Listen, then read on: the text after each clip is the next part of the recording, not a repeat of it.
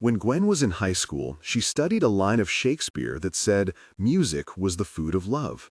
At 16, reading this for the first time, Gwen thought maybe her love life was on the right track then. Already 5 years into her violin studies and halfway through the Tchaikovsky Violin Concerto, she would go to Juilliard, fall in love with another musician, and, as they say, make sweet music for the rest of her life. Now, after 11 years of nothing but violin and exactly 0 great love affairs, she realized that Shakespeare might be full of gosh. The Uber driver slowed and turned around to her in the back seat. "Is this it?" Gwen pulled her cheap headphones out of one ear, pausing the electric cello humming through the Imagine Dragons cover, and looked out the tinted window toward the house. Well, mansion? More like a palace, really. Her eyes followed the catering staff and floral assistants walking up the driveway, landing on the valet walking up to the car. A freaking valet? In the middle of New Jersey? "I guess so," she said. "Thanks so much. 5 stars all around." She grabbed her violin case, adjusted her black dress, and slid out of the sedan, letting the valet know she was staff and he didn't have to hold the door for her. Gwen stared up at the 2 stories of white brick that sprawled over an open lawn. It might have taken up half a city block in Manhattan, but in the New Jersey suburbs, it was majestic. Clutching her violin case close to her hip, Gwen brushed her dark auburn bangs out of her eyes and followed the other staff up the driveway to the backyard. Or park, a national landmark probably. She stood gaping at the soft grass, meticulously placed trees, ponds and swans, live swans. She'd done backyard weddings before, but not in backyards like this. To the left, close to the 3-car garage, the reception area had been set up with a dance floor and 20 round tables. Ahead of her, a beautiful floral archway stood proudly in front of the rows of chairs, and to the right of it, a black Steinway grand piano had been rolled onto the lawn. A young, dark-skinned man waved her over from behind the piano. Jacob, her roommate, best friend, and duet partner. Gwen checked the time on her phone as she strode over to him. 3:07 p.m. She was never late. This was mortifying. New Jersey Transit had not been kind to her, and she'd needed to call that Uber from the middle of nowhere Jersey just to arrive at a decent time.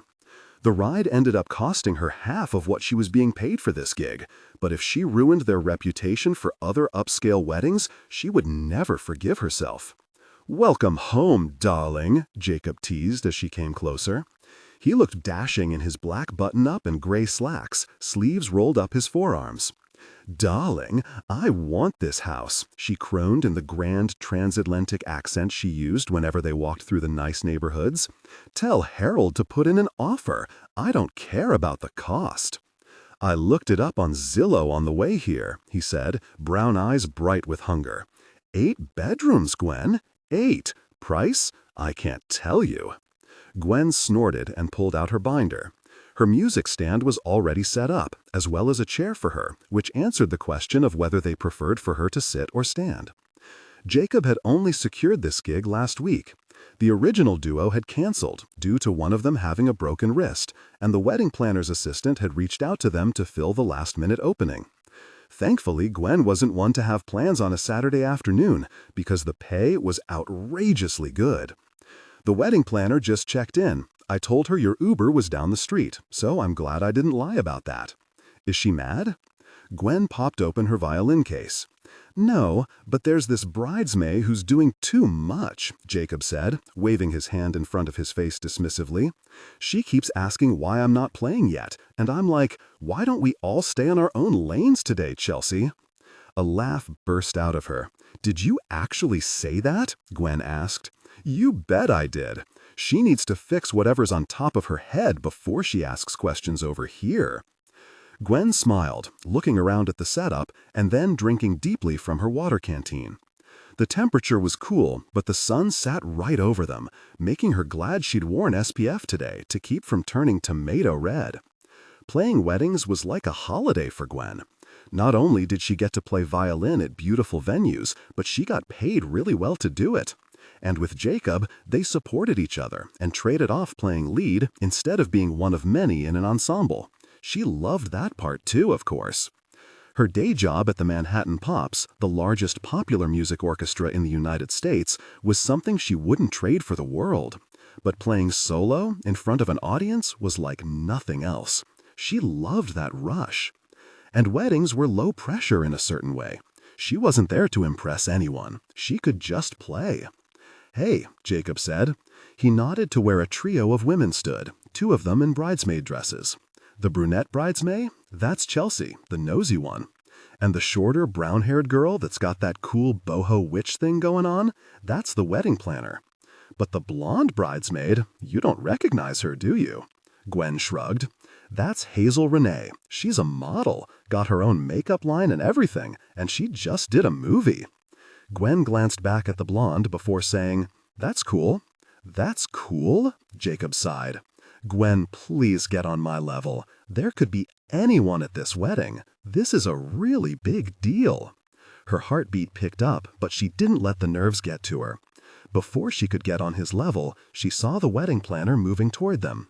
"Hi, you must be Gwen," the short woman said. "I'm Ama Torres." She looked younger than Gwen, but couldn't be. She had the carriage and confidence of someone who dealt with nuclear missiles all day. Gwen shook her hand. "Sorry for being a few minutes late." "Don't worry about it," Ama said with a firm smile that told Gwen she probably shouldn't do anything else wrong today. She checked her watch. "We have about 20 minutes until the first guests arrive, so feel free to use that time how you need. My assistants are running around, so if you need anything, please ask them." Ama looked like she was about to pivot and go put out a fire when she stopped and looked around Gwen's feet. "Do you need help getting your case out of the car?" Gwen felt like she missed a step. "My case?" Ama looked at Jacob, then her. "Where's your cello?" Gwen's mouth opened, then closed. She heard Jacob stop tinkling the keys behind her. "My what?" She craned her neck, hoping she would hear her differently that way. "I asked for a piano and cello," Ama said. Jacob stood from the piano bench.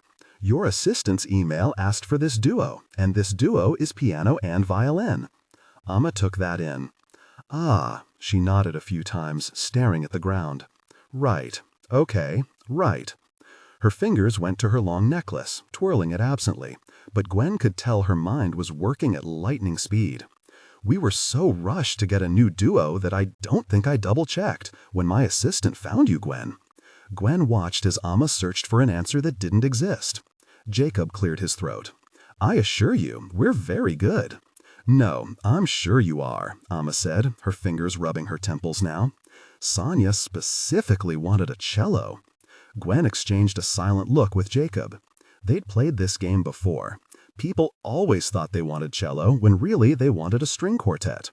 "One moment," Ama said, voice tight, and spun on her heel to march across the lawn to a tall guy with a man bun, fluffing up the flowers on the wedding arch.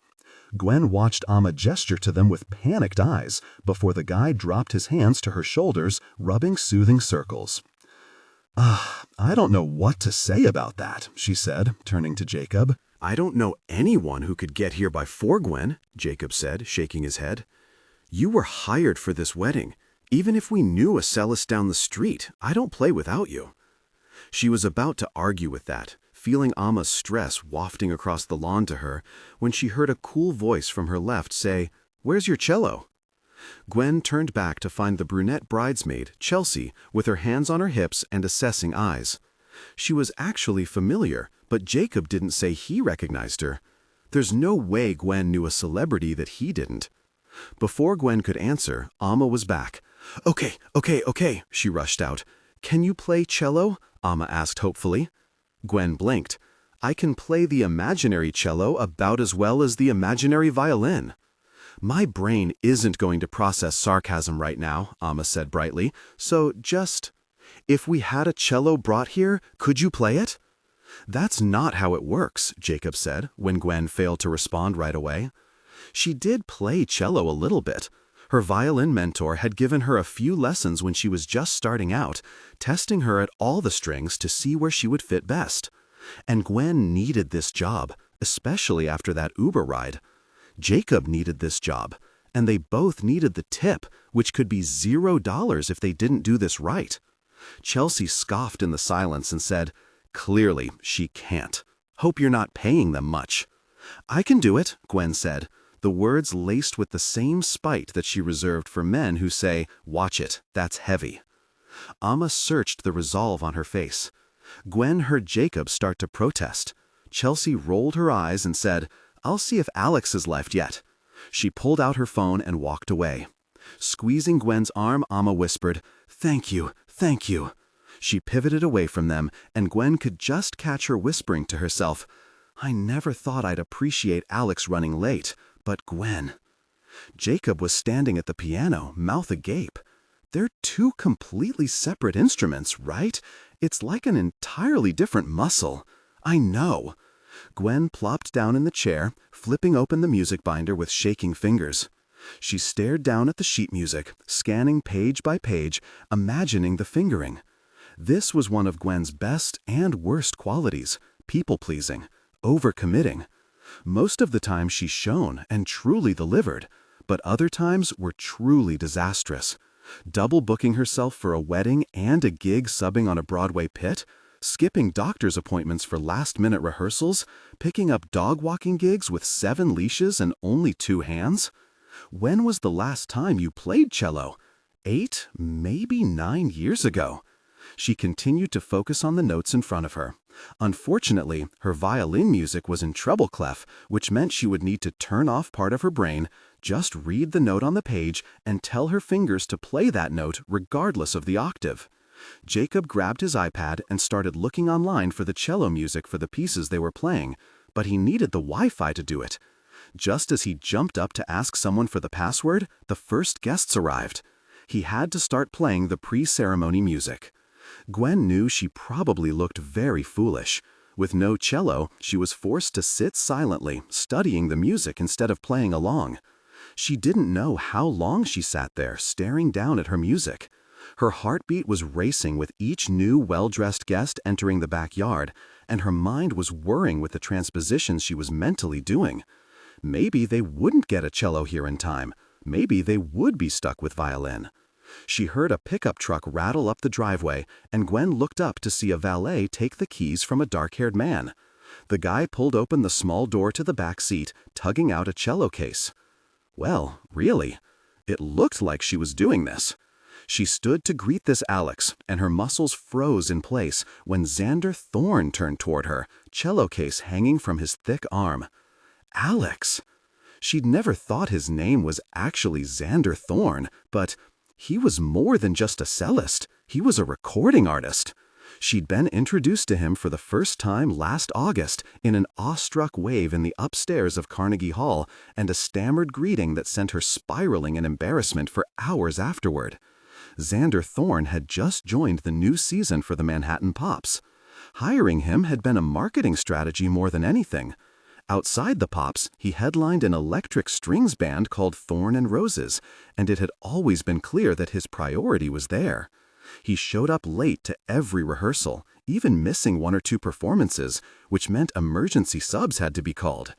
He rolled his eyes at the song choices, barked at his cello section, and never spoke to anyone except the conductor or the first chair, and that was only when he questioned a bowing or a tempo, loudly, proudly, self-righteously.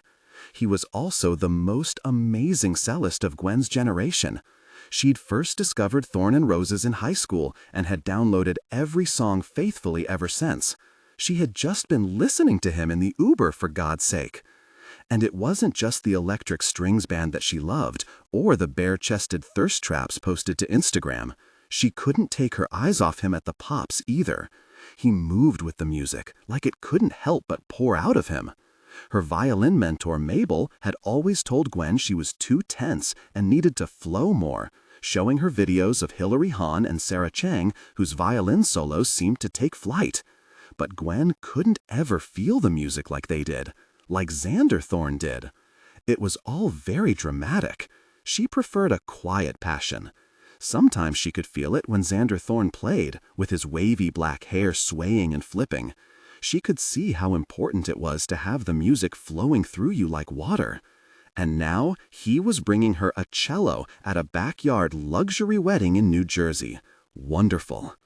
Gwen felt like a rabbit caught in the eye of a rifle as he strolled down the driveway, heading directly for her cello case in one hand, garment bag in the other. He stopped in front of her, his dark brown eyes passing over her once. "You needed a cello?" It was obvious he didn't recognize her. Unsurprising, as he didn't socialize at rehearsals, and she was good at blending into the background. "Yes, thank you." She looked away from his drawn brow and down at the case. Thank God it wasn't the Stradivarius cello that he used at Pop's. That one was worth almost $1 million. Bending swiftly to his knees, he popped the locks on the case and looked up at her through a curtain of his dark hair. "Did you forget to bring yours?" She didn't hear him at first, staring down at the silky finish of the wood, a beautiful stain for a beautiful instrument. He lifted it by its neck and handed her the cello, plucking up the bow. Yes?" She took the neck, and their fingers brushed. "No, I mean," she turned to her chair, refusing to make eye contact. "I brought my violin. I'm a violinist." She sat, and just as she was about to put the spike into the grass, he dropped a rest at her feet. She looked at him, following his long torso, up his chest to his broad shoulders, and finally to his scowling face. The sun was directly behind him, giving his hair a glow and his outline an angelic aura. And as her heart skipped, she despised that everything about this day was working against her. "Do you play cello?" he said. "Yes." She left it at that and started flipping through the music to the beginning, placing her fingers on the fingerboard and silently working through the fingering in her mind. She was not about to test out these octaves while Xander Thorne stood 2 feet away from her. "That's violin music." "Yes, I'm aware," she hissed. "I'm a violinist, remember?" "Then why aren't you playing violin?" he said, like it was easy. "Because Sonia, whoever that is, wanted a cello." She kept her eyes off him, wishing him elsewhere. "Sonia is the bride." Gwen glanced up, against her wishes. Oh, she really should read the emails Jacob forwarded to her. His gaze was locked on her fingers, and she immediately shifted to a better positioning. She'd never been under his scrutiny before. At the Pops, all year she'd watched him scowl at the cellos and basses that were under him, giving them notes in a bored voice. But he'd had no reason before to look at her face or her fingers or her spread knees cradling his cello. "Are you about to ruin this wedding?" he asked. She narrowed her eyes at him. Ah, yes, that was the Xander Thorne she'd grown accustomed to. "Gwen's really good," Jacob piped in, and Xander turned, like he was seeing him for the first time.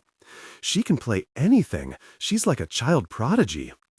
"Jacob, don't," she tried, squeezing her eyes shut. "She's been playing violin since she was 11, he continued, and Xander Thorne cut him off to glance back at Gwen. 11? He said in a mocking tone. "How impressive." She pressed her lips together. "True child prodigies start playing at 3. "If you're so concerned, why don't you play?" she bit out. "I can't. I'm in the wedding party," he said simply, lifting his garment bag. She blinked up at him. So he knew Sonia well. Of course, he probably knew everyone who had a mansion in New Jersey. "Alex!" One of the other groomsmen stood on the veranda waving, rushing him inside. Xander Thorne, or Alex, or whoever he was, gave her one last haughty stare and then walked away on long legs, taking the stairs up to the main house 3 at a time. Ugh, she hated when people did even 2 at a time. What kind of obnoxious giant? What do you need to practice? She jumped and shuffled the pages to Jesu, Joy of Man's Desiring, the bride's chosen processional song. Unfortunately, now that the guests were here, she couldn't just start playing the equivalent of Here Comes the Bride. But she did silently practice the ceremony songs while Jacob twinkled through 1,000 years. At 5 minutes till the wedding was set to begin, Amma came over to check in. "Hey," she said, placing a friendly hand on Gwen's shoulder. "I know you're probably preparing, but I need to hear you play before we start. Can you join Jacob on the next pieces?" Gwen nodded, knowing exactly what Amma wasn't saying. "I need to make sure you can actually play cello before the bride walks down the aisle to the sound of discordant notes." She flipped to the pre-ceremony music as Jacob got the memo and brought Can't Help Falling in Love to a natural conclusion. As confident as she had claimed to be half an hour ago, Gwen really was afraid of what sound was going to pour from the strings.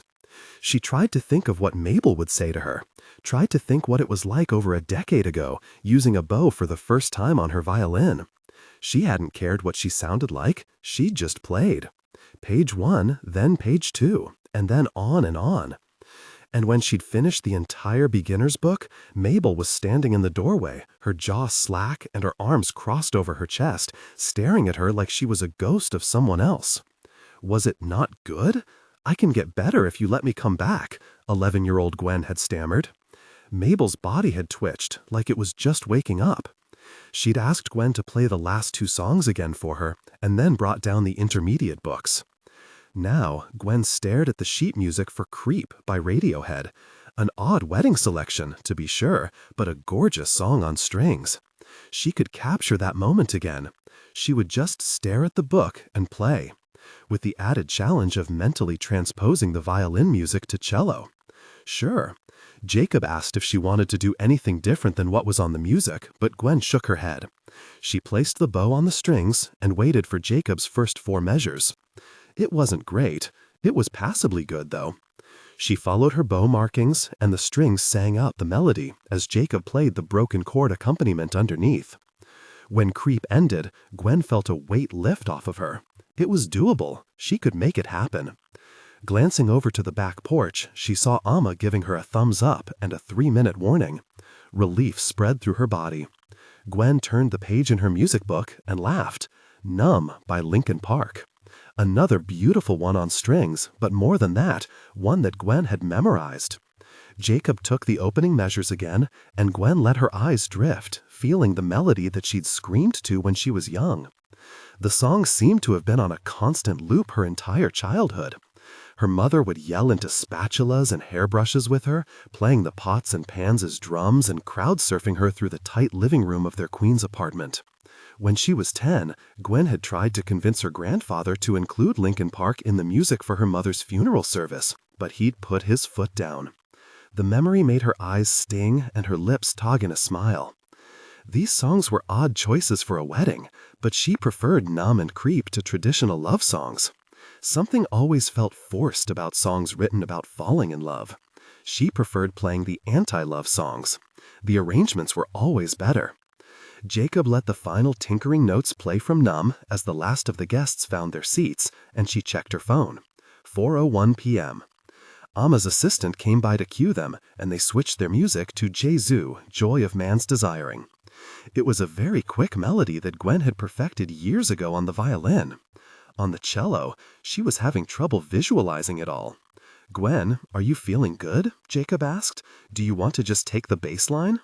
No, she said, eyes flying over the page. "I can do this. Just take the tempo down 5 clicks. The assistant prodded them again, and Gwen raised the bow, the muscles in her arm already tiring without the proper stamina for the cello. She met Jacob's eyes. They synced their breath and began. Gwen kept her gaze glued to the sheet music for the first 8 measures. She slid through the page without breathing, finally taking a moment to glance back at Jacob when he took solo on the next 8. Her eyes flicked up to the procession just as Xander Thorne linked arms with Chelsea, the brunette bridesmaid, and led her down the aisle. She barely got a chance to note how amazing the charcoal gray tux looked on him before picking up the bow again and joining Jacob. She wasn't pleased with the way she was playing. She could have done so much better with practice. And she tried not to dwell on the fact that she was playing on Xander Thorne's spare cello, or the fact that she would not have worn a knee-length skirt if she'd known she would have a cello between her knees.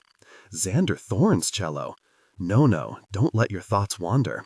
She looked at Jacob, and he gave her an encouraging nod. Checking ahead in the music, she remembered how she had purposefully memorized the violin part so she wouldn't need her eyes on the binder. As much as she wished she had her violin, she could still trust her memory. She envisioned the sheet music and let herself just play, imagining Mabel in the doorway of the practice room, imagining her mother singing Radiohead and not caring if she got the words right. Gwen closed her eyes and played, trusting herself. She didn't open her eyes again until the bow pulled across the final chord. The audience was standing, facing the floral arch. The bride had made it down the aisle. As the minister told everyone to take their seats, she looked at Jacob, and he beamed at her, shaking his head, silently laughing. She guessed that meant she'd pulled it off. Adrenaline flooded her veins, and Gwen was shocked at the rush. It felt so different to play without a safety net like that. She didn't experience anything like that at the Pops, where everything was rehearsed, and while the music was fun, it was purposeful. With trembling fingers, Gwen turned the page in the binder to the final song, looking over the solo line and figuring out what she'd have to do. It would be much easier than Jisoo. Once the ceremony was underway, she glanced back up, finding two of the tallest people she'd ever seen in her life holding each other's hands in front of the minister. Gwen herself was not a short woman, but the bride had to be over 6 feet. She looked even taller with Xander Thorne standing behind her. Gwen blinked. She'd guessed that when Xander said he was in the wedding party, that meant he was a groomsman, but the bride had Xander, Chelsea, and the light-haired model in a line behind her, so it was clear he was actually the man of honor. Gwen smiled. That's what she'd probably have to do one day, with Jacob standing with her. She cast her eyes over Chelsea again, and just as she gave up trying to place her, Gwen realized she recognized the groom as well. He was one of Xander Thorne's band members in Thorn and Roses. Her gaze darted to the guests in chairs, and she found the other 3 members scattered among them. Her heart hammered in her throat. If she thought she was starstruck the first time she met Xander at Carnegie Hall, this was next level. That's how she knew Chelsea. She was all over Thorn and Rose's social media accounts, sticking her tongue out in pictures and joining the band on out-of-town gigs. People went wild in the comments under a picture of her sitting next to Xander in a hot tub, asking if they were together and tagging the two of them incessantly. Neither one replied. Gwen glanced at Xander and found him looking right at her. His expression was focused, dark. She jerked, looking down at the cello for anything he'd be displeased with. Dirt from the lawn, ladybugs crawling, fingerprints? Nothing, but he was keeping a careful eye on his second favorite cello. Possibly his 4th favorite? How was she to know? She watched Sonia take Mac to be her wedded husband, and she watched Xander Thorne's eyes slip to her and Jacob more than once. She wasn't going to take off with the cello. Chill, Xander Thorne. Or Alex? Throughout the ceremony, he continued to glance in her direction, his eyes dark as tunnels as his hands fidgeted in front of him. She wondered if the photographs would show him looking off, distracted. The minister pronounced them wife and husband, in that order, and Gwen prepared herself, turning her attention to Bad Romance by Lady Gaga. The bow slid across, popping the little sounds that Gaga usually made. Ra-ah-ah-ah-ah-ah. Roma, ah-ah-ah-ah. She nodded at Jacob as he slid a glissando down the keys to join her on the downbeat. The audience chuckled as they recognized the song, and Mac and Sonia danced down the aisle. Xander decidedly did not dance, instead taking sharp, measured steps. She and Jacob played out the wedding party, and then continued another verse and chorus before resolving into an ending. "You're pretty great at that," Jacob said, nodding to the cello. Gwen smiled, stroking the neck, feeling the smooth polish. It was a kind thought, but Jacob didn't know anything about strings, so he wouldn't know that the bowing was all wrong, or that she didn't have the right calluses on her fingers to play Jisoo that quickly. Jacob brought over the cello case and laid it open for her. She took one last glance at the beautiful instrument before closing the case and then searched the crowd for one of the assistants she could leave it with. A few ushers were taking guests to the reception area across the lawn, but no sign of Xander Thorne or any staff. "Why don't I find Amma and our money, and you figure out what to do with that?" Jacob pointed to the cello case. Gwen wandered for a bit, carrying her violin in one hand and the cello in the other. She slipped inside the house, eyes glazing over as she took in the interior. She pressed herself between caterers and photographers, trying to maneuver her cases around. In a hallway, she saw framed pictures of a tall teenage girl dunking a basketball. It seemed they were in Sonia's parents' house. She bumped into Chelsea, coming out of a small bathroom. "What are you doing inside the house?" she snapped. Gwen gaped at her rudeness, stuttering in shock. "Sorry, I'm looking for Xander. Alex. I have his cello." Chelsea frowned at her and said, "You can leave it upstairs in the room for the groomsmen, first bedroom on the left." Mumbling a quick thanks, Gwen twisted through a doorway, finding a circular staircase spiraling widely to a second floor. She turned left at the top and poked her head into an empty bedroom. Clothes and shoes and discarded belts thrown everywhere. Every surface was covered with empty glasses of scotch and cologne bottles. Yup, found the boys' room. Gwen set the cello down in a safe corner, away from bottles or liquids of any kind. She pushed a curtain aside to look down on the reception, seeing wine glasses and hors d'oeuvres floating through the crowd. The corner of her mouth tugged. It was probably the nicest wedding she'd ever been to. Beautiful location, beautiful weather, beautiful floral. Amma was a fabulous wedding planner. And speaking of, Gwen thought she spied the woman herself squeezing the tall florist's side behind the catering table. He glared at her and then pressed a kiss to her cheek. Gwen chuckled. She scanned the reception and found the keys player and the drummer for Thorne and Roses chatting with their dates. She looked for Dominic, the sandy-haired violinist, and found him trying and failing to flirt with the photographer, a tall and stunning Indian woman. If she'd known she'd be playing in front of them all ahead of time, she probably would have been nauseated all day. Even though she hated herself for it, she searched for a black head of hair, wondering what Xander Thorne thought of her cello playing. "Your intonation is awful." She spun, finding the man himself taking up the doorway. Gwen blinked at him as his words registered, wondering what she was supposed to do with that.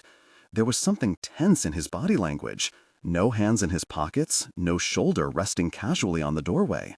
Instead, he held both sides of the frame in his palms, leaning into the room like he'd just dropped in to tell her something. When he added no other insults or commentary, she said, "Thanks for bringing your cello." She gestured lamely to the corner where she'd placed it. His gaze slid over her, and she could almost feel it on her skin. "How long have you been playing?" "I started violin when I was 11. "How long with cello?" he clarified. She brushed her hair over her ear. "I don't play, really. I had a few lessons when I was younger, but I mainly play violin." She swallowed, looking away from him. "You weren't looking at the sheet music?" "No," she said quietly. "I memorized it." "You memorized the violin music?" His lips twitched, like he might smile. Had she ever seen him smile? She wasn't sure. She thought he might ask her something else, but then nothing. Gwen shifted. "Thanks again, Xander." "Oh, Lord. Alex, thank you." His eyes swept over her, and there was that almost smile again. Well, really, now he knew that she knew who he was. She looked down at a half-empty bottle of scotch and pined for a drink herself at this point. She needed to find Jacob and get out of New Jersey. Lifting her violin case, she moved to the doorway he was still blocking. Good God, he was large. She'd seen him play shirtless, for promotional reasons of course, and knew that under his tux he was unreasonably muscled and broad. This close, she could smell his aftershave mixed with the spring outdoors. When he didn't move aside for her, she looked up, finding him still staring at her like he had questions stuck in his throat. "Sorry, do you need to get in here?" she said, nodding to the room. "No." His response stopped her briefly. So he'd followed her up here? To insult her? Interrogate her? He stepped aside when she gave an awkward wave of her hand, and she squeezed past him, brushing his shoulder. The air felt different in the hallway, much more breathable. She was just starting to stumble down the stairs, feeling him still watching her, when he said, "You shouldn't be playing weddings." She stopped, foot hovering. A boiling anger began in her gut. She was a violinist, not a cellist. He knew she had been mentally transposing everything on an unfamiliar instrument, and he still had the gall to suggest that she wasn't cut out for the gigs she played to supplement her income? Glowering at him, she said, "I don't, usually." She lifted a cool brow. "Usually, I play across from you at the Manhattan Pops." She watched with a simmering satisfaction as his brow furrowed, his mind working furiously to place her. She swept down the stairs and out the front door before he could respond. Jacob was waiting for her on the sidewalk when she stepped out of the house. After a deep breath to clear the irritation buzzing in her veins, she jogged to him. "What's the verdict?" she asked. "Any tip?" "75 for both of us. Amma said she was really grateful to you." "Nice." Gwen heaved her tote onto her shoulder and walked with him to the bus stop. You know what this means? General Cho's and pot stickers. He raised his hand, and Gwen slapped it. You got the cello back to that jerk? So that jerk was actually Xander Thorne. Jacob turned left at the corner, and Gwen followed. Thorne, as in the band you like, with the naked guys? They aren't naked. Gwen felt her cheeks warm. They just sometimes play shirtless. Besides, if I remember correctly, you were okay with hanging that poster in the hallway. She'd taken it down the second she got home from her first Pops rehearsal with Xander last fall, much to Jacob's dismay. Did he seriously not recognize you from the Pops? His perfectly manicured eyebrow was lifted at her. I sit toward the back, she said, shrugging. It's not a big deal. I'm not super noticeable. Jacob nudged her. Well, he's noticing you now for sure. You mean after I botched Jesu? I'm sure he's calling the board of directors to get me thrown out as we speak. No? Gwen, he was looking at you like I'm about to look at the Grubhub delivery guy, ready for a meal. Oh, whatever, Jacob. She snorted and shoved his shoulder. But the rest of their discussion was cut off as they rounded the corner and found their bus pulling up to the stop 2 blocks away. They took off like rockets. Jacob pulled ahead of her, waving his arms and yelling. He caught the door just as it was closing and held it open for her as she sprinted the remaining half-block.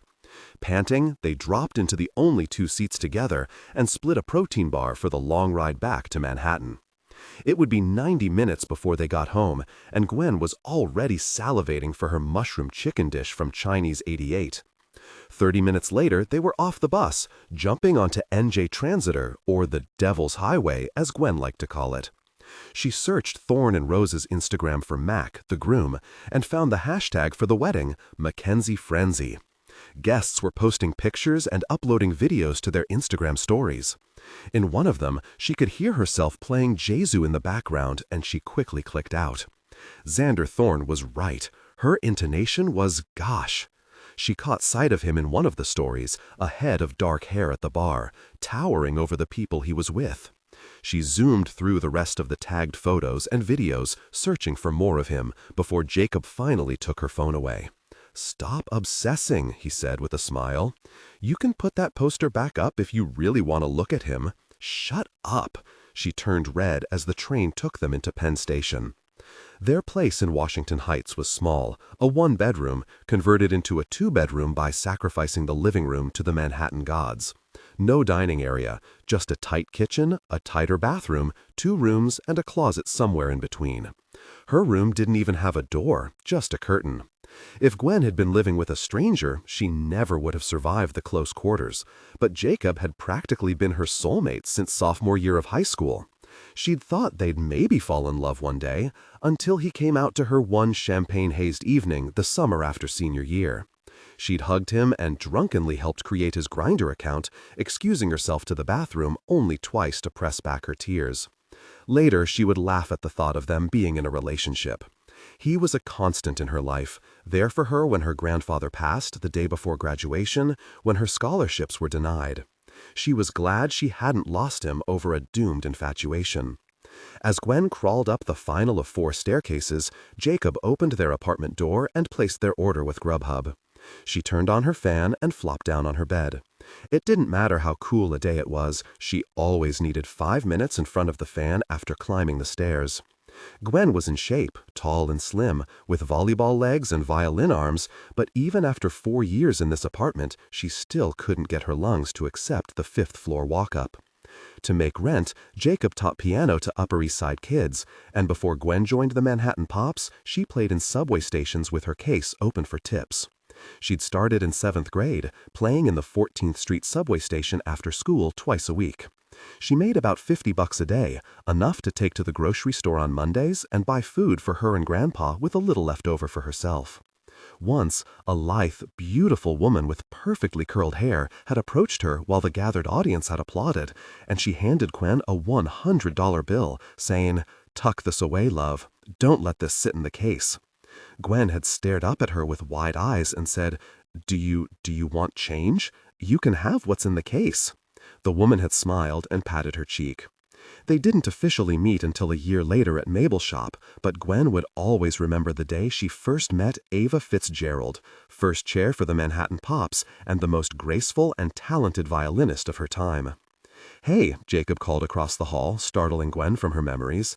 "Declan wants to come over. Is that cool?" Gwen scrunched her nose at the ceiling. "Yeah, of course." Her voice was bright, but her face was blank. It wasn't that she didn't like Declan. She'd only met him once.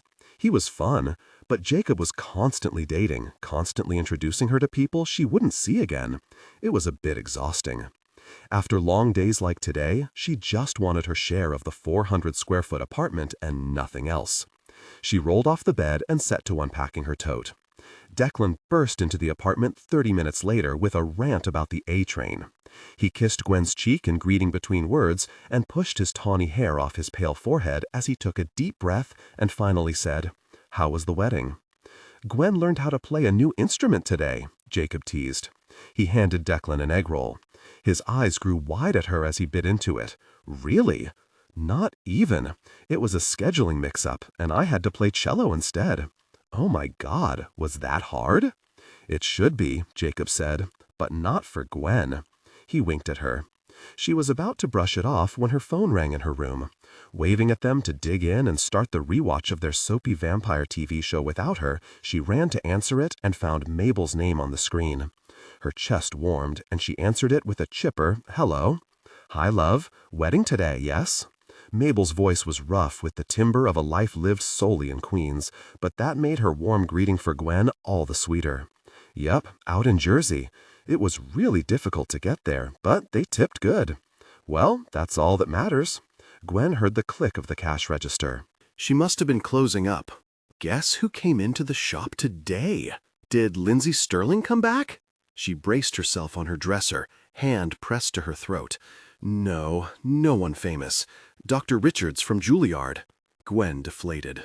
Oh, Juilliard was a bit of a sore subject for them.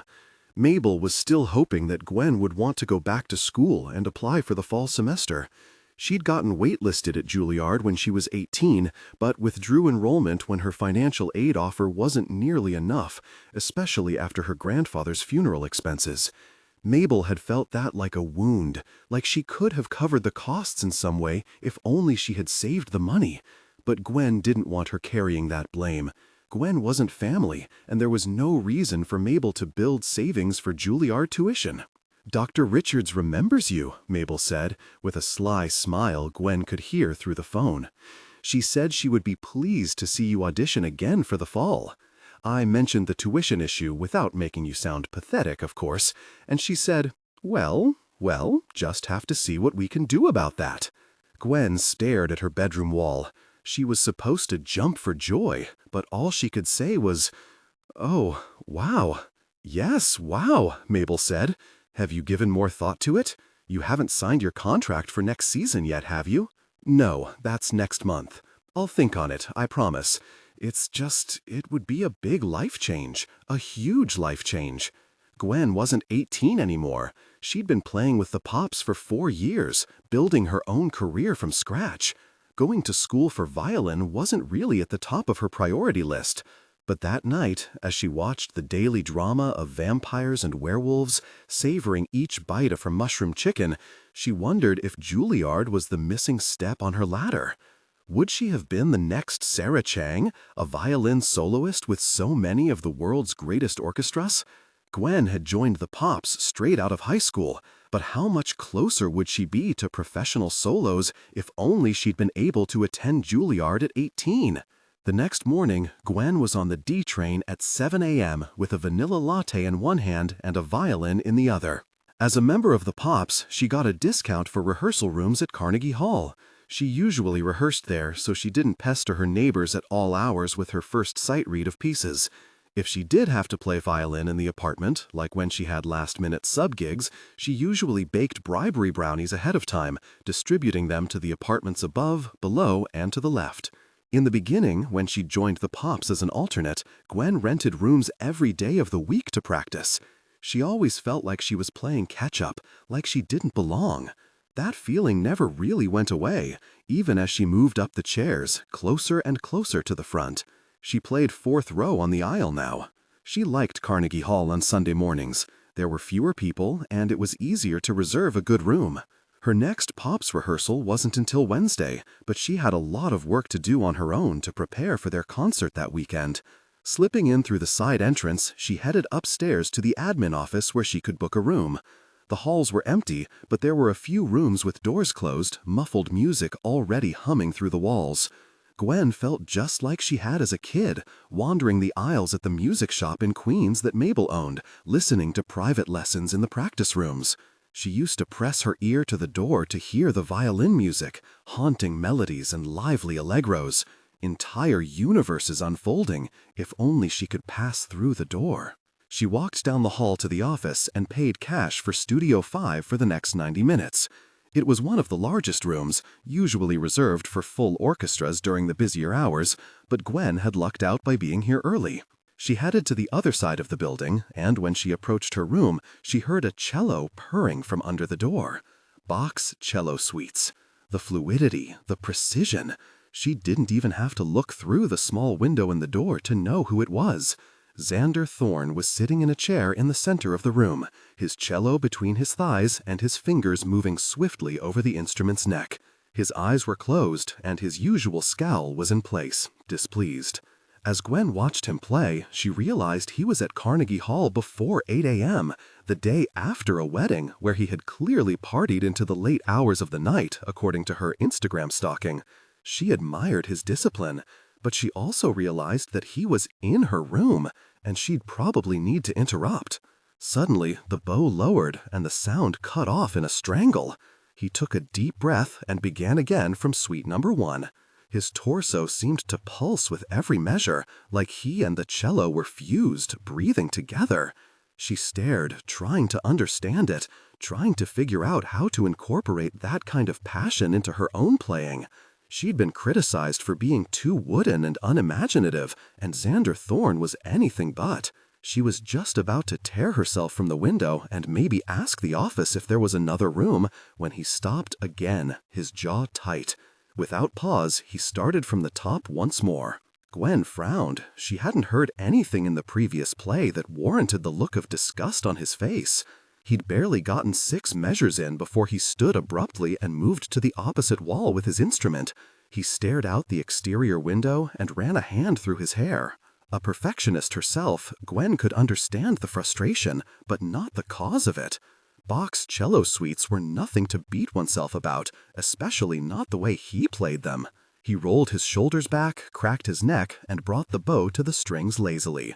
While staring out over 7th Avenue, he played a soft, familiar melody, Jesu, Joy of Man's Desiring. Gwen felt like she'd been punched in the gut.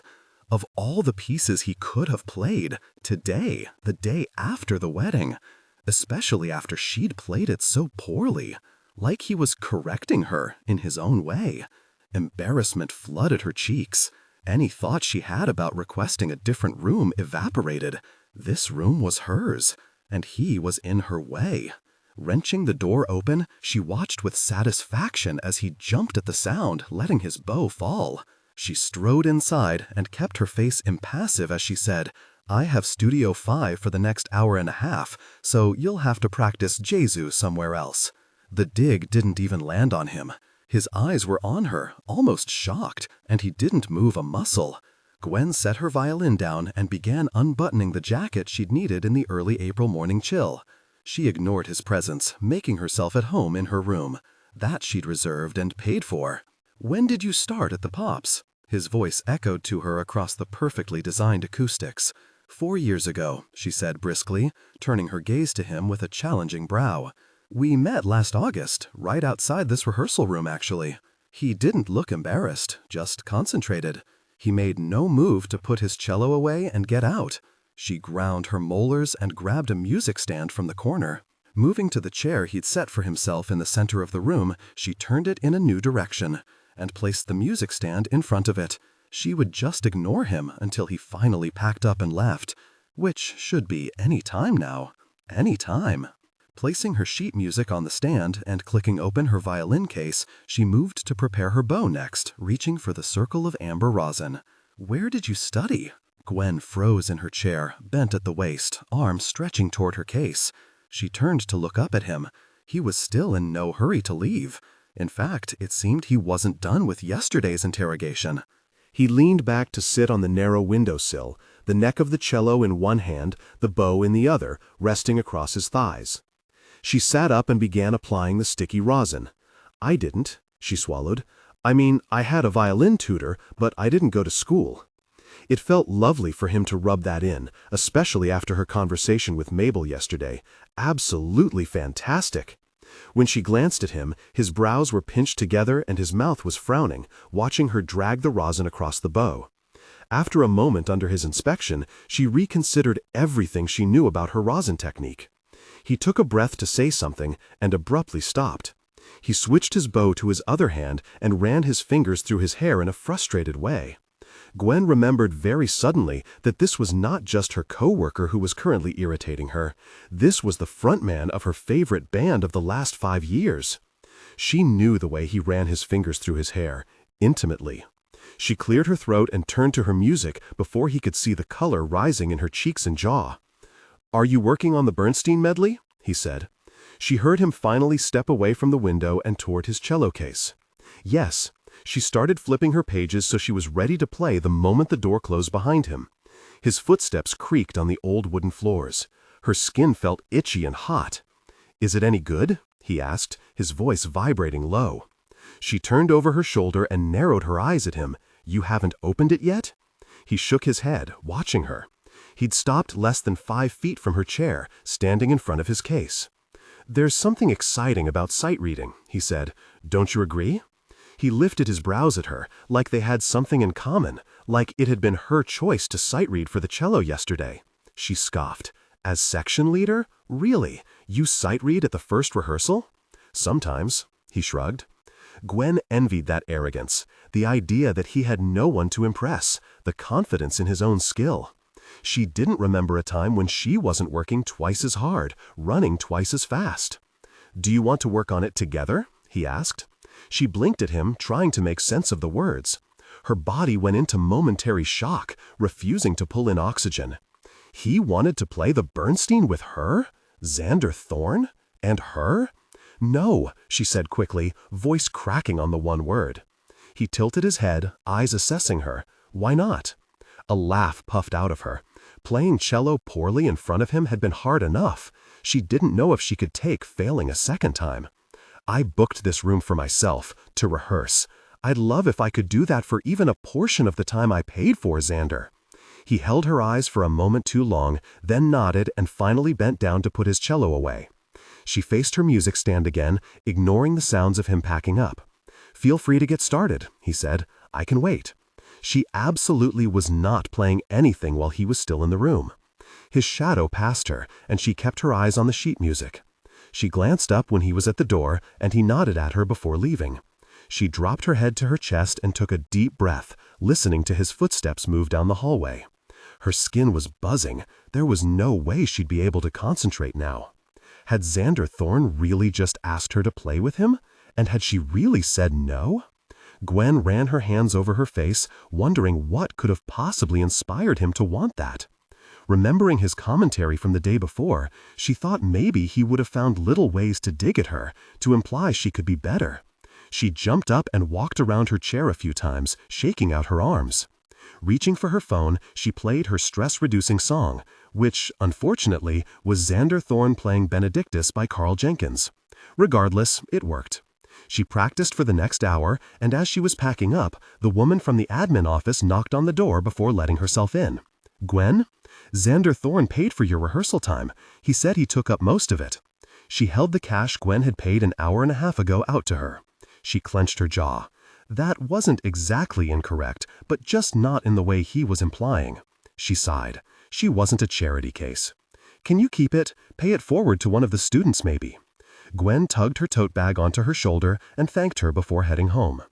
By rehearsal on Wednesday, Gwen had pushed Xander Thorne far out of her mind. Or at least she'd tried. She arrived at the rehearsal space on 8th, pulling the door open just as Ava Fitzgerald stepped out of her cab.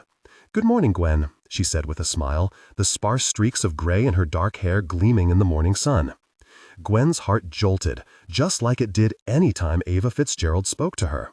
As first chair of the Manhattan Pops, Ava was technically Gwen's boss, but more important, she was her hero.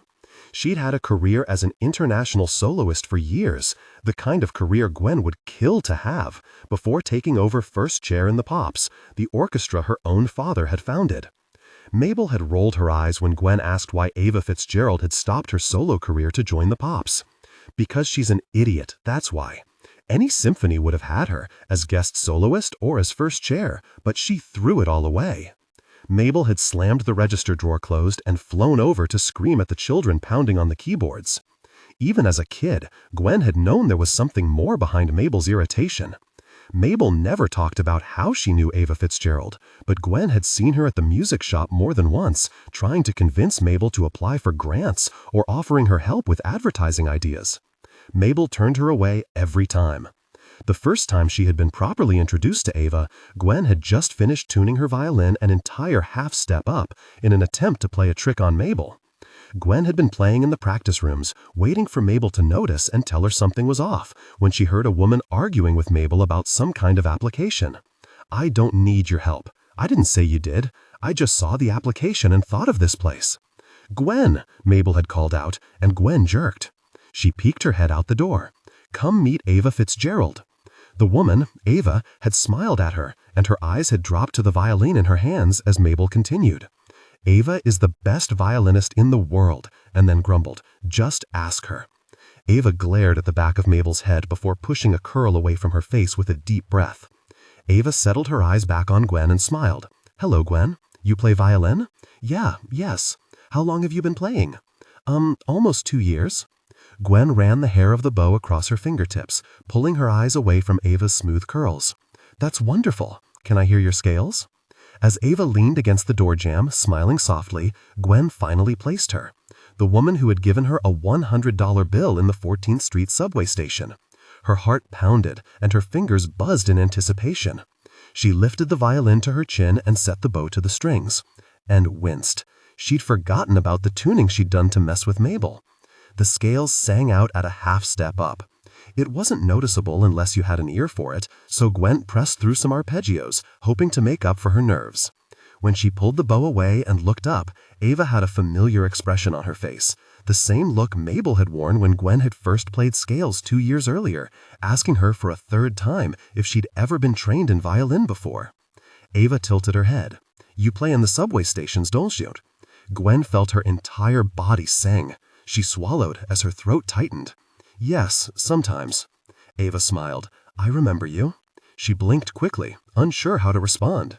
"Keep playing, Gwen," Ava said, adjusting her Louis Vuitton purse on her shoulder. And just before she disappeared from the doorway, she said, "Oh, and ask Mabel to take a look at your violin. It's tuned half a step up."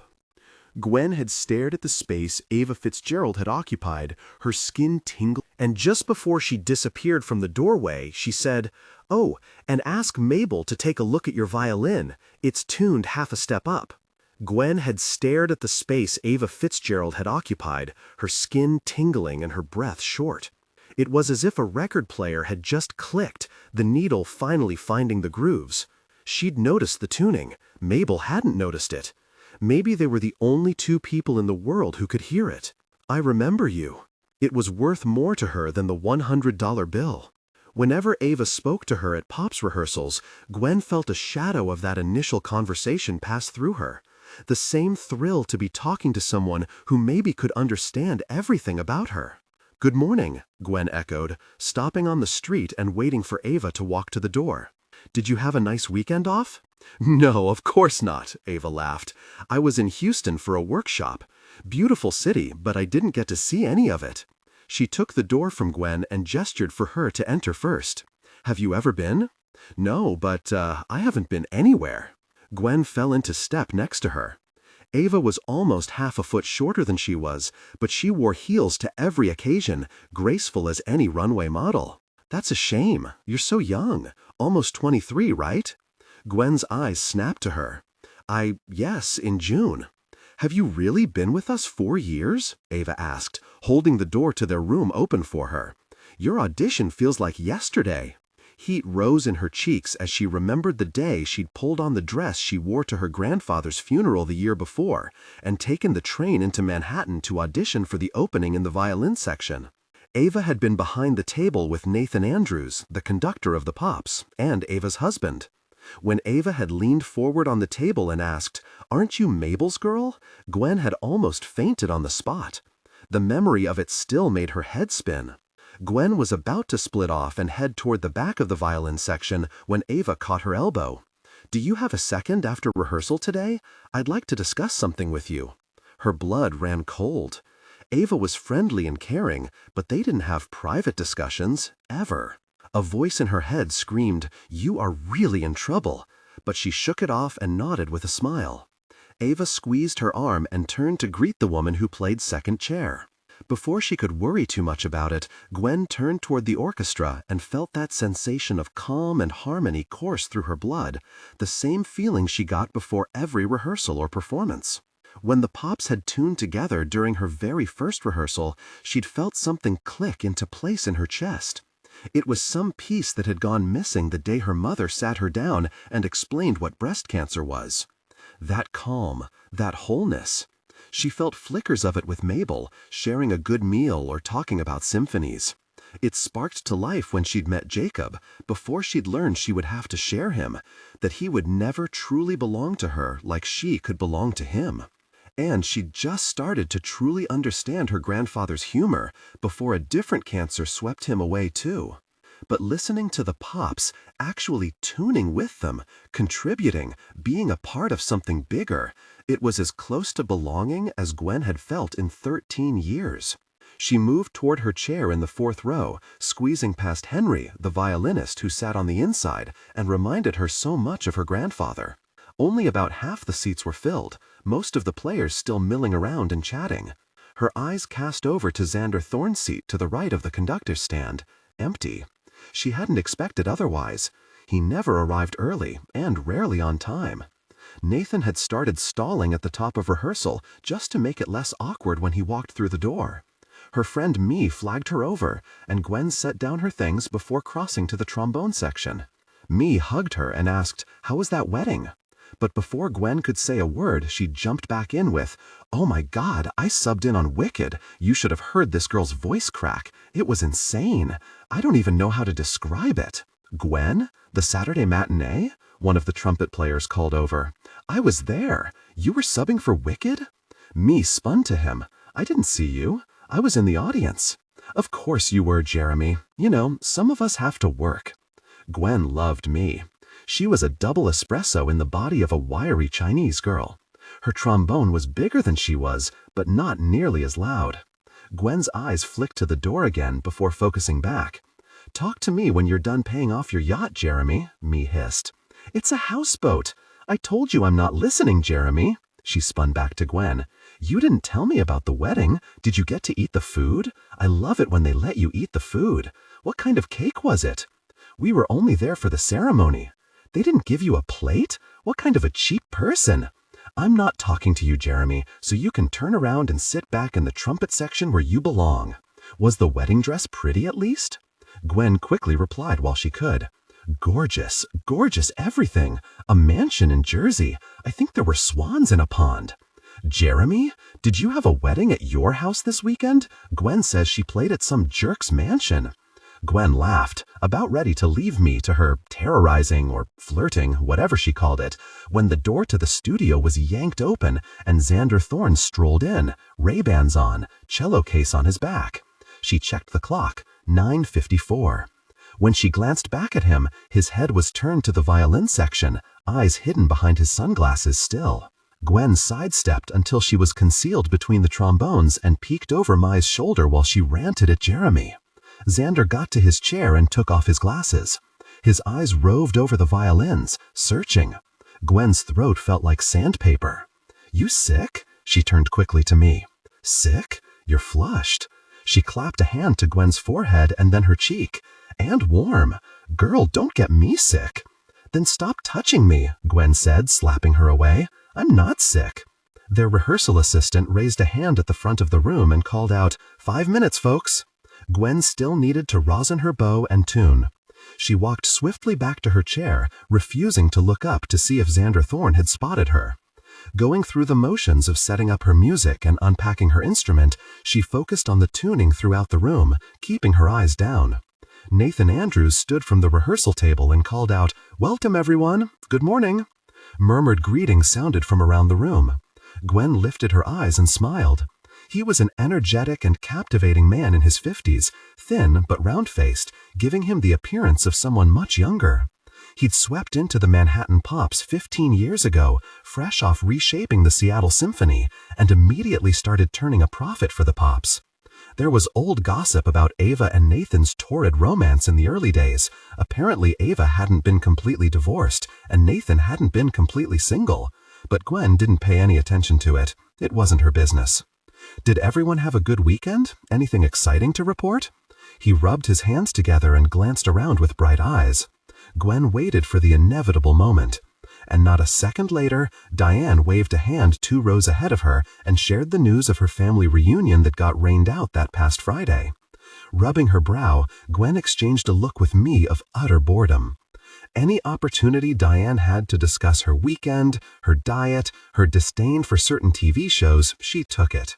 While Nathan politely moved the conversation along, Gwen looked over at the cellos by accident. Xander Thorne was watching her. She looked down at her music, pretending to fuss with the pages, and kept her eyes from wandering. She focused on the sound of the orchestra coming together as one, the way the music fell warm and heavy on her skin, the way her violin strings sang with the others, responding to a call from the trumpets, laughing with the piccolos, humming with the violas. But every time she glanced at Nathan or Ava, Xander Thorne was in her line of sight. It was normal to see him during rehearsals. As first cello, he sat directly across from Ava, but she usually didn't have to wonder if he could see her. When his gaze was locked on the violins, was she just imagining that he was looking past Ava to the 4th row? Gwen felt her shoulders creeping up toward her ears, a sure sign her playing was tensing up. After working the difficult string section a few times, Nathan said, "Excellent, excellent. I think I'm hearing too much bass. Ava?" Gwen watched Ava nod. "Agree. Xander, pull them back. And remember to watch me for cues. I'm not just decoration over here." The strings chuckled, and Gwen cracked a smile. She glanced at Xander. He didn't agree or take the note with a thank you. His lips were tight, and his expression was petulant as he stared back at Ava. "Thank you, everyone," Nathan said, clapping his hands together in the signal they'd come to know as rehearsal dismissed. As Gwen packed up, she remembered that Ava wanted to meet with her, and her nerves started dancing in her stomach. She was slow to put her violin away, careful with her music, and downright sloth-like in repacking her tote bag. "You play differently at the Pops." She looked up at the deep voice. Xander Thorne stood next to her chair, his cello packed away and his Ray-Bans unfolding between his calloused fingertips. Her stomach did a not-so-fun flip-flop thing as she not only realized that he was watching her play, but also that he had hung around to tell her. She took in his comment and was grateful he'd seen her play the instrument she'd been well trained in for a change. "Thank you," she said, all other vocabulary leaving her. It wasn't a compliment. He slipped his sunglasses on, grabbed his cello case, and turned to the door. Her lips parted. She tried to think of anything to say to that, but instead just watched him walk out as embarrassment stained her cheeks. When a shadow fell over her, she jumped to see Nathan smiling at her. "Gwen, do you have time for a chat with me and Ava?" Her breath caught. Ava and Nathan both? She shook herself out of her Xander-induced trance. "Yes, absolutely." "Wonderful. Once everyone's out, we'll sit." He gestured to the rehearsal table and then turned to speak with the timpanist. Gwen glanced to Henry in the chair next to her. He lifted a gray, fuzzy eyebrow at her and said, "Be sure to ask for severance." "Shut up." She nudged his shoulder and laughed, trying to push down the shaking feeling that he might be right. It was ridiculous to think that Xander had actually contacted the board about her performance at Saturday's wedding and gotten her fired, but his parting shot was stuck in her mind. It wasn't a compliment. As she waited for the last person to roll out the door, Gwen wandered to the tea and coffee cart, brewing a paper cup full of green tea. She settled at the rehearsal table, and soon after, Ava pulled a chair across from her. "How do you like the new medley?" Ava asked, tucking a loose chestnut curl behind her ear. "Oh, it's great. I love Bernstein." She smiled, trying to keep from bouncing her knee under the table. "Are you liking the music this season?" Ava rubbed the knuckles and wrist of her left hand, her short burgundy nails a bright contrast against her light skin. "Is there anything you can think of that would be a good addition?" "Me?" Gwen blinked at her. "Oh, I love the music the Pops chooses, but Nathan and I," gestured to him as he took a seat at the head of the table between them, "are old curmudgeons. I want to know what music you're drawn to." Nathan muttered the word curmudgeon under his breath and sipped his 2-hour-old cappuccino. "Well," Gwen started, unsure, "I did just play a wedding this weekend, and the music was awesome. Some really unexpected stuff, like not always love songs, but the guests seemed to really like the pieces when they recognized them. They were watching her, listening like they had genuine interest. I just wonder if it would be cool to have more medleys where people don't know what's coming, you know?" Nathan nodded and jotted something down on his notepad. "Actually, Xander was in the wedding. It was a nice coincidence, but, she was talking too much, but she couldn't stop now that she'd started. You should ask him too. He arranges most of the music for Thorne and Roses, so he might have some ideas." Ava's eyes were warm, but there was a tight smile on her face. Nathan cleared his throat and clicked his pen closed. "Not a bad idea," he said, but there was a politeness to his tone that made her think asking Xander Thorne's opinion was out of the question. "Gwen, we wanted to take a moment to chat with you about a few things."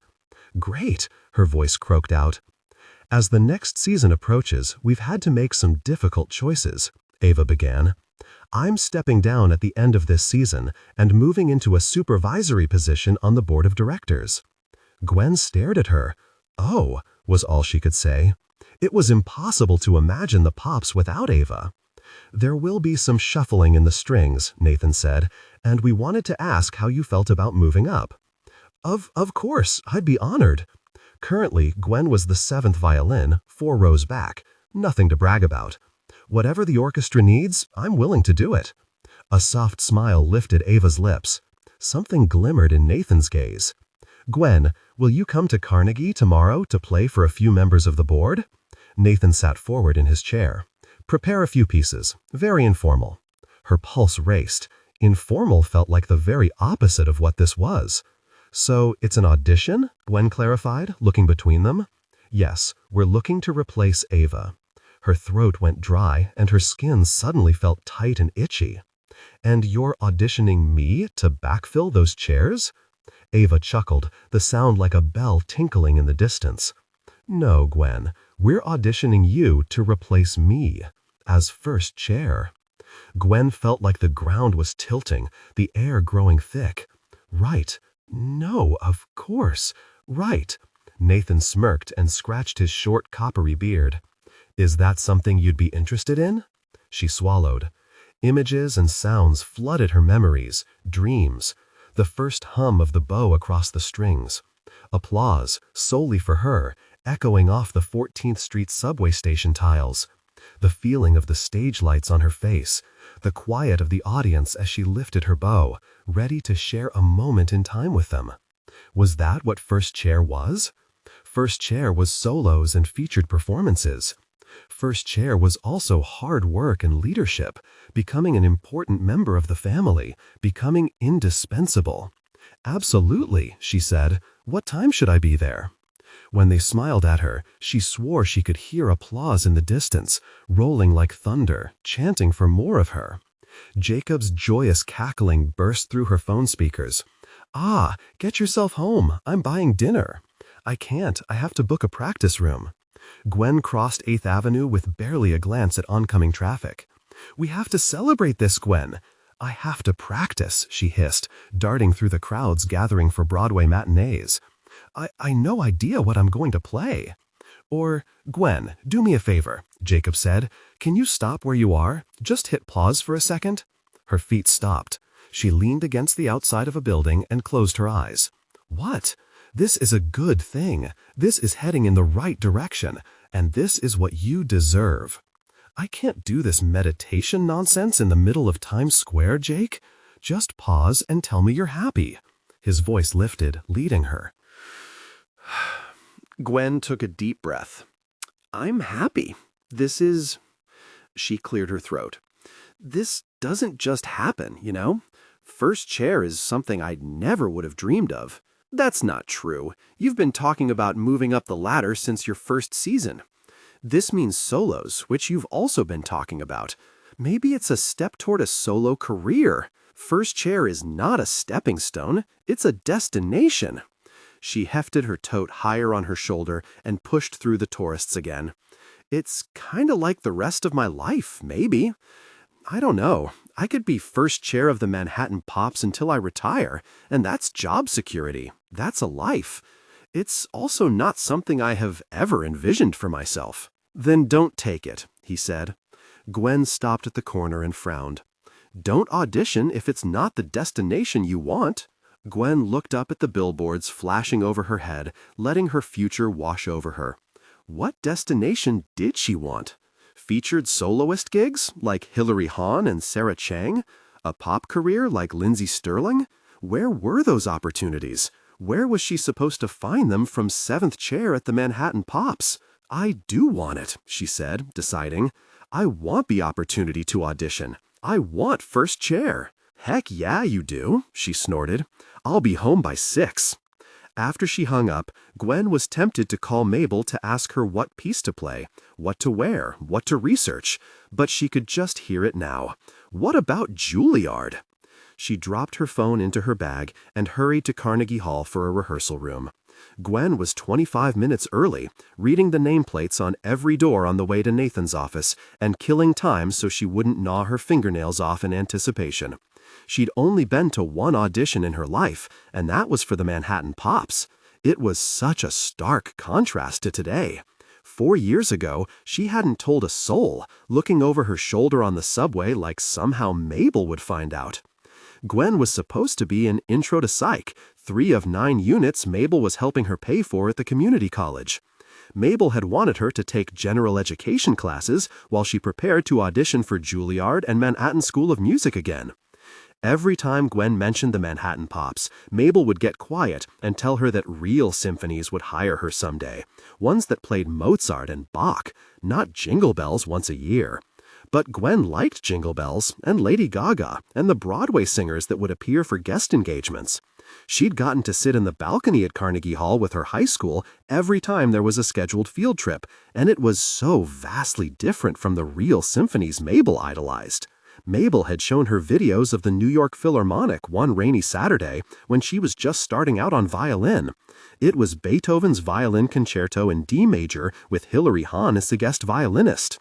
Gwen hadn't understood what it was all about, why people would pay money to sit in a chamber hall to listen to old music when there were recordings of it. But as she'd watched the conductor, something clicked.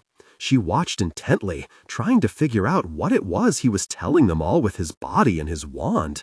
It was like he was conducting magic. And suddenly she wished more than anything to be in that room and listen to it live. When the first chair violinist entered from the stage right door and the entire orchestra stood, Gwen turned to Mabel and said, "Is that Hilary Hahn? No, not yet. That's their leader." "I thought the conductor was their leader." "He's their director, and she's their representative. He takes care of the room and sound. She takes care of them." Gwen looked back to the screen. A small Asian woman with long hair and warm cheeks took a bow. Mabel told her about the first chair, why the position was referred to as the concert master, why she got her own entrance and bow, what she did during rehearsals, and how much work she had to take home with her. Gwen split her focus during the second half, keeping an eye on the first chair as she respectfully stood for the re-entrance of Hilary Hahn, and respectfully watched Hilary Hahn play the second and third movements, and respectfully smiled and applauded. When the video ended, Mabel asked her why she was frowning. Why didn't the she tried to remember. Concert master play the solo? She's the best, right? It was probably hard for her to let another violinist come in and play lead. Hilary Hahn wasn't playing lead, though, Mabel said thoughtfully. She was playing solo. She was the guest star. Hilary Hahn will go on to other symphonies and other countries, but the concertmaster will always be here, leading them. Gwen frowned at her fingernails, trying to understand. Mabel continued, "It's like inviting a guest over for dinner.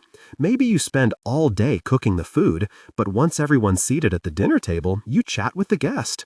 It becomes less about the food, but there would be no reason to have a guest over in the first place if you hadn't made the dinner.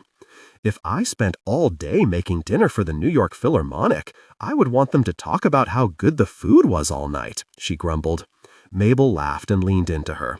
"And that's why you would get your own entrance and your own bow." She smiled and started closing up the shop, leaving Gwen to ponder whether she wouldn't rather be a dinner guest for the rest of her life, if the table was only going to thank her once or twice for making them dinner. As she approached Nathan's office, she could hear voices inside. She hoped she wouldn't have to sit here and listen to someone else's audition. That would be mortifying. She sat in the chair outside the door and was just closing her eyes to visualize her audition piece when there was a sudden shouting. She jerked, listening to a man's voice, growling and gruff. "My whole life!" Listening closely, she could catch only a few words.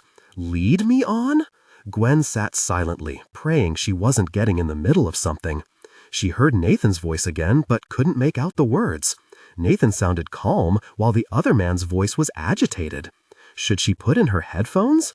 Gwen hated gossips and eavesdroppers. She blocked out the sound and tried to focus on the sheet music, but the argument persisted. Just as she wondered whether she needed to call the police, the office door flew open and Xander Thorne stalked out, face furious and hands pushing through his hair. Gwen stood swiftly, and he stopped, noticing her. His eyes brightened in shock before spinning to yell back at the doorway. "What the, really, is she doing here?" Gwen felt her breath coming quickly, as Nathan stepped out and said, "Xander, stop behaving like a child." There was an edge of familiarity in his tone. Xander ignored the comment and pointed at her. "You've gotta be really joking. She has no technique. Her intonation is awful, almost no vibrato. She holds the cello like a subway pole." "Cello?" Nathan said with a curious glance to Gwen. "Gwen is one of our finest violinists. You've only been working together for a full year, though, so I understand why it would have been beneath your notice." He lifted a brow at Xander. There was a still silence where Gwen could count her own heartbeats. He thought she was auditioning for a cello position? Possibly his cello position? Then Xander laughed. The deep sound reverberated in her ribs. He turned his eyes on her and whispered, "Of course." His gaze swept over her. "She'll certainly make for a pretty picture on the brochure. Doesn't matter if she can play, I guess." She felt her skin heat, but before she could open her mouth to bite back, he stepped in close, looking down at her. She felt his breath on her forehead. "Be careful with them. They can take it all away from you." He shot one last glare at Nathan and then swept down the hall, heavy boots clomping, and the air sizzling as he cut through it. Gwen waited for the sound of the stairwell door clanking open before she turned back to Nathan. She was surprised to find Ava behind him, almost hidden, with arms crossed and looking at a point in Nathan's office Gwen couldn't see. Nathan cleared his throat and smiled at her. "Gwen," like she'd just arrived. "Let's head down to the auditorium." Gwen nodded and smiled weakly at Ava's pink nose and wet eyes. She followed them down to Stern Auditorium in Carnegie Hall, the stage where the Pops performed their main engagements every other month. Nathan ran a comforting hand across Ava's back on their way downstairs as he chatted with Gwen about her day, like nothing was out of the ordinary. Once in the auditorium, she noticed an older gentleman sitting in the front row while a thin woman leaned against the stage. They were laughing together like old friends. As they approached, the older man stood and turned to grin at them. Nathan shook their hands, and Ava kissed both of their cheeks. "This is Gwen Jackson," he gestured to her, and Gwen fumbled with the violin in her arms so she could shake their hands properly as Nathan said, "Gwen, this is Rebecca Michaels and Dr. Adriel Bergman. They're on the board of directors for the Pops." Gwen thought she might have squeezed Miss Michaels' hand a bit too tightly. "Pleasure to meet you both," she managed to mumble. "Gwen, don't think of this as an audition," Nathan started, leading her up to the stage.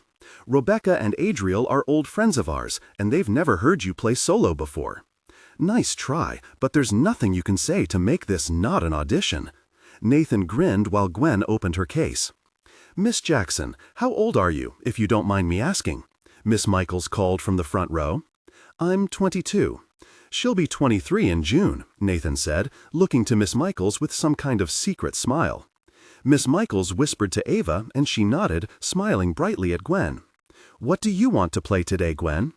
Nathan jogged down the steps and took a seat next to Ava. Beethoven, if that's all right. They agreed, and she lifted the bow. The Beethoven violin concerto flowed through her arms, into the strings. It started quick and grand, and Gwen closed her eyes to concentrate on the melody. She'd played this with Mabel for several years after seeing the New York Philharmonic videos, working the bowing and vibrato until she could play it without a single mistake in the allegro movement. She wished she had the sheet music now, but she opened her eyes, gaze resting on the edge of the stage, and imagined the page. The difficult fingering came next, and she quivered through the passage, imagining how Mabel needed to turn the page for her. Gwen had asked why they had to put the page turn there, and she'd said it had to go somewhere. She was aware of 4 sets of eyes on her, and her neck started to tighten. She breathed into the music, trying to relax. The allegro movement was about 20 minutes long, so at a moment of pause, Gwen lifted the bow from the strings and looked to Nathan to see if she should continue. He was beaming at her. They all were. Actually, Dr. Bergman had his eyes closed, nodding along. That was remarkable, Miss Jackson, Miss Michaels said. Thank you. She needs to relax a bit, Dr. Bergman said abruptly, eyes still closed. She felt her shoulders creep to her ears with the reminder of her main failing. But overall, most impressive. Nathan leaned into Dr. Bergman's ear, and the older man nodded at whatever he said. Ava whispered to Miss Michaels, "Been playing only since she was 11. Self-taught, Gwen caught only a few words and frowned. Mabel liked to tell people that Gwen was self-taught too, but that wasn't really true. Mabel had put the first violin in her hands when she was just a lonely 6th grader cutting school. Mabel was the one who gave her the practice room, the posture, the finger exercises, the beginning violin books, and later the violin itself, the very one hanging limply from her fingertips. Auditioned for us at 19. So you've been playing for us for how many years? Miss Michaels called to her.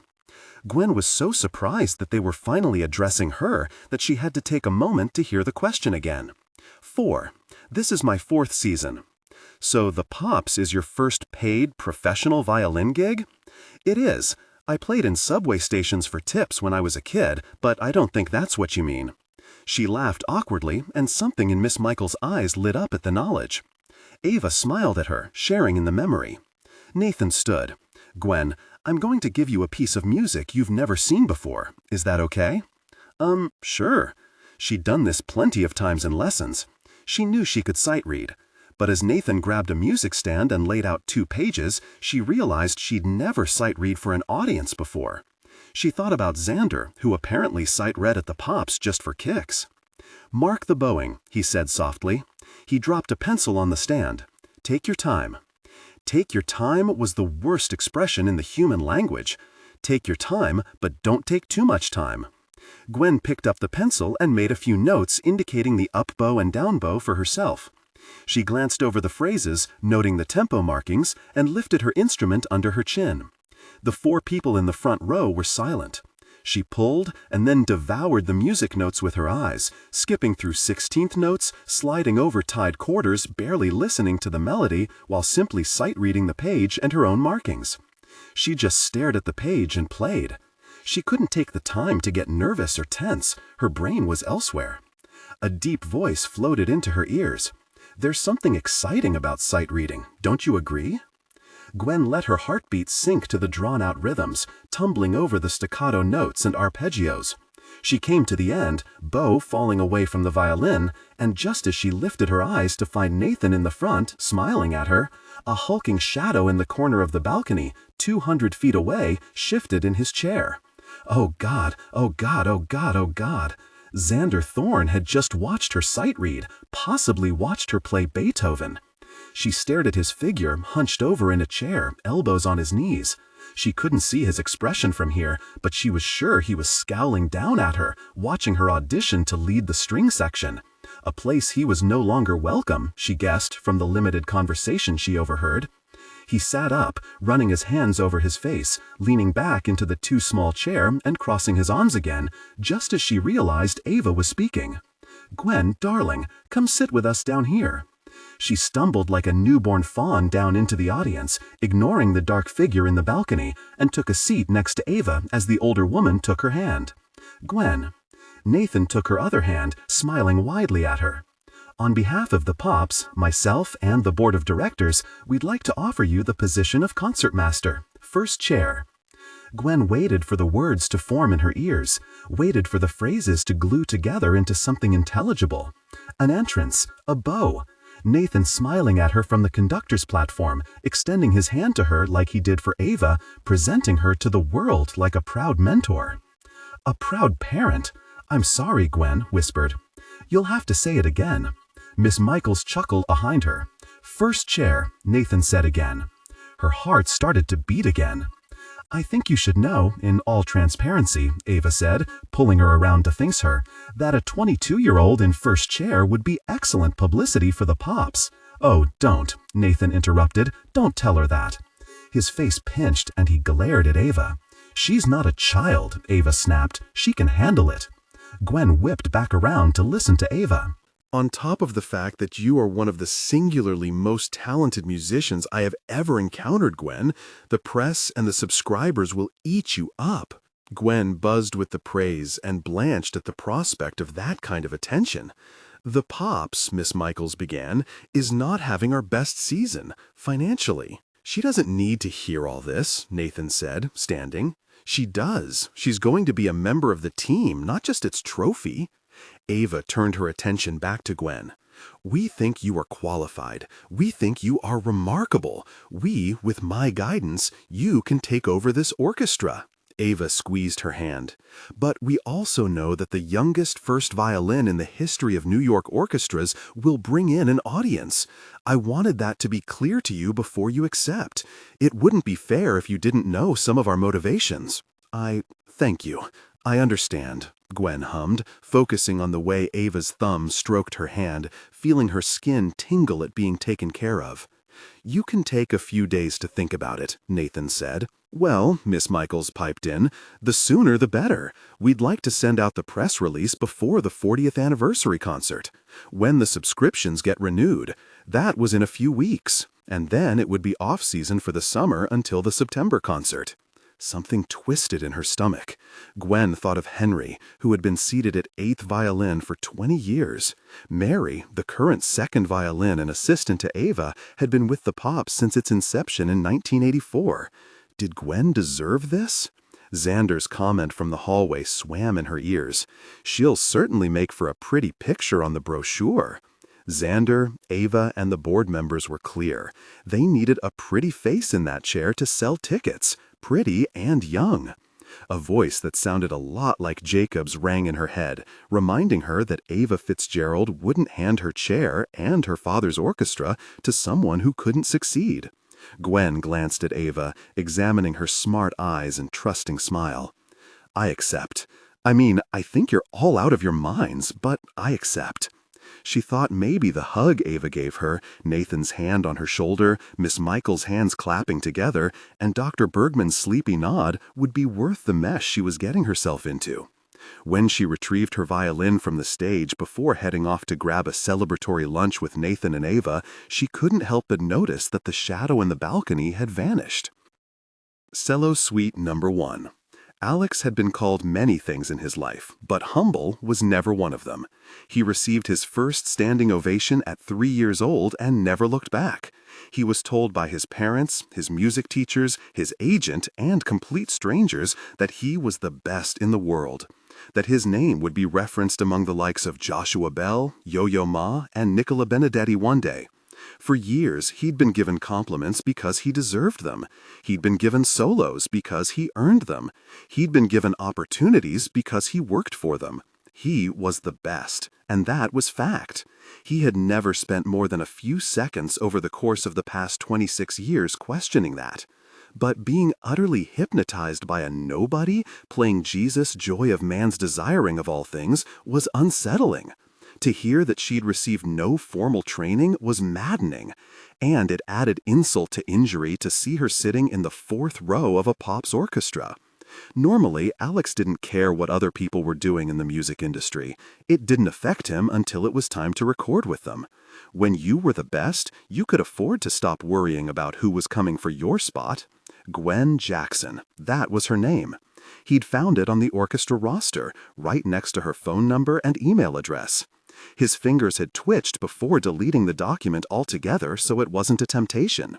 He'd tracked her during rehearsal yesterday and realized exactly why she was in the fourth row.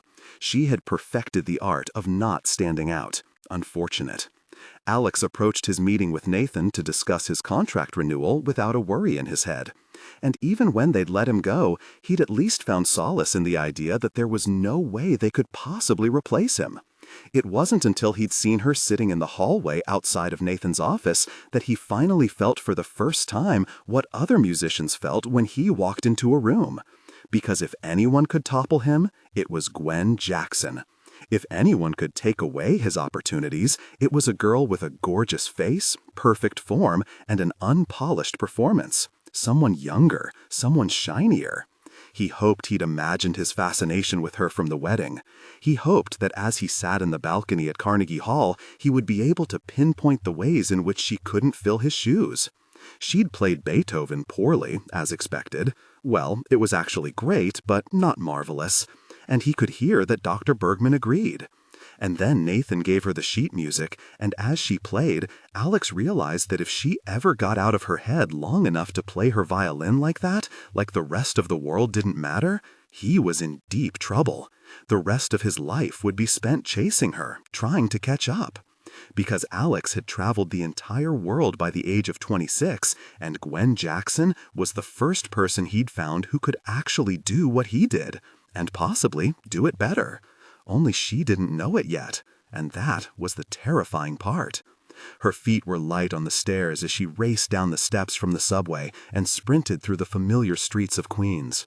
The train she had just jumped out of screeched above her, gears grinding against the rails, as music in Spanish blasted from the speakers at every storefront. With her violin case swinging dangerously from her fingertips, she flew by her favorite food carts and the shops with comically top-heavy mannequins and rounded the corner to a building with a worn sign that read, Mabel's Music Shop. The bell sounded above the door, and the smell of record covers and inspiration hit her full in the face. Mabel was behind the counter, standing on the little 4-inch step Gwen knew she used. Her pale copper arms were crossed over her wide chest, and she was frowning at a Park Avenue princess who looked like she very much resented the fact that she'd ended up in Queens today. My daughter's music teacher told me this was the only place in New York I could trust with her violin, so I'm just trying to understand. The woman pinched the bridge of her nose. You're saying you can't get this done by the 21st? No, Mabel barked. I'm saying that the store policy requires at least a week for repairs. It's not a repair, it just needs to be restrung for her concert on the 21st. Mabel stared her down, plump lips still parted from before the interruption. Like I was about to say to you, a week for repairs and restrings. Gwen smiled to herself and flipped through the new CDs and records at the front. It was always such fun to watch Mabel deal with difficult customers. Okay, the woman's voice grated. So, if her concert is on the 21st, you should have brought this in on the 14th, Mabel said dryly. The princess huffed. So, what's your rush order policy? Double, Mabel said without missing a beat. Gwen bit back her smile. You can't be serious? As a heart attack. The woman sighed and popped her hip, as if waiting for Mabel to change her mind. Well, fine. Just have it done on the 21st and delivered to this address. We don't deliver. Gwen hid her laugh behind a cough and stepped inside one of the practice rooms to keep from drawing attention to herself. She breathed in the heavy, stagnant air that was so familiar to her. This was the exact room where she'd picked up a violin for the first time. She ran her fingers over the crooked metal music stand in the center of the room, remembering how she used to skip middle school to ride the 7 train back to the apartment her mother had raised her in. Moving out to Flushing, changing school districts, and getting used to her grandfather's humor and grief over his daughter had been a culture shock, to say the least. Gwen would spend school days walking through the streets of Queens, looking for places she and her mother had visited. When she was 8, her mother had stopped on the sidewalk and pointed at a record in the window of a small music shop. She wished she remembered what record it was, but by the time she had found the store window again, 3 years later and without her, the records had changed. Gwen had slipped inside the shop and stared at the walls lined with instruments she couldn't name. After an hour, she'd memorized them all. A short Puerto Rican woman stepped in her path as she tried to learn the differences between clarinets and oboes and said, "Aren't you supposed to be in school?" "My dad works across the street," Gwen had lied. "I'm just waiting for him." She'd given a humph and moved back to the counter, watching Gwen with eagle eyes. When Gwen came back a week later, the owner followed Gwen around the store with crossed arms. So, eventually, Gwen started asking her questions. She answered every one of them, brusquely at first, then slowly softening after a few weeks as Gwen proved she was memorizing things. "Why don't you sell second violins?" Gwen asked one Saturday. The shop owner threw her head back and laughed. She took Gwen to the counter and opened an album cover with pictures of a live orchestra, showing her that first and second violins were the same instrument, just different positions in an ensemble. She pulled out the sheet music for a symphony score and taught her which line was which and how they came together to harmonize. Gwen's eyes tracked the notes, not quite understanding the language, but seeing how the instruments talked to each other. She spent the rest of the day sitting on the ground behind the counter, reading the score like a good book. Gwen was there twice a week, listening to the lessons in the practice rooms, wincing at a new trumpet player's scales, and dozing to a good violin solo. Eventually, the shop owner turned to her at closing time and handed her a business card. "Do me a favor, kid. Give this to your mom so she knows where you've been spending your time. Don't come back anymore if you're going to lie to me or her." Gwen looked down at the card. Mabel's Music Shop. Mabel Rodriguez, owner. The address and phone number. The owner, Mabel, started closing, counting the cash in the register, cleaning the instruments, running a quick vacuum over the thin carpets. When Gwen didn't move, eyes turned down, fingers bending the sharp edges of the card, Mabel finally shook her shoulder to tell her the shop was closed. Gwen glanced up at her with dripping eyes. "My mom died, so I can't give this to her. Please let me come back." There was no worthless pity in Mabel's expression as she looked her over, no empty words like her teachers gave her, no condolences or sorrow. She just took a deep breath and said, "You give that card to whoever is in charge of you. You hear? Now, go home, we're closed, and it's getting dark." Mabel didn't mention it again, but the following week was when she started teaching Gwen violin, in this very practice room. Gwen rolled her shoulders back and let the memory drain away, listening to Mabel finish with the difficult woman up front. A few minutes later, once the woman left with a slam of the door, Gwen joined her at the counter. "Wish I still had you for deliveries, kid. Would love to never see her again." Mabel hummed as she filed the paperwork. A lock of her dark hair fell across her face, and Gwen was shocked to see how much gray had grown in while she wasn't paying attention. Once her arms were free, Mabel spun back to her, ready for her hug. Gwen curled over her and breathed in the smell of rosemary spice. Mabel gave the best hugs, the kind that crunched your bones and soothed your muscles all at once. Gwen was 13 the first time she got a Mabel hug. She couldn't remember what it was for, maybe just hello or goodbye, but she had been swept into Mabel's short arms and held next to a heartbeat for the first time since her mother had died. "What brings you all the way out here?" she asked against Gwen's shoulder. "You don't need to be restrung for another month."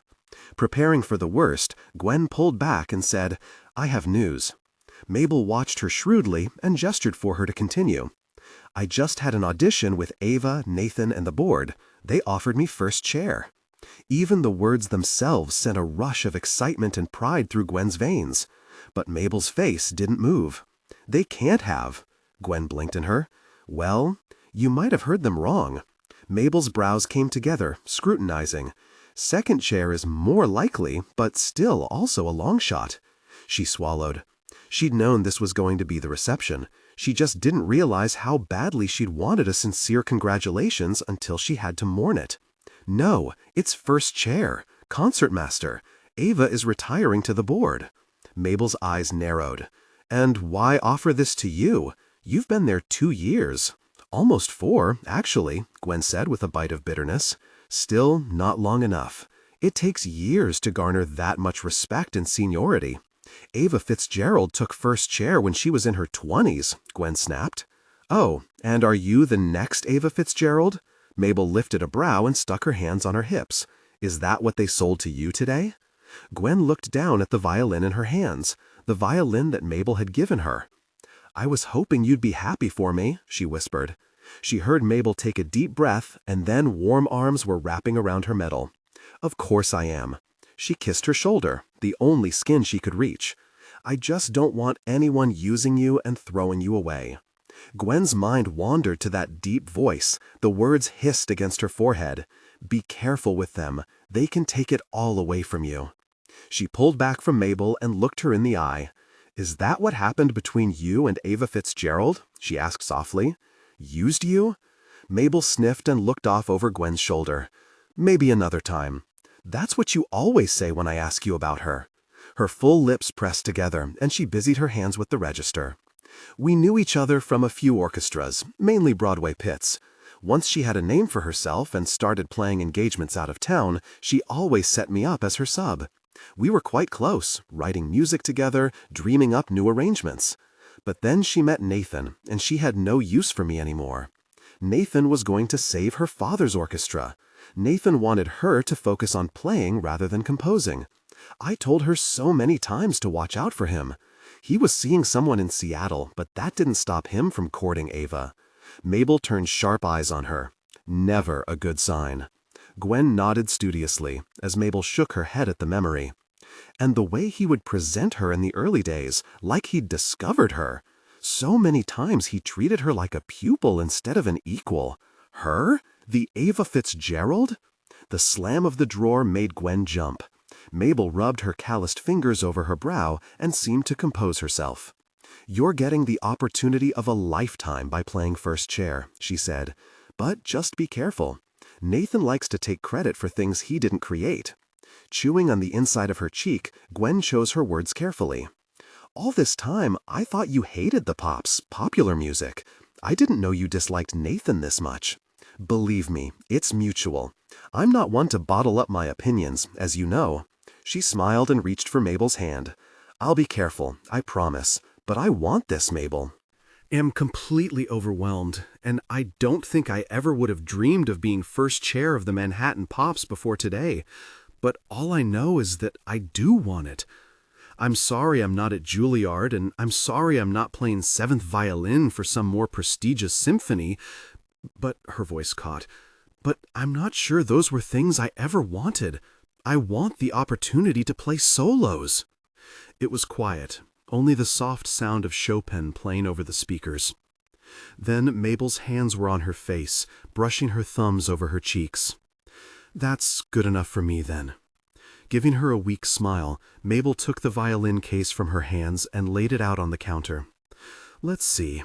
Is this a good enough violin for first chair of the Manhattan Pops? Mabel grinned, and Gwen felt her chest warm at the title. First chair was not going to be a cakewalk. Nathan and Ava took her out to lunch the following week, talking her through the daily functions, the behind-the-scenes duties, and gave her an outline of what a season looked like for first chair. Gwen would shadow Ava for the rest of the season, moving up to third chair to sit directly behind her. How did Diane take that? Gwen asked, thinking of the older, obnoxious woman who usually sat third chair. Oh, fine, fine.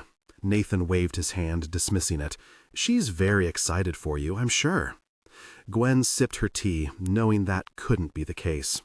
How many of her friends and colleagues would resent her for this? And before Gwen could even bring him up, Nathan told her that they had officially cut ties with Xander Thorne the day of her audition. He would not be joining them next season, and Gwen was silently grateful. So you weren't kidding about shuffling the strings? Gwen chuckled nervously over her salad. Letting Xander go right when Ava is stepping back? We didn't let him go. Nathan cleared his throat. We just gave him some bad news. Gwen looked up. Ava's jaw was tight. "He'll be fine," she said, sipping a midday brandy. "He has his whole career ahead of him with that little rock band. He wanted to cut back on his rehearsals anyway, to spend more time with the Guns N' Roses or whatever," she mumbled into her glass. "Thorne and Roses," Gwen corrected. "They're not quite rock, actually. They have an entire album of Mozart and Bach, but on electric instruments. It's fascinating." She stabbed at a crouton, trying to seal her mouth shut before she went on and on about Thorne and Roses for the next hour. Ava's eyes turned amber as she looked into her glass. "I didn't know that," she whispered. "I'll have to take a listen." Later that night, Gwen sat at home with Jacob's laptop, researching past first violinists, their ages, their backgrounds. She was in trouble. Following an internet rabbit hole, Gwen found interviews with Ava in the early days, just when she'd begun as first chair.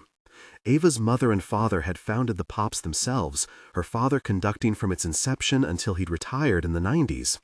Ava's uncle had played first chair under his brother until Ava took over for him in the early 2000s. It was incredible to hear the history of the Fitzgerald family and imagine the amount of talent in their blood, but Gwen was stuck on one thought.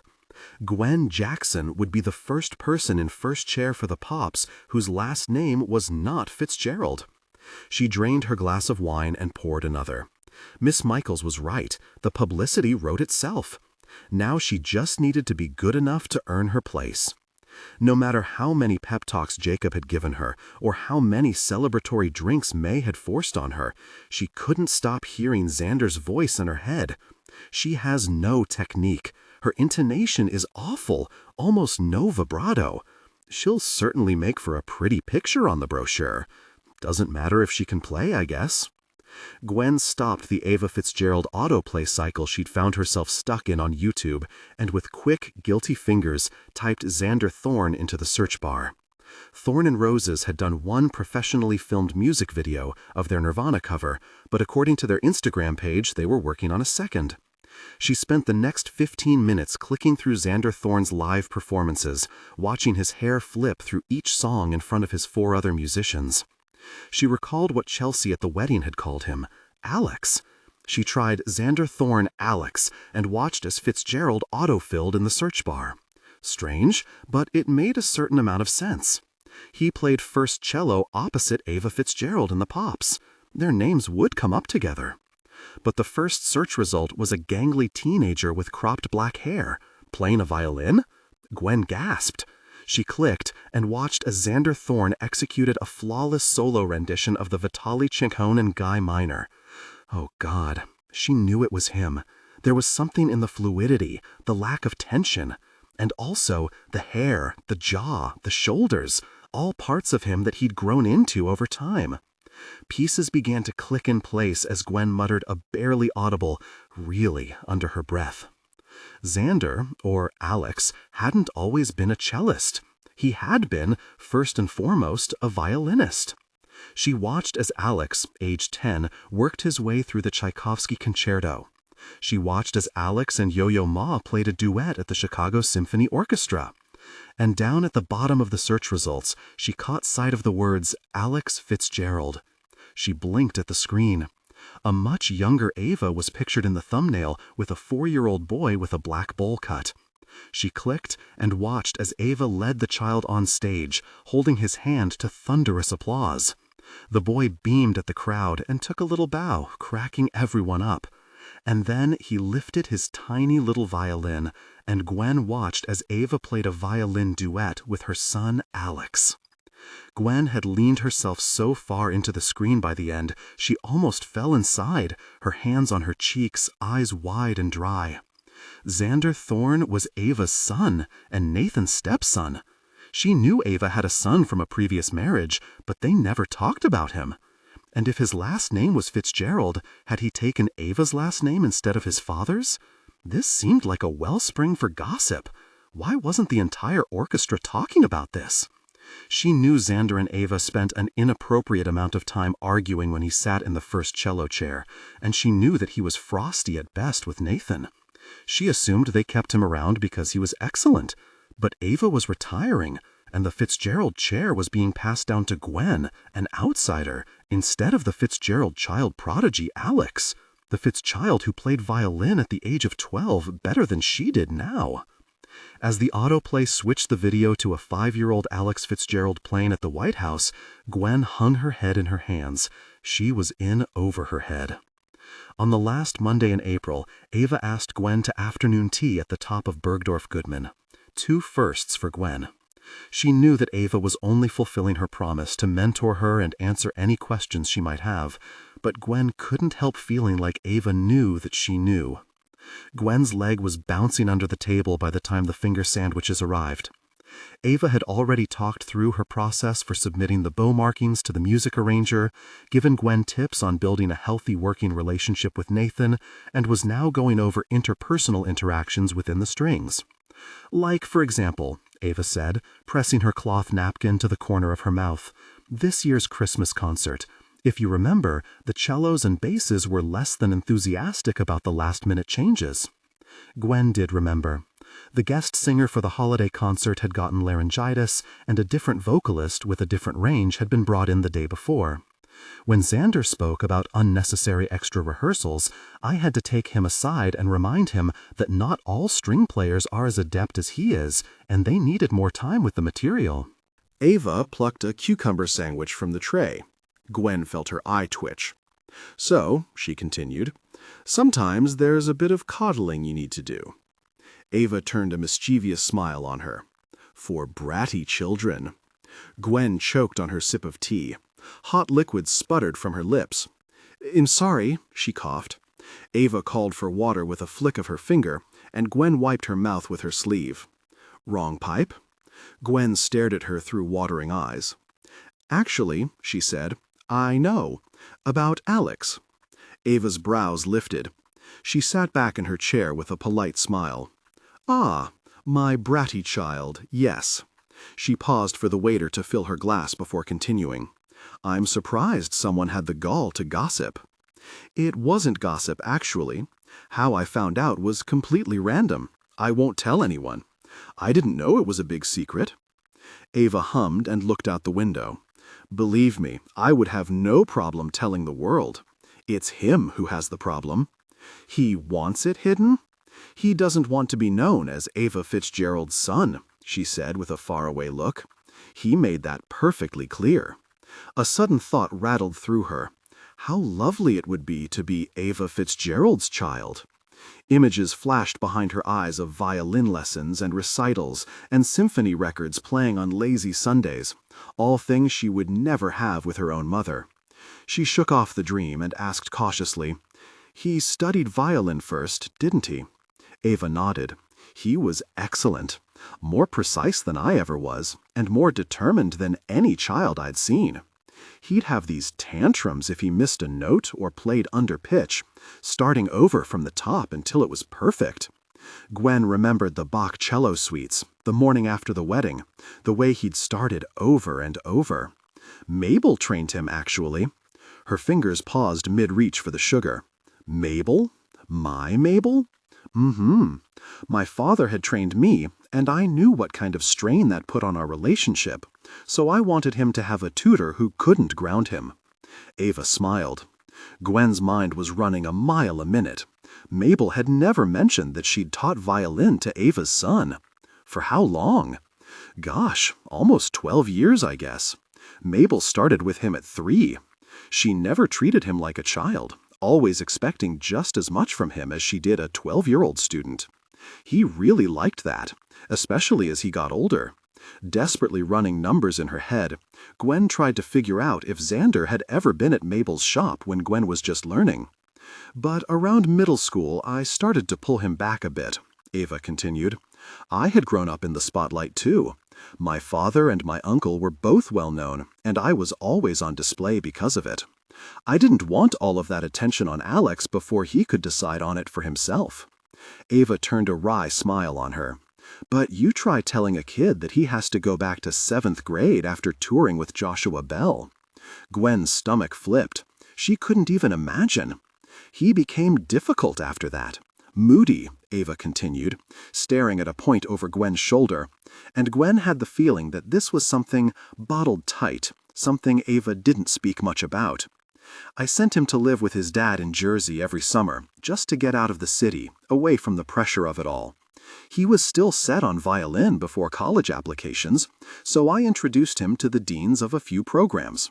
He got into Juilliard, went for a year, and then dropped out. Gwen jerked, her teacup clicking against the saucer. He dropped out. Ava's lips pursed, and she nodded. I didn't hear from him again.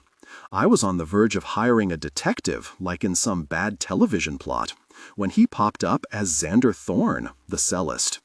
She rubbed her wrist, as if all the pain lived there. One of his Juilliard teachers had talked him into trying rock music, making a name for himself in a different way. He became Alex's agent, and they created his music group. She took a sip from her teacup, and then said, Alex called me shortly after he resurfaced. He told me he didn't want the Fitzgerald name anymore. Glancing at Gwen, she clarified, We'd raised him with my last name once he started playing violin. His dad agreed it was smartest for his career. She cleared her throat. But he gave it up, and he made it clear that I wasn't to publicly refer to him as my son. Alex Fitzgerald went to Juilliard and was never heard from again. It was quiet, except for the tinkle of porcelain cups against saucers. Gwen tried to imagine what it was that Xander found so offensive about his mother, their legacy, the violin. Gwen didn't know what it was like to be part of a legacy. She had no father to speak of, and only generation after generation of cancer on her mother's side. When she was going through her mother's belongings at 10 years old, she'd realized that she wanted her life to be more than just stuff when she died. She wanted to be remembered for something. I'm sorry, Ava said. I didn't mean to lay all this on you. She straightened her napkin on her lap and brushed her lashes. No, not at all. Can I ask something, though? Gwen's legs started bouncing again. Ava nodded. If he wanted to distance himself from you so much, why did he start at the Pops? He called me a little over a year ago. Said he wanted first chair. He was very close to my uncle, who had been first chair since the founding of the orchestra. Alex used to idolize Uncle Walt, and Walt had told him that one day he would be first chair, just like him. I didn't know it at the time, but it was something Alex had pinned a dream on. Her chest tightened in that familiar panic. So he joined just for first chair? If they'd given concertmaster to him, the Fitzgerald line of first chair violinists would have continued, regardless of his stage name. Would he have given up Xander Thorne and Thorne and Roses? Who knows?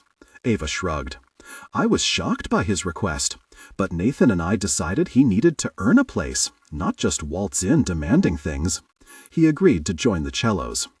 Ava's eyes glazed as Gwen picked at her uneaten cucumber sandwich. You've seen how he's been this year. There was no possible way he could lead the strings. Gwen nodded. Late, arrogant, temperamental.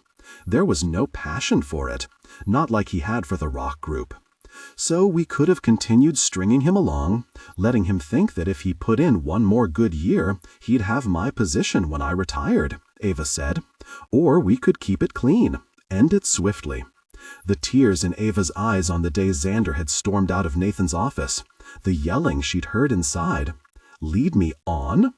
Leaning forward on the table, Ava pinned her with her gaze. You are very kind for listening to me talk and talk. But I must ask you not to discuss this with other members of the Pops. Gwen nodded vigorously. It's been locked very tight. A few of them know, those who've been around since the beginning and could remember Alex sitting on Walter Fitzgerald's knee during rehearsals. A soft smile crossed her face before it flickered out. But they were all instructed to keep it to themselves and to never call him Alex. Gwen frowned. Never? His friends call him Alex? Ava tilted her head, and her eyes danced over Gwen's face. Oh? Are the two of you friends? A laugh choked out of her throat. No, no, no, no. Her cheeks were on fire. Not in the least. He was a groomsman at that wedding I played, and I overheard. That's all. Not friendly at all. Gwen stuffed a cucumber sandwich in her mouth to keep from talking, and thanked God when the waiter came over to bring more scones. Later that week, she got a call from Ama Torres, the wedding planner from the New Jersey backyard wedding, who needed a last-minute violin. The couple changed their minds and want more sound. And you're the only violinist I know in New York, Ama said, chuckling. Gwen thought she could hear something about an apple fritter in the background. I can finally hear you play. The violin, I mean. I will absolutely take the gig, but I can't be the only violinist doing weddings, Gwen said. Oh, I have a whole roster in California. A Rolodex, actually. It's super cute. Anyway, yes, you're my only hope, General Kenobi. Are you old enough for that reference? Gwen stuttered. Are you old enough for that reference? Touché. Okay, I'll send you the details. Ama paused. And let me know if you need a car or a scheduled lift. I won't be late this time, Gwen cut in. I promise. I'll be 4 hours early. Oh God, that's worse. Don't do that. Hey, what do you get at Dunkin' Donuts? I've only been like twice in my life. They have a little one that's decorated like a sun. After listening to Ama order one of everything, Gwen opened her inbox and found a forwarded email with the sheet music for that Saturday. This couple didn't have the same taste as Sonia and Macno, Radiohead or Gaga, but instead the usual suspects, 1,000 Years, Marry Me, Marry You, and so on. While Gwen didn't love the love song selection, she did appreciate getting to play weddings while she still had the time in her schedule. Playing a wedding was like flexing a muscle that you didn't know was aching. Intimate crowds listening to you play solo without judging your performance against their own metrics was so satisfying. On Saturday, Gwen took the train out to the Brooklyn Botanic Garden, making sure to be 15 minutes early. One of Ama's assistants guided her to a lane of cherry trees that were blossoming beautiful pink flowers, scattering small blush-colored petals all over the ceremony chairs and aisle. "Oh, wow," Gwen said under her breath, looking up at the canopy of pink. "I know, right?" Ama appeared next to her, a Bluetooth in her ear and a clipboard tucked under her arm. When they asked Elliot to do their floral, he was like, "Why? It's practically included." Her voice dropped to a low, cranky tone as she impersonated the florist. "But he brought the cherry trees into the reception. You should see the centerpieces. He practically made trees." "Anyway, musicians are there," she said, pointing to the right of the chairs where 2 music stands and 2 chairs sat. "Guess who's running late?" "As usual." Ama rolled her eyes. Gwen lifted her brows. "Whose?" But as she drifted off, she had a sinking feeling in her gut. Ama's gaze landed on something past her shoulder, and her eyes brightened. "Ah, I spoke too soon." Gwen turned. Even 50 feet away, and with his sunglasses on, she knew his eyes were on her. Xander Thorne approached them, Stradivarius cello on his back, and for some reason, the only thought running through Gwen's head was that her violin had no business playing love songs with a Stradivarius cello. "Why is he here?" Gwen blurted. "Sorry, I mean, he doesn't need to be playing weddings, so—" "Oh, it's a favor to me," Ama said. "My list of musicians in New York needs to grow, I'm aware." As Ama went to greet him, Gwen waited for his frown as he realized she was there as his duet partner. Duet partner? Her knees threatened to give out. She went to the chair set aside for them and started setting up her music, unable to listen as he complained to Ama about her unsuitability. It wasn't until she opened her violin case that she realized she was about to play violin in front of Alex Fitzgerald. She squeezed her eyes shut and tried to get control of her breathing. She heard the swish of a cello case being unstrapped from a muscular back. Sucking in a deep breath, she opened her eyes and turned to him just as he pulled his Ray-Bans off. His gaze was locked on her. Ama called me. She said they wanted a violinist on this too," she explained, as if she were a child caught with her fingers in the cookie jar. He nodded, and she tried to read his expression. She thought maybe his jaw was tense, or maybe that was just his jaw. Were his eyes focused on her because he wanted to intimidate her? "So you said yes to first chair?" he said flatly. He paused, like he'd asked a question she should answer. "Yes." She sat and rifled through her music pages. "They offered it to me, and I said yes." She listened to him set up, aware of every breath he took, every slide of his fingers over the neck of his $900,000 cello. She wanted to ask about Alex. She wanted to ask what it was like growing up as Ava Fitzgerald's child. She wanted to know why he would want to go back to violin after such a successful cello career. Why first chair meant that much to him. Why? He asked, and she had to remember what they were talking about. It's an incredible opportunity. How could I say no? His gaze was sinking into hers, burrowing. Even if I'm just a pretty face on the brochure, she said, punctuating it with a page turn. He didn't take her bait. So, you've always wanted to be first chair of an orchestra? She searched for the accusation, like he was saying he could prove he wanted it more. But it wasn't there. Not always, no. I just want stability, a career. And you have no interest in standing out, being special? He glanced at her, brushing his hair out of his eyes. Her brows drew together. I will stand out. I'll have solos as first chair. Having solos doesn't make you special, Gwen, he said softly. The sound of her name in his low voice confused her. It makes you first chair. She parsed his words, trying to figure out how much he was insulting her, if at all. Amma interrupted her thoughts. Hey, she was rushing by with an armful of programs. I know you two didn't get to rehearse, but you work together already, right? You good? Gwen smiled at her. Yep, no point in mentioning that no, Xander Thorne and she didn't work together, not really. Amma scurried away, looking like she could really use 4 extra sets of hands, and Gwen turned her attention to the music binder. If they were really about to do this, she figured she might as well try to make nice. Did you practice, or are you just going to wing it? She asked lightly. Did you? His eyes were bright with something. Yeah, I practiced. She swallowed. He ran his cube of rosin over his bowstrings, and she watched the vein in his arm pop for absolutely no reason at all. A soft wind pushed through the cherry trees, and pink flowers rained down softly. Is there anything you'd like to go over before the guests get here? She asked. What tempo for Marry You? You tell me, concertmaster. The corner of his mouth twitched. And she realized that he was going to let her lead, because she was first chair. Gwen thought her gulp was probably audible. She was so glad he wasn't going to be in her string section next year. This was torment enough.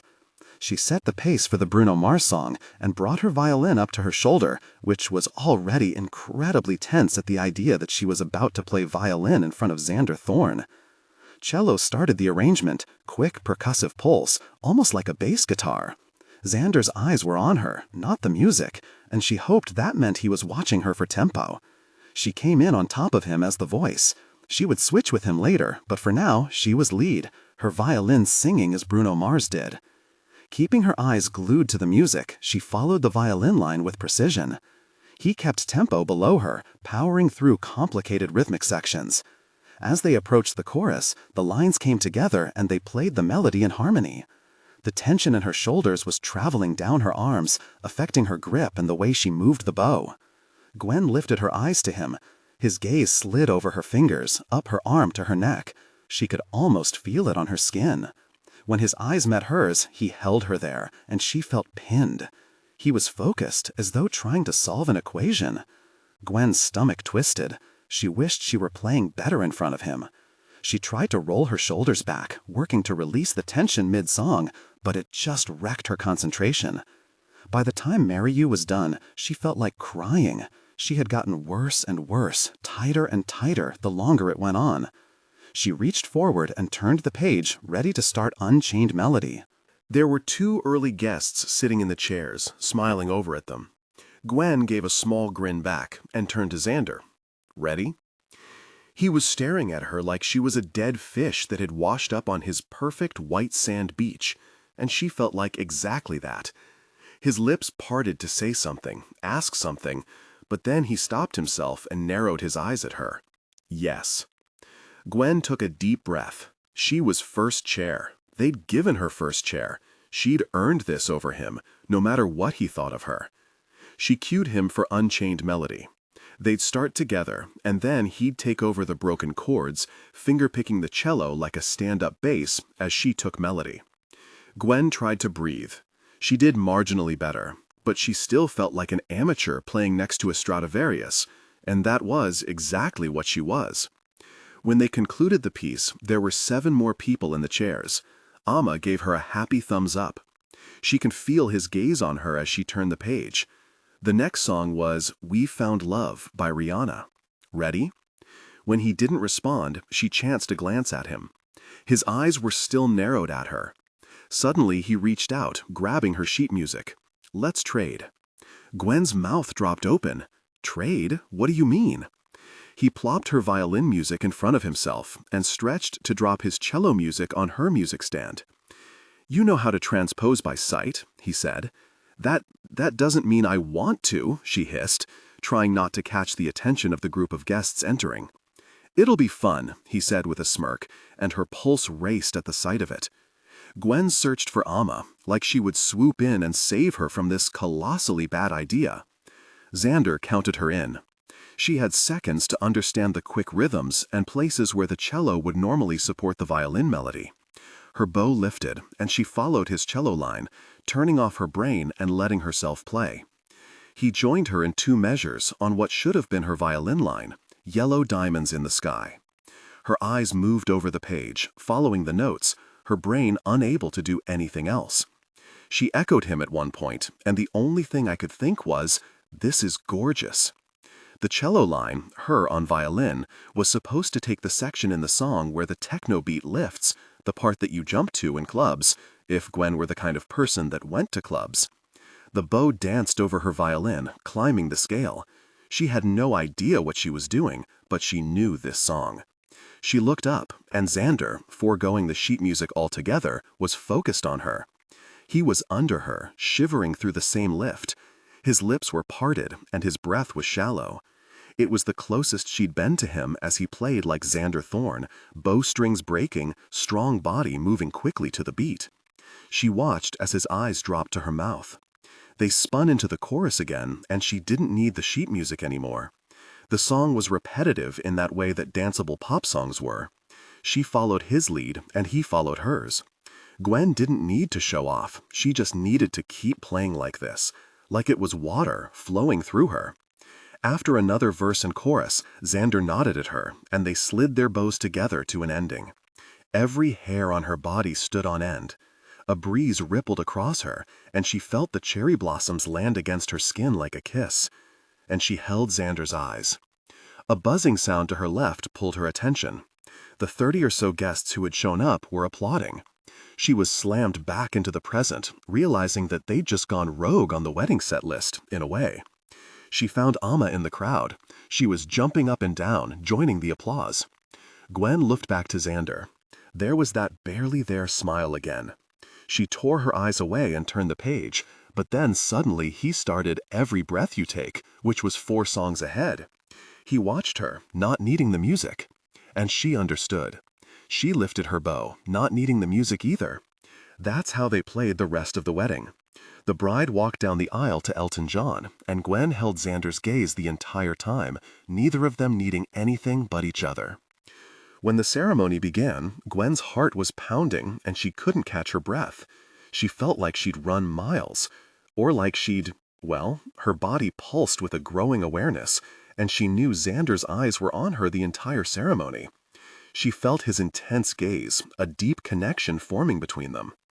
When Gwen took the cue from Amma to start the recessional song, she nodded at him, and they started All You Need Is Love. It was a ridiculous song to be playing while she felt a restless energy, needing a moment to herself. She glanced at Xander in the middle of it, and he was playing lazily, but with precision. His fingers were loose on his bow, and his body rocked with the music. She stared at him, trying to memorize the way he could make music look so easy, even as a delicious drop of sweat rolled down the side of his neck. When the song ended, Gwen couldn't meet his eye. A few of the guests came over to shake their hands, and then she started to pack up. When she couldn't take the silence anymore, she said, "To be honest, I liked Mac and Sonia's selections better." There was a pause as he popped open his case. Why? Sonia and Mac had some good substitutes for love songs. I guess I don't like songs about love that much. Why not? They don't feel real. She gestured to Your Song by Elton John, the bride's processional. It's like, I wrote you this song to tell you I love you. By the way, I also hope to make millions off of it, so thanks, sweetheart. It feels very transactional. She glanced up at him, and he tilted his head, watching her. She continued, I guess I like creep because it's like, I'm a weirdo and you ran out on me. At least I ought to make money off of it. I don't know, maybe I'm not explaining it well. Anti-love songs, he said. Her eyes snapped up to him. That's exactly what she called them herself. Yeah.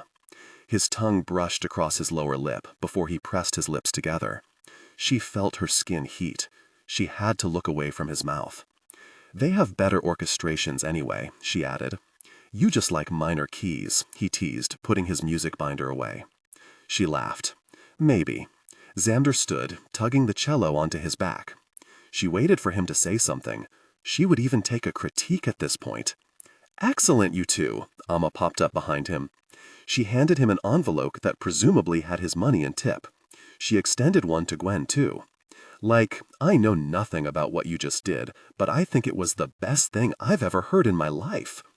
Even Elliot said you were good, and if you knew him, you'd know that speaking out loud only happens for a reason. She brought Gwen for a tight hug, asking if she had time for drinks when she was back in New York next month. Gwen answered, watching as Xander walked away through the cherry blossoms. Thank you so much for thinking of me, Amma. This gig was great, Gwen said. Sure. And actually, Amma checked over her shoulder and whispered, it was Xander who requested you. She lifted her eyebrows in a way that Gwen thought was supposed to mean something, but she was still stuck on the previous words. I thought you said the bride and groom wanted more sound. Her chest started to squeeze. They did, Amma smiled. After Xander Thorne, cellist rock god, said he needed a violin. And you called me because I'm the only one you knew? She trailed off. I called you when Xander told me to. Amma pulled a face. He's bossy. I don't like not being the boss. Gwen still wasn't comprehending the idea that Xander had requested her by name. Was he playing with her head? Okay, but that probably wasn't in the budget, to have 2 instruments? She extended the envelope to Amma. So, if you need to... Okay, I'm only telling you because I'm shipping you 2 now, but Xander agreed not to take pay, only tip. His stipend went to you. He specifically requested it. Gwen's mouth snapped shut. Her cheeks were flushed red. There was nothing she hated more than taking charity from people, and it seemed that something about her screamed charity to Xander Thorne. I understand, she smiled at Ava. Thank you so much for this, and please do call me when you're back in town. She waved goodbye and searched for the train, ready to go home and pamper Jacob with some Shake Shack delivery. Ava and Nathan were waiting to announce Xander Thorne's departure from the Pops until after the season closed at the May anniversary concert. One of the other cellists would step in for the remaining rehearsals and performances, but they'd told him it was temporary, that Xander Thorne the band had gotten a gig. They didn't want the donors and subscribers to know quite yet. Gwen shadowed Ava through every rehearsal leading up to the anniversary concert. Word had spread among the orchestra about her promotion, even though the press release hadn't come out yet. Despite what Nathan had said, Diane was not excited to be giving up third chair just so Gwen could sit behind Ava while training. And while Henry and the other violinists had congratulated her, she couldn't help but wonder if they resented her, especially when no one approached her at break time. Did Gwen really deserve first chair? Had some of her colleagues been hoping for their own promotions? In the week leading up to the concert, Ava and Nathan let her sit in at first chair one rehearsal, and Diane complained that she wasn't leading enough. Her elbow didn't pull far enough away, her head didn't move when she found the downbeat, her shoulders did so little. As first violin, it was her job to conduct the string section as much as it was Nathan's. And as a conductor with an instrument to worry about, she had to communicate through her body since her hands could not. And according to Diane, she was not communicating with much other than her own movements. "Thank you for the suggestion, Diane," Nathan said in his friendly tone. "That's something Gwen can definitely work on." He turns to grin at her, and she looked down at her knees. She thought she heard Diane grumble 3 seats behind her. Ava assured her that she would be available to her during her first season for any questions or bowing problems. Nevertheless, the stress of it all was making Gwen turn towards solo work, which wouldn't be helpful in her new duties as first chair. Other than a lead violin solo here and there, Gwen needed to be focusing on ensemble work and leading her section. Still, solo work soothed her nerves. Strangely, it was the Chaconne by Vitali that she kept coming back to, particularly the arrangement she'd found Alex Fitzgerald playing on YouTube. It wasn't the popular arrangement, but Gwen liked it so much more. Once she'd memorized it, she would turn on his performance and watch him play it. She'd mute the volume and play with him, eyes on his shoulders, his bowing, his fingering. She tried to follow his head, even taking down her hair to try a now infamous Xander Thorne hair flip. She'd hurt her neck. It wasn't natural, or not to her at least. To Alex Fitzgerald, it was artistry. She watched as he closed his eyes, lips tightening over the one singular place in the entire piece that wasn't intoned perfectly. She wondered if he'd focused on that moment, if he'd obsessed over it for days after, thinking about pulling the video and trying again. The video was from 10 years ago. He'd been 16 during that recording, according to an embarrassing amount of Googling on her part. He'd started playing violin 8 years sooner than she had. He'd mastered one instrument more than she had, possibly two, as an Instagram video of Thorne and Roses with Xander Thorne messing around on the drums indicated. He was only about 4 years older than she was, but he was already one of the most accomplished musicians she'd ever watched. The account that posted the Chaconne videos had also posted almost 80 other videos of Alex working on songs. The username didn't seem like it belonged to Alex, and the captions talked about him in third person. Alex Fitzgerald, age 15, Bartók Violin Concerto No. 2, see 1352 for something really impressive. She'd watched them all at least 3 times.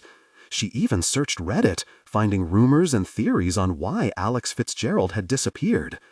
Plenty of internet sleuths had figured out that Xander Thorne was the gangly teenage violinist, especially noting that there was limited information on Xander's background before Thorne and Roses. She sighed. She couldn't stop thinking about her conversation with Ava, how he'd wanted first chair badly enough to endure playing an entire season across from the woman he refused to call his mother. Would he have even given up Thorne and Roses to do so? And how much did he resent her for taking that away from him? Before she could stop herself, she looked up Thorne and Roses' live performances. She watched him break bowstrings, sweat, and flip his hair around. She listened to the crowd scream for him. There was one video where Xander had to take the mic to talk to the crowd while Dom, the violinist, solved a sound issue. He jokingly narrated the moment, teasing Dom for not knowing how to plug into an amp. Dom told him to go away, and Xander's lips lifted and a smile closed, almost like the twitch of his lips she'd noticed as he spoke to her upstairs at the wedding. The barely there smile as he slowly packed up his cello in the rehearsal room, like someone who'd forgotten how. Gwen watched it again.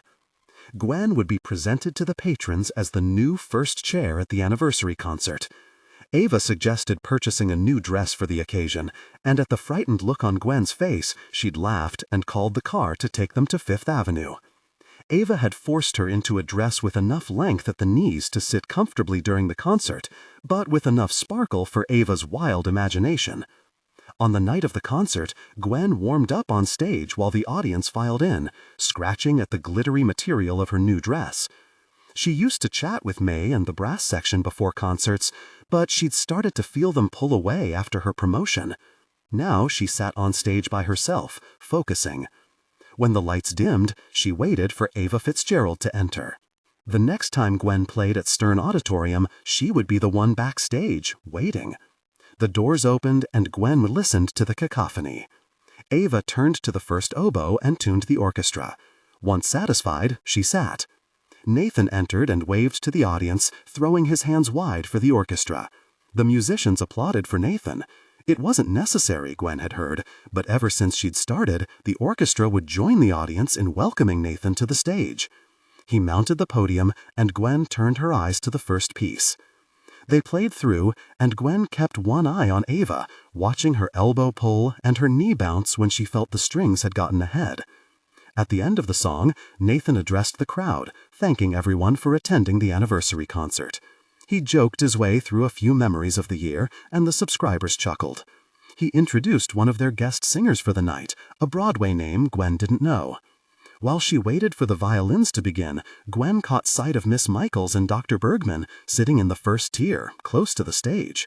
They sat with a few other well-dressed people, more board members, Gwen assumed. From the moment the concert started, she felt the time trickling away, counting down until Ava played her final notes and Gwen took her place. Just before Nathan reintroduced the guest singers again to close out the performance with "Happy Days Are Here Again," he took a moment and said, "I have an announcement for you all tonight." Felt her palms sweat, bow slipping. You, our dedicated subscribers and patrons, will be the first to know. It's with a heavy heart that I announce that my wife, Ava, is about to play her last piece as first violin for the Manhattan Pops. Gwen felt the gasping chatter like a knife through her stomach. Ava stood and took a small bow. When the applause didn't end, she sent an "Oh, shut up" over the din that had them all rolling. "I'll miss performing with her very much," Nathan said. "I'll miss bossing her around even more." The couple smiled at each other while the crowd laughed. "But I want to introduce you to our new first violinist." Gwen swallowed and tried to relax her face. At 22 years old, she is the youngest violinist to take first chair not only in Manhattan Pop's history, but also in every professional orchestra in the United States. These facts checked out. Gwen had looked it up. She ignored the crowd mumbling and cooing. "It's my pleasure to introduce you to my friend, Gwen Jackson." A light hit her. She smiled at the crowd and stood, holding her instrument awkwardly at her side. Nathan's hand extended, presenting her. She grinned at him and gave the crowd a little shake of her hand. The sound of applause hit her like a wave, pulling her under before letting her take a breath. Before the Pops, Gwen was playing violin in subway stations with her case open for tips. Gwen blinked. Flashing camera phones, murmurs. It was true, but she hadn't known it was going to be announced to the public like that. It sounded different when he said it that way.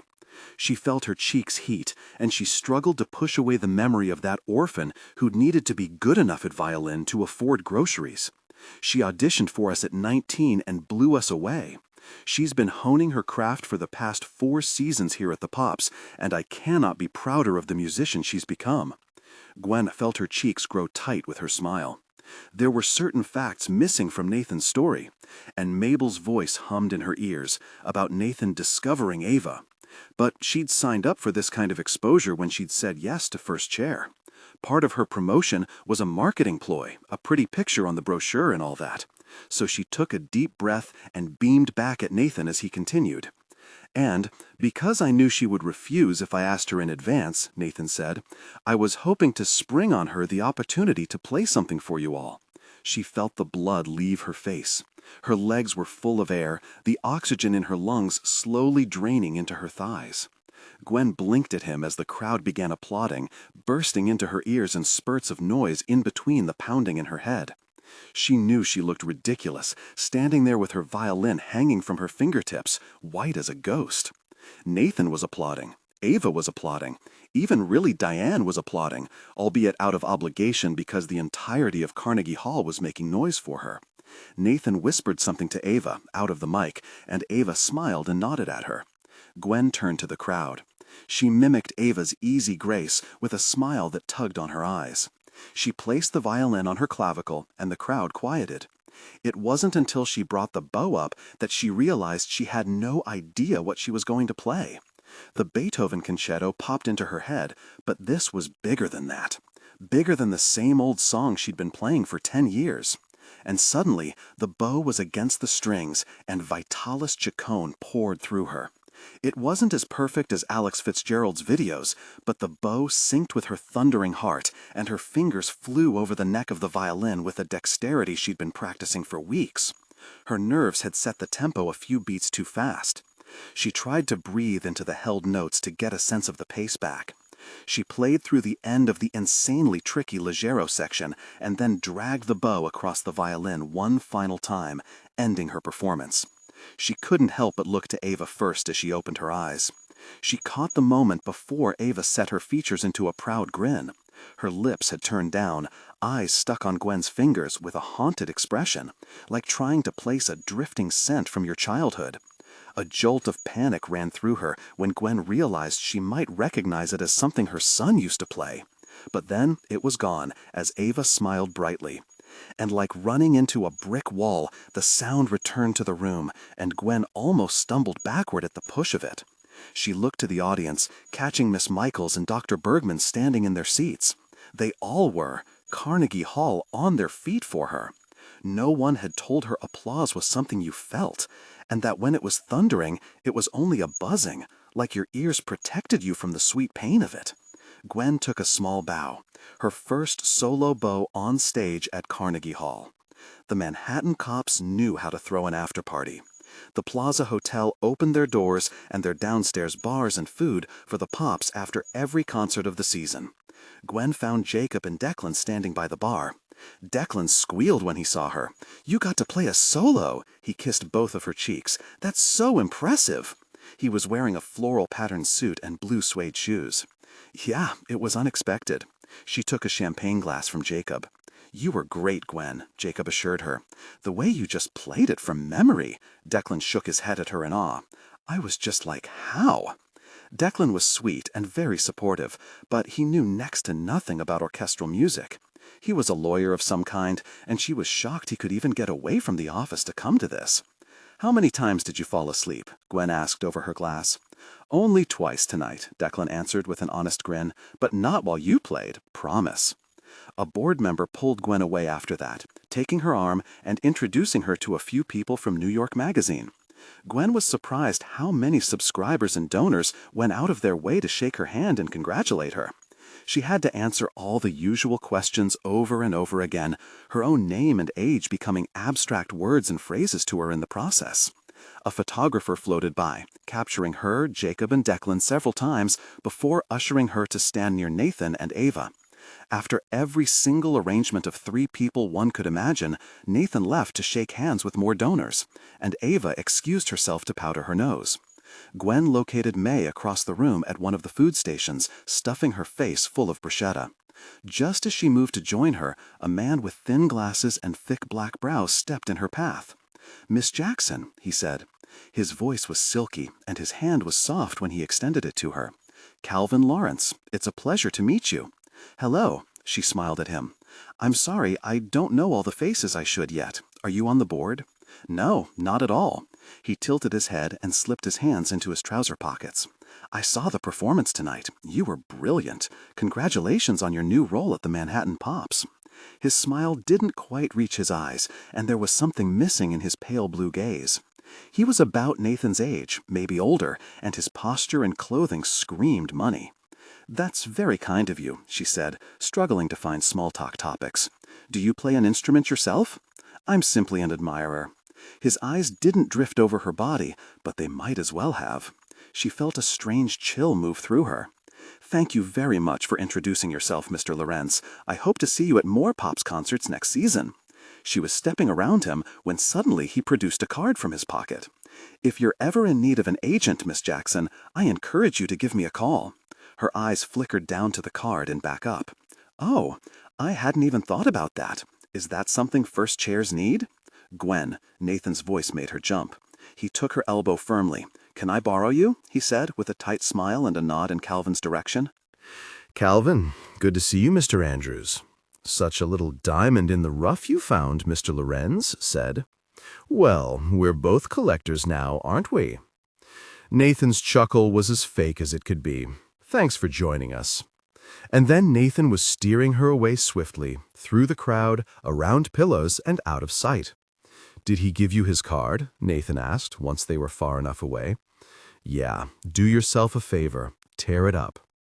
Nathan gave her a knowing look before waving to someone and leaving her side. She looked over her shoulder, trying to find Mr. Lorenz in the crowd, but he had been swallowed up. Glancing down at his card, she saw he was an agent and a music producer. It was a tempting connection to have, but if Nathan had rushed over to intercept the conversation so abruptly like that, he must have good reason not to trust Calvin Lorenz. Gwen tore the card in half and tossed it in the closest trash bin. She wandered back to the bar. She'd lost track of Jacob and Declan, and based on previous experience going to Pop's events with Jacob and one of his dates, that usually meant she wasn't supposed to find them. There was no sign of May or Ava or anyone she could chat with. After nearly an hour of non-stop conversation, she was oddly alone. She was tempted to duck out early, treat herself to a cab home, and call Mabel from the back seat, but she thought 30 more minutes would be best. The bartender asked her for her order, and Gwen only had eyes for the glass of champagne he was pouring for the woman next to her. Once poured, he informed her that the open bar ended 5 minutes ago. Gwen sheepishly retrieved her credit card. She had just finished signing for a $27 glass of champagne when she felt someone at her shoulder. "I think I've figured it out." She sipped and felt it all go down the wrong way when Xander Thorne's towering figure appeared next to her. She'd forgotten how tall he was when they'd been sitting at the wedding, nearly 6'4" at least. She cleared her throat, patted her lips, and said, "I'm sorry?" "You were stiff tonight," he said. "There was nothing natural about the way you played."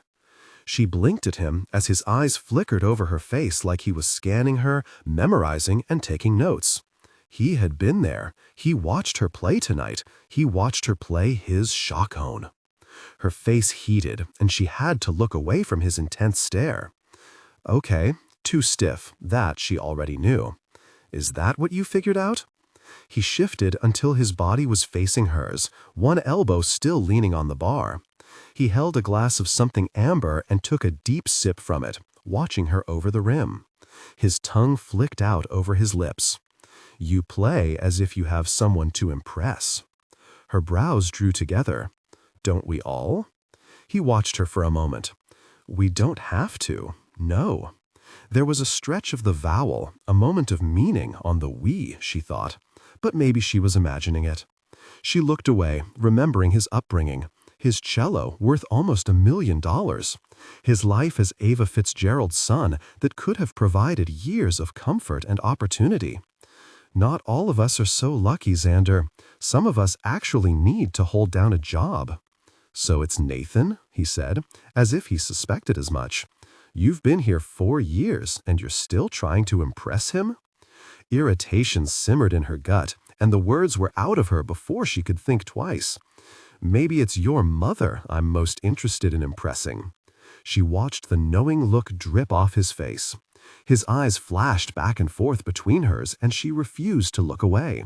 He hummed low, as though thinking something over, then poured his drink down his throat in a quick toss and signaled for another, facing the bar.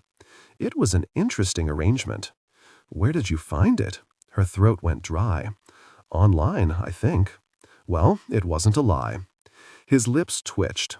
Not a smile, and not quite what he'd given her at the first wedding or what was in the video on Instagram. "You were too quick." She eyed his strong profile, full lips. "I know." She thought she should make up some excuse, say she was nervous and unrehearsed, but he knew all of that. Her eyes caught on his forearms as he took the drink from the bartender, sleeves rolled to his elbows. She should probably say goodbye and thank him for the insults. Turning back to her, his gaze dug under her skin as he asked, "You started when you were 11? She nodded. "With Mabel Rodriguez," she almost said. "Your old tutor." She felt like telling him how Mabel's eyes had widened when she played, about how quickly she'd flown through the children's lesson books, all on her own. But bragging to Alex Fitzgerald about playing the violin was like bragging to Jesus Christ about walking in waves on a beach. He glanced over her face, down to her shoulders, and back up. She felt it like a caress. Over 10 years, and you fall to pieces the moment you realize someone is watching you. Gwen's breath caught. The words hit her like a strong burst of wind. She looked away, down into her bubbles. "Well," she said, clearing her throat, "thank you for the unsolicited, constructive criticism." She sent ice through her eyes into his. "Now, if you don't mind, I need to get back to the party for the organization I actually have a contract with." He smiled at her then, something low and cat-like, and nothing like how she wanted him to. She turned on her heel and marched away from him. "You shouldn't be with the Pops," he murmured, the sound carrying to her. A fire spun through her veins, and she twirled back to him. "I'm not good enough to play weddings. I'm not good enough to play with the Pops. So tell me, where should I be playing?" He lifted a brow at her. "Not good enough?" "You know," she barreled on, "I auditioned fair and square. I got into the Pops with an audition, and I got first chair with an audition. I know. I was there. Beethoven, violin concerto." He sipped from his glass, watching her. She couldn't tear her eyes from the way his lips wrapped around the rim, the memory of his shadow in the balcony stirring something in her. "The Beethoven isn't why they gave you first chair." Mabel's warnings rang in her mind. And Ava's transparency, a 22-year-old in first chair, would be excellent publicity for the Pops. She planted her hand on her hip and clenched her champagne flute with the other. "The board of directors think I'm good enough. I don't know why it matters so much to you." Gwen spun around again, feeling like she'd said her piece, like she could go home and never think about Xander Thorne again. "The Pops don't matter to me." His voice was just steps behind her, following. She snorted, clearly. Her champagne sloshed as she pushed open the door to the women's bathroom. She expected him to grab her arm or say something to keep her, but she crossed to the sinks without incident. The mirror over the taps revealed her flushed face and neck, her hair falling out of its styling. And Xander Thorne just paces behind her, following her into the women's restroom. "Hey!" She whirled around, bracing herself on the porcelain. "I'm just trying to figure out how someone with her whole professional life ahead of her got suckered into being Nathan Andrews' puppet." She blinked at him as he ran a frustrated hand through his hair. "Puppet? I've been given the opportunity of a lifetime." "Did they promise you a lifetime?" He stepped toward her. "Is the chair yours in perpetuity, or is your contract contingent on the press you bring in?" Mouth gaping, her throat tried to make words as his brow lifted at her. I'm not discussing my contract with you." "If you don't prove to be everything they want," he all but whispered, "they'll just get rid of you." Her blood boiled. "You are not an innocent victim here, Alex, or whatever your name is." His eyes heated. She slammed her glass on the sink so she could cross her arms. "I was there for every temper tantrum this year, every insult to Nathan's conducting, every quip at your mother," she said. His eyes narrowed. "I've been watching you, Xander Thorne. You're no angel here." His eyes slid over her face, down to her blushing neck. He moved closer, and she had to tilt her head back. "You've been watching me?" he whispered, the hint of a smirk in the corner of his mouth. She swallowed, and he tracked the movement of her throat while his teeth ran across his bottom lip. "How interesting, then, that I'd never even heard of you until last month," he puffed across her forehead. "Sounds like more of a you problem. But they've been keeping you hidden," he said. "Ordinary, when you're anything but." He lifted his eyes to hers, and Gwen's vision spotted at the edges until it was only him closing in. She felt her breath slide between them, thick and humid. The heat of his chest soothed her skin, and the smell of him this close, it was like slipping into a hot bath, like music, the way it was supposed to feel. "I thought I was too stiff. She stuttered as he took another step closer to her until there was no space left. "I thought I held the cello like a subway pole." "You do," he said, lips curving upward. His eyes slipped to her mouth, and he lifted his hand. It hovered near her jaw. "But the second you get out of your head, you're magnificent." Gwen felt her heartbeat in her throat, the second before his fingers pressed softly to it. She tried to understand the words he was saying, why he would want to say them. His mouth was close. She was breathing the same air as he was. She reached out to brace herself against his chest, curling her fingers in his shirt and slipping fingertips between the buttons at his sternum. His eyes darkened. "So, if I shouldn't be playing weddings, and I shouldn't be playing for the Pops?" Her voice was soft, shaking, and his eyes were on her lips. "You shouldn't," he said. "You?" A toilet flushed from the far stall before he could finish. Gwen jumped, backside slamming against the sink.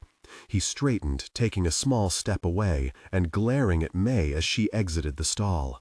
"Sorry," she said. "I just really wanted to get out of there before you guys got too close." Gwen's eyes widened and she opened her mouth to argue.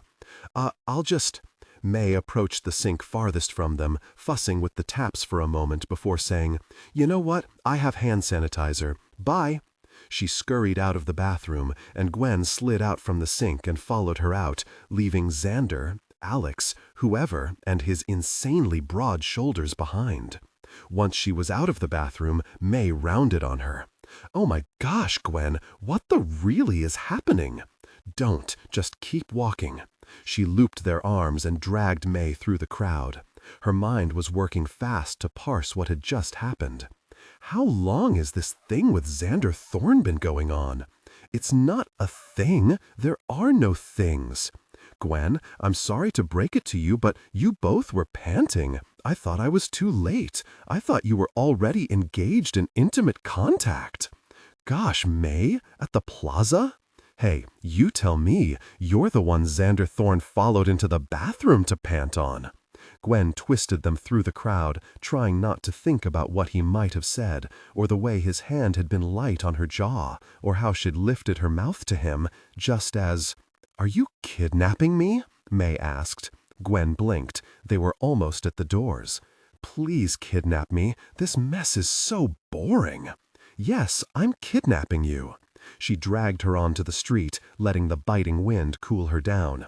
"Now take me somewhere I can get a shot for under $10, for the love of goodness." Cello Suite Number 2. In high school, Alex didn't have friends. He had partners. Benjamin Kim, his duet partner, playing piano with him until Alex outgrew him. Hamish Schwartz, his chemistry lab partner. Hazel Renee Brown, his first intimate partner, for one night only. She was now a happily married lesbian and a budding movie star. Nigel Hoffman, partner in crime, one stolen history exam. Heather Lee, his competition partner, until he outgrew her.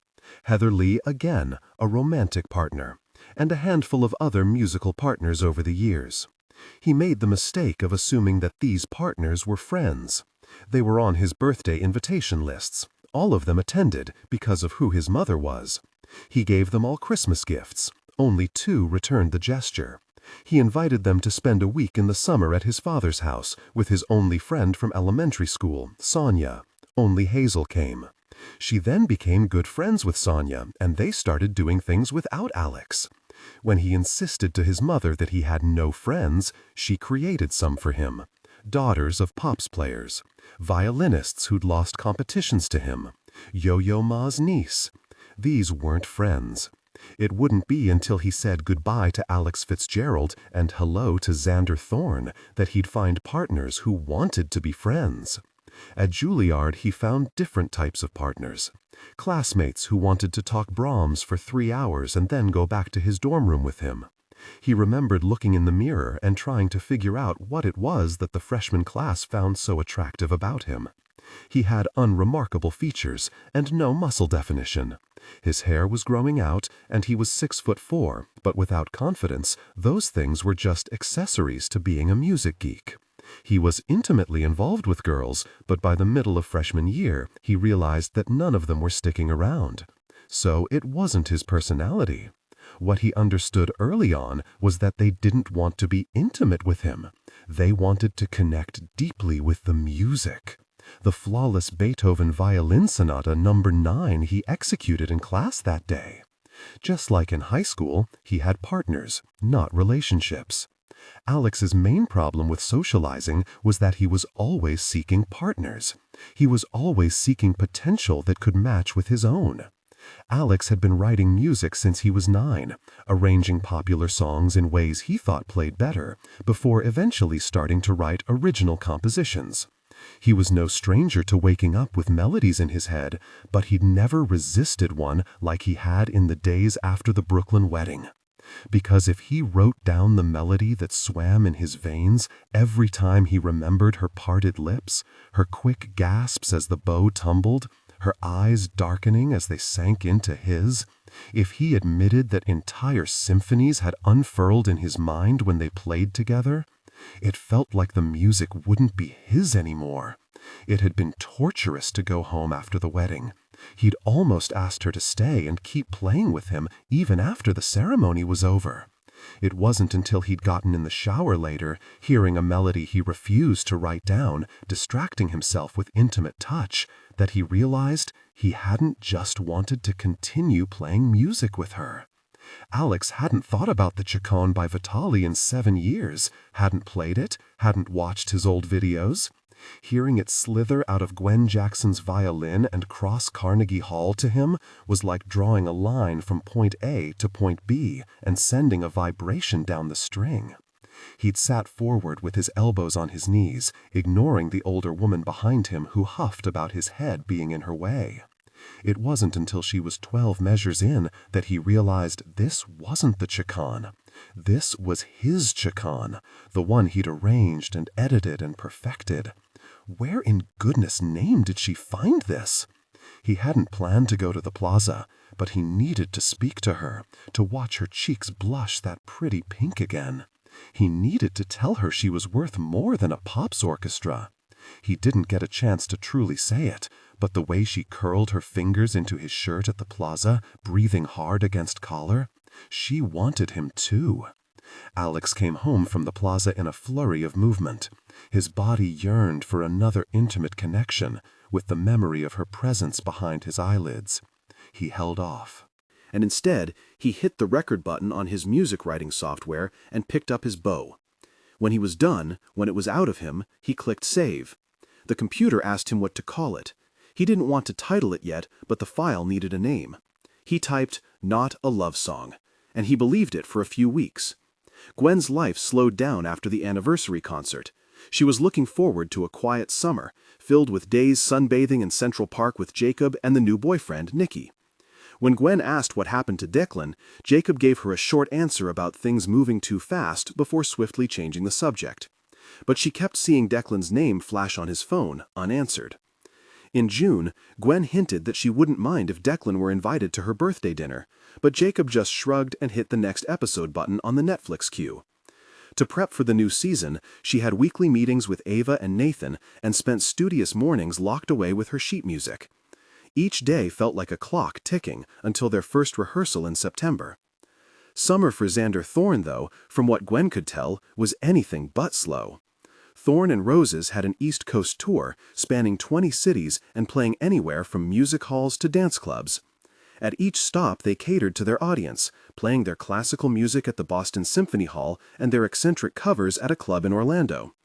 They had an excellent publicist, or whoever was responsible for booking them and keeping the social media accounts active. Pictures and videos of them in rehearsal, at the beach, in the club. Chelsea was on tour with them again, much to Gwen's dismay. Usually there were pictures posted to Instagram of her and Xander sitting close in clubs or hot tubs, but so far, nothing. Not that Gwen cared, at all. Whatever. She had put the moment they'd shared at the plaza far from her mind. There was something she was remembering incorrectly. There had to be. She wasn't anything but ordinary, and especially not to him. She'd probably missed something. Maybe he hadn't been about to kiss her. "Gwen, why are you gaslighting yourself?" May had asked her over drinks. "Leave that to the patriarchy. Xander Thorne was about to devour you in the bathroom at the Plaza Hotel, and you can't change my mind." She let May in on her theory that Xander was trying to sabotage her and throw her off her game. May refused to hear it, so Gwen changed the subject to May and Jeremy, who had begun to engage in intense, complicated intimacy to mixed results. But despite everything, Gwen still spent too much time obsessing over Xander on Instagram. She sighed, put her phone down, and concentrated again on the piece she was bowing for their first day of rehearsal. The music needed to be turned in to the arranger and distributed by tomorrow evening, so she had asked Mabel to check her markings this morning. And later that day, Ava would look it over at lunch. Gwen felt like a child of divorce, bouncing between parents and hoping one didn't ask about the other. She had no intention of telling Mabel that Ava was going to be reviewing her notations too. Maybe it was overkill, but she wanted Mabel's stamp of approval just as much as the Pops, and Mabel would never let Gwen turn in anything that would embarrass her. She finished her notes, said goodbye to a sleepy Jacob, and headed out early. A popular orchestra magazine, she hadn't known those existed, had contacted her about a featured interview for their October edition. Her interview was that coming Wednesday, just before their first rehearsal. In preparation, she swung by a bookstore to grab the August edition to flip through, trying to figure out what exactly they would ask her about. Of course, who else would be featured in the August edition but Xander Thorne? When the salesgirl slid the magazine over to her, Gwen froze at seeing his uncovered arms bowing his red electric cello on the cover. "He's hot, huh?" the salesgirl winked at her. Gwen jolted, taking a deep breath. "He's a bit of a jerk, actually." "Oh yeah?" the girl shrugged. "Still hot, though." Gwen opened her wallet, and when it seemed the salesgirl was still waiting for a response, she added, "Yes, he's hot." She went to a coffee shop and flipped open to the article. More pictures of Xander Thorne and his Stradivarius, Xander Thorne and the Roses, Xander Thorne in the recording studio. No mention of Alex Fitzgerald, or violins. For a magazine targeted at classical musicians and instrumentalists, it seemed like quite the purposeful omission. The YouTube video of Alex Fitzgerald playing Vitalis Chacon had been removed 2 days after Gwen had played it at the anniversary concert, as had the entire YouTube account. The Reddit threads she'd scoured to find out how many other people knew the truth about Alex had mysteriously disappeared. All evidence of Alex Fitzgerald erased. Even in the article, the interviewer asked him what other instruments he played, and violin wasn't one of his answers. Gwen took the E train over to Queens and arrived at the shop right as Mabel was opening at 10. "On time, as usual," Mabel called out from behind the register. "I can't help it."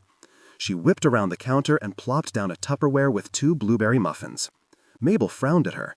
"How many times do I have to tell you I'm on a diet? 1 muffin won't hurt. I made them yesterday." Popping the lid, Mabel groaned. "Blueberry. Very it, Gwen." She sighed and grabbed a few spare napkins from behind the counter. "Well, what are you eating?" Gwen laughed. "You can have them both if you really want." Mabel shoved one toward Gwen and started peeling the paper off her own. "Okay, show me what you got." She opened her binder and let Mabel see her work. Gwen saw her lips tighten at the title, a new arrangement of Wake Me Up When September Ends by Green Day. Mabel still carried a lot of disdain for the music Nathan used at the Pops. Chewing and humming along with the notes, Mabel ran her eyes over the markings, flipping pages and breathing sharply where the up bows landed. Gwen stood silently, pulling apart her muffin but refusing to eat until Mabel had finished.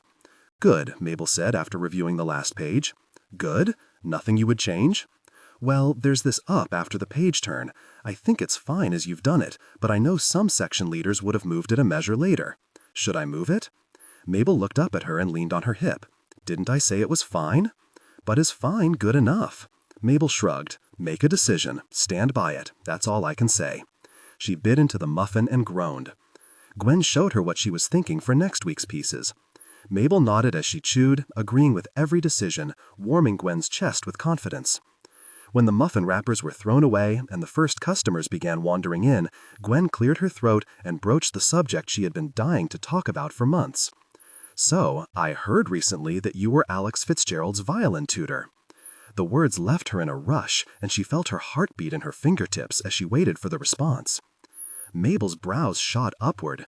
She turned to the register and busied her hands as she asked, "Where on earth did you hear that name?" "I stumbled on it." She didn't want to bring up Ava if she didn't have to. You do know who he is now, right?" Mabel didn't meet her eye. "Why do you think I never let you play that stupid band's music at the store?" Gwen blinked. When she had been running deliveries for the shop at 16, she'd brought Thorne and Roses to Mabel's attention. Mabel shot her down every time she asked if they could play their tracks at the shop, even when it was empty. She tried to recover herself. "Did you have a falling out with him?" Mabel chuckled. "You could say that. He outgrew me. His words, not mine. Tea?" Weaving around Gwen, Mabel left the counter for the small back room where she kept an electric kettle. Gwen stumbled to follow. Why did he say that? Well, it was partially true, wasn't it? Have you seen him on the violin? Nodding, Gwen followed her into the back. Marvelous musician. Too hard on himself all the time, but you can't help that. He was always set on being someone, Mabel continued. He was a real brat as a teenager, but I didn't take any of his. Gosh, even after he stopped coming for lessons, he swung by asking for more and more music for Nathan's little videos. Her heart hammered. Videos? Nathan made him record 3 a week. Mabel clucked her tongue as she flipped the kettle switch. 30 minutes long sometimes. Always new material. Always the most pristine performances you've ever heard. But I knew that a video recorded on a Friday had taken Alex 48 hours of practicing without sleep, because he'd just come in on Wednesday asking for that brand new music. As Mabel took down mugs and blew out a tight, frustrated breath, Gwen's mind whirled. The YouTube account where she'd seen Alex Fitzgerald's Vitali Chikanet was Nathan's, all 80 videos. Why 3 times a week? What was he working so hard for? Mabel pressed her lips together. I believe Nathan's words were, "You're not 4 years old anymore. Now anyone can do what you can." It was a way to advance him to the next level, which was all Alex wanted back then. I told him Juilliard would advance him just fine without working his fingers to the bone playing night and day for these recordings. I helped him apply. I talked to the people I knew there. Nathan had said he could join the Pops right at 18. But Gwen swallowed. But you didn't want him at the Pops. Just like me. Mabel shrugged one shoulder. Not exactly like you, but yes. I was so angry with him when he squandered his chance at Juilliard. Gwen tried to imagine someone close enough to be family putting that kind of pressure on her. And then she remembered what Ava had said about pulling him back in middle school, sending him away during the summers to live in Jersey to give him a break. Did Ava know about Alex's videos, about Nathan pushing him? It was the wrong thing to say. Mabel's head snapped in her direction, a slight step back as if protecting herself. You clearly don't know Ava Fitzgerald well if you think she would have one original thought that wasn't Nathan's. Of course she knew. Gwen was scratching at old wounds. She walked it back. You said Nathan liked to take credit for things that weren't his. Did you mean Alex?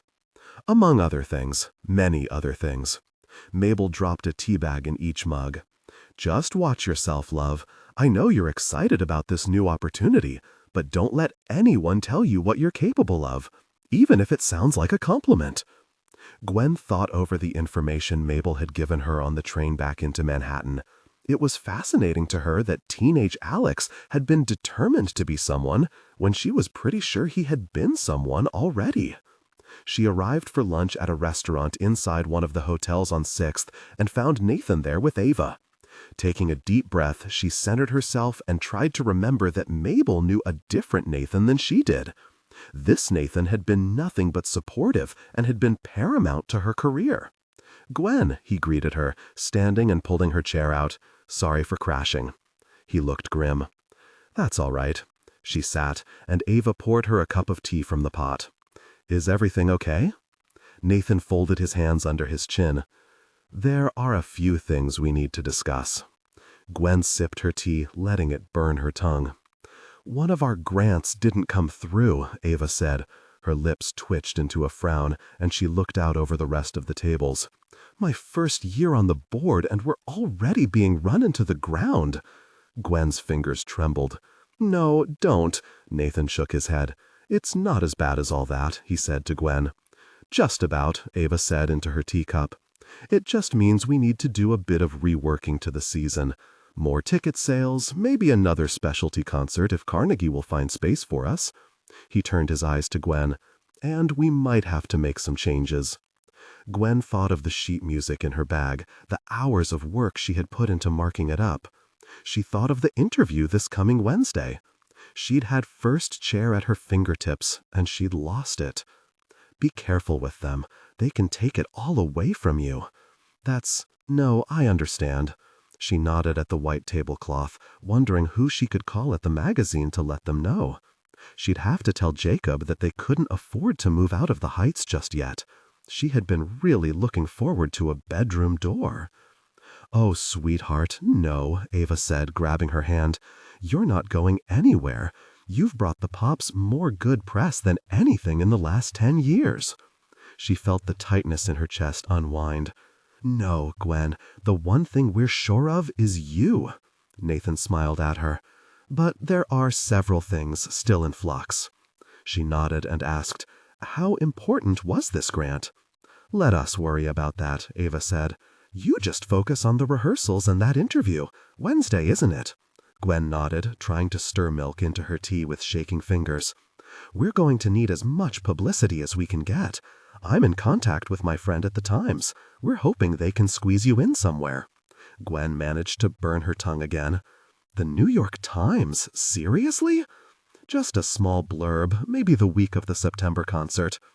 Ava tore at a piece of bread, slathering it with half the butter offered. If Gwen wasn't aware how stressed she was before, that was the indication. Nathan excused himself with a kiss to Ava's cheek, then headed back to his office. Ava looked over her bow markings on Wake Me Up When September Ends, and Gwen had to bite her tongue when she mentioned the exact same up bow that Mabel had. It's up to you, but I think I would move this later. Here she pointed to the exact measure Mabel had. It would be easier to support the allegro. Give the violins time to prepare. Gwen nodded and ultimately erased her marking, changing it to later in the music. She spent the rest of the day walking, trying to piece together the idea of the Pops losing so much of their funding. She wandered through the Upper East Side, taking in the neighborhood she had always wanted to live in. She and Jacob would sometimes put on their fanciest clothes, call each other Vivienne and Princeton the Fourth, and walk through the Upper East Side, talking in loud voices about all the celebrities they'd dated. One time, Jacob got a dog-sitting gig, and they took their adopted Bichon Poodle mix through the neighborhood, changing their narrative to a couple who needed to socialize young Waffles more with the neighbor's pug. There was a taqueria on Park that had some of the best tacos in the city, located on the Upper East Side, but with prices of the Lower East Side. A perfect place for people who didn't want to break the bank while pretending to have a bank. She'd only had soup and free bread at lunch, so she was starving again an hour later. She popped in to grab a few tacos to take over to Central Park, planning to watch the Broadway League play their softball games before heading back uptown. 2 al pastor, please, she chirped to the cashier, pulling out her debit card. The older lady shook her head. Sorry, sweetheart, we switched to cash only last month. Gwen blinked at her. Oh, really? Had it really been more than a month since she and Jacob had been back here? There's an ATM next door. Gwen wavered. A $4 ATM fee for $9 tacos. If only it were next month. She'd get her first paycheck as first chair in a few weeks. Not that she could really count on a paycheck at this point. Okay, A crisp $20 bill appeared on the counter, and Gwen followed it up to the long, calloused fingers that produced it and the forearm that stretched out from behind her. She craned her neck to find a gray t-shirt pulled tight over a familiar set of shoulders. She stood, helpless, as Xander Thorne paid for her tacos and collected the change from the smirking owner. Her tongue was dry as she watched him toss a dollar bill into the tip jar before pocketing the rest. Thank you. Thank you was the correct thing to say, wasn't it? Or, I'll get you next time. No next time. Why are you here? That was what she chose to say. He lifted a dark brow at her and said, I wanted tacos? You're supposed to be in Tampa tonight, Atlanta tomorrow, on tour or something, right? He handed her the ticket with her order number on it when the older woman waved it at her for the 3rd time. It crinkled in her fingers. We got an offer for a gig in the city, so we canceled some concerts. He looked down at her, standing too close. She could feel the warmth of his arm. When a customer tried to move up to the counter, Gwen jumped. Thank you, you didn't have to. I'll pay you back. She took the opportunity to move over to the pickup counter. He followed, and she noticed his own order ticket in his hand. Do you live around here? He asked, his eyes tracking her. She almost laughed. No, I live uptown. She doubted he'd ever been north of 72nd Street. I'd just like to walk around here, like I have money, like to people watch, the rich, like to call myself Vivian and wear floppy hats. Wanted tacos, she ended up saying, echoing him. He nodded at her, his eyes saying more than his mouth. Don't stare at his mouth, almost like he heard the things she didn't say. His fingers played with the corner of his receipt. She had a strange urge to tell him that she'd just had breakfast with his violin tutor and lunch with his mother, but had a feeling that wouldn't go over very well. "What are you working on?" he asked, eyes cast down on his scrap of paper that read 492. Gwen swallowed.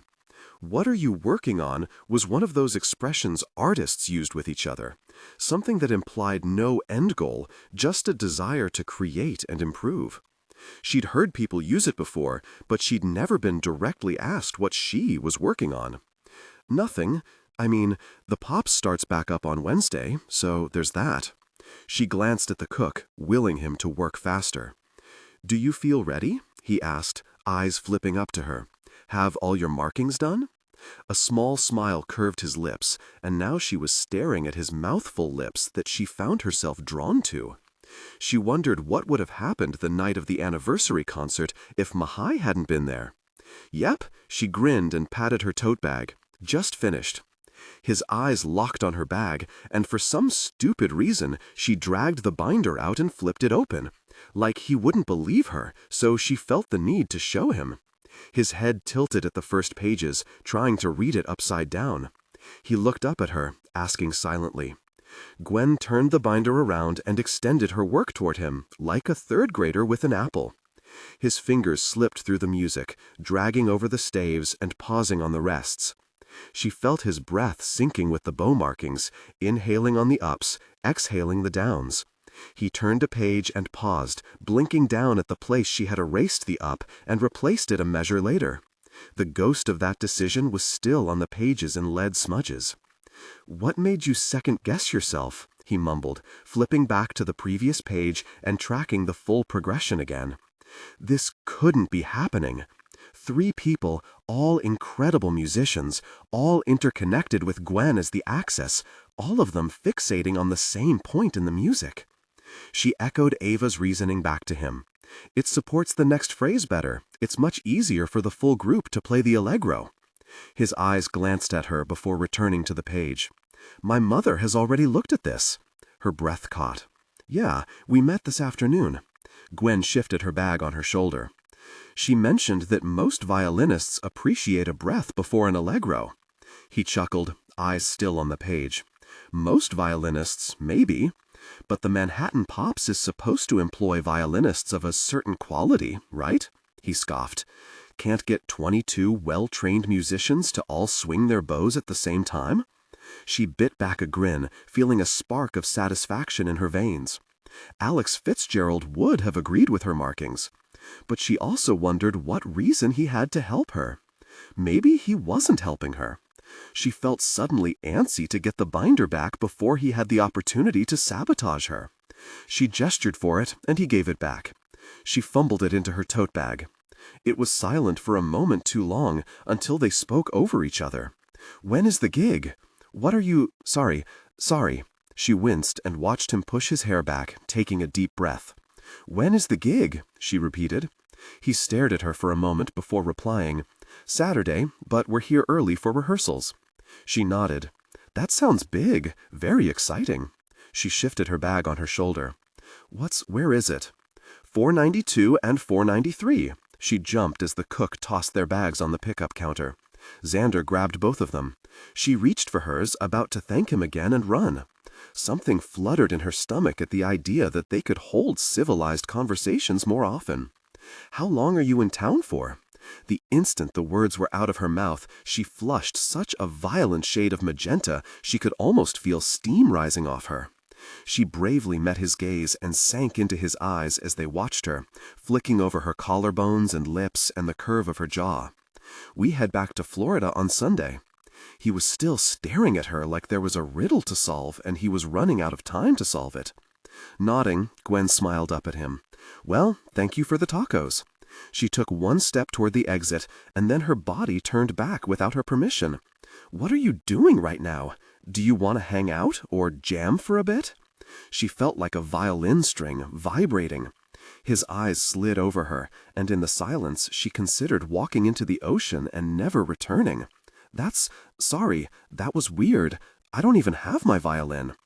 "I have a violin," he said quickly, seeming like he wanted to step toward her, but stopped himself. "Electric, though." His gaze was bright, eager. Swallowing, she said, "I've never played an electric." His lips pressed together, and she listened as he took a measured breath. "Would you like to?" They walked 15 blocks to his apartment. He held her tacos for her. Gwen felt like there was a battle waging in her stomach. She was no longer hungry at all, just nauseated. They didn't talk. He didn't look at her as they walked. Surprisingly, he lived on 84th and Park, so she clearly was wrong about him not going north of 72nd. Not that any of that mattered now, because she was getting in an elevator with Xander Thorne, heading up to the 8th floor. The doors closed, and she looked at their reflections in the steel. Gosh, she looked like an idiot, in leggings and Converse with a nice top. Why didn't she wear a dress to lunch today? She usually did. And her hair was tossed up. The elevator smelled like tacos. He stood next to her in his dark jeans and gray t-shirt, so tall in the blurred reflection. "This is a nice building," she squeaked. He nodded. "I moved in last year." Her head did a strange nod, nod, nod, nod, nod thing, like once wasn't enough. The doors opened, and his hand shot out to hold them, so she could walk out first. He led her to the left and pulled out his keys, jingling in the silent hallway. Her throat was dry when the lock clicked, and he held the door open for her again. She had no clue what she had just signed up for. Xander Thorne holding a civilized conversation with her? Xander Thorne agreeing to jam with her? Her mind whited out for a moment as she considered the implications of his invitation. That made her stomach flutter with anticipation. She entered the apartment, the kitchen to the right with modern appliances and dark countertops. The living area straight ahead, with leather couches and the largest television Gwen had ever seen mounted on the wall. A bag crinkled behind her, and she turned to see him place the takeout on the kitchen counter, tossing down his keys. He looked at her quickly before saying, "This way," and leading her down a small hall. One door was half closed, and she could make out the edge of a large bed through the crack. She shook the image clear as he led her into the second room, a music studio. Gwen gasped silently as the lights flipped on. She saw instruments hanging from the walls, soundproofing foam lining the sides of the room, and a huge desk with screens and microphones in the corner. "Is this where you record for Thorne and Roses?" she asked, turning over her shoulder to see him still in the doorway. "No, we go to a studio for that. This is just—" he ran a hand through his hair. "My own." She nodded, biting back the rest of her questions. The Stradivarius sat in the corner of the room, next to the window. Gwen gravitated like a moon toward the cello, not daring to run her fingers over the neck like she wanted to. She eyed the walls. A solitary electric violin among a sea of cellos. She was about to ask him to take it down when her eye caught on the cello he played in most Thorne and Roses videos and concerts, the one he had held on the cover of the Orchestra magazine. An electric cello that was basically a stick with strings. An angry red color with black markings that he held between his legs while sweating and tossing his hair around. Now Gwen's fingers did reach out, stroking the side, fingering the strings to feel their resistance. She felt him come to stand beside her, and she dropped her hand, blushing. "Sorry, do you want to play her?" She turned her head to him, and he looked down. "Her?" she chuckled. "Your electric cello is a female?" She lifted a brow at him. He looked away, a small blush rising on his pale skin. "Ruby," he said quietly, taking the cello off the wall and grabbing the bow. "You don't name your instruments?" "Instrument, singular. Inno." He gave her a skeptical look. "I guess," she stumbled, rolling her eyes. "I guess. I used to call my violin Squeaky." But she laughed, looking down at the floor. She heard a rumble from his chest that could have been a laugh. "But I don't, she gestured, "have an entire room full of girlfriends." He stuttered a laugh, and she turned to look at him. His face was younger when he laughed. He carried the electric cello, Ruby, to the center of the room, bringing a chair over. "Room full of girlfriends," he muttered, smiling. He looked up and pointed at the violin. "That one's Victor." She grinned and said, "So, you don't discriminate?" He started uncoiling a cord, eyes focused on his hands. "Well, Victor doesn't go between my legs." Her smile broke into a laugh. She tried to take it back, breathing air back in, but her grin couldn't be erased. He plugged in the cello, flipped a few switches on the amps, and gestured for her to come sit. She moved to him on wobbly knees and sat on the very edge of the chair. Their fingers brushed when he handed her the bow, and before she could blush about it, she dragged it across the strings, and the speakers sang. She smiled, fascinated by how she could make the music here, with her hands and fingers, and send it somewhere else. She played a scale, feeling the floor vibrate under her.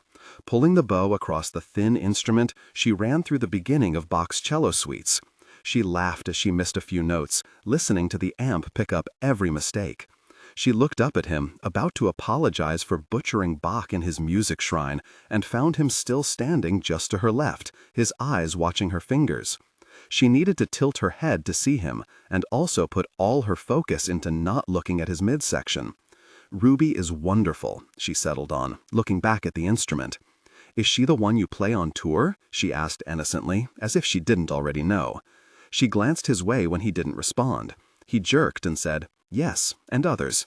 Moving to the computer, he leaned down and shook the mouse until the screen came on. He pressed a few buttons in a complicated program on one screen, and Gwen saw that the other screen had a sheet music program open. "Will you play it again?" he said, jumping to the amp next, fiddling with the dials. When he stood, she pulled the bow across the strings and the entire room shook. She looked up at him with wide eyes and said, "Gosh, that's loud." He smiled, and she played Bach's cello suites again. She got more of the notes this time, but she also couldn't concentrate on what she was playing because the room vibrated with every stroke. She paused, finding him sitting in his computer chair watching her, leaning forward onto his knees. "Do your neighbors ever complain?" she asked. "They'll knock on the walls if they're home," he shrugged, "or call the police." She laughed, but it seemed like he was completely serious. She glanced over his shoulder at the computer with the sheet music and asked, "What are you working on?" "You know, like artists do." He turned to see the computer screen she referred to. "Oh, just a few things for rehearsal this afternoon." He took the mouse and opened a new window. "When is rehearsal?" 20 minutes ago." She stared at him, clicking away at the desktop. "Oh, I'm sorry, I shouldn't have kept you." No, it's all just hurry up and wait anyway." He hit a button and something started printing. "Do you want to sight read something?" She thought about how often he was late to Pop's rehearsals, strolling in with his Ray-Bans on and giving Nathan a mocking smile when he would say, "Thank you for joining us, Mr. Thorne." She wondered if Alex Fitzgerald would ever have been late for a rehearsal. She swallowed her chastising words about timeliness and finally heard his question as he brought a music stand in front of her. "Sure," she squeaked. "Is this something the band plays?" She wasn't sure she could call it sight reading if she'd already downloaded it from iTunes and memorized the music he was collecting from the printer, but he didn't have to know that. "No, it's new." He dropped the pages on the stand and moved back to the amp, twisting knobs. She stared down at the untitled page. No tempo markings, no bow markings, just a flurry of eighth notes and triplets on a staff. He returned to his chair, facing her, running his hand through his hair again. She watched the way it fell exactly back into place, efforts futile. "What's the tempo?" she asked. He looked up from her fingers and blinked a few times. "There isn't one. The piece doesn't exist yet. Do what feels natural to you." He swallowed, and he held her eyes as he said, "Don't worry, it's not a love song." His lips twitched, and she felt herself smile back. Gwen looked down at the sheet music. She was tempted to take it very under-tempo, just so she could save face and not make mistakes. But the first few measures were blurring together in a swirl of notes and arpeggios.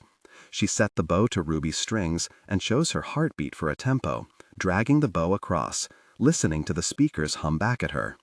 An aggravated tune, twisting like wind and biting like the cold. And then peace.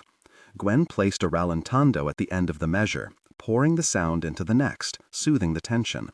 A quick pull into another storm, but calmer, with structure. And then her eyes flickered to the next page, and she found finger-picking notated, quick rhythms like rain. She slowed, fumbling to free her fingers of the bow for the plucking, and found the pace again while her fingers pulled at the strings. The electric bass pulsing the air with notes and rhythms. A quick change back to the bow. Gwen could tell it was supposed to be sudden. The raindrop rhythm didn't even complete the phrase. She felt her breath catch as the end ramped up. A challenging progression toward another arpeggio, fumbling down, down, to something low and almost incomplete. Then the tonic, the resolution, and then peace. Quiet. Gwen stared at the page, wondering at its completion. After so long and aggravating phrases, to end so softly? She double-checked that she hadn't missed an accidental. Was I even close? She laughed, turning to him. Elbows on his knees again, leaning forward like his body begged him to be elsewhere. His eyes were dark, deep brown locked onto her face. She watched his throat move and his lips press together before he asked, "Why did you choose violin over cello?" She stared back at him, her neck craned to the right to see him. "I was better at violin," she whispered. She looked away, feeling very open and vulnerable under his stare, feeling something twisting in her stomach, low and dark, like music. "What about you? Why did you choose cello over violin?" she asked, glancing at him. In the pause, he took a deep breath, and she did the same. "I was better," he echoed. She blinked at him, watching his eyes slide over her face. There he was. She thought she could maybe see Alex in him then, a perfectionist, always striving to be something better, the person who started the cello suites over when he found one small issue. Xander didn't strive. Xander didn't need to prove himself. "Play it again?" he asked. She glanced over the music again and began, very aware of intonation and vibrato, and his eyes on her. She began. When she was sight reading, she couldn't focus on anything but the page. But now that she was more comfortable, she focused on every little movement he made, and whether it meant she was doing it right or wrong. He stood suddenly, and she cut off. He knelt next to the amp, twisting dials, and then jumping to lean over the computer, clicking at a few programs. "You don't feel it, do you?" "Sorry." "Play it again," he muttered, clicking through to a new screen. He turned back to her, stepping close and pushing his hair back. "Everything is too precise. You don't feel it." He looked down at her, taking in her posture, seated forward, practically falling off the chair. "Start from the beginning." She turned back to the music, back to the arpeggios and gliding rhythms. She placed the bow to the strings, and the room thundered. She gasped. He'd turned everything up, rocking the room. She started over, wincing at the noise. The cops would be here soon. Her shoulders tightened against the vibrations. "No," he called out over the sound. She pulled the bow off, but there was an echo setting on, pulsing. "You don't have to be so tense." She tried again, and the chair jerked as he pulled her and the cello backward, closer to the speaker. She gasped soundlessly under the screech of the cello as the bow jumped, scraping against the strings in an odd shriek. He turned her so the speaker was at her back, screaming into her spine. He spoke into her ear. She could feel his body leaning over the back of her chair. "This is something you're creating," he whispered, just loud enough over the echoes. He reached around and plucked a string on the neck of the cello, the sound bouncing through the room. "Can you feel it? Here?" A finger on her back, between her shoulder blades. She shivered and nodded, focusing on the vibrations. Both his hands landed on her shoulders, palms warm through her shirt. "This is where you tense. Don't focus here." Her skin prickled, chills running down her arms into her fingers. He'd known. He'd noticed her exact tension. She placed the bow to the strings, her left hand rearranging its place on the neck, and tried the piece again. She got through the first 4 measures with her heart beating in her ears, before his left hand slid down her shoulder, rounding her arm to her wrist. His thumb rubbed a circle, and his voice brushed her ear. "Relax." She remembered his insult. "She holds the cello like a subway pole." Her grip loosened, and she missed a few notes, not having the calluses on her fingers to make up for her grip. She shook her head, frustrated with herself. "It's all right. Play it again." Mabel never taught her like this. She would let her finish a piece and then give notes, showing her how to do better. She was never this hands-on. For a fleeting moment, she wondered how Mabel had taught him. She started from the beginning, focusing on her left hand, relaxing. He kept his fingers light on her wrist to remind her, his body hovering over her, other hand still on her shoulder. She got all the way to the finger-picking section this time before he stopped her again. Play it again. Don't be afraid of it. She frowned, not sure what was wrong that time. The bow dragged, and he stopped her after the second measure. Just as she was about to tell him to just let her really play it, he lifted off of her, twisting quickly to the computer. "I want you to hear the difference," he said, clicking buttons and opening another page. She watched him press a red button, and a recording line traveled across the screen, flatlining. He reached over and plucked at a string, and they watched the vibration in the program. She turned back to the music, and the awareness that they were recording overwhelmed her. It added a pressure that live performance didn't have. She took a breath and focused on releasing her wrist, letting her fingers move lightly. He let her get to the end this time, but immediately told her to start again. "That take is out of the way. You're better than that take." She snapped her head up to him and glared. "Oh, I am?" Her tone was caustic. "Thank you." "You are," he said simply. "But if you worry about who's listening, you'll never be fully playing." He stood to the side of the chair, towering over her and forcing her to be fully aware of his body as they talked. Her breath was coming quickly, and she wondered again about the plaza. What would have happened if they hadn't been interrupted? Did he want her like she wanted him? Something darkened in his eyes, and she realized she was staring. She shook herself and turned back to the sheet music, almost memorized now. His hands returned to her shoulders just as she began to pull the bow, palms rounding outward, fingers brushing down to the tops of her triceps. Her skin broke out in goosebumps. She felt as riled up and itchy as the beginning section's aggravated arpeggios alluded to. She danced across the strings, keeping her left fingers light, but pushing through with an irritation. "Yes," he breathed into her ear. She felt the barest whisper of his lips across the skin. "Good." His left hand traced across her shoulder. "No matter how frustrated you are," fingers brushing across her pulse, "you have to be gentle with her neck." Gwen swallowed, and she knew he could feel it. She'd never felt music like this before, like she was a part of it, like it could do things to her body. Or maybe that was just being in his presence. She danced out of the arpeggios, and as she slowed for the next section, pulling the bow smoothly, she felt his fingers on her throat, tapping lightly along with her left hand. "Keep going." He shifted behind her as she moved into the next section, less wild than the first, but still a whirlwind. And then he was behind her, fitting into the space between her back and the back of the chair, sitting with his thighs on either side of her, his hands steadying himself on her hips. The bow screeched, and the speaker thundered behind them. "It's all right," he murmured into her neck. "Let's do it together." She started from the beginning without prompting. She could feel his breath on her skin, his fingertips light on her waist. She moved through the second measure, not sure if she wanted this to be over or to go on forever. And then he leaned forward, pressing his chest flush against her spine, pushing her body forward and then back, moving her, like musicians do. She thought of Alex Fitzgerald, his torso twisting with the violin. Hilary Hahn's elbows dipping through difficult stanzas. Yo-Yo Ma's closed eyes and shaking head. She could feel his ribs expand, breathing into the music. And then he rolled into her again like waves in the ocean of this song, lulling her. The vibration of the music humming through his chest and into her spine was intoxicating. She found a rhythm of her own against his body, eyes drifting. Their bodies were rolling together, sensually.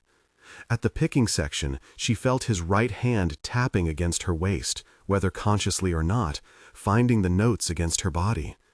And then, breath on her neck, his face turning slowly into her hair, lips plucking across her skin, dragging like the bow in her hands. She sighed, the room swallowing it, swallowing her whole. His fingers stayed light on her waist, and it only heated her further, her body starting to move in directions just to feel more pressure from him. She slowed to the ending resolution, and she could feel his lips hovering over her skin, as if asking permission. She started over without pause, back to the beginning. "Don't stop," she told him with the bow. His lips grazed her ear, and the tension in the arpeggios sailed, her fingers knowing them so well she could close her eyes as his touch deepened. She flowed into the slow piece of the second section, and his right hand slid across her stomach, pressing his palm to her. She hummed in harmony. The chair vibrated under her, her legs parted slightly. He shifted against her at the tempo change, and she gasped to feel his arousal against her back. His lips lingered on her neck. Her arms shook with fatigue and something else, and the music drifted through her, coiling inside. She began to pluck at the strings. His fingers danced over her waistband, and she knew what came next. She bobbed her head in a small nod, feeling her cheekbone brush against his jaw. His fingers moved lower, beneath her clothing. Her knees squeezed the cello braces on either side, and her ragged breath brought her back against his chest in short waves, pressing them together. His touch became intimate, exploring her. Her head was spinning, eyes fluttering, and she couldn't even hear the music anymore, just the sound of his breath, harsh in her ear. His intimate touch continued as she switched back to the bow. His lips kissed wetly at her jaw, kissing her deeply. Her body responded to his touch, the bow jumping off the strings for a moment, and he groaned into her skin. His body pressed closer against her backside, and his left hand squeezed at her side. A frenzied pace.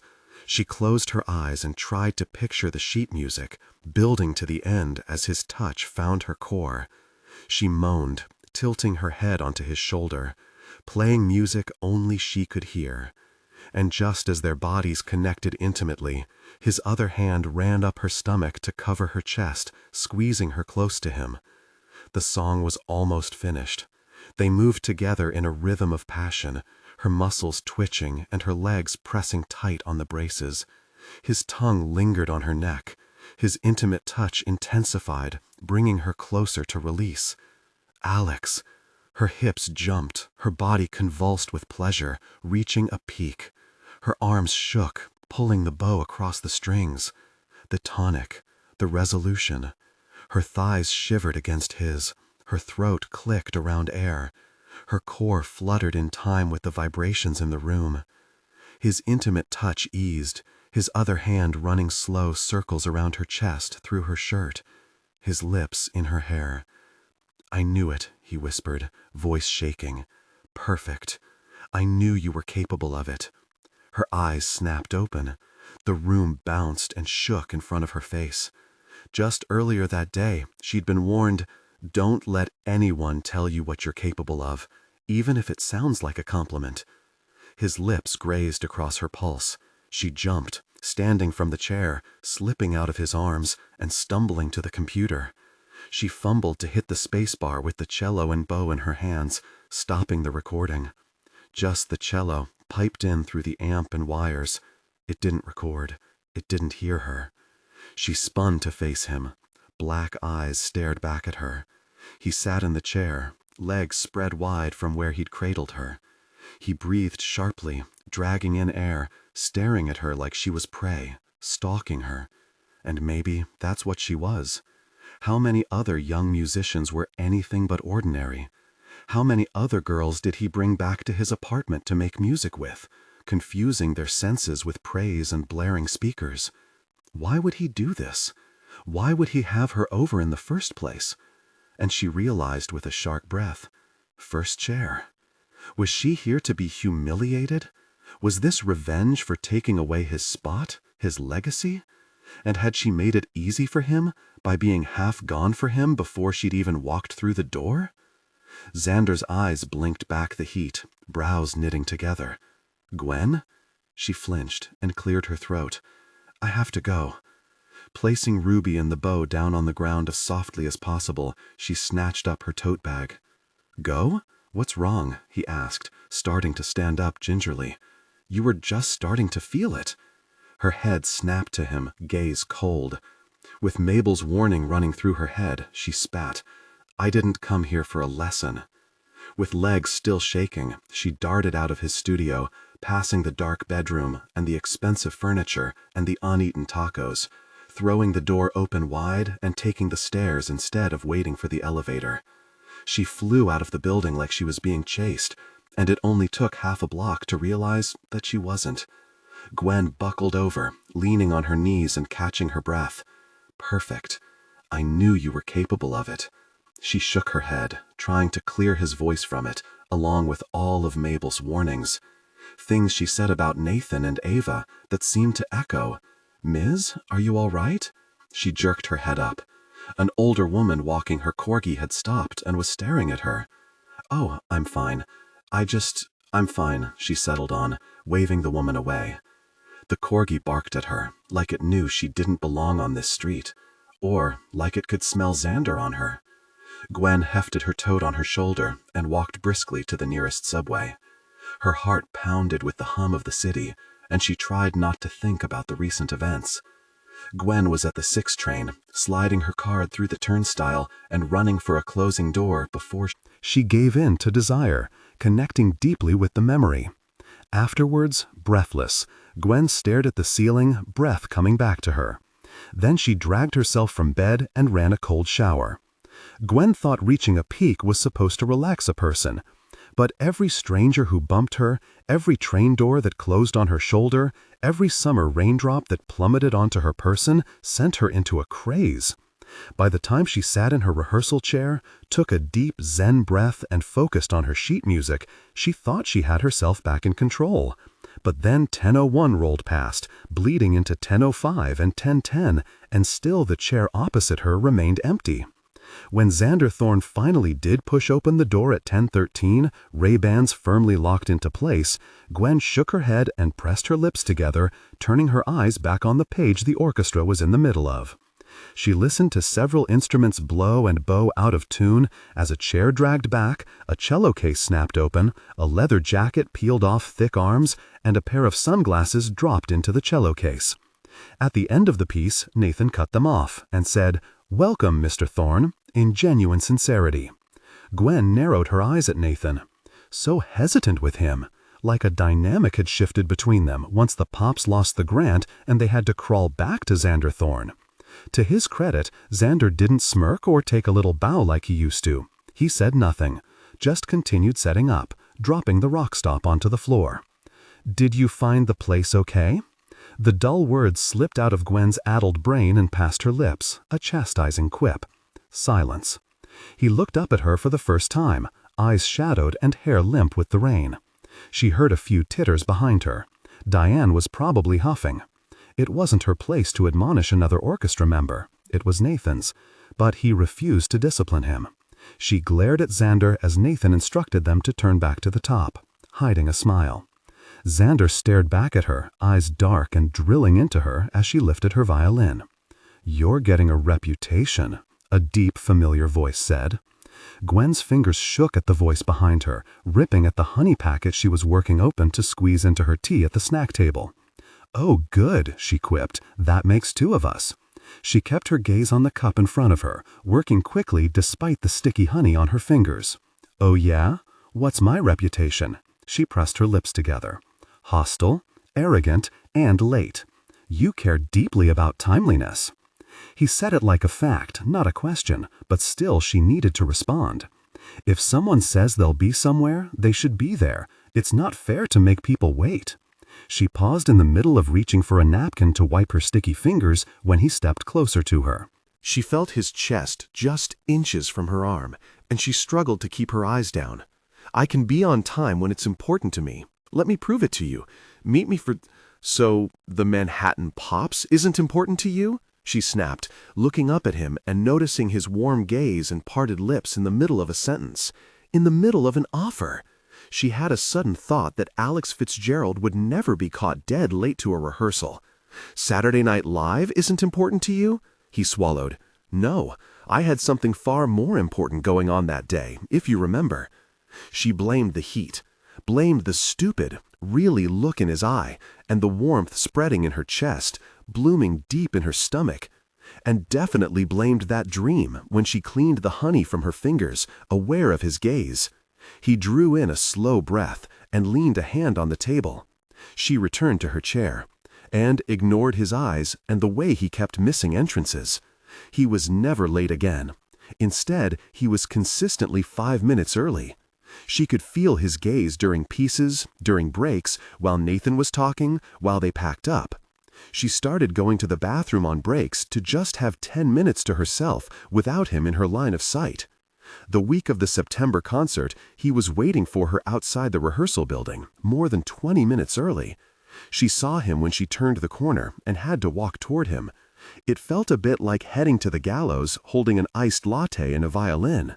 "Yes," she said when she was close. He stared at her like he'd lost his train of thought, and she watched him lick his lips.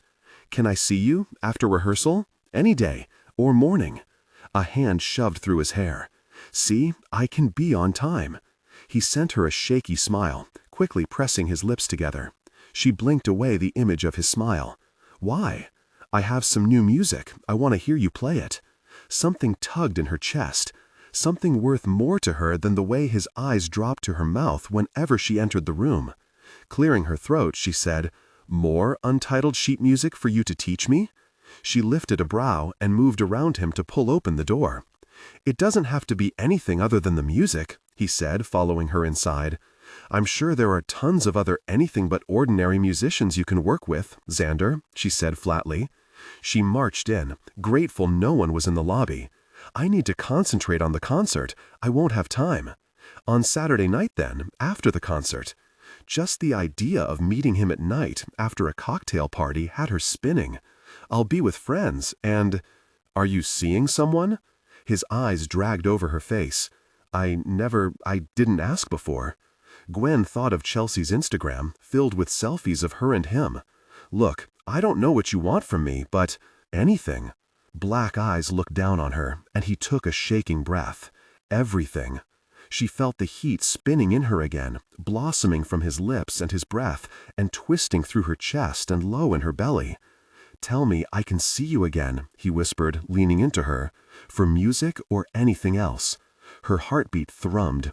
His breath against her forehead shivered her skin, and her eyes fluttered closed when his fingers reached for her jaw. The door wrenched open, and they sprang apart as several violins walked in.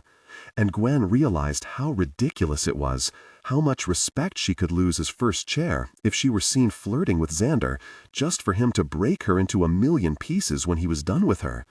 Giving a small wave to her coworkers, she whispered to him, "No, I can't. That's not a good idea." She heard him take a deep breath, watching his shoulders drop from the corner of her eye. She slipped past him, heading into the rehearsal room, and looked back to see him standing with his eyes pressed shut, one hand tugging at the roots of his hair. She tried to focus on setting up, ignoring how he didn't come in for another 15 minutes. Just as Nathan began rehearsal, she heard the door open. She listened as heavy boots paced to the chair across from her. The chair creaked and groaned under his weight. "So, as I mentioned before," Nathan said, drawing her eyes from where they were firmly planted on her sheet music, "there will be a few changes to the normal lineup, a way to spice things up. We're very proud this year to feature Xander in a new way. He's been doing some composing and has agreed to play a new piece at our concert." Gwen's eyes snapped to Xander. He was bent down, picking his cello up out of the case. The tips of his ears were red. She felt her own cheeks darken as Nathan's words made more sense to her. "Xander, would you like to share it with us?" Nathan said. He leaned back in his chair, cello bow in hand, and rubbed his eye with the other hand. "Not really, no." Nathan's expression fell, taking it personally. Then from behind her, Diane piped up, "Oh, I'd love to hear it." A chorus started, echoing Diane's sentiments, until Xander rolled his shoulders back, placed his bow on the Stradivarius, and pulled the first arpeggios of the song Gwen had played in his apartment. She watched his left hand move through the fingering, sliding over the notes, and humming through the melody that still haunted her in the mornings. She looked to his face and found him frowning down at the floor. Not even half of the passion he normally played with. He followed the tempo she'd set a few weeks ago, even taking her breaths and rallentendos, the way she'd breathed into the new sections as she prepared for the differing rhythms, the finger-picking. And he skipped the same notes she had, even though he was the one to write them down.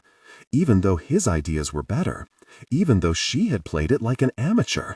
And when the crescendo came, the aggravated ending that eventually evened out into peace, when his lips pressed together, his cheeks pink and his eyes closed, when his tongue swiped across his bottom lip at the very same place in the song that he'd intimately touched her, that was when she realized he still had the recording, her recording. The bow lifted off the strings. The orchestra clapped for him. He gave a false smile to the ground in thanks. "Wonderful, Xander," Nathan said. "Absolutely stunning. Do you have a title for it yet?" He rubbed his brow and shook his head, eyes pressing closed. "I had one. It's wrong." Gwen swallowed and looked back at her music, turning pages as Nathan announced the next song. Xander refused to look at her for the rest of rehearsal, not even for tempo. Gwen couldn't decide which had been more distracting. His gaze on her face, her body, her instrument every moment for the past 2 weeks, or the absence of it now. When Alex had found Xander, it was like a new world had opened up to him. Where Alex had been concerned with everyone and everything, Xander was not. Alex had been prepared, on time, conscientious. Xander knew that the world would wait for him, because it did. Alex focused on mistakes. Alex talked too much about topics no one cared about. Alex's eyes sought out Nathan Andrews' approval after every take. Alex's fingers tightened into claws at night, needing the stress of playing all day to be professionally massaged from his body. Xander Thorne finally believed every single person who told him he was the best. He played like he was the best. He moved like he was the best. Xander was more than a name to Alex. It was more than a persona. Xander was the partner Alex hadn't known he needed all along. Xander reminded Alex that he didn't need to impress anyone, that he was impressive. And Alex's performances had soared after that. Alex felt Xander slipping away from him at specific moments. Any physical contact with his mother, an embarrassing memory Sonia and Hazel recalled to a group on a night out, receiving an email in his inbox from Nathan. He would feel the confidence leach from him, like water swirling down a drain. It always took him a few moments to remember where he was, who he was, and nothing unsettled him in this way like Gwen Jackson.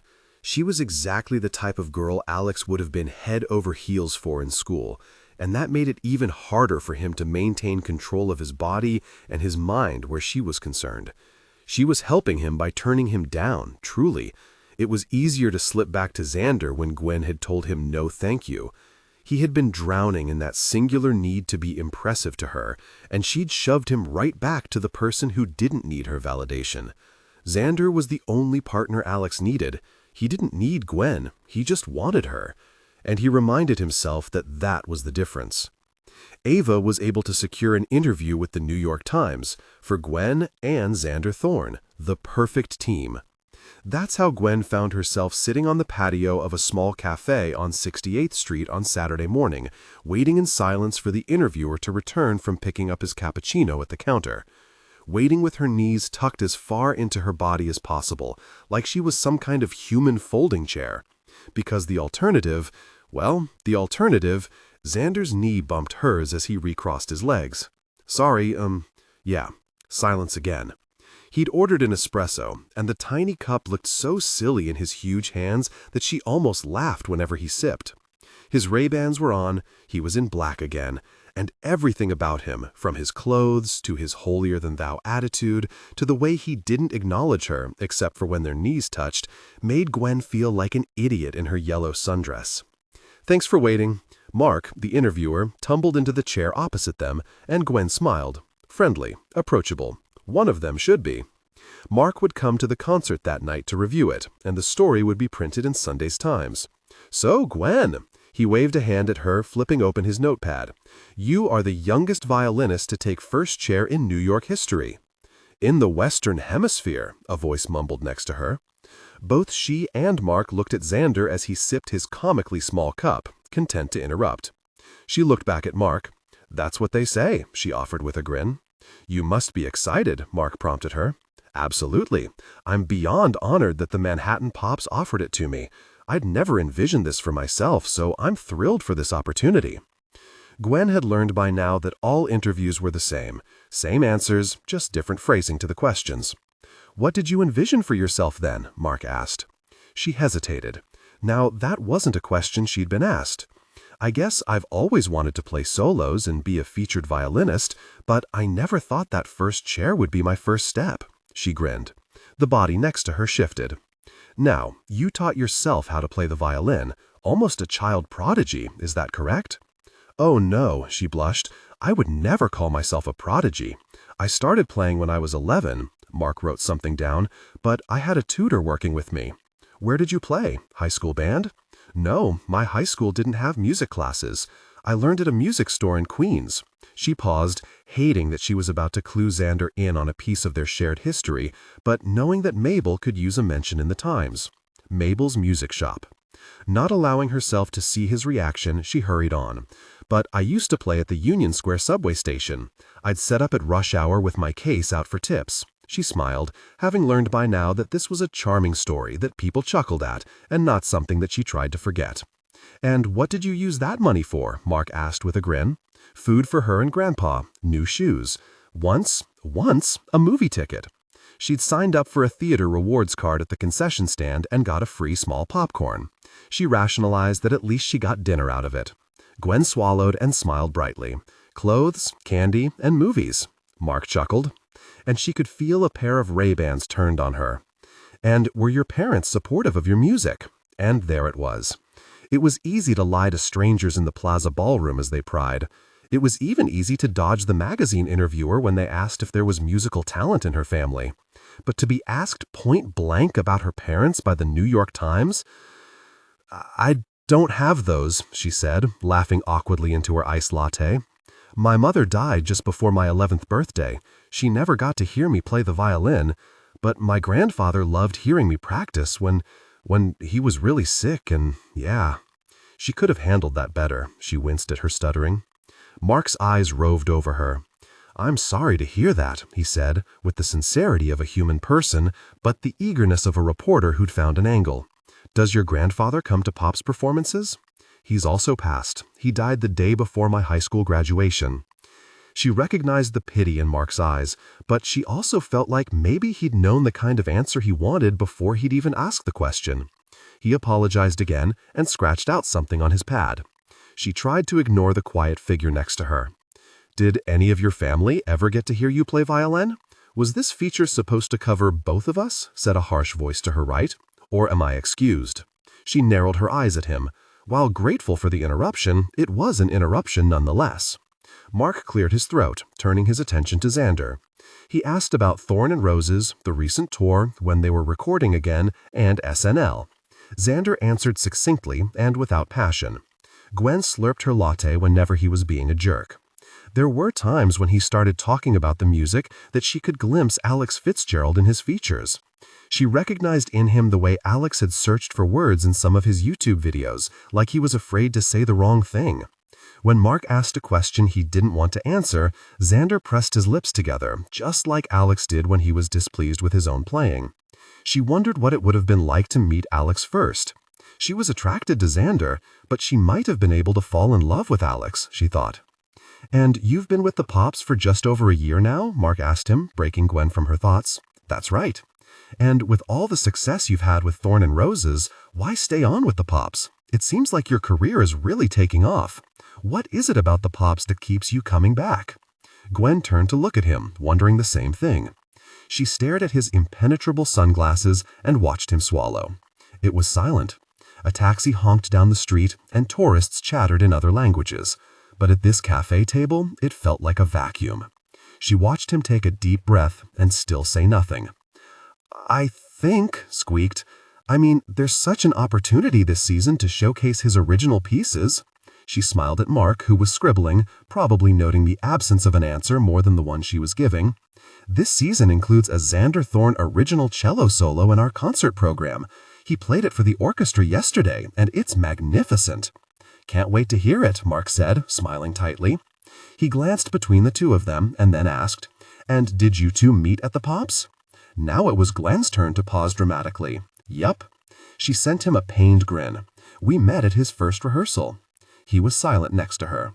Mark wrote something down and asked, "And have you been to any Thorne and Roses concerts? Do you enjoy the group?"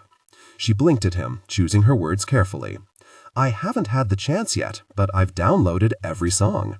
Mark closed his notebook. Well, thanks for meeting on the morning of the concert. He sipped down his cappuccino and stood, extending his hand to both of them. I hope you live close. Yeah, Gwen said, standing. I'm just up in Washington Heights, and Alex is only a few blocks away. She grinned at Mark and watched his eyes flickering in curiosity. Alex was perfectly still, clenching his jaw. You'll need to strike that, Alex said, his gruff voice directed to Mark. Gwen blinked. Should she not have mentioned where he lived? Was he famous enough now that something like that mattered? Then it hit her. Alex. She'd called him Alex. And like a good interviewer, Mark knew exactly who he was, ready to walk through the door Gwen had opened for him. He tilted his head, starting to ask another question. Thanks, Mark. Xander cut him off. Hope you enjoy the concert. He stood, shaking Mark's hand again, a bit too firmly. Gwen flushed scarlet as she grabbed her bag, waved goodbye to Mark, and tried to slip away to the subway. She'd been thinking about the young violinist who used to allow people to call him Alex, and she'd slipped up. The last time she'd called him Alex was at his apartment. I'd appreciate it if you didn't call me that. She spun. He stood at the entrance of the cafe patio, about to head in the other direction. Her chest tightened. Embarrassment flooded her from her blunder, but she couldn't help but prod at him. Your friends called you Alex. At the wedding, she said. He stared at her, Ray-Bans shielding him. I wasn't aware that we were friends. It suddenly felt like a cloud settling over the sun, cooling the pavement and sending a wind through the air. Gwen swallowed. No, I guess we aren't. She turned and headed home to get ready. She'd bought a new outfit for the concert with her first paycheck. While the rest of the orchestra women got away with recycling dresses each concert, Ava had always had a new black dress, almost like a guest of honor. Articles were written highlighting her fashion choices. So, at Ava's insistence, Gwen had gone with a jumpsuit with a tailored tuxedo jacket. It will separate you from everyone, keep you youthful, Ava had said. She was just slipping into her heels when a knock was rapped on the bathroom door. Gwen, I want pictures, Jacob called from the other side. She laughed and rolled her eyes. It's not prom, Jacob. It might as well be. Get out here. Jacob had gotten back together with Declan last week. She had no idea what happened to Nikki. All she knew was that Declan and Jacob were back on. She was glad for them. She'd grown fond of Declan and had missed him. She straightened the lapels of her tux jacket and smoothed her pants legs before pulling open the door and stepping out into the hallway. Jacob's eyes widened into saucers, and he gave a low whistle as she twirled. Very girl. He lifted his phone and snapped a pic. Declan was in the kitchen, but promptly dropped the spoon into the enchilada sauce and screamed, Gwen, you are stunning! Declan ran to her, making her twirl in circles. Jacob ran into his bedroom, yelling over his shoulder, We got you something. He returned with a small blue box, a box that looked suspiciously like Tiffany's? Jake, are you serious? Gwen's eyes widened, and she felt like she needed to sit down. She'd never seen a real Tiffany's box in her life, much less been gifted something from there. I mean, technically, Declan got you something because I am, how you say, le pour. It's just a little something, Declan said with a squeeze to her elbow. For your first concert as violin number 1. First violin, babe. Whatever, just open it. Declan grabbed the box from Jacob and thrust it into her hands. Gwen's fingers trembled as she pulled the top off. Embedded in the velvet foam were 2 earrings, elegant studs. Diamonds sparkled up at her, shaped into the treble clef. She swallowed, against her throat closing with emotion. Guys, you didn't have to. Yes, we did, Jacob kissed her temple. This is such a big night. Gwen tried to keep her tears at bay while she traded out the fake diamond studs she had in for the Tiffany earrings. After taking pictures with the boys and letting Declan help her choose a lipstick color, she took an Uber over to Carnegie Hall and met Miss Michaels and Ava at the office for the board members. Miss Michaels gasped, saying, Oh, the Times will eat you up. Her eyes traced Gwen's outfit while she spun in a circle for them. How was the interview today? Good, she said. Xander was in a mood, though. I don't know if that will make it into the papers. Ava rolled her eyes. Wonderful. "Thank you for sharing the feature with him," Miss Michaels said. "I knew we could guarantee a spot in tomorrow's paper with both of you." "Of course." Gwen smiled, forgetting the reflection of her confused eyes in a pair of Ray-Bans. Mabel called her while she was with Ava, and she quickly stepped out of the office and answered it. "Just wanted to say how proud I am." Tears welled in Gwen's eyes, and she thanked her. "Any advice before I go on?" "Not at all," Mabel said, voice getting drowned out by the city street she was on. "You have everything you need." Mabel ended the call shortly after, even though Gwen could have talked to her forever. She hadn't attended a single Pops concert since Gwen started there 4 years ago. But now that Gwen knew a bit more of her history with Nathan and Ava, she supposed she didn't hold it against her anymore. It still hurt to know she wouldn't be there in the crowd for as big a night as this. It was as if her own mother refused to attend. Gwen rolled her shoulders back and headed down to Stern Auditorium. An hour later, she waited backstage with her violin. "Squeaky," she smiled. She hadn't called it Squeaky since she was a child. Hadn't thought about that nickname until Alex asked her. Xander. She was supposed to refer to him as Xander. What a stupid, really name. "Places for Act 1, the stage manager called out, walking the halls to knock on bathroom and changing room doors. "On-stage places for orchestra. Stand by for first violin, stand by for conductor." "Thank you," Gwen said as she passed. She hadn't seen Xander yet. It was common for the orchestra to tune up, wandering from stage to backstage until places, but she still felt the absence of him. "Ready?" Nathan appeared at her side, looking dapper as always in his tux.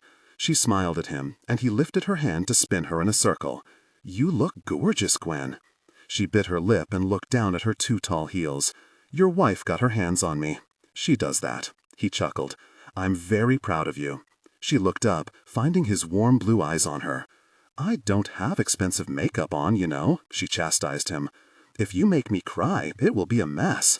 He grinned and chucked her chin.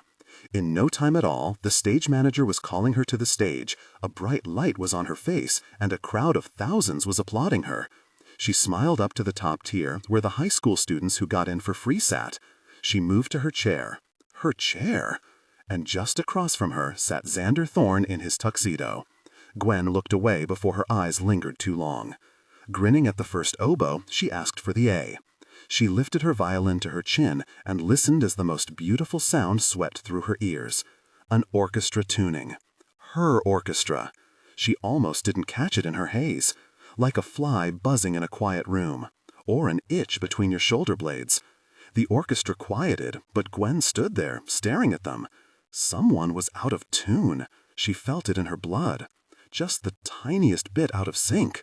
Somewhere in the second violins. Or maybe the clarinets. No, it was strings. She was standing there with her back turned to 3,000 people, waiting for someone to tell her what to do. It was her job to make sure the orchestra was in tune. And maybe no one would really notice if one violinist was off. But their partners would, and the entire performance would be spent trying to retune them mid-song.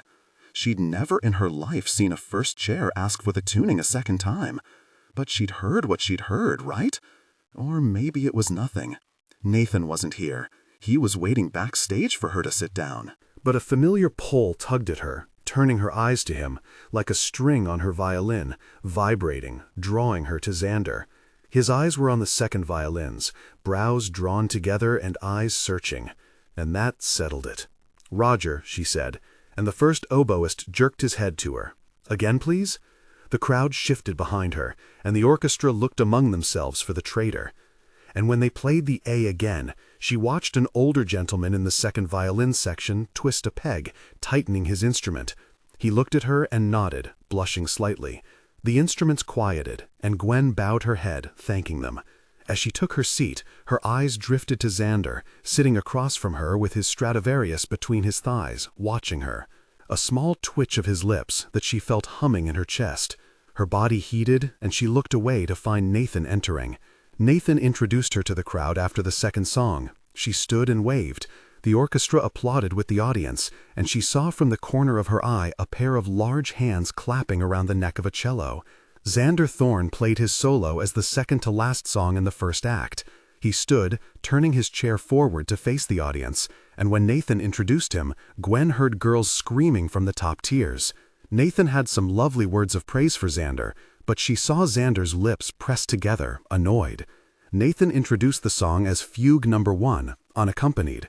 Gwen blinked at his profile as he settled in the chair.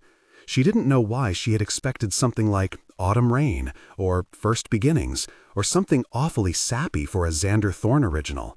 Of course, he would choose something complicated, with classical influences, rich with meaning, and meant to fly over the heads of 90% of the audience. He still played the same mistakes she had performed. Like his original version of the song that he'd copied into sheet music had evaporated. His jaw was set and his eyes closed, much more connected than his performance for the orchestra earlier in the week. His head moved, free of his neck and shoulders, soft curls in his hair flowing. The raindrop section, finger-picking his way through the complex notes. It was so much more romantic on his Stradivarius than on Ruby. Only pure strings and echoes, nothing diluted through speakers. He flipped his hand around a bow in a beautiful dance, ending the finger-picking and moving toward the storm. She felt a strong sensation, remembering. She dragged in a trembling breath as he approached the end, his shoulders shaking and tensing. A pause, and she waited for the final note, resolving and pulling a profound feeling through her veins. It never came. The bow lifted from the strings, and he opened his eyes, bowing his head to the audience as they came to understand that the song was over. A slow building applause. Gwen felt angry, like they'd stopped right before she reached a peak. She glared down at the last song of Act 1, ignoring his large body as he repositioned his chair, facing her again. She felt the song still buzzing in her. Maybe he didn't equate the song with her. Maybe it wasn't all about her. It was Fugue No. 1 after all, possibly the first of many. Maybe he was just setting up for more sections. She still felt overwhelmed. She concentrated on rage. That was an easier emotion. The applause died down, and Nathan retook the stand. She chanced one look at Xander before the moment was over. She expected his gaze on her, glaring at her, smirking at her. He stared down at his music pages, flipping to the next song, eyes turned down.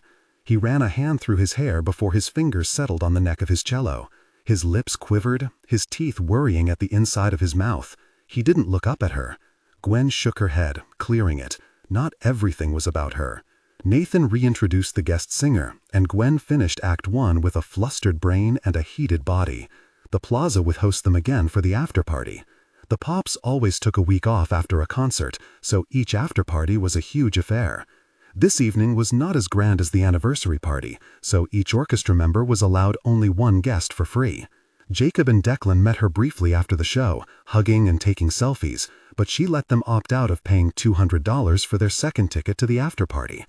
Declan went to flag a cab to take the two of them to some of their favorite cheaper bars in the East Village, and Jacob turned to her. "You sure you don't need me there tonight? You know how much I love free booze." "You love free booty more," Gwen teased him. "I do," Jacob grinned. "I really do. I'll be fine. I'm sure I'll get swept away again and leave you alone for most of the evening." "It's tough to be so famous," he said, pressing a hand over his heart. He brought his hands to her cheeks, pulling her head to his. "No drugs, no subway home after 1 a.m., no private after parties with men you don't know." She grinned. "I promise." Jacob touched the diamond earrings and said, "These look great on you." He kissed the corner of her mouth a dozen times until she pushed him away, laughing. "Get out of here," she said. He started to head toward Declan, who was standing on the corner, but his eyes caught something over her shoulder. "Hey man," he said. "Beautiful piece. I was really impressed." Gwen froze, hoping maybe he was talking to a ghost or a street lamp. "Thanks." Xander's voice rumbled about 5 feet behind her, near the side door to Carnegie Hall. Gwen crossed her arms, blaming the chills on her skin on the September wind, and not the memory of his voice behind her ear. Xander Thorne. And then he was stepping to Jacob, extending his hand. Gwen bit her lip and looked down. "Jacob Diaz. We've met, actually. Gwen and I played your friend's wedding." There was a pause. Gwen looked up at Xander, finding his eyes running over Jacob. "Right, sorry, Jacob. You play piano?" He had his cello with him, as always. There were lockers at Carnegie for the musicians to leave their instruments, to pick up after the party or tomorrow morning, but Xander Thorne always took his instrument home first. Gwen would too if she had a Stradivarius. Jacob nodded and said, "Again, great piece. I really enjoyed it." He turned to Gwen. "Have a great time. I'm so proud of you."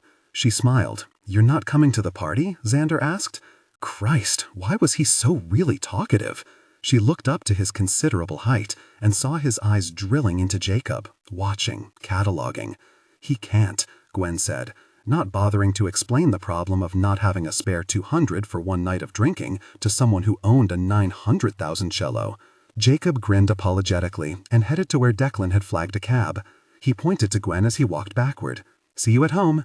She smiled, waving to Declan as they slipped inside the car.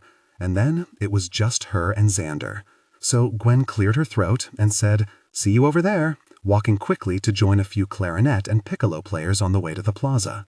She took advantage of the open bar for the first hour. She was dragged into pictures and conversations and miniature interviews by friends and strangers alike. She said hello to Mark from the New York Times again and made sure he felt welcomed. An older gentleman cornered her for almost 15 minutes, talking about how he was sure there was an instrument off in the tuning and how impressed he was that she found it. Someone tapped her shoulder, and she took a deep breath, preparing herself for another mundane conversation with a stranger. She turned, looked down, and found Mabel standing there in her only nice dress, a proud smile on her face. Gwen abruptly burst into tears. She pulled her into her arms for a hug-a-Mabel hug and ran a hand over her back. "Crying in public is very unbecoming, Miss Jackson," she teased. Gwen gave a wet laugh and whispered, "What are you doing here? Were you at the concert?" She pushed a curl over Gwen's ear. "I wouldn't miss it." Gwen hiccuped. She knew there were donors and Gwen gave a wet laugh and whispered, "What are you doing here? Were you at the concert?" She pushed a curl over Gwen's ear. "I wouldn't miss it." Gwen hiccuped. She knew there were donors and subscribers all around them, staring at her strangely as she sobbed, but she didn't care. "You shouldn't have paid for the after-party," Gwen whispered. "Jacob gave me the ticket," Mabel said. "You played beautifully tonight, Gwen. You were such a professional." Just as she was thanking her, a hand dropped on her shoulder. "Gwen, dear, I want to introduce you to—" Ava stopped short when she saw who she was talking to. "Mabel," she whispered breathlessly. The hand holding Gwen's went still, and Mabel turned a stony expression on her. "Ava, what are you—" Ava cleared her throat. Gwen watched as the two women regarded each other. "You should have told me you were coming tonight," a bright smile. "You could have sat in the box with me." "I prefer the balcony," Mabel's voice was clipped. "I'm sure you remember." Ava blinked and shook her head, taking a breath. "Excuse me, I'm sorry. I need to borrow Gwen, but stay, we can have a drink?" "No, I need to get going." Mabel shifted her bag on her shoulder. "Gwen, you were magnificent. Don't be a stranger." And then she was gone, pushing through the crowd until she disappeared. Ava brushed down her dress and cleared her throat. Let me introduce you." She trailed off, and Gwen followed her as she crossed through the room towards someone important. But Gwen caught the way Ava watched the front doors open and close. After 20 more minutes of introductions and pictures, she spotted Xander across the room, shaking hands and sipping scotch, caught in a similar dance of donors. He grinned at something an older woman said, but the smile didn't reach his eyes. Suddenly, Xander's gaze snapped up to hers. She looked away, like she hadn't just been staring, and let her eyes wander over the rest of the room. When she glanced back to him, he was still watching her, reaching for another glass of scotch. Gwen felt that same pull again, like the string between them was pulled too tight, too sharp. She slipped away from Ava and found me. They drank the cheapest alcohol the bartender would give them, open bar now closed, and Gwen managed to evade every question me threw at her about why Xander Thorne couldn't take his eyes off her. She cast her eyes over the people near him, wondering if he'd brought anyone as a date, and caught him watching her again. Gwen turned her back to him quickly, downed her cheap vodka, and declined me's invitation to head to another bar with a few others. After a sweep of the room to find Nathan or Ava had failed, she said her goodbyes. Exiting into the humid wind, she pulled out her phone to see if Uber would be cheaper than a taxi. "It's after 1 a.m., said a voice from the door behind her. She turned to find Xander Thorne, leaning on the doorframe, scotch glass in hand. "Taking a cab?" She stared at him. "I'm calling an Uber." "Good," he sipped. "Wouldn't want to disappoint Jacob." He hit the consonants in a strange cacophony, a mocking tone. His eyes were glazed. She swallowed and returned to her phone to confirm the ride. She heard a glass rattle and saw him placing his empty scotch glass on the steps, straightening to come down the steps and join her at the curb. "Why did you change the ending?" she asked, sticking to safe topics. "Music." She stared at an electronic billboard across the street advertising $10 iHeart NY shirts. "Felt right," he said, swaying next to her. She looked up at him. "So, what it feels like. Every time." His eyes were on her lips. He swallowed, looking away, down at the curb. How silly of her. Music was never a safe topic between them. What feels like?" she whispered, watching his eyes come back to her, darkening. Something cruel passed through his gaze, and his lips twitched. "Does Jacob know about us?" Her blood warmed, hearing him say us, the way he addressed it head on. But something stuck out to her, this fascination with Jacob. She blinked, eyes widening. "Jacob is my roommate," she said. "He's gay." The smirk dripped off his lips, his eyes roving her face, drinking in her skin. She frowned down at her Uber driver on the map. Francisco was 4 minutes away. "So, you think I'd hook up with someone while I'm in a relationship?" "I'm sorry," he whispered to her. "Gwen, I'm sorry. Really." She saw his hand move to touch her and pull back sharply. "That's not why I came over in the first place. So, no, of course not. I'm the one." She heard him huff and the ruffle of his hand through his hair. "I instigated." She kept her eyes down on the map of Francisco's progress. "Why did you come over?" She paused, hearing her blood rushing in her ears. "I wanted to play electric violin." She chuckled, knowing that was only half of it. She felt him move toward her, crowding her, taking up her air. "You never got to," he breathed against her ear.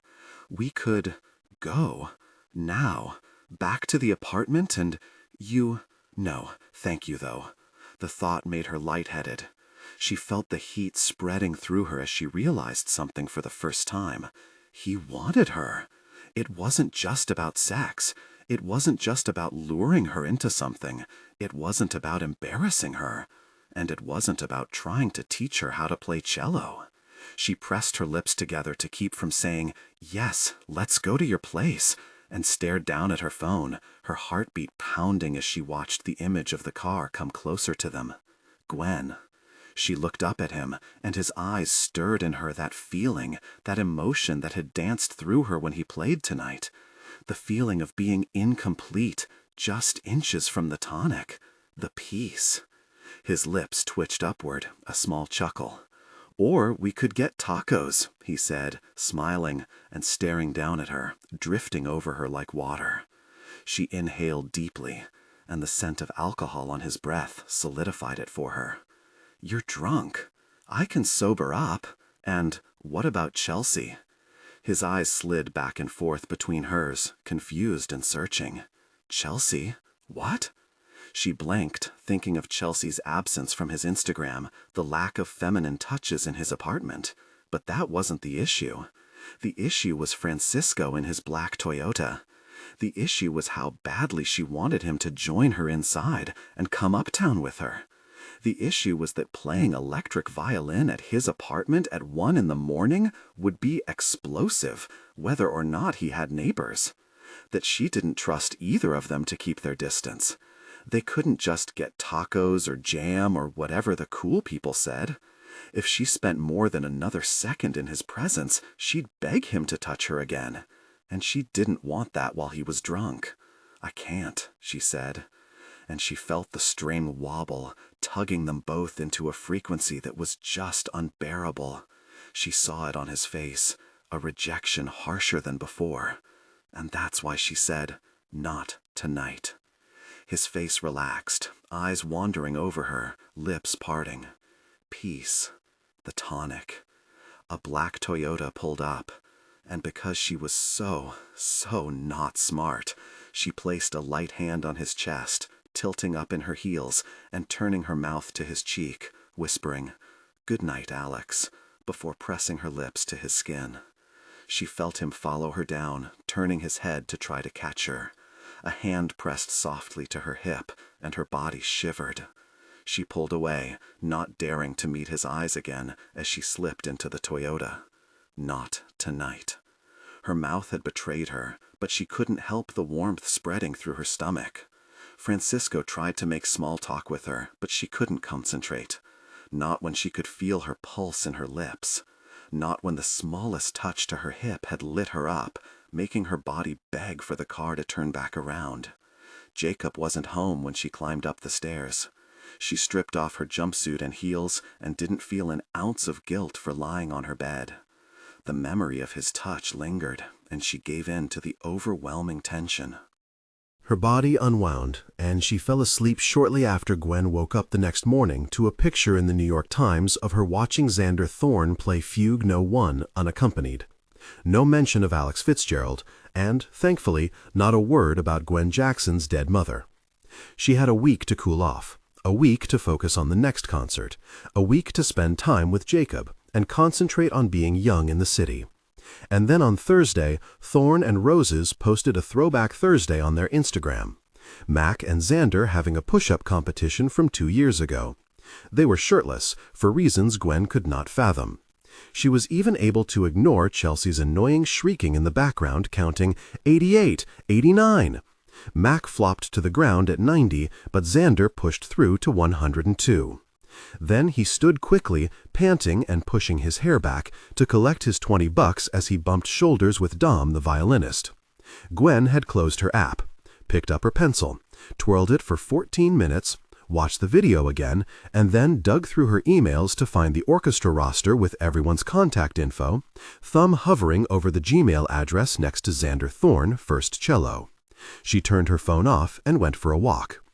On Saturday before bed, she lay twisted up in a blanket scrolling through Instagram. She was in a deep dive, watching Xander Thorne's reels from 2021 when he'd just bought Ruby. She still hadn't hit the follow button out of principle, but that didn't mean she couldn't enjoy his content. She listened to him show off, playing his new cello. She scrolled back to rewatch one and tried to turn the sound on. She tapped twice. She gasped, shooting up in bed as a red heart exploded over the video. No, no, no! Gwen No Fear had just liked Xander Thorne's video from 2021. She quickly untapped, heart disappearing. He'd still get the notification, but hopefully his 230,000 followers had been too much to handle and he'd turn them off. Gosh, she ran her hand over her face. Liking a video he posted last week would be one thing. It implied that she had just found his account. Liking a video from 2021 implied that she was 20 minutes into some grade A Instagram stalking. Gwen groaned and pushed her face into her pillow. She woke up the next morning to one new follower, Xander Thorne. The next rehearsal snuck up on her. Very abruptly, it was time to decide what to wear, how to act, how much makeup or no makeup. Because nothing was different. She'd kissed his cheek, for God's sake. Gwen pressed her lips together, savoring the memory. And then she jumped, pulling her phone to check the camera for the rose-colored lipstick she'd applied, and unapplied and reapplied. She'd decided on simple makeup with only lipstick. Hair up but messy. Like the lipstick was an afterthought. Like, no big deal, it's just lipstick, you know? Everybody just chill. She'd added a selfie to her story that morning, feeling the sudden urge to post more pics to her Instagram, especially after the rampage she'd gone on Sunday morning, deleting all pictures of funny faces or hideous prom dresses that she and Jacob had shopped for 5 years ago. Tugging the door to the rehearsal room open, she choked on her air when she saw Alex already there, laughing with one of the other cellists. 20 minutes early. He didn't look over at her. In fact, his back was to the door, his cello case propped open and his sheet music ready. She scurried to her chair, waving hello to a few piccolos and dropping her bag in front of her stand, laying her violin case down. It was only then that she noticed the cup. An iced latte sat next to her chair leg, sweating onto the floor. Scratched in Sharpie on the side was the name Gwen. She blinked down at it, still bent over from opening her case.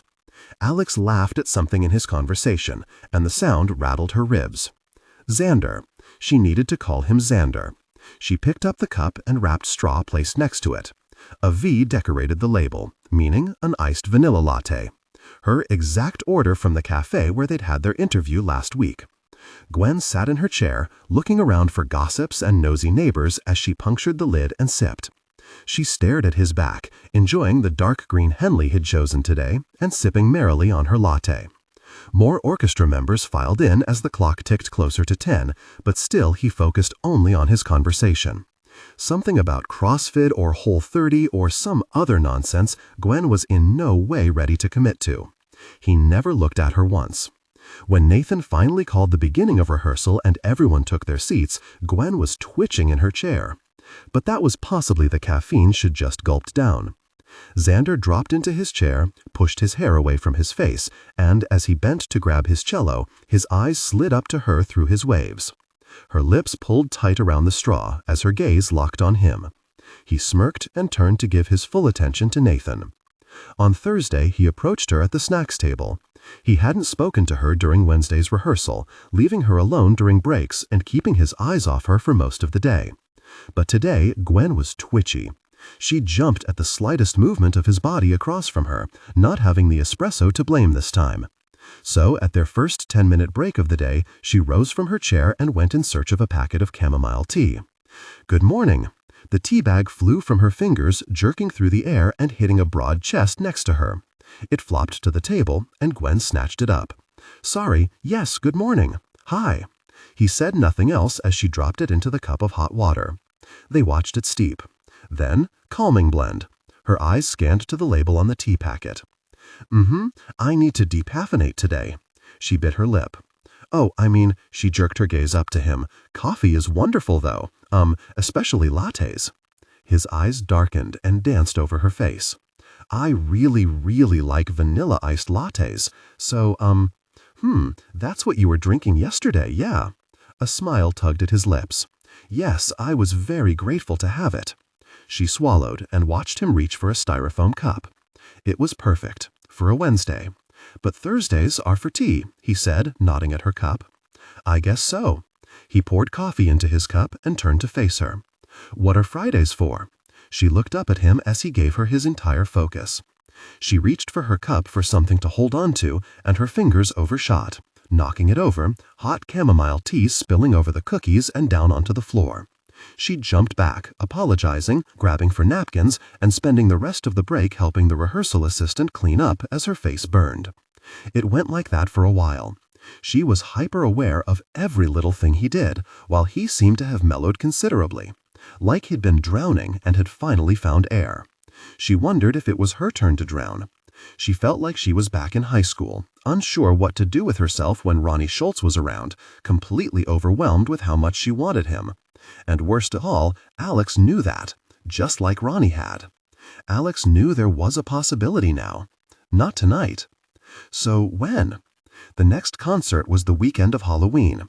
The theme was Disney villains, a direct ploy for more ticket sales, and she had her first violin solo at the Manhattan Pops in Friends on the Other Side.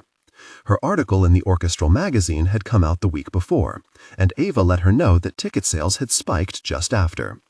A few days before the concert, just as they came back from a 10-minute break, Nathan turned to Xander and asked, "Have you decided on your solo for the October concert?"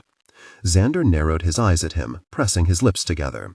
She had a feeling that this was not the first time Nathan had asked him this question, but now he had asked in front of everyone for an answer. "It'll be playing from the same series." His eyes slid over to her. The same series? Maybe he'd written Fugue No. 2? Gwen blinked at him and looked down. Something felt off. Disappointment twisted in her, knowing that a new piece existed, but she hadn't heard it yet. But that was ridiculous. She didn't have ownership of this series. She hadn't even written it. For the concert, Ava had helped her pick out a black velvet dress that dropped to the tops of her knees. "This is too short, isn't it?" Gwen had asked as she exited the changing room. "You're too young and beautiful to be dressing like a violinist, Gwen." Ava tapped away at her phone, and Gwen laughed. She'd talked her into finding a bold red lipstick to match. So, after choosing one of the best shades at Duane Reade, Gwen rushed to Carnegie Hall to change and get ready. The feeling of being introduced to a huge crowd was the same as before. She moved onto the stage, waving and smiling, and took a bow. The concert went according to plan. Xander even kept his eyes to himself for the most part. Right before the end of Act 1, Nathan picked up the microphone, ready to introduce Xander Thorne's cello solo. He'd decided to play Fugue No. 1 again. He'd announced on Friday that he'd made edits and rearrangements which had thrown Gwen off for the rest of the day. She took a deep breath, preparing herself for the melody, preparing herself for the ending again. She looked up at him. He'd been so much lighter, so much more at peace these last few weeks. She wondered if he would resolve the chord this time, if the edits had made would contrast with the energy of the last time. He stared at her. Gwen drank him in for a moment, letting him look. He should have been turning his chair forward and resetting for his solo, but he seemed quite focused on her. She turned her attention back to Nathan, introducing Fugue No. 1. Nathan was just wrapping up his praises for the talent of his secret stepson when Mary, second chair, and responsible for turning the pages for both herself and Gwent, tapped her knee. "Gwen, is this right?" Gwen looked down at the binder. Mary flipped the page again, and instead of the medley that closed out Act 1, an untitled sheet of music was tucked into the 3-ring binder. Mary turned the page to show Gwen that the Disney songs were behind it. Gwen turned back to the strange page as the audience applauded for Xander Thorne's solo. She ran her eyes across the staves, reading the notes and the progressions as he picked up his bow. She looked up at him. He was still facing her, watching her, not turned out to the audience, intent on her. The bow slid across the cello strings, the familiar, aggravated arpeggios beginning to burn. This was this? The sheet music was for violin. 16 bars of rest before the first violin notes were played. The same length as the arpeggio section. Long legato notes that synced and harmonized and counterpointed perfectly to the second section in Fugue No. 1, unaccompanied, but accompanied by her. She blinked up at him, heart racing at the possibility of sight-reading something in front of all of Carnegie Hall. His eyes burned into her skin as he skipped and danced through the first section. There's something exciting about sight-reading, don't you agree? This was insane. This was absolutely the end of the arpeggios. 2 bars to decide. She scanned the page, finding accidentals and triplets and staccatos, but she knew this song. She knew it in her blood, and he wanted her to play it with him. Her eyes met his again, and there was a pleading there. And despite how insane this was, how rude, really, Gwen knew this was it. This was the culmination. She looked down at the page with 1 bar to spare. And where the stave was usually named soloist or violin or voice, he'd typed 1 word: squeaky. She lifted her bow, and as he slithered out of the arpeggios and into the calm, she carried him through. She felt Mary gasp, felt Nathan look at her, felt all of Carnegie Hall murmur, but she ignored them all. Alex Fitzgerald had asked her to dance. She soared above him as he pulled low and dark, tethering her to the key. And all at once they fit together, a harmony and easy tempos, matching phrases and answering each other's questions. Just before they dropped into the storm, the agitation, she looked up at him for the first time. His eyes were on her fingers, his lips parted, and a flush stained his skin, spreading. She took a breath before the next section fell over them. He met her eyes, and they spun. Quick 16ths from the cello as she dropped into the quarter note rhythm. And then they switched, and then together again. Her eyes flew over the page, preparing and pushing forward. The finger-picking, but the violin stayed on the bow, responding and singing back. She would rest and then pull short melodies over top of him, like breathing in and then sighing out. There was a long-held note that sounded so wrong, completely out of key, and Gwen was certain she'd played it wrong. and then he flipped the bow around his fingers, pulling against the strings again, and suddenly it fit back together, like she'd been drifting off without him, and he found her. A flurry of notes across the last bars. Her wide eyes devoured the page, translating to her fingers, barely listening to his melody, but knowing somehow that it worked, that they worked. Then it was the build to the end, buzzing with tight thirds and humming a battle to see who finished first. Her bow skidded off the strings, the violin section ending just moments before his. She lifted her eyes from the page and watched him finish. He looked at her, and they hung there, breathing, waiting. She waited to see if he'd play the piece he'd cut from it, the place where the tonic was supposed to be, making it feel complete. Her breath puffed from her lips. He watched her, waiting. She raised her bow, eyes on him, the page useless to her as she dragged the unwritten resolution across the strings. He smiled, letting her vibrate through Carnegie Hall alone. And just before she lifted the bow to cut the sound, he plucked a string, like a book dropping closed at the end of the last chapter, like a kiss dropped to her forehead. Her blood rushed in her ears, a dull thudding in her chest. A powerful sensation filled her, a growing desire, but only an echo of what sang to her from across the stage. He wetted his lips, and she swallowed. He was the first to look away, and she watched him grin to something on his left. She turned and found the steady wave of Carnegie Hall coming to its feet, and she had to close her eyes against the explosion of sound as she came back to herself. A tidal wave drowned her momentarily before she acclimated and smiled. The balconies drifted to their feet, the teenagers popping up in their chairs, bouncing and screaming. Just as she realized how foolish she looked sitting in her chair with 3,000 people doing the opposite, Alex stood, holding his Stradivarius in his left hand and reaching for her with the other. She pulled herself onto shaking legs and met him in the middle, slipping her fingers against his palm until he grasped her and guided her forward, presenting her to the audience. She laughed and inclined her head, nodding to each tier. When she returned to her seat, she looked up to where Nathan stood at the podium, clapping and staring at the two of them, assessing. He picked up the mic. Marvelous! What an extraordinary composition! Gwen turned her attention to the Disney Villains medley, and only as the adrenaline leaked out of her did she realize how ridiculous that was. She could have made a fool of herself in front of all of Carnegie Hall. He should have asked her about it beforehand. She should not have sight-read during a concert. He could have texted her? She didn't know. She might not have said yes. And maybe he knew that. It had still been her choice whether she wanted to join the duet tonight. She lifted the violin to her chin as the guest singers returned to the stage, jumping into This Is Halloween. On the final notes of Hellfire, she could feel his eyes on her, burning her skin. The audience applauded. The singers bowed. As soon as Nathan descended from the podium, she shot up, violin placed down on her chair, and took his arm as he escorted her off stage behind the singers. The doors closed behind them. Well, but she was already gone, clicking down the hall toward the bathrooms.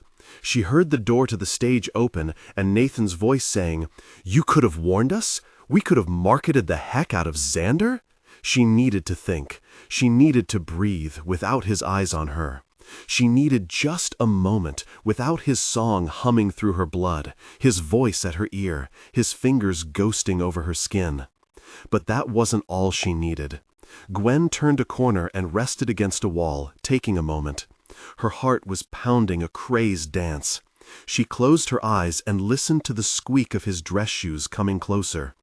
She was facing a family restroom. She could barricade herself in and refuse to see him.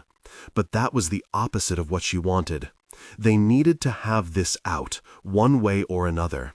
He rounded the corner and stopped when he found her. She looked at him, in his real tuxedo, panting like he'd run a mile to find her, his skin flushed with more than just the spotlight. He opened his mouth, but she held up a hand.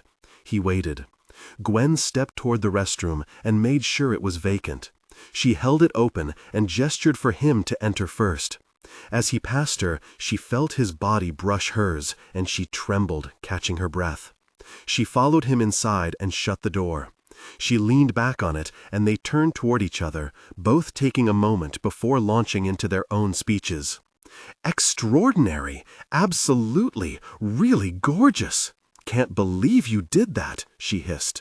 "Something so beautiful, I could have embarrassed myself in front of all of Carnegie Hall. Like we were made for each other, Gwen." Something choked her, some long pushed-aside desire to belong to someone. She watched him pace, running his hand through his hair, smiling and babbling about what they could be together, about coming on tour with him, about collaborating on new pieces. She felt the door behind her, solid and strong. His fingers curled into fists whenever his feet brought him within inches of her. His eyes would drop to her throat or her lips or her chest, and then he'd pace away, smiling about different arrangements he'd like recorded. With her. He moved back to her. "Just hear me out, all right? Let me," he gasped for air, "let me get my thoughts together." His hands rose to touch her, but then pressed firmly against the door behind her instead. "Give this a chance, the two of us. I'm not good with words. I'm not good at speaking things. I'm good with notes on a page. I'm good at music, and that's what I tried to tell you on that stage just now." His eyes were wild on hers, and she felt the air thin, her head spin. "If you don't want to be with me, together with me, I can understand," he said, and she felt her knees wobble. "But, Gwen, please, make music with me. I need you in my life.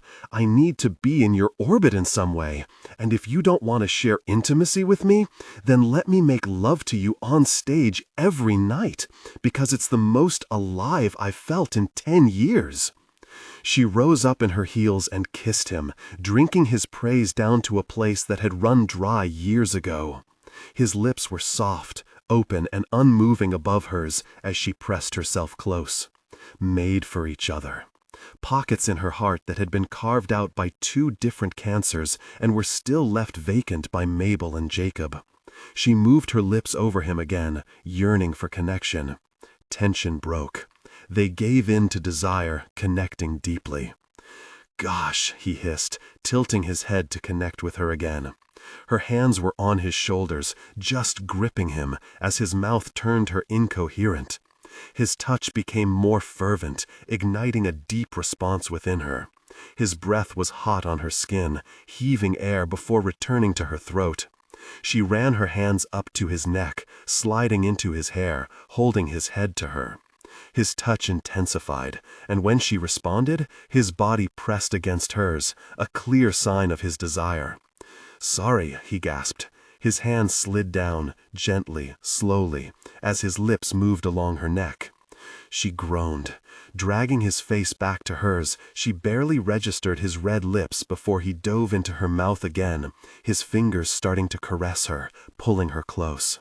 His kisses deepened, consuming her breath until her head floated away from her body. A slow rolling pressure surged through her veins, blossoming from their connection. There was a sudden sharp knock behind her head. 5 minutes until top of Act 2! She jumped. His hand steadied her hips. And just before she fully emerged from her haze, he dropped a kiss to her stomach, a final, intimate gesture. He stood, and even that was the most sensuous thing Gwen ever experienced. His body brushed hers as his limbs extended, rising. He looked at himself in the mirror over her shoulder, a quick push of his hand through his hair that almost had her knees giving out again. And then he stared down at her, hands rising to press soft fingerprints into her cheeks and jaw, tilting her face up to him, his lips on her cheek, her chin, her eyelashes. She blushed when he composed himself and moved away, leaving her leaning against the sink, watching him pull the door open and smile at her before disappearing. She turned to the mirror, and she felt the lingering intensity of their encounter, a warmth spreading through her. Gwen fixed what she could before exiting and running into the relieved stage manager. They cued her entrance, and she waved again to the top tiers, winding her way around the first violins and taking up her chair. She looked at him once she sat. His dark, expressive eyes grazed her body. She applauded for Nathan, she started the first song of Act 2, and fully comprehended halfway through what had just happened. Xander Thorne desired her completely. She missed an entrance. But thankfully, Diane was there behind her with a kick to her chair. Gwen didn't know what to do with her hands. She usually had a champagne glass when talking to strangers at the plaza, something for her fingers to wrap around. But the moment she'd arrived, she had been accosted by every sort of person, all clamoring to know more about Fugue No. 1, now accompanied. The problem was that she knew nothing about Fugue No. 1 except for the notes on the page. She couldn't very well just tell people she had had no idea it existed until 16 bars before her entrance. "And how long have you been working with Xander Thorne?" a kind old lady squeaked. She was a huge donor. Gwen needed to tread carefully. We only started, what was the word? Collaborating this season." "Oh, lovely! And will we see more collaborations and upcoming concerts?" Gwen blinked at her, the tight smile held firmly on her face. She needed a drink. "Absolutely you will." Nathan appeared next to her, stepping forward with a grin and a handshake. "Aren't they spectacular? The Pops are absolutely going to be featuring this partnership in the future." Gwen blinked up at him and glanced over at Xander, who was speaking to a different set of donors a few feet away, with an uncomfortable grin on his face. They hadn't had a moment alone together since the bathroom at intermission, but she'd felt his eyes on her. Nathan was still talking them up, suddenly calling out, "Xander! Apologies, Bryle, can I borrow him?" A moment of irritation flashed over Xander's features before he strolled over to them. "Xander, Dorothy was just asking if you and Gwen will be collaborating on arrangements in the future." "I sure hope so," his voice rumbled from behind her. A champagne glass was finally pressed into her fingers, and she almost kissed him for it. Xander extended his arm to hug the older woman, pressing kisses to her cheeks. Gwen blushed, thinking inappropriate things about those lips even as they landed on the other side of a wrinkled face. "Will you tell Dorothy more about what's coming up for you and Gwen?" Nathan said, his marketing face on and ready to go. Gwen gulped down her champagne like it was water. "Oh, I would love to, but Gwen and I need to speak to Barry before he cuts out. Besides, I think Dorothy would much rather hear it from you, Nate." Xander slapped him on the back, hard enough to jar Nathan's drink. He steered her away without so much as a goodbye, and Gwen said, "Who's Barry?" "No idea. Let's go find one." They were caught in several more webs that evening, always together, always with his hand resting lightly on her back. Like kissing him had broken a boundary, and now his hands were free to roam. A hand at her elbow to guide her, his lips against her ear as he named the person approaching them next. A whisper of fingers on her hip. She let him do most of the talking, since he said the most riveting things. "Gwen helped me write the cello part, so it's only fair that I include her in the progression. Miss Jackson truly inspired the piece. I knew from the moment I heard her play that I needed to make music with her." Gwen was dizzy. His thumb was brushing patterns on her back.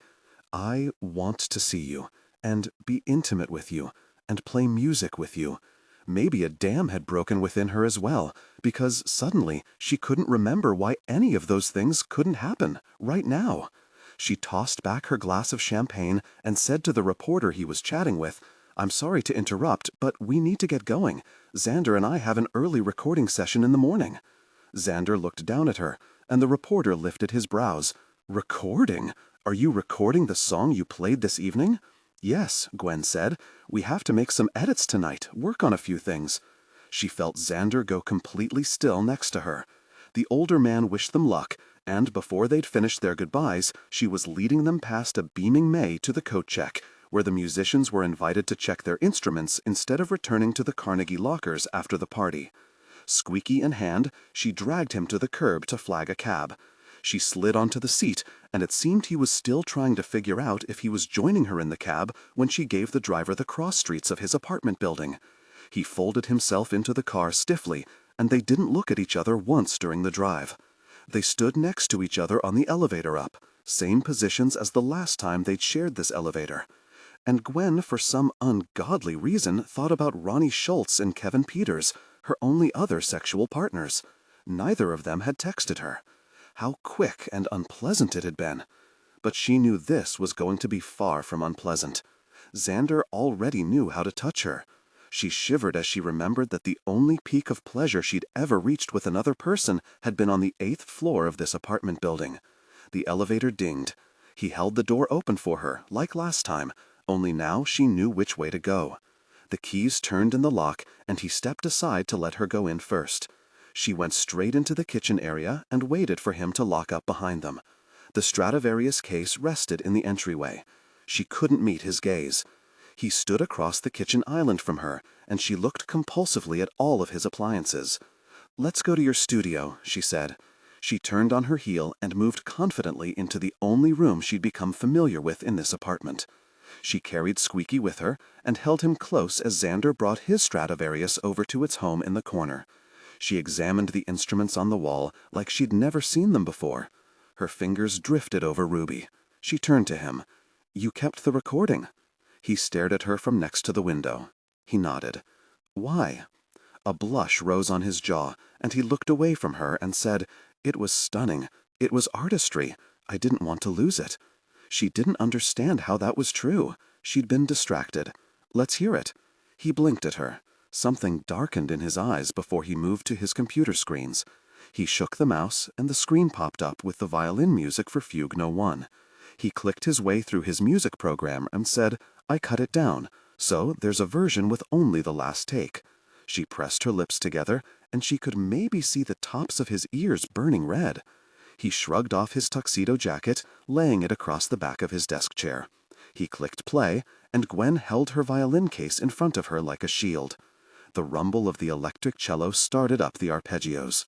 Gwen had forgotten how different Ruby's tones were from his Stradivarius.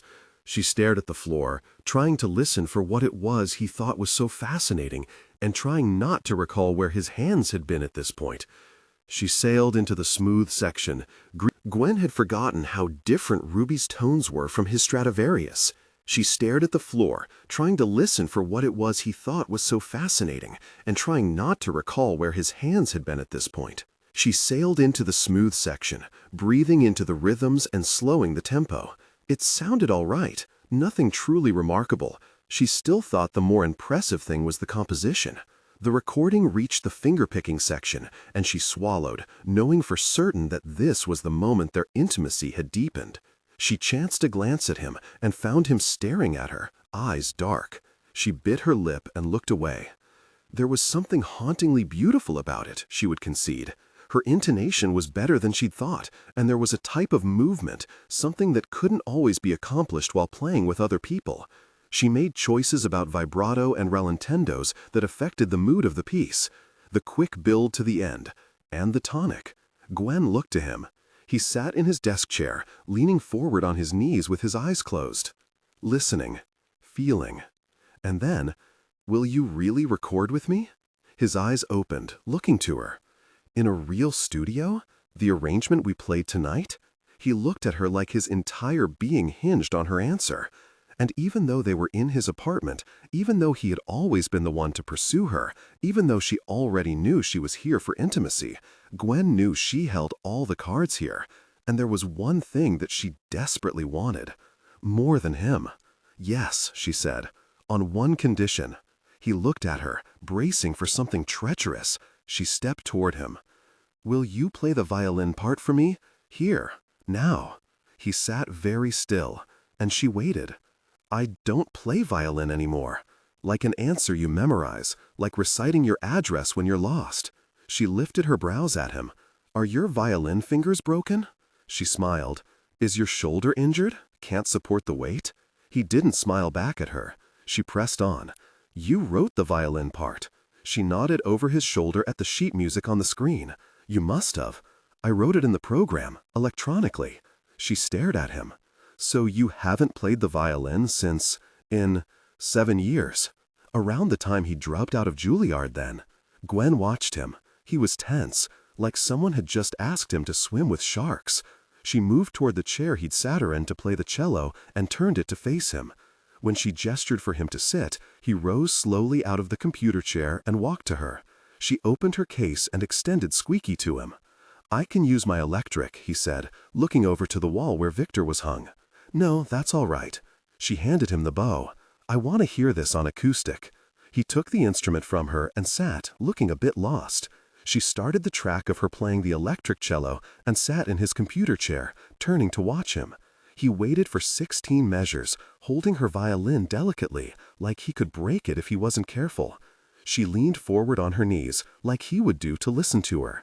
He lifted the violin to under his chin. His lips pressed together, and then he put the bow to the strings. The sailing melody, catching the tail end of the arpeggios. He frowned at something, but Gwen thought it was perfect. He was perfect, harmonizing with her recording. Even though she was on electric and he was on acoustic, there was something right about it, almost like Xander Thorne and Alex Fitzgerald had decided to play together. He pressed through the quarter note rhythm, and his eyes slid closed, his body humming with the melody. The way he moved, flowed, exactly like he tried to teach her, guiding her movements closely. She felt as if she were watching him through a fogged glass, something hazy in the background, something fighting to come forward. He was Alex Fitzgerald again, playing the chakan, asking for channel subscribers with crooked teeth. She felt her breath catch. She'd found him again. His eyes closed, squeezing over the arpeggios and fluttering through the smoother sections. Remarkable. With her too small violin in his huge hands, his fingers still found their way over the strings, dainty as ever, nimble as he'd been years ago. The ending. She watched as his lips trembled with the vibrato of the strings. She dragged in a breath and felt her lungs trembling with him. The bow lifted from the strings. The sound ceased. Gwen stood as he kept his eyes closed, listening to something she couldn't hear. Her hands dropped onto his shoulders, and her mouth pressed to his. He gasped against her lips, and she slid her fingers into his hair, whispering, "Alex." His arms reached up for her waist, circling her, the violin and bow still in his hands. And his body moved closer to hers, opening his lips. She sighed into his mouth, air coming quickly and leaving just as fast. Gwen slid onto his lap, sitting on his thighs and draping her arms over his shoulders. He responded to her kiss, and Gwen pushed against him, her chest against his and her lips never leaving his. Alex Fitzgerald wanted her, and he was beautiful. She heard him place the violin and bow down as delicately as possible, and she smiled, waiting for him to touch her. Touch intimate. Tension overwhelming. She fluttered down, drifting like a feather, and whispered his name, his true name, across his lips, before nuzzling her mouth to him again. He kissed her, soft and easy, and when he moved his hands from her core and breast and back to her hips, she could feel his desire, restrained in his tuxedo pants.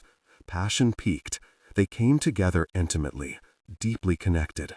Pulling back to look at her, his eyes danced over her face, lips twitching for words he could no longer articulate. There was something hungry in his eyes that had her spinning as she pulled his mouth to hers again. He moaned into her, and she drank him down. He hauled her off the wall, spinning them into his bedroom. A lamp flicked on, and she looked around the tidy room before her body fell through the air and landed on his mattress. His eyes devoured her as he started unbuttoning his shirt. She sat up and unsnapped her bra, slipping it down her shoulders. He stared at her breasts while shrugging off his tuxedo shirt. And Gwen thought of the poster she'd taken down from her apartment, and the push-up competition, and the magazine cover with his arms exposed, and the Henley shirts, all the times when she had fantasized about this man. And suddenly things were very real as his fingers moved to finish the job she'd started unzipping him. Gwen's heart was so loud in her chest. She took calming breaths as his pants dropped, just his boxer briefs on now. His thighs were muscular, and yeah, her imagination had held out on her. She pulled her eyes from where his fingertips were slipping under his waistband and followed the line of his body, past his heaving ribs to his lips, tongue dipping out to wet them. We shared intimacy, eyes darkened. Afterwards, breathless, small grazes against her skin, and when he reached the top of her right thigh, transferring over to her left, she hooked her leg over his shoulder and groaned. Really, she growled. She swore she could feel him smile against her thigh. Tension broke, gave in to desire, connecting deeply. He tried to hold himself up, but she could still feel his presence against her thigh. She reached a shaking hand up, pushing his damp hair away from his face, and leaned up to kiss him. He reached down and pushed her thighs open, positioning himself against her. He reached for his drawer, grabbing for a condom and pulling it on. She was ready to lie there and let him do things to her. She smiled up at him and nodded when his eyes asked if it was okay to continue. Passion peaked, came together intimately, deeply connected. Her fingers drifted down his back, following the lines of his muscles and dipping in each vertebra. He lifted his head and stared at her, breathing hard. He pushed a lock of hair behind her ear, hand cradling her cheek as he looked down at her, as though he was memorizing her face. The tonic, the peace. Gwen twisted herself up in soft sheets, pulling a pillow more snugly underneath her head. It was Sunday. She could sleep. She should go for a run. But she never went for a run. She wasn't even positive she knew how to run. She pushed her face into her pillow. Not her pillow. Her eyes snapped open, staring at an unfamiliar digital alarm clock reading 8:53 a.m. The night before swam up from her memories, and she blushed scarlet as her body abruptly turned on. Was she supposed to stay the night? Was that okay? Was that what people did? She turned over carefully and looked for Alex. His side of the bed was empty, sheets perfectly folded, as if she dreamed the whole thing. Just as she was wondering if that was her cue to get lost, she spotted a glass on the nightstand, an iced latte, either homemade or fetched and then poured into a glass for her. Gwen blinked at it for a few minutes, trying to get her bearings. She slipped out of the sheets, attempted to fold and reset them like he had, and looked for her clothes, which were in the studio, tossed onto the floor. Gwen sighed. She sipped at her perfectly mixed iced vanilla latte and pondered what to do. A bathrobe hung from a hanger on the back of his bedroom door. She didn't know if it was meant for her, but she pulled it down and slipped into it anyway. That's when she heard it. A small humming, a faint melody drifting through the cracks in the door jamb. Gwen pulled the bedroom door open and found the studio door shut. She pressed her ear to it. Something beautiful was happening inside, and Gwen almost felt bad for interrupting. She opened the door to find Alex sitting at his desk in nothing but his boxer briefs, alternating between typing furiously and pulling her violin up to his chin, dragging the bow across in smooth legatos. She watched, fascinated by him. He hit the spacebar, and the music writing program played an electronic violin melody, something distorted and so far from the pure sounds that the strings could make. Alex held her violin under his chin and joined, continuing when the playback ended abruptly, sailing into a melody that finished the phrase. The violin dropped to his lap, and his fingers flew across the keys, typing notes directly onto the screen. He must have felt her presence. He turned to the door and jumped up. "Hey," he said, placing her violin back in its open case. "Sorry, I should have asked." "No, please." She stopped him, waving a hand. She smiled and said, "What are you working on?" He ran his hand through his hair. "Had something in my head this morning." She nodded, staring at him, staring at his bare skin, frankly, and said, "Can I hear?" He blinked at her like he was about to decline, but then he turned to the computer, clicking. "Yeah, it's not finished or good yet." "No," she said, fiddling with the tie on the bathrobe. "Can I hear you play it?" There was that strange reflection in his eyes again, like he could turn off a part of himself with just the mention of the violin. He reached for her violin with long fingers, taking his time, like maybe she would change her mind if he moved slowly enough. Looking down at the strings, he said, "On one condition." A perfect imitation of her own ultimatum last night. He looked up at her under dark lashes, eyes suddenly black. "Take off the robe." Gwen swallowed, feeling a chill run across her skin. Oh yes, how silly of her to forget. They had shared intimacy last night. They were now intimately connected. Meeting his eyes, she pulled the tie from around her waist, peeling back the robe and slipping it down her arms. The look in his eyes when she stood across the room fully naked was intoxicating. The way his pupils were blown wide, like he needed to take in every inch of her, set her skin on fire. He lifted the violin to his chin, and she sat across from him in the spare chair, crossing her legs and trying to find inventive ways to sit that didn't make her naked. She knew the moment the first notes played that this was not Fugue No. 2. A different key, a different tempo, something lovely and miserable and challenging and hopeful. He pulled the bow across a love song. His fingers framed a yearning sonata. His vibrato pulsed a haunted ballad. It was all of those things. His gaze dripped across her skin, resting on her face, dancing across her stomach, focusing on her breasts and her taut nipples.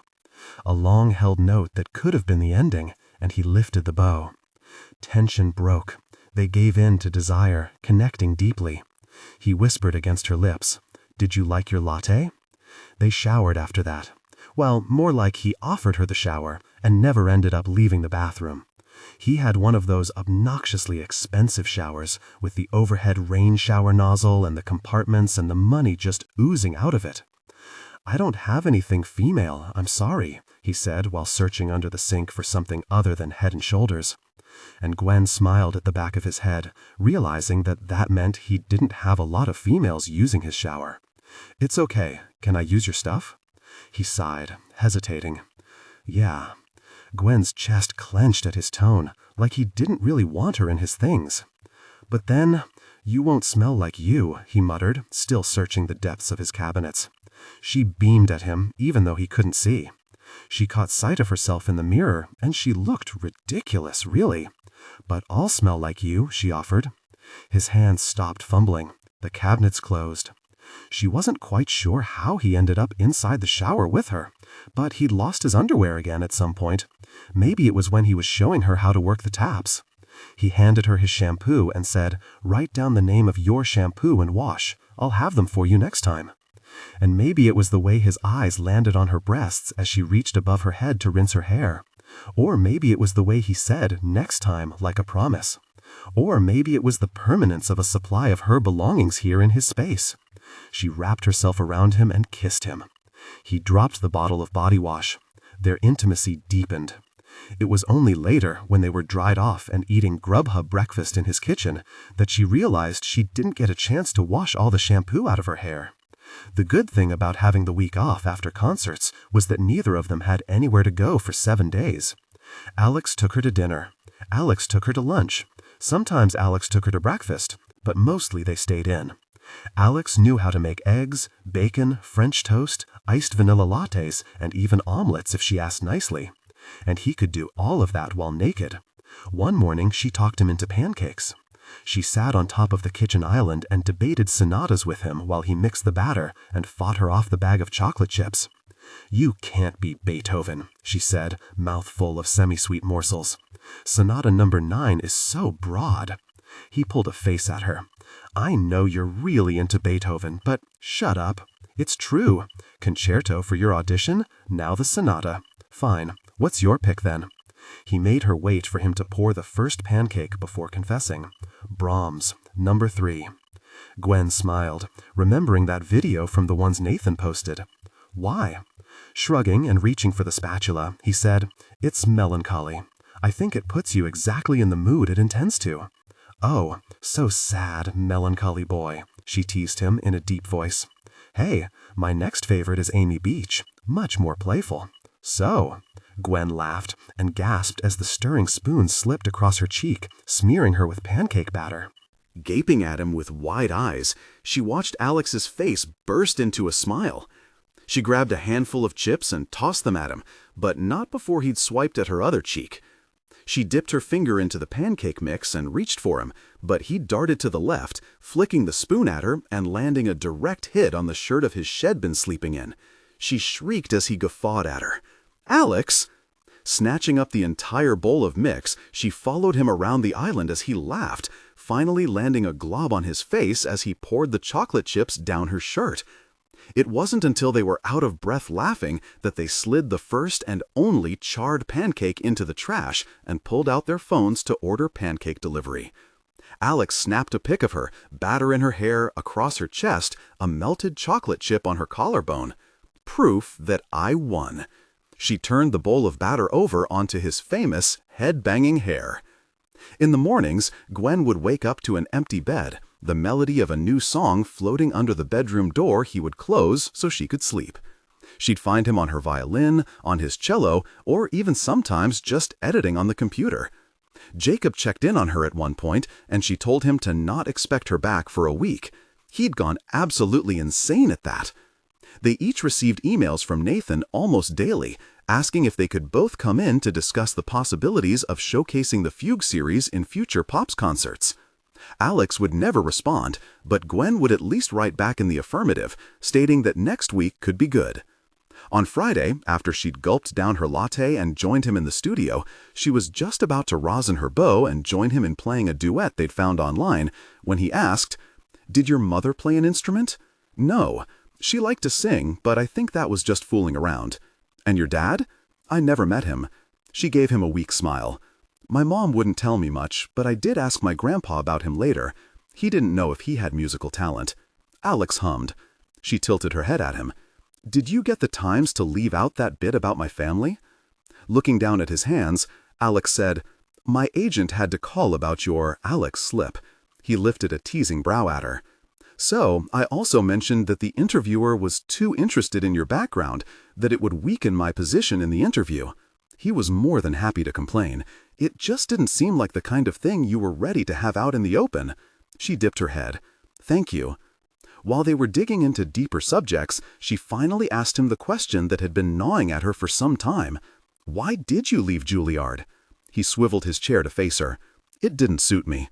"Can you explain why?" "I never went to college beyond a few G's at City." He stared at her, his throat moving. "Applying for school is like applying for a box you want to live in for the rest of your life. That's all university really is. It's boxes." Gwen had to bite her tongue to keep from reminding him that his box was something people would kill to live in.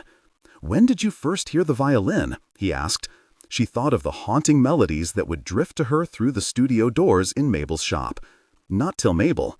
"And you knew then that it called to you? That you needed it in your life?" She nodded. "I never had that," he said. "I was 2 years old when my parents put a violin in my hand and taught me the scales. I was 3 the first time I played for a crowd.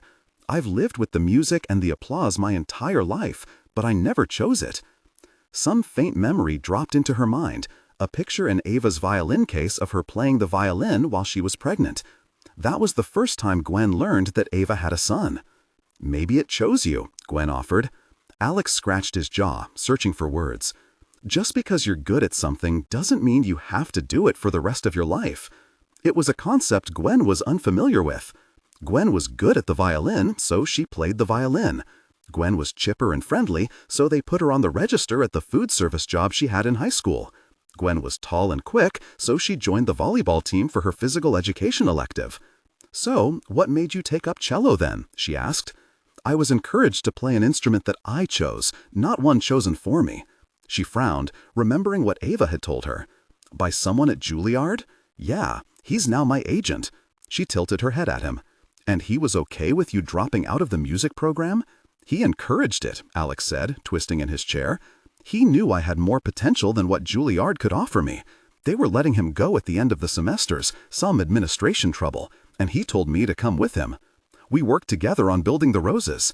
Something didn't sit right with Gwen about that. Mabel and her grandfather had always pushed college on her from the moment she started high school. It didn't quite click in her mind that a college professor would advise someone to quit college, but she supposed it might happen. "Do you ever regret dropping out?" she asked softly. He dragged a hand over his neck. "No, I don't like to dwell on that. I'm a different person now than I was at Juilliard." "Literally, Xander," she winked. "Exactly," he said in all seriousness, like he didn't understand the joke, like he truly believed Xander was more than a persona. Gwen nodded, taking note. "I actually had an email from my agent this morning." Alex turned to the desktop, clicking through windows. She had the feeling he was eager to change the subject. "I asked him about using the recording studio for Fugue No. 1. He said next weekend is good. He just needs us to come in and sign a few things first." Alex turned to her, eyes bright, but her skin prickled. "Your agent owns a recording studio?" Alex nodded. "The Roses record there. He has his own label that we're covered under." Gwen didn't know much about the recording industry, but there was something strange about how entrenched Alex's agent was in his career. He must have read something from her face. "Do you still want to record with me?" She shook out her tense shoulders. Yeah, what kind of paperwork? Will he own the recording after this?" No, nothing like that. Probably the usual. Liability waivers and things like that. Lorenz likes to be thorough. Lorenz? Gwen tilted her head. Calvin Lorenz? I met him. He gave me his card, which she'd torn up at Nathan's insistence. Alex's eyes narrowed on her. When did you meet him? At the plaza after the anniversary party. She remembered his cold gaze and soft hands. The memory was enough to make her shiver. That was Alex's agent? What did he say to you? Gwen looked up at the bite in his tone. Alex's brows were drawn together and his jaw was tight. She suddenly felt like she was being chastised. Nothing. He complimented me on my performance and gave me his card. I never called him, though. Good. Alex stood from the computer chair and went to the kitchen, making omelets more loudly than necessary. She frowned at the door. Good? Was there a reason he didn't want her to have an agent? Or was it that he didn't want his agent? Later that afternoon, Gwen was still trying to figure out Alex's mood as they headed downtown to Lorenz's studios in the East Village.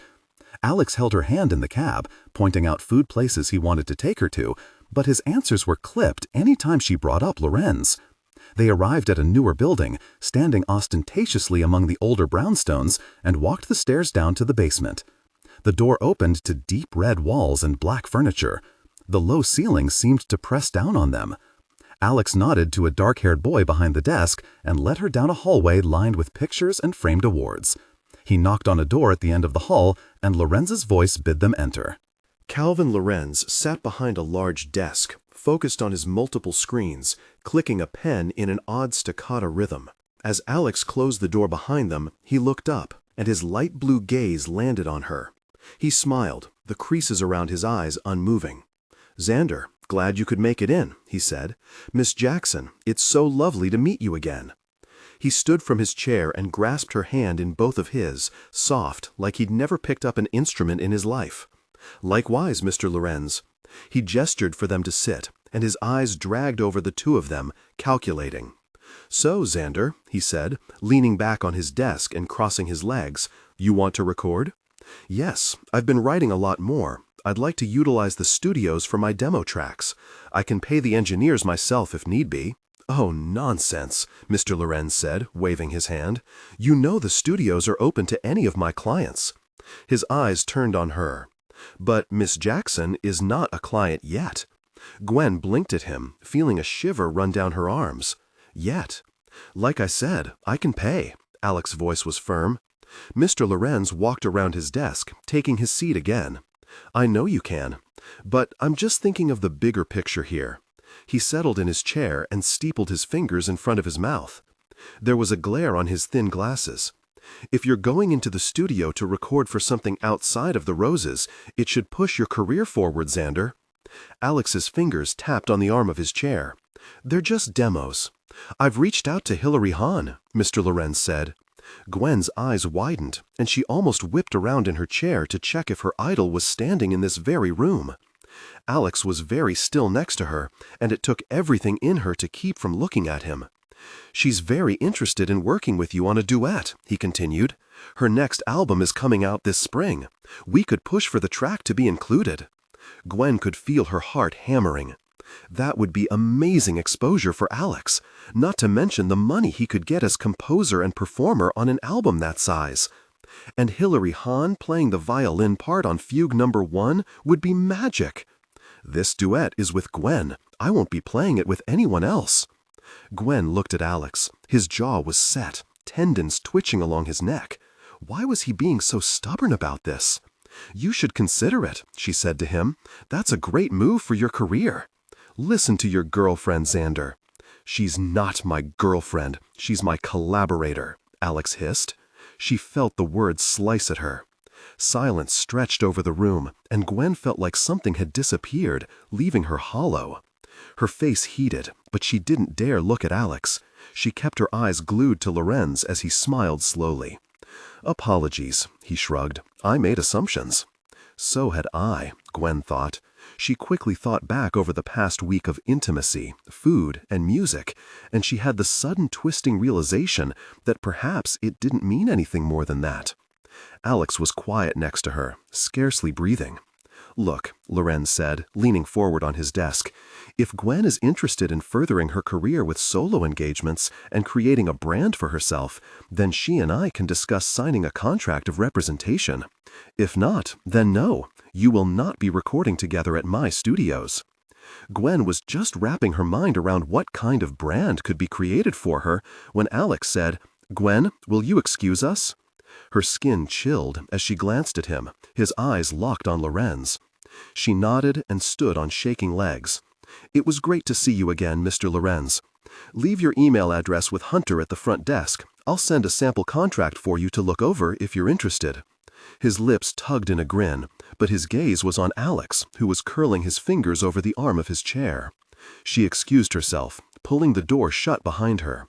The hallway seemed to swim before her as she walked past the Grammy Awards and Platinum albums out to the lobby.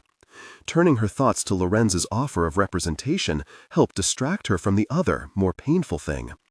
Alex didn't seem eager for Gwen to sign with Lorenz, and neither had Nathan.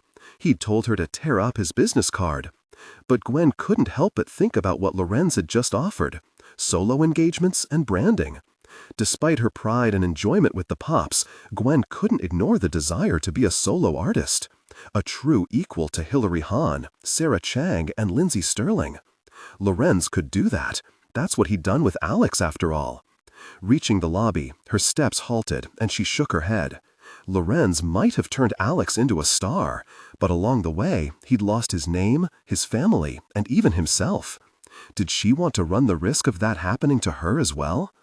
The dark-haired boy behind the reception desk didn't even look up at her, typing away on his phone as she stood dumbly in front of him. What am I doing here? The thought struck her between the eyes. If she wasn't a client, and she wasn't waiting for her boyfriend? Gwen checked to make sure she had her debit card and house key and darted up the basement stairs to the street. She hated goodbyes. Her grandfather made her sit in the hospital room with her mom as she withered and expired. He'd said she would regret not saying goodbye. He'd been wrong. When it was his turn, she had kissed him goodbye before heading to her chemistry final, and he'd called an ambulance for himself 20 minutes later. She'd like that better. Not the rest of it, the paperwork and condolences and funeral costs, but the quickness. She needed to be quick. If Alex were to come out of that office, hold her hand in the back of a cab, and they were to be intimate on his kitchen counter again, it would just be the beginning of a long goodbye, because he wasn't not her boyfriend to her. He couldn't live in that space. The soles of her shoes slapped against the filthy sidewalk, and she threw her hand up to grab a cab. A blinker turned on, and a yellow car swerved to her. She was half inside, calling out for Washington Heights, when a hand gripped her elbow. Alex's eyes were wide when she turned over her shoulder. "Where are you going?" She gaped at him, unable to make her throat work, unable to ask for space when she didn't want any. He ran a hand through his hair and climbed into the cab next to her. She scooted down the seat and let him direct the driver to the Upper East Side. The cabbie shot down the street, rattling over potholes, and Gwen stared at the screen in the back seat, flashing commercials for Broadway shows at her. "I shouldn't have taken you to him," Alex finally whispered, once they'd reached Central Park. Gwen waited for him to continue, but he just stared out the window. "There are other recording studios," she said softly. "I can't record anywhere else, contractually." She blinked at him, his lips pressed together in a thin line. The cab pulled up outside his apartment building, and Alex gave the driver cash. He slid out, holding the door for her, but Gwen hesitated. She couldn't go upstairs with him if they were only collaborating together. She couldn't be that stupid. "I think I should go home." She was half in, half out of the cab, one foot on the street. That desperation was back in his gaze, the same expression from those first weeks of the season when she wouldn't agree to see him. Alex knelt down in front of the open door and placed a hand on her knee. "I don't want him in my personal life. Lorenz has a way of twisting up things I love, and I didn't want to give him anything else of me." He cleared his throat and looked up at her with dark eyes, while Gwen tried to brush the L word away from her heart. "You are more than my collaborator." Heat flooded her cheeks.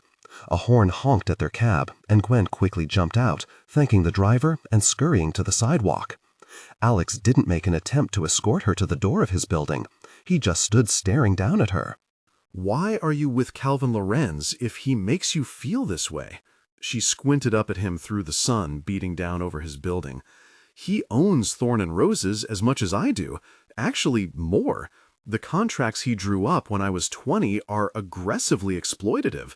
I'm embarrassed for signing them, but I admired him so much back then. Alex ran a hand through his hair and took a shaky breath. I've been looking for ways out of them for a few years. You can't just quit them, break the contract, and walk away? Walk away to what? He chuckled, shaking his head. Gwen frowned, listening to the traffic pass and watching the pedestrians trot by. She'd never felt like she had absolute freedom, always held back by money or fear, but she'd also never been shackled like this. She remembered what Mabel had said about him when he was young. He was always set on being someone. Suddenly, she glanced up at him, her eyes watering against the sunlight. Is that why you contacted your mother about joining the Pops a year and a half ago? You wanted a way out? Staring off over her shoulder, he tightened his jaw, the muscles jumping. It doesn't matter now. But it did. Realization cracked over her. He'd wanted first chair so he could get away from Lorenz, and she'd taken it from him. Why did you agree to return this season? She asked, voicing an unanswered curiosity. If they weren't going to give you first chair, I still don't understand why you came back. Lorenz couldn't have been happy about it. Alex's gaze locked on her, eyes burrowing into her own. He lifted his hands and placed them gently on her jaw. Because my apartment still smelled like you. She blinked against the sunlight, her pulse pounding in her ears as she bit back a smile. Didn't Mabel ever tell you never to let a girl get in between you and your instrument? He leaned forward and kissed her softly. Wouldn't be the first time I've ignored her good advice. Can we go upstairs? I have to make dinner and ask my girlfriend if she'd be my girlfriend. And then I want to tell the whole world she said yes. Gwen's face was on fire, her smile bursting from her lips, even as she pressed them together. She nodded into his shoulder and let him take her hand to lead them inside. Gwen woke up the next morning to the drifting melody of a violin, the smell of an iced vanilla latte, and the blinking of a very active phone screen.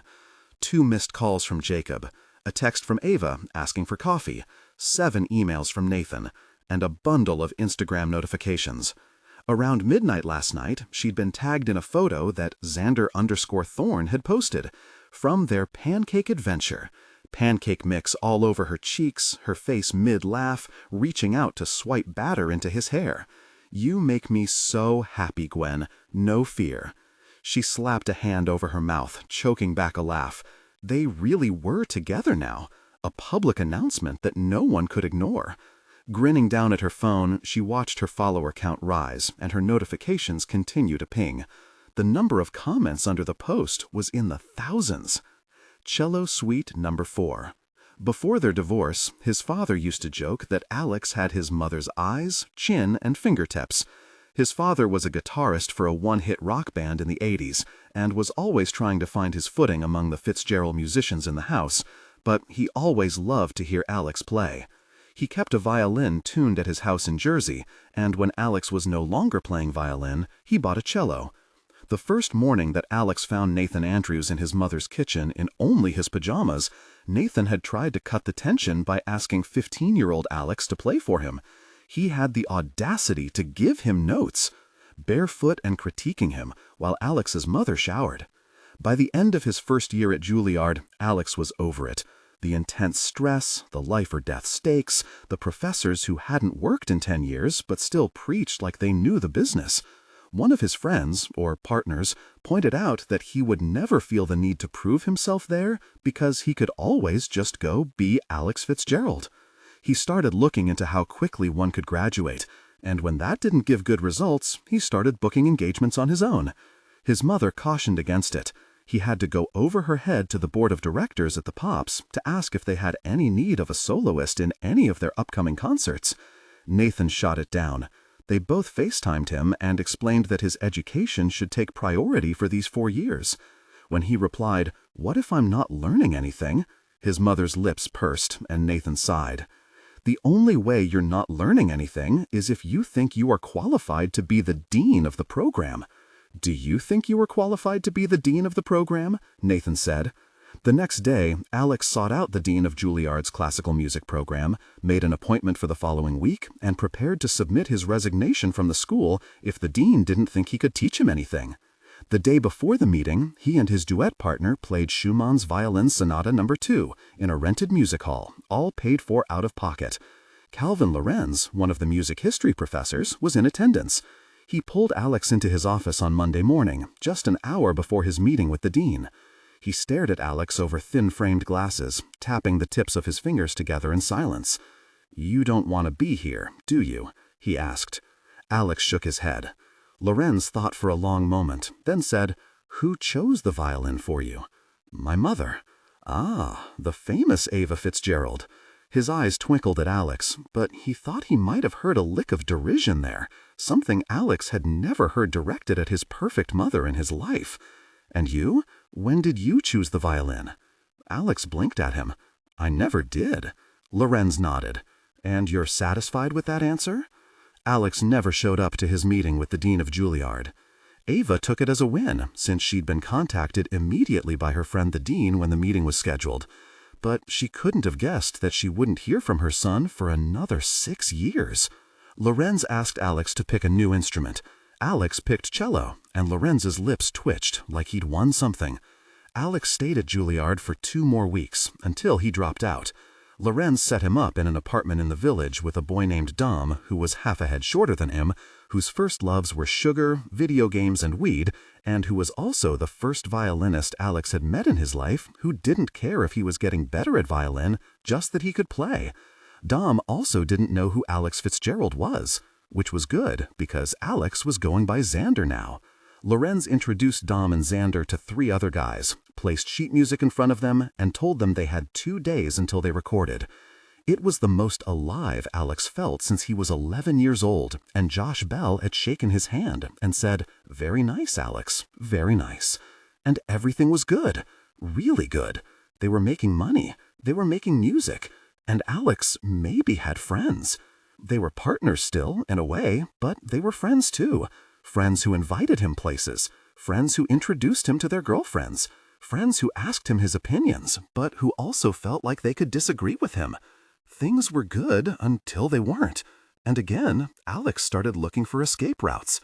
He heard that the Pops were going to be restructuring soon and called his mother for the first time in 6 years and asked for a meeting with her and Nathan. Nathan looked the same, but his mother looked older, with streaks of silver through her dark hair. He said, "I'd like to be considered for first chair when Mom retires." His mother brought her fingers to her lips, and Nathan tilted his head, sitting back in his chair with arms crossed. "Really?" he said. Not a question. But Alex knew Nathan. He knew that Nathan was doing calculations, even if he was trying to look unimpressed. They came to terms. Alex would take over first cello for a few years to make sure he was a good fit. When they shook hands, Alex told him he would need to be Xander Thorne from now on. No slip-ups. He pretended not to notice his mother's small inhale. Nathan squeezed his hand and said, "Understood. But Xander Thorne will not be taking over as concertmaster of this orchestra. Alex Fitzgerald will." Lorenz wasn't happy. But Alex signed the contract right then and there in Nathan's office, forcing Lorenz to reschedule half of the Rose's engagements for the following year. It felt good. So Alex tried. For 8 months, he played nice with others. He let Nathan introduce him to the orchestra, like had found him lying in the street one morning. He let his mother correct him in front of his section. He knew he wasn't the best team player. He knew that they expected him to be Alex for them. On time, professional, and giving a gauche. He knew they didn't like Xander. They didn't have any power over Xander, except the promise of first chair. And then one morning, while his head was still spinning with the hum of Jesu, joy of man's desiring, Nathan told him they would not be offering him concertmaster, ever.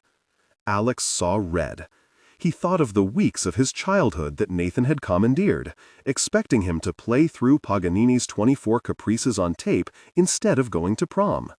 He thought of the engagements Nathan had canceled on his behalf the summer after junior year, so Nathan could take him to shadow the Stockholm Symphony. The year of his life he just lost, playing first cello in a pops orchestra, not even a symphony, a pops orchestra, not even worth putting on a resume. Alex stood from his chair, pacing, before finally exploding. "You've been doing this to me my whole life." He looked to his mother for help and found her staring out the window, fingers over her lips again. "Alex, we have not been pleased with your attitude or leadership abilities this past year," Nathan said. "We don't want to lead you on through another season." "Lead me on?" Alex laughed. "Lead me where? Where have you been leading me these past 10 years, Nathan? Certainly not to the top. You've always kept me from the top." Nathan crossed his arms, and Alex could swear he saw a smirk in the corner of his mouth. "And what was supposed to happen here, Alex? You were going to take over first chair? For how long? How long until you got bored and looked for a new path? How did you expect to be satisfied with first chair when you've never stuck with something for more than a few years?" "You know it's different," Alex hissed. "You know this is something I've wanted forever, since Uncle Walt." "I don't see how you expected this to go. You'd be giving up Xander Thorne. You'd be giving up your rock career. You know you can't have both." "That's what I wanted." He felt the sting behind his eyes and ran his hands through his hair to hide it, tugging hard. "You know that. She knows that's what I wanted." He flung an arm in his mother's direction, but couldn't look at her. "First chair, eventually conductor." Nathan laughed. "Conductor? Conductor? Joshua Bell is doing it." "Oh, and you think you're Joshua Bell?" "You used to tell me I was," Alex shouted. "All the time. You said I was better than Joshua Bell." "I'm not sure I ever would have said you were," Nathan softly, condescendingly. He had, often, and he knew he had. Worse, his mother knew he had. Alex left that room hoping to never see Nathan Andrews again in his life, hoping he'd never need to stare at his smug face again as he gave him a note, hoping he'd one day see his mother again if she could ever wake up. And again, he started the task of being happy. He had bandmates. He had an East Coast tour. He had friends who weren't just partners. He could be happy with the Roses, with Lorenz. But Gwen Jackson challenged the meaning of happy. And less than a week after she'd been in his studio, in his arms, they shared an intimate moment. He did the thing he promised he'd never do again. He walked into Nathan Andrews' office, smiled, and asked for a second chance. It was the most humiliating moment of his life. He'd never felt as powerless as he had in that moment. But as the first day back at rehearsal approached, the first day he could walk in holding Gwen's hand, the first time he could stare at her openly from his seat in the cellos, knowing that she was his and he was hers, he would do it all over again. Every step of it. Gwen was a bit worried about how the first rehearsal back would go. With Alex's Instagram post, his first in 3 weeks, about 75% of the orchestra now knew that they made pancakes together. As the rehearsal studio came closer, Alex still held Gwen's hand. He'd tried to carry her violin case along with his own cello case, but that's where she'd drawn the line. She thought maybe they would detach now? Hugh and Caroline in the trumpet section were married, but they didn't arrive hand in hand. Maybe she and Alex should enter separately, like they hadn't woken up in the same apartment this morning. And then he was pulling the door for her, and the room was turning to greet them. And yes, there were knowing smiles, and May did send her a gesture behind Alex's back, but really, the world didn't end. It was only when she looked over to the stage manager's desk and saw Ava leaning against it, chatting cordially with Nathan, that she felt her stomach drop. Ava was never at rehearsals. But today, the first day of Gwen and Alex's public dating life, Ava was here. Gwen let Alex's hand drop as she moved to take her seat. Mary in second chair gave her a friendly smile as she opened her violin case, and Gwen blushed, feeling like she was under a microscope. Once she was settled, she looked up to find Alex sitting directly across from her, sending her a heated expression. Oh boy. "All right, everybody." Nathan ran up to the podium, clapping his hands for attention. "Christmas time is here again. I know. It feels like we just left October behind." Gwen glanced at Ava. She sat with the stage manager with her legs crossed, looking thoroughly engrossed. We have several new pieces as well as some of the old standbys, but one of my favorite things for this year is a new arrangement Ava and I worked on, Baby It's Cold Outside, featuring our first violinist and first cello on the solos. A chorus of delighted chuckles and simpering ahs from the orchestra. It took Gwen a moment to realize that Nathan meant her, and Alex, playing a debatably romantic song together. She felt heat rising to her cheeks. But when she looked up at Alex, he was glaring at Nathan. The applause and the chatter died down. Nathan continued, "Now, we'll work on that piece tomorrow, but for today—" "So you'll be profiting off of our relationship?" Alex cut in, stating it matter-of-factly, like it was a given. Gwen bit her tongue, feeling her heartbeat in her fingertips. If she'd been embarrassed before— "Not profiting, no," Nathan said calmly. "We're giving opportunities to our section leaders. You can decline, of course." Nathan moved on quickly. Alex brooded through the rest of rehearsal, and when Gwen checked in with Ava again, she was pursing her lips, staring down at her phone. At the 10-minute break, Gwen was about to grab a cup of tea from the table when Ava flagged her over. Taking a deep breath, she walked to the stage manager's table and took a seat by her boyfriend's mother. "How are you, darling?" Ava asked, letting her eyes trace Gwen's face. "Fine, thanks." Gwen's voice was far too chipper, too everything is dandy. "Can we go over a few things after rehearsal? I just want to touch base." Gwen swallowed, probably a gulping sound that could be heard clear across the room. "Sure, we'll meet upstairs. Why don't we grab something to eat across the street, just you and me?" This felt like the beginning of a horror movie, when you're yelling at the girl for walking into a trap. But Gwen just nodded, smiled, and told Ava she'd talk to her after rehearsal. Alex was watching her closely as she took her chair again. By the time rehearsal ended, Gwen was sick of Christmas already, and it was only November 8th. When she told Alex she was having dinner with Ava after rehearsal, he frowned but nodded. "This might be good timing, actually," she said, glancing down at her shoes. "I can head up to Washington Heights and grab a few things. The pack of 4 panties from the CVS have served their time." "I can order you something," he said, eyes bright and intense on her.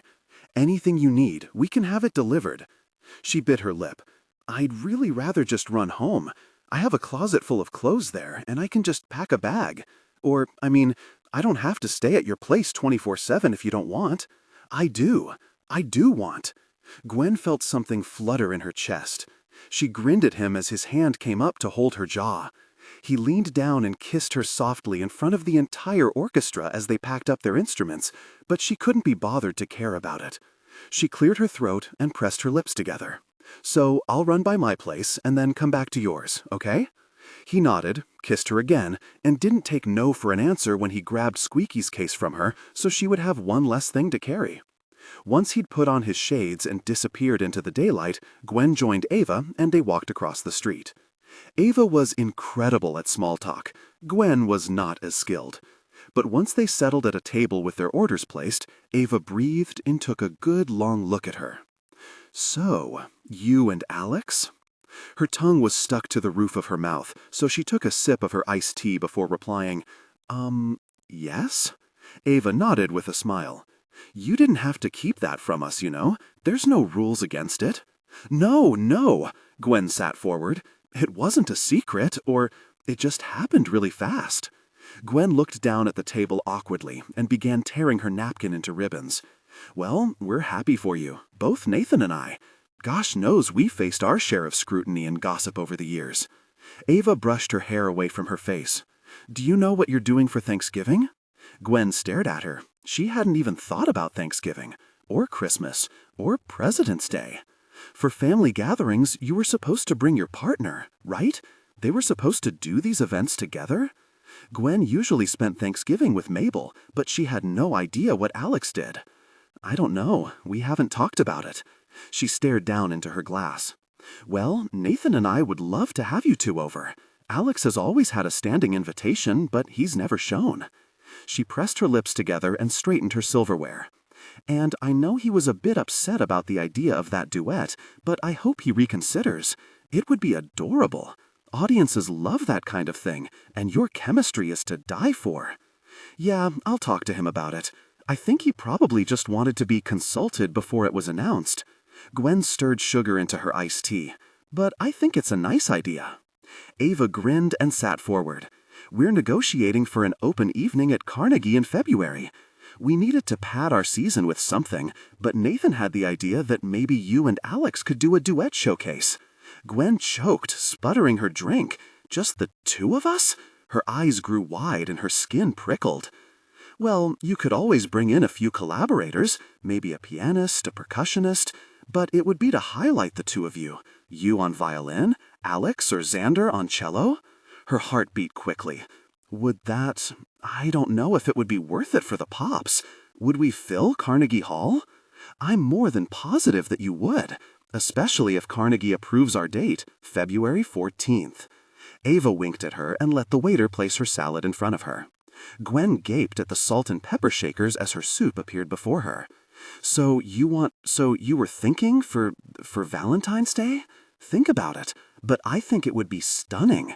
There are so many arrangements for a violin and cello duet, and of course, we'd feature Alex's original pieces. She dipped her fork in her salad dressing and asked innocently, "Does he have other pieces?" Yes, he's been writing more." She grinned. "Sometimes I find him in his studio playing both instruments at once and trying to record." Ava froze, her fork halfway to her lips. "He's playing violin?" Gwen met her eyes, glassy and eager. "Yeah, a bit. Just like Before I Wake Up, or, oh gosh." She'd never talked to the mother of someone she was intimate with. Was she supposed to pretend they weren't deeply connected? Is that what normal people did? "Relax, Gwen. You're as pale as a sheet." Ava took a bite of her salad as Gwen guzzled her entire glass of iced tea. "You know, he didn't date a lot as a teenager. 1 or 2 girls, and they were usually his music partners." She set her fork down and looked out the window with a hazy expression. "He was very focused and didn't spend time on anything but the music. I just can't tell you how lovely it is to see him with you, how much he cares about you." Gwen's chest warmed, and she watched as Ava sniffed and considered her for a moment. "He's been playing the violin? Truly?" Gwen nodded. Ava pressed her eyes closed and took a deep breath, like she was savoring something. She brushed her lashes and then continued their conversation, asking Gwen how her bowing for Sleigh Ride was going. After 2 weeks of an empty apartment and only a few text messages, Jacob finally put his foot down on Friday and requested a dinner party. Gwen agreed to come out of her love bubble for an evening, but scheduled with Jacob for Sunday night. Tonight, Gwen was headed to a party with Alex's friends. Alex's friends, who consisted of her favorite music group in the world. Alex's friends, whom she needed to impress, not only as his girlfriend, but also as a human. Hazel Renee and her wife would be there too, and Gwen took extra care with her makeup. She'd slipped into a romper, boots, and a large cardigan, tugged her hair into a knot on the top of her head, and applied more mascara and lip gloss than normal, all while Xander sat at the foot of his bed, narrowing his eyes at her. "You know it's just a kickback to watch the game, right?" "Yeah, of course." She smacked her lips, no idea which game was on. In the cab down to Soho, Gwen fiddled with a chipped mail and asked, "Whose apartment is this?" "Sonia and Max. The bride and groom," she clarified, as if she didn't know these names by heart already. "You know Mac from the band, but how did you end up in Sonia's bridal party?" "I knew Sonia first. We grew up together. We went to the same elementary school, but different high schools. She visited my dad's house every summer, though. I introduced her to Mac about 4 years ago, and they hit it off." Gwen smiled, but another thought gave her pause. "And how do you all know Chelsea? She's one of Sonia's best friends." Gwen chewed on the inside of her cheek. "She's on the road with you guys a lot, huh?" "Yeah, she's a stylist, so we invite her to keep track of our clothes and do our hair when she's free." Alex dipped his head to read a billboard they were passing, completely unaware of the anxious shaking of her foot next to him. "And will she be there tonight?" "Probably." Gwen sucked in a deep breath. "Alex, can you please just tell me if I'm about to spend the next few hours with a girl you've been intimate with?" His gaze snapped to her. "Chelsea? No." "Or hooked up with?" Gwen dug. "I've seen the way she is around you, and—" "When?" His brow furrowed. "Online. In pictures." "Oh," Alex said, confusion vanishing, gazing back out the window. "Lorenz does that. Any opportunity to make me more desirable, as he says." Gwen frowned. That still didn't explain the pictures of Alex on Chelsea's Instagram, but she dropped it for now, deciding to trust what he was saying. They were quiet for a few minutes, but just before the cab pulled up to their cross streets, he took her hand in his. "Nothing's ever happened between me and Chelsea. Now I know why you asked about her at the plaza." He chuckled, and she rubbed her thumb across the back of his hand. "I did try to kiss Sonia in 5th grade, though. She knocked me out. Chipped my tooth." Gwen smiled as he raised his top lip to show her which one. "And I guess you should know that I turned Hazel Renee into a lesbian when we were 16. She asked for intimacy and promptly told me she was into women afterward." Gwen laughed out loud, forgetting her anxiety for a bit, but her nerves were bubbling in her stomach again by the time they got buzzed into the apartment. Mac opened the door for them, and when he extended his hand to meet her, she stuttered over her own name until it sounded like Guyan. The introductions to the rest of them happened similarly. She knocked Jaden's drink out of his hand, thankfully almost empty, went in for the hug with Carlos, and performed what might have been a curtsy when meeting Dom, the violinist. Thankfully, Dom was just as exuberant and flirty in real life as he was on stage, and ended up kissing her on the mouth for a hello. I love your work," she said lamely, unable to tell him in front of Alex and the rest of his bandmates that aside from Xander Thorne, Dom was her favorite part of the Roses. He played to the audience, headbanging and playing other people's instruments mid-song. "Tell me everything about you, Glenn," Dom said, stealing her away and forcing people off the couch so she could sit. "Where did you come from? Where are you going?" She considered making a Cotton Eye Joe reference, but restrained herself. "I'm from here, born in Queens. I've never gone anywhere." Dom's blue eyes widened. "No way! You have to check out California one day." "Is that where you're from?" she asked, knowing exactly where he was from. "Yeah, but not the surfing part," he said. "So you're playing for the Pops. What's next?" His focus was unwavering as Gwen tried to think of how to respond. "I don't know. I think the Pops is long-term. I'm first chair." "Right!" He raised his fist to bump. "That's amazing. I played orchestra in high school, but never, ever wanted first chair. I bet it's amazing." Gwen paused before answering. It was almost like an out-of-body experience. She also had never wanted a position like first chair when she was in high school. She had wanted to be exactly here, on a couch, talking to Dominic of Thorne and Roses about violin. Or perhaps she'd wanted to be Dom. "It's a lot of pressure, but I love it." That was what she landed on in response. Dom's attention was drawn over her shoulder when the group burst into cheers of welcome. She turned and found Ama Torres and a whole crew of people coming through the door, most of whom Gwen recognized from the New Jersey wedding. Ama's florist boyfriend Elliot, the model actress Hazel Renee, and a cute Asian girl who was holding her hand. Bringing up the rear was the stunning woman who had been the wedding photographer. Dominic stood, ruffled his hair nervously, and grabbed Gwen's arm. "Come here. Do you know the rest of the Sacramento crew?" Before she could confirm that she did, Ama caught sight of her and pushed through everyone for a bone-crunching hug. "I wasn't aware you knew Mac personally before you did the wedding," Gwen said when Ama released her. "Oh, I didn't, but we're all besties now." Gwen watched as Dominic shook hands with Elliot and then tried to say hi to the photographer, with little luck. She introduced herself to Gwen as Mar, Ama's best friend, and pointedly ignored Dominic as he stood directly next to her with puppy dog eyes for the next 45 minutes. The rest of the night was a bit of a blur. Alex's friends playfully pried into his personal life by way of her, asking invasive questions and telling her embarrassing stories about him. Gwen found herself standing in the kitchen with all the girls a few hours later, comforting Chelsea while she cried over Carlos, the drummer of all people. Gwen watched in confusion as Sonia wrapped her arms around Chelsea, and Ama told her she was too good for him. Jackie, Hazel's wife, leaned into Gwen and whispered, "To be honest, I thought she was into Alex." Gwen turned to her. "Oh, thank God, I thought I was making up things." Hazel slyly reached across them for a glass and murmured, "Trying to make Carlos jealous with Alex? That's Chelsea's way. She winked at Gwen. "You're safe." Gwen laughed, and Hazel fully turned to her.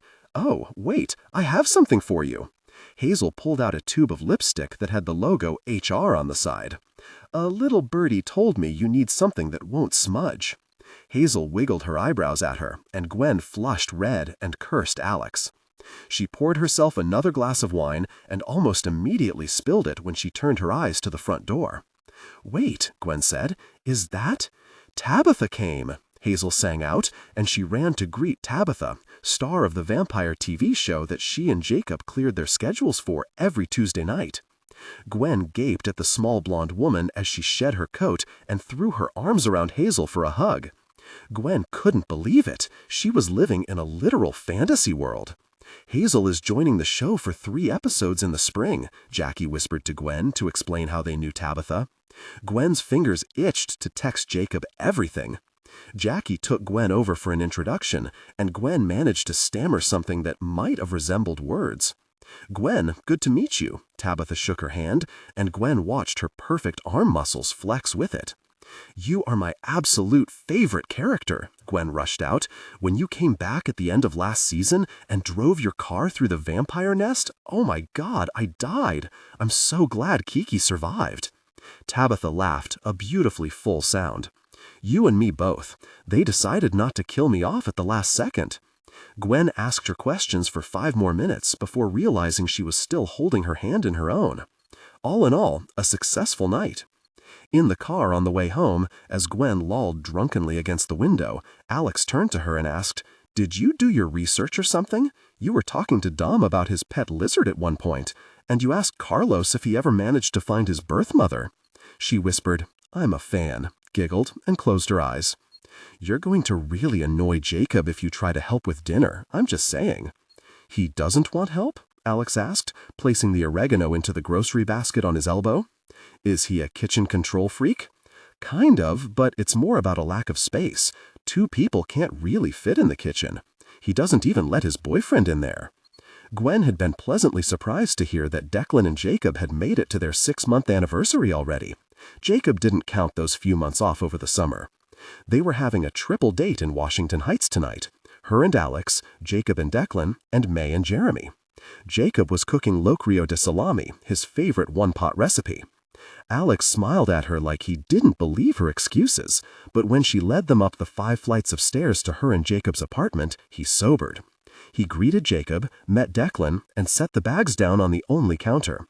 Gwen turned to give him the tour, which consisted of 2 steps this way and a quick poke into the bathroom, when she saw him distracted by something on the wall. She turned, and her heart stopped when she found the shirtless Thorne and Roses poster, rehung in the hallway. "Jacob," she hissed. He cackled from the kitchen. "It was Declan's idea." "It was not," Declan yelled back from the bedroom. Gwen ripped at it, tearing it down from its thumbtacks. "Sorry, it's not what it looks like." She didn't meet Alex's eyes before running after Jacob, who was fleeing into her room, to tackle him on her bed. "Alex!" Jacob cried out under her tickling fingers. "Alex! She played that wedding gig just to meet you!" Gwen pushed her hand against his mouth, but he still screamed. "She found out your friend was getting married, started taking violin lessons, and killed my usual duet partner. Her body is in the Hudson! Jacob!" She was beet red, gasping with laughter. "Her name's not even Gwen!" She looked over her shoulder and found Alex leaning against the bedroom door with a grin on his face. "It's not." She climbed off Jacob and approached Alex apologetically.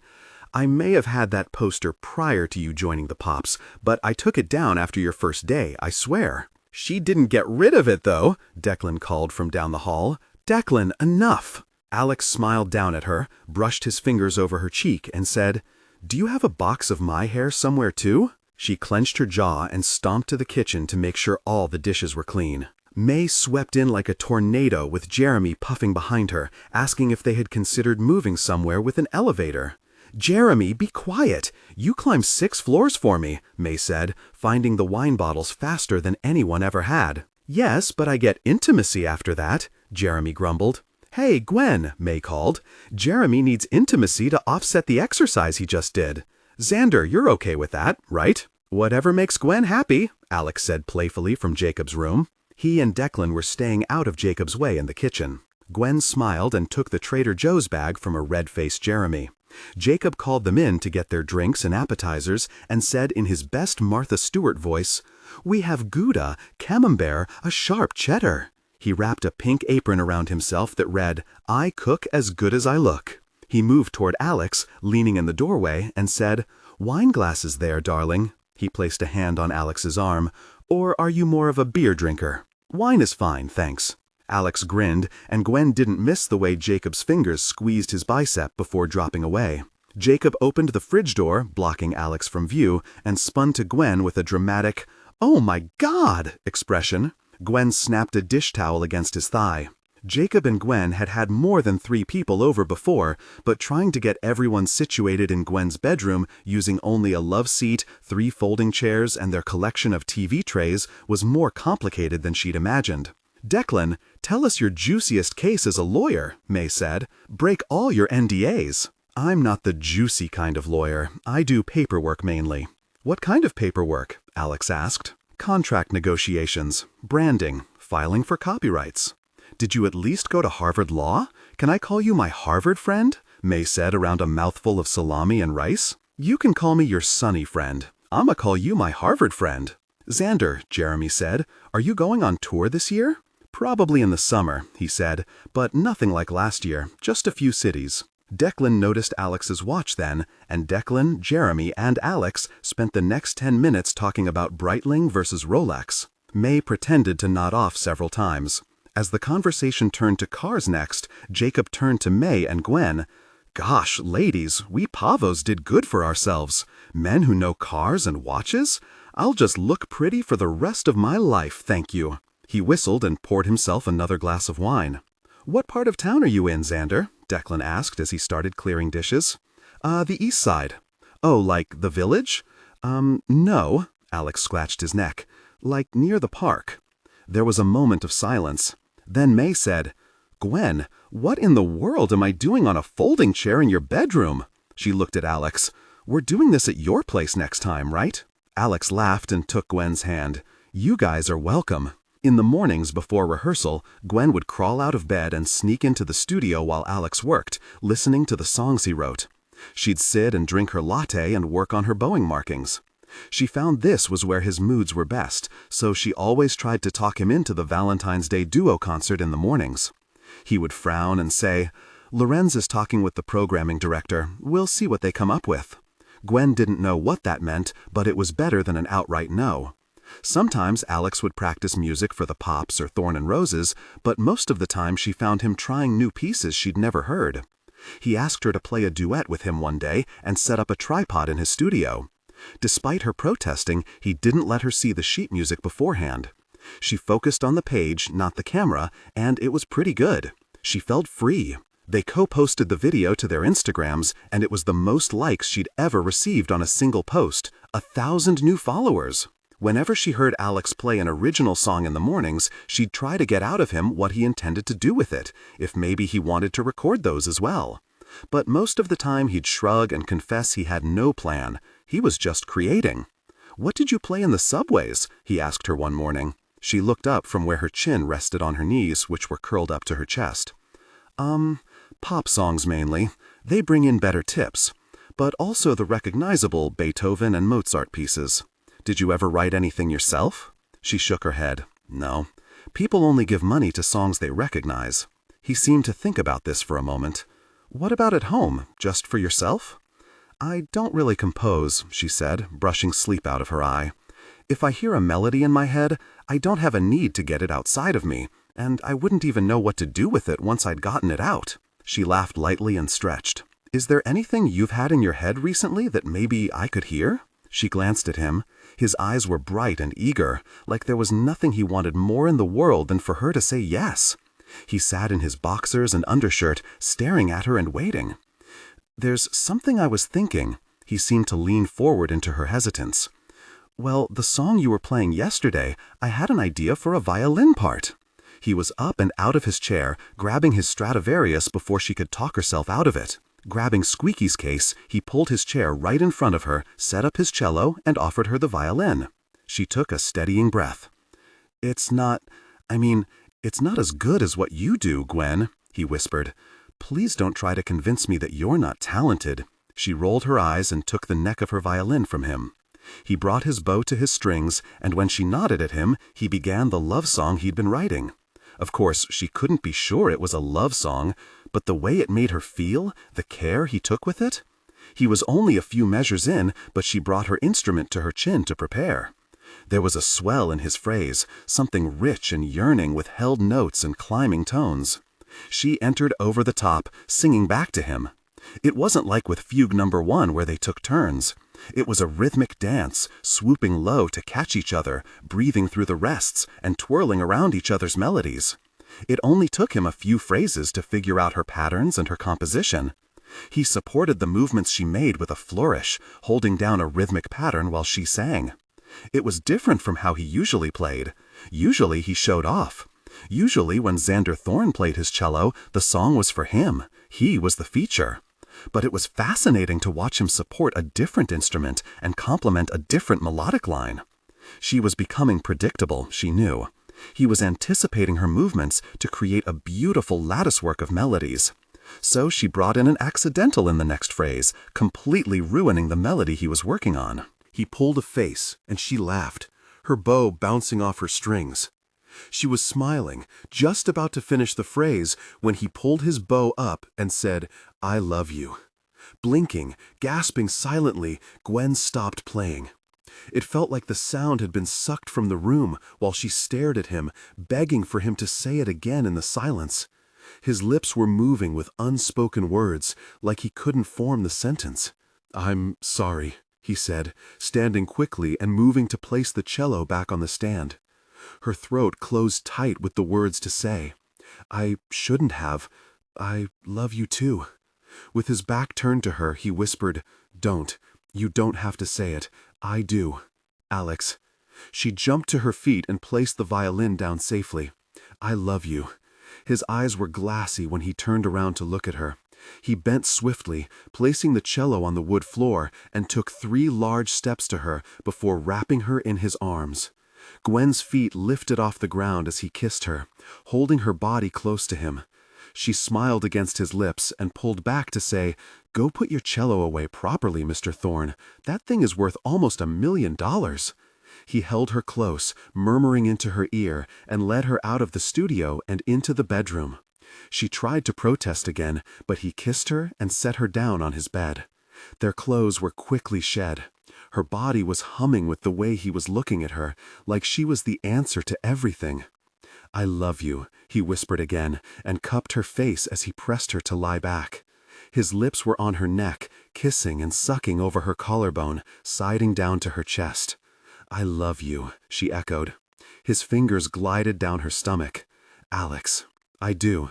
He looked into her eyes, his fingers teasing her as he said softly, "I love when you call me Alex." She smiled up at him. "I love calling you Alex. I wish I'd met you before, Xander." He pressed a kiss to her lips. "No, you don't. Alex cared too much about what everyone else wanted." Tension broke. They gave in to desire, connecting deeply. Convincing Alex to join his mother and stepfather for Thanksgiving was harder than Gwen had imagined it would be. "Well, I usually run the turkey trot in the morning with Sonia, and then I'd have to shower. I usually go to Dominic's around 1, so maybe I could drop in after. My mother likes to serve dinner at 3, so I might miss it altogether." Gwen finally told him that she would be heading to Ava's in the morning, and he was free to join her. She then slammed the door harder than necessary. She let Ava know that she couldn't guarantee that Alex would be with her, but that she'd stop by for an hour. She would be celebrating 2 Thanksgivings this year, one in Manhattan and one in Queens. Not that she planned on telling either of her hosts about the other. She had always spent the holiday with Mabel. Even when her grandfather was alive, Mabel would take the 7 train to the end of the line with a rotisserie chicken and a bowl full of yams and have dinner with them. As an adult, she and Jacob would head to Mabel's for the day, but Jacob was flying home to Florida with Declan this year, so it would just be Gwen. 3 days before the holiday, the Roses got an offer for a last-minute gig from a Boston venue that was hosting several bands on the evening of Thanksgiving. A portion of the ticket sales was going to a local soup kitchen. Boston had been a hugely successful city on their recent tour, so this was bound to boost sales for the concert. "Well, that's an easy out for you," she said, chuckling as she turned back to the Thanksgiving-themed cookies she was laying on the baking sheet in his kitchen. "Will you come?" The turkey she was putting down turned into a blob. "To Boston?" She blinked at him. He leaned on the kitchen island, pretending to open his mail. "Yeah," he shrugged, down at a Guitar Center mailer. "I mean, you've never seen us live. It'll probably be a good show. I don't know the other groups well." The whole time his eyes were looking down at his fingers, separating bills and junk mail. He was trying not to show how much he wanted her there, and failing badly. "Yeah," she said. "Yeah, I'd love to see you live." The tips of his ears turned pink, and he nodded, still not looking in her direction. "Do the other girlfriends usually come? Will I be alone in the audience?" She chuckled. "No, I mean, you can watch backstage if you want." He pressed his lips together like it didn't matter either way to him. She smiled. "As long as you don't plan to pull me on stage to play Fugue No. 1 with you and end up turning me into a star," she said, turning to the oven with the full baking sheet. "I've seen that movie. It doesn't end well." On Thanksgiving morning, Alex was out the door early with a kiss to her forehead as she was just waking up. He would run the turkey trot and then meet up with her at noon to drive up to Boston. Gwen rolled out of bed, packed her bag for the night, and slid into some tights and a festive dress. She grabbed her 2 containers of Thanksgiving cookies and walked through Central Park to get to Ava and Nathan's on the west side. The doorman sent her up to the top floor, and Ava welcomed her inside as Gwen's eyes widened at the floor-to-ceiling windows and grand piano. There was enough room for a living area and a dining area, and the kitchen had its own room. "Your place is amazing, Ava," Gwen said. "Thank you so much for inviting me. I'm sorry I can't stay." "I'm glad you could stop by," she said, taking the container of cookies from her. "No Alex, I take it? He's running the turkey trot." "He informed me that it was very important to him," she said with a grim smile. Ava rolled her eyes with a muttered, "Of course," and led Gwen into the kitchen to pour her a mimosa. Nathan was checking on the turkey and greeted her with a smile and a hug. "We have loads to talk about." "So glad you're here, Nathan," Ava warned lightly. "Not everything has to be business today." Right. Just a few minutes." Nathan sipped his mimosa and motioned for Gwen to follow him to the kitchen table. "I have something exciting to show you." There was a binder on the table. Nathan tapped it and turned to her. "How is Alex feeling about the Valentine's concert?" "Well, he told me Lorenz was negotiating or something." "Negotiating?" Ava hissed from the sink, disdain dripping off her expression. "But you want to do the concert, yes?" Nathan prodded. "I think it's a great marketing idea." "Good." He clapped his hands together like that settled it. "Look at what our art department mocked up." He opened the binder, and Gwen stared down at a rendered picture of herself playing the violin. Alex stood behind her, holding his cello in one hand while the other was wrapped around her waist. It was a rough computer drawing using manipulated photos of the two of them. Nathan turned the page to another artistic sketch for the photo shoot. "Oh," was all she could think of to say. "It's just a little idea of what we could do for a photo shoot. This would go in the December programs to advertise the duo concert." "Right." Gwen put her mimosa down, feeling a little lightheaded. "It's very provocative, isn't it?" "Well, it's a Valentine's Day concert. What better time to be provocative? We could get you both in with a photographer next week and start chatting through the set list. What else is Alex writing? Any more of the Fugue series?" "Not really. But we did collaborate on something last week," she offered cheerily. "Are you thinking of featuring more of his original pieces?" "Absolutely," Nathan said. He placed a hand on her shoulder and steered her around the corner into the dining room. "And I know Ava doesn't want to talk about this on a holiday," he glanced over his shoulder, "but finances are doing good, although not great. Christmas will bring in money like it always does, but if we had this Valentine's Day concert, we would be solvent for the rest of the season." Gwen felt a weight lifting off her. She smiled brightly at him. That's great news. So that's why it would be wonderful if Alex agreed to this concert. I think it could really further his career and his music, too. Do you think you can try to convince him? I'll do my best. Gwen grinned and let herself be pulled into a conversation with Ava about yams and stuffing. She was already running behind when she got off the subway in Queens. Ava and Nathan had kept her about half an hour too long, and the trains were slow because of the holiday. She would only have 45 minutes at Mabel's before she needed to meet Alex back at the apartment. Mabel had a small garden apartment off a bustling street in Jackson Heights. She had violins, banjos, and tambourines hung on the walls, and every harsh footstep would jangle the cymbals. Her couch was 30 years old, her appliances older, and her cat always scratched if you got too close. Gwen apologized for being late and moved directly into the kitchen to help with what was on the stovetop. "I'm only doing a stew this year," Mabel said, washing her hands. "Without you and Jacob, it'll just be me and Lenny upstairs, so there was no point in a big production. I'm sorry to ditch you this year." Gwen lifted the lid off the huge pot on the stove, and the smell of meat and spices hit her nose. She inhaled, preparing what she'd practiced in the mirror. "But I'm going to Boston tonight, with my boyfriend." Mabel turned to her with a playful expression. "Gwen Jackson, you didn't tell me you have a boyfriend." "It's Alex Fitzgerald. Alex Fitzgerald." Mabel blinked, and Gwen stirred the stew. "We've been getting to know each other. I know he was a nightmare when you last knew him, but he's really kind, and he cares about me a lot. We talk about music, everything from Bach to the Beatles. He's brilliant, but you knew that. And I think we get along so well because of your influence. We see music the same way." She took a deep breath and tore her eyes from the stove. The playful look had melted off Mabel's face. "Interesting," was all she said. "I'm really happy," Gwen rushed out. Mabel's lips pulled upward weakly. "That's wonderful. So you're headed to Boston?" "Yeah, Thorne and Roses has a gig." Mabel pulled the cutting board out of a cupboard and started prepping the carrots. "Has he brought you to Lorenz?" "I've met him, but I'm not signing with him, if that's what you're worried about." She nodded, beginning to chop.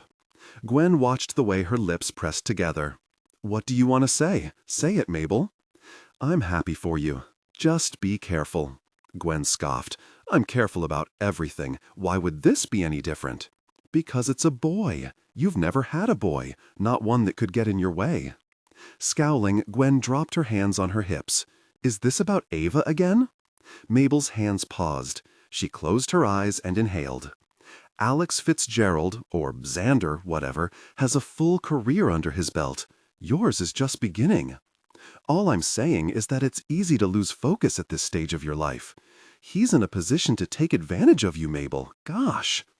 Gwen threw her hands up. "You know nothing about him as an adult. You know nothing about our relationship. He's giving me the opportunities. He's writing duets for me to record with him." "Oh, isn't that nice?" Mabel bit out. "Your career will owe him a debt while he profits off your talents in his record sales. And in the meantime, Nathan Andrews is ecstatic, I'm sure. Can't wait for the new brochures with the two of you on the cover."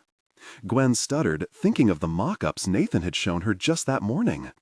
"I honestly don't know how you've managed to make this about Nathan and Ava. Again." She paced away and spun back. "I don't know the people who wronged you so badly, Mabel. The Nathan and Ava I know have never tried to control my life as much as you have." Mabel's lip curled as she thrust the knife through the carrots. "Control? I couldn't control you if I tried. You still threw away your chance at college to join an amateur orchestra." Gwen felt like there was a river inside of her, and it had finally been given permission to run. All the times she'd wanted Mabel to say congratulations or good job were swirling around her head, reminding her that nothing would be good enough for her. The Pops would never be good enough for her. The words poured out of her like acid. "You know what you sound like when you go on and on about Ava and Nathan? Jealous and bitter, like someone whose life didn't turn out the way she wanted. But you still expect that life from me." Mabel slammed her hands on the counter. The bowls jumped and the spoons rattled. "Why shouldn't I? You're remarkable, Gwen. You've always been remarkable. Why shouldn't I want remarkable things for you?" "Because you're not my mother." The words vibrated through the small apartment. Gwen felt them spin through the rooms and ricochet back to her. She wished she could take them back, swallow the words, and choke them down. She felt so small suddenly.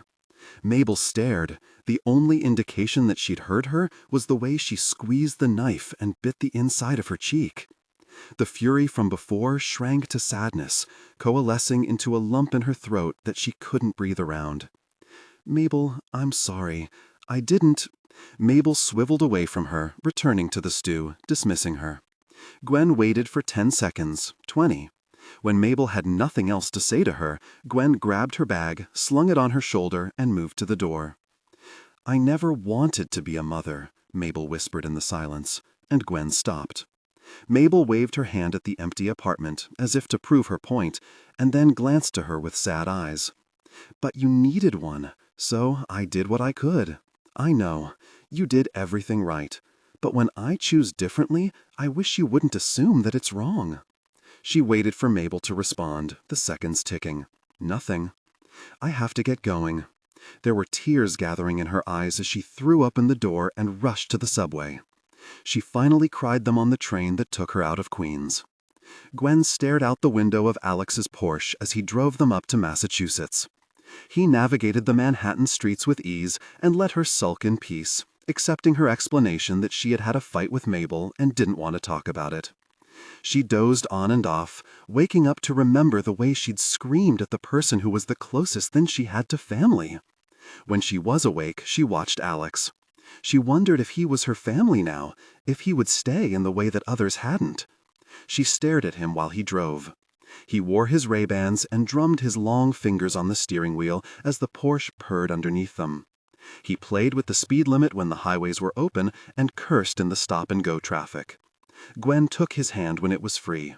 She felt so raw from crying, and she just wanted to stay close to him today.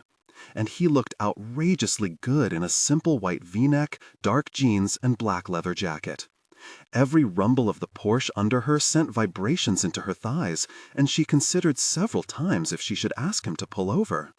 She'd never had sex in a car, but this car, this man, it felt so right. It was only the threat of being caught that helped her resist the temptation. By the time they reached the hotel, Gwen was itchy, her skin hot. Alex was still giving her space from the morning, but it was enough space. Too much space. She wanted 0 space. "What time is sound check?" she asked as he held the keycard to the hotel room door. She could hear the husky quality to her voice. 6. Do you want to rest?" He carried their bags over the threshold, and Gwen barely got the door shut behind them before backing him against the wall. Tension broke. They gave in to desire, connecting deeply. They caught their breath against each other, running fingers over skin, hair, lips. "We should take road trips more often," Alex said with a laugh. She grinned into his shoulder. Once they'd gotten themselves together, they headed to the venue for sound check. Dominic greeted her with a hug that lifted her off the ground, and Gwen laughed and said her hellos to the rest of the band as they trickled in.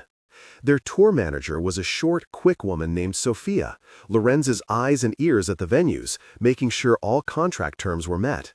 Sophia was not impressed to hear that Gwen would be watching backstage, and even less impressed when Alex tasked her with finding out from the crew where Gwen was supposed to stand. Gwen watched a sound check for the first time, enthralled by the many moving parts that went into it. Alex seemed bored with the whole process, while Dominic kept getting distracted with showing off tricks on his violin for Gwen. Carlos, the drummer, never showed, which was unsurprising to the rest of them. They went with Jaden and Dom to a quick dinner before heading back, and Gwen could hardly believe how much the guys ate when only an hour away from a performance.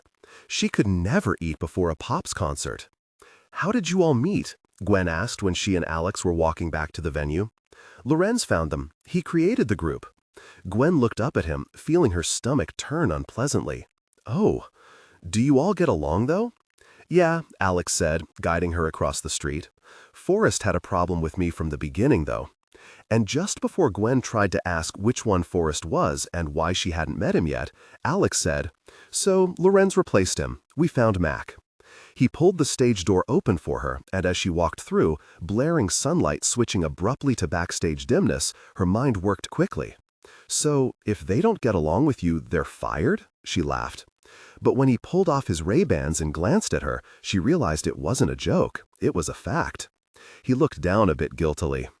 "Well, it's called Thorne and Roses. I'm Thorne." She nodded, not wanting to press it. The concert was an evening of 3 groups, each playing a 45-minute set.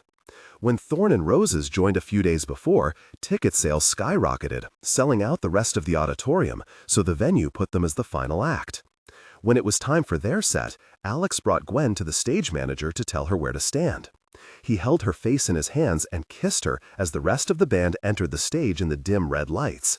She heard people starting to scream as Alex's lips parted from hers. He gave her a wink and a smile, and when he turned around and strolled on stage, the noise thundered.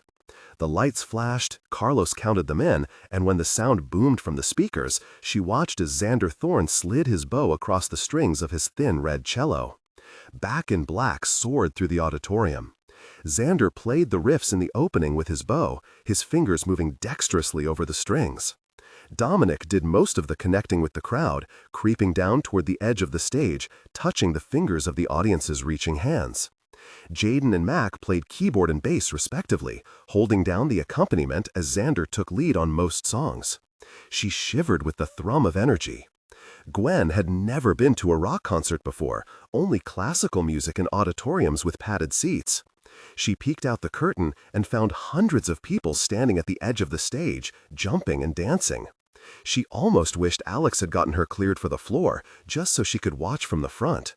She'd certainly dressed the part, ripped black jeans and a ribbed band t-shirt. Looking back out to him on stage, she smiled. Alex was electric, a different person. He was Xander Thorne. He flipped his hair at the end of a phrase, and she laughed, knowing the movements so well. He was overconfident, overtly sexy, and he didn't give a really about anything happening on that stage. The speakers vibrated her entire body, and the lights flashed across her face in their automated pathways across the stage. She watched the band wind their way through a U2 cover, the entire crowd singing along with them. At the end of it, he looked over to her with a smile that made her stomach flip in circles. As the crowd cheered for them and Dominic riled them up with a call and repeat, Alex crossed to her, exiting the stage to drag her face to his. She squeaked, laughing when he kissed her, biting at her and holding her close. "What are you doing?" she laughed. "You can't just take a break to kiss your girlfriend." "Watch me," he growled, pulling her closer. An amplified voice caught her attention. "And once Xander is done with his girlfriend, we can get back to it." She gasped, seeing Dominic giving her a mischievous grin from the stage. Alex huffed against her neck and turned back to glare at him. He held her face in his large hands and kissed her one last time before returning to the stage. Jaden and Mac were holding each other close, mocking them, mimicking their actions. Gwen blushed and pressed her fingers to her lips. As Alex grabbed Ruby again and prepped for their next song, a humming of noise caught her ear.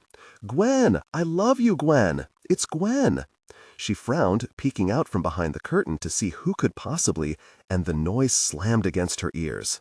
So different from the acoustics of Carnegie Hall with its 3,000 pairs of sophisticated hands clapping together. This noise was electric. She waved and smiled from where she stood at the edge of the stage, and 500 young people screamed. Gwen laughed. She looked over to Alex. The look he was giving her was intoxicating, so pleased and proud, but also riding that line of animalistic and predatory and mine. She winked at him and looked back to the audience, giving another wave before turning to disappear back to her spot behind the curtain. "Gwen! Gwen! Gwen! Gwen! Gwen!" She laughed and waved again, unsure what they wanted, until she turned her smiling eyes back to Alex and found Dominic extending his electric violin to her. They screamed. It had to be a joke. She shook her head at Dominic, shouting at him over the noise, "No!" Then she turned to Alex and mouthed, "I told you, no." He smiled and gestured to the audience that was still screaming her name. Gwen felt the thundering in her chest, and she stepped out from behind the curtain. The light hit her as she accepted Dominic's violin. He squeezed her arm and gestured for her to take the stage. Gwen looked to Alex. He grinned at her, eyes flicking down to the violin. "I wanted to play electric violin," her excuse for why she'd gone to his apartment that day. And now she would, in front of a crowd. "What do you want to play?" Dominic yelled over the noise. Gwen had no really idea. Did Alex want to play Fugue number 1 with her? Here? She couldn't imagine Lorenz would be happy about that. A smile crossed her face. She could think of something Lorenz would be even less happy about. Gwen looked down at the set list on the ground. Smells Like Teen Spirit was next. And suddenly all those years listening to Thorne and Roses, playing along with Dominic in her room, watching videos of Xander Thorne flipping his hair. She looked back to Carlos, the drummer, and he twirled his sticks at her, ready to go. Biting her lip, she glanced at Alex and lifted the bow to the electric violin. Dominic always started Smells Like Teen Spirit, and everyone else joined in. She knew this already. So, when she pulled the bow and the opening melody shook the auditorium, she watched Alex's eyes soften in surprise, before blazing passionately as Carlos came in with the drum fill. Dominic was laughing, staring at her in awe. Gwen winked at him and returned her focus to Alex, who was sitting center stage, dragging the melody across Ruby as the song dropped into the first verse. That look was back, like he desired her intensely right now, in the middle of this stage with the entire audience watching, and not care at all. The chorus escalated, and she knew that Dominic normally took lead on that, while Mac and Alex supported him. She hit the entrance strong, playing the melody she'd memorized years ago. She had to block out the screaming and the flashing lights and just focus on the band and the music. It was so much easier to do exactly that when the crowd was so loud. Her body wasn't tense, her playing wasn't stiff. Everything was low stakes and fun. Before she could even process it all, the song was over, and Alex was moving toward her as the crowd screamed for her, sweeping her up and kissing her in front of them all. She wrapped her legs around his waist as her feet left the ground, and let the noise and the feeling of his body lull her senses. He pulled back long enough to whisper against her lips, "I'm gonna make you feel incredible tonight." "Back at ya." She grinned as he pressed into her mouth again. Dominic was on the mic, making jokes about packing his bags and getting out of everyone's hair so Gwen could officially take his place. Alex lowered her down, and Gwen extended his violin back to Dominic, ready to wave to the audience and head backstage to cool down. But Dominic shook his head at her and grabbed his second violin, which he used for the classical songs. "Come on, princess," he said, winking at her. "Let's see how many of these you know." She smiled. She knew all of them. The rest of the night was a blur. She played the next 6 songs with them until she finally got self-conscious about stealing the spotlight and refused, handing the violin back to Dominic. Her heart didn't stop pounding for the rest of the set, and she couldn't stop smiling either. They forced her to come out and take a bow at the end and play the encore with them, and when she bowed, she couldn't help but think that this kind of bow was different than the one she got at the Pops. This bow wasn't about respect for craft.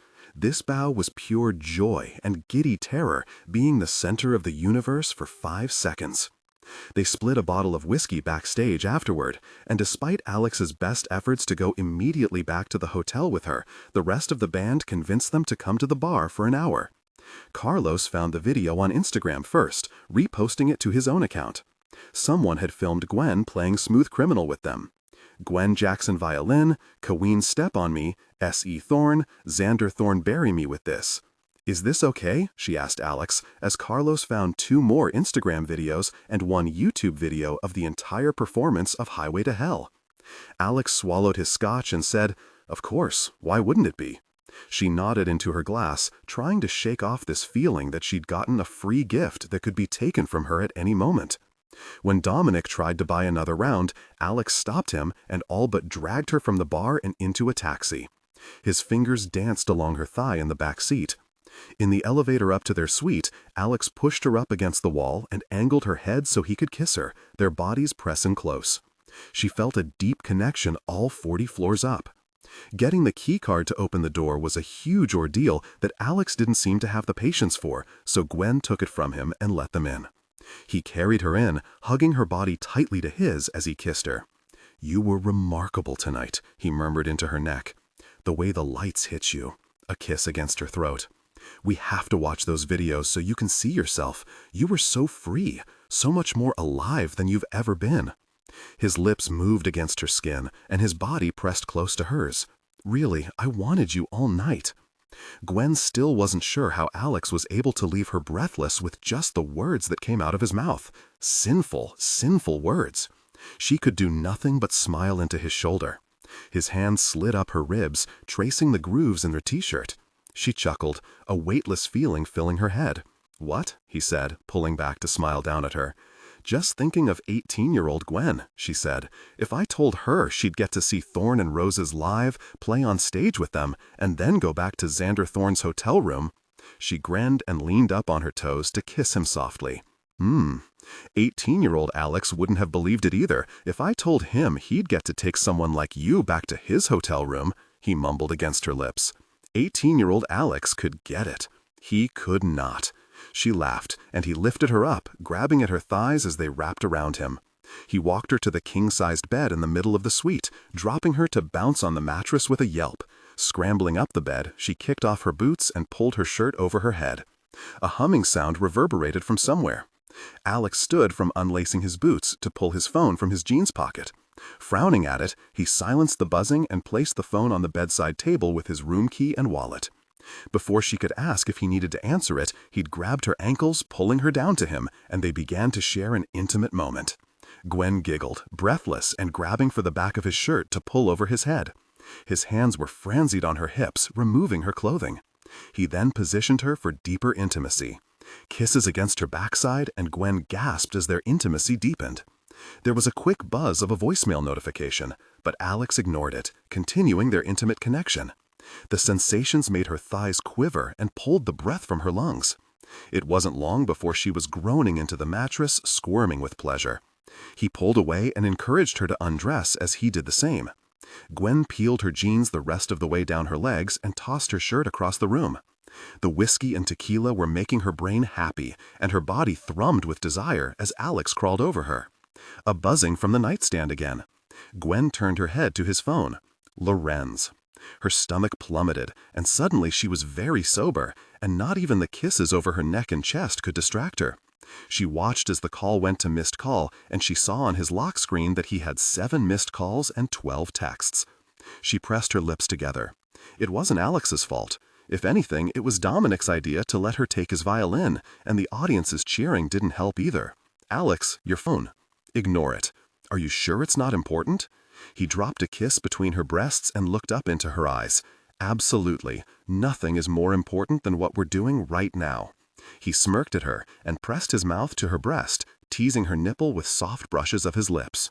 "Now, if I remember correctly," he whispered, moving to her other breast, "you own me a peek of pleasure." She smiled at the ceiling and ran her fingers through his hair. Pushing at his shoulders, she got him to lie on his back as she moved over him and kissed down his chest. He was aroused, and she moved slowly before guiding them together. His hands were on her hips, her thighs, her awe. Alex could never just lie there and enjoy. He always had to be touching her. When her hands reached for the headboard in front of her, his head angled up and kissed her nipples as she moved with him. She sat up tall and changed the position. He groaned in the back of his throat and grabbed her waist, fully lifting her up and dropping her back down. Gwen squealed, bracing herself on his chest and trying to help, but he moved her up and down with ease, muttering endearments and love yous until his hips started meeting. His phone buzzed again. Her eyes jumped to it, and she felt her intense feelings begin to fade. "Ignore it," he said, moving his hips closer to hers. "Alex." He sighed and paused. He reached for the phone, lifting it to his ear and snapped, "What?" Gwen didn't expect for him to still be so close when he talked to Lorenz. She tried to move away, but his hand reached up to her hip, holding her there. "I'm busy, so if you could cut to the chase," he hissed. She watched him worry his lip between his teeth. "Yes, she's here too." "You're interrupting our night." Gwen's eyes widened, but before she could try to end the intimate portion of this phone call, his palm had slid up her waist to touch her breast. His eyes were unfocused, and he licked his lips as he touched her nipple. The sensation shot straight to her core, and she felt a deep connection. She slapped a hand over her mouth and watched as Alex's eyes flashed dangerously at her. He moved slowly, connecting with her. She smothered a laugh, like a teenager trying to sneak his girlfriend in through the window. He'd responded to something Lorenz said with a non-committal noise, his eyes drifting down her stomach. She pressed both hands to her mouth, desperate not to make a sound while Lorenz was on the phone, but also the way Alex was moving with her slowly, like they could get caught any moment. Gwen started moving her hips with him. His eyes fluttered, and his head dropped back against the pillow. And then suddenly, Alex was sitting up, his eyes wide. "Say that again?" he said into the phone. His eyes looked up at her, and she held very, very still, hoping to hear some snippet through the phone. "When?" he said. The corner of his mouth lifted, and then abruptly, "You are not representing her." Gwen blinked, still close to him. "I don't really care," he hissed. "She'll find someone else. She isn't signing with you." She felt her heart flutter. There was something big happening. "Tell them yes," he said. "We'll talk more in the morning." He ended the call and looked up at her. "What is it?" Her voice was airy and tense. "U2 is going on tour again. Their people saw the video from tonight." He reached up and pushed her hair back, holding her cheek. He smiled. "They want Gwen Jackson and Thorne and Roses to open for them." She felt tight everywhere, like her skin didn't belong to her. There was a lot in that one sentence. Gwen Jackson and Thorne and Roses. U2? Tour? She didn't know how long it took her to process everything, but when her brain had returned to normal speed, Alex was kissing her neck, whispering words about perfect and future and ours. "Alex," she breathed, feeling him close to her again. "Alex, I can't leave New York. I have the pops." He pulled back to look at her, his lips bruised red against his pale skin. "What? We have the pops," she said, reminding him. He stared at her. "Gwen, this is U2. This is international." "Alex, I'm first chair in the Manhattan Pops. I have a full-time position there, a career. A paycheck," she thought to herself. She shook her head, her brows coming together, trying to figure out why she needed to explain this. "We're not even halfway through the season. When does the U2 tour start?" "December 22nd in Los Angeles." He said it so simply. "The Christmas concert is on the 24th. Alex stared up at her like they were speaking different languages. "The Manhattan Pops will still be there. This tour won't be." She thought of Nathan and Ava, the financial difficulties that caused them to reach out to Xander Thorne again. And now, their two most effective sources of publicity were leaving for the rest of the season? No. What about Ava and Nathan? His thumb brushed her cheek. His eyes burrowed into hers, searching for her meaning. Then he said, "What about them?" She felt his hands on her skin, his closeness, and his breath on her face. And she'd never felt further away from him. Gwen moved away from Alex, trying to gather her thoughts. Every hair on her body stood on end as she braced herself for this conversation. "So, you see no problem with abandoning the Pops? Mid-season?" He ran a hand through his hair and frowned at her. "Are you sure you heard me correctly? U2 wants us to travel the world together, playing music to crowds 100 times as large as tonight's. She twisted to her knees next to him. "Are you sure you heard right? U2 wants Thorne and Roses to open for them?" "Gwen Jackson and Thorne and Roses," he corrected. "That music group doesn't exist." She laughed tightly. "I mean, what we did tonight was amazing. But it was incredible, Gwen. But how does Dom fit in?" She blinked at him. "I played his parts." "I'll write a second violin part for him," Alex said quickly. "He can fill out a couple of places, or—" She lifted her brows, waiting. "Or he'll be replaced. Just like Forrest was?" He scowled at her. "No, that's exactly what will happen. You're missing the point." He rolled off the bed and paced in front of her. "You don't want to leave the Pops, do you?" "I can't leave the Pops." Her hands rose, gripping the empty air like she could force him to understand if only she could materialize it. "I have a position there that I'm happy with." "Happy? I saw you play tonight. You were more in tune with the music than I've ever seen you. That, tonight, was happiness." She shook her head, refusing to let his praise reach a place deep inside of her. She reached for her clothes. "You know, I was finally feeling confident as first chair, finally feeling comfortable." "Comfortable," he repeated. "You're not supposed to feel comfortable, Gwen. You're supposed to feel challenged. Don't—" She huffed, pulling her shirt over her head. "Please stop explaining to me what I'm supposed to be feeling when I play music. You've been doing that since the first moment we met, and it's insulting, even when you don't mean for it to be. She grabbed her underwear and tugged them on, trying to push all of Mabel's warnings out of her head. The things she'd said about Nathan and Ava so many times. He treated her like a pupil instead of an equal. All the parallels Mabel had seen from a distance that Gwen couldn't possibly pick up on when she was inside of it. "Why are you getting dressed?" he asked. "I can't fight with you while we're naked," she muttered. "We're not fighting, we're discussing this." She snorted derisively and flung his boxer briefs at him. "Discussion implies that we'll come to an agreement." He caught his underwear in one hand, eyes digging into her. He slipped them on and said, "Why aren't you considering it? Why won't you leave the Pops? What's keeping you there?" The Pops is the first place. Her throat closed. Memories flashed before her. Her mother in a hospital bed. Her grandfather hooked up to a respirator. She swallowed. "I have family there. I have consistency. I have Henry and May, and even really Diane.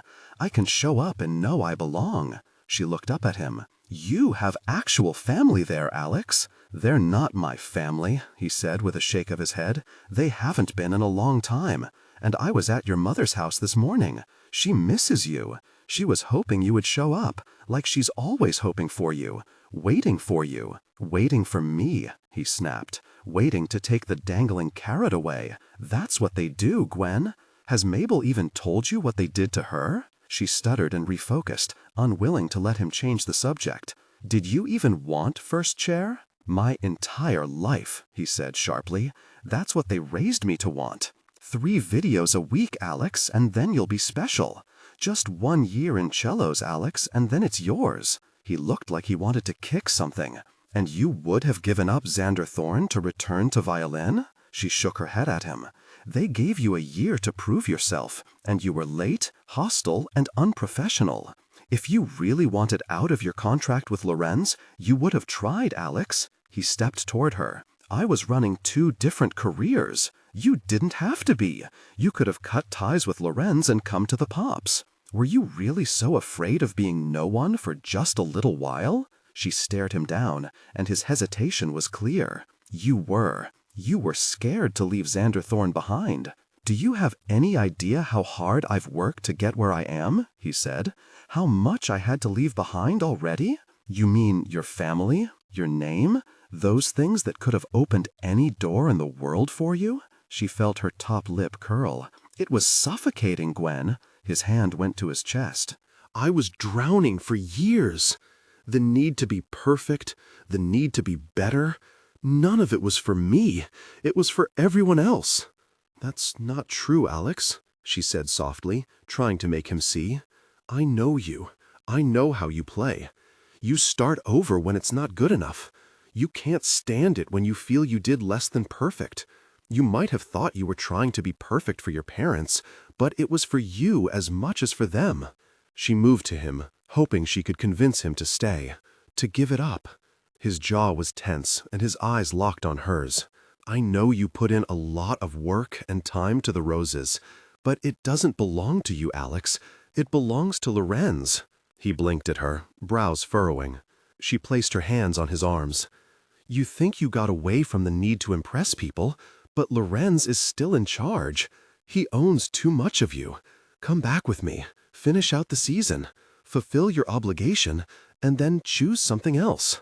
He swallowed. "And what are you returning to, Gwen? When you first picked up a violin, was it your dream to tune an orchestra and notate the score? To step aside when a guest soloist blew into town?" Gwen bit her lip, her breath moving quickly. She thought back to watching videos of the New York Philharmonic when she was 12, to asking Mabel why the first violin had to step aside for Hilary Hahn when she was the one who did all the work. Was an entrance and a bow really what she wanted? Or was it the hum of the crowd tonight, the deafening noise from hundreds dancing that still overpowered the acoustic applause of thousands in velvet-lined chairs? The lights, the thrum. Shaking her head, she closed her eyes and willed away the thoughts and wishes that could take her off course. She plucked up her socks from the floor. "This is off topic. It's a moot point, because unlike you, I don't break contracts." She grabbed her shoes and swiveled to him with acid in her veins. Sorry, Xander breaks contracts, doesn't he? Because Alex certainly never would. His eyes narrowed at her. You think they're different people? I know they are, she said. Xander is a stage name, a persona. It's someone you like to dip into for a bit. And who is Alex? He asked, and she noticed he was perfectly still, waiting for her answer. She stepped into him and reached her hand up to his jaw. Alex is who I fell in love with. They're both me, Gwen. Your closest friends call you Alex, she argued. You told me you liked when I called you Alex. But I didn't say you could choose one over the other, he said. You think Alex is who you fell in love with, but you wouldn't have noticed me if I hadn't been Xander Thorne. A frustrated laugh popped from her throat. Xander Thorne doesn't exist. It's a stage name. And it belongs to Lorenz? Alex flinched like she'd struck him. He stepped away from her, looking down at the hotel carpet. So you're asking me to choose you over my career, but you won't do the same for me. Gwen opened her mouth, a squeak of sound coming out. But you're so much more than Xander Thorne. You're a composer. You're a classically trained musician.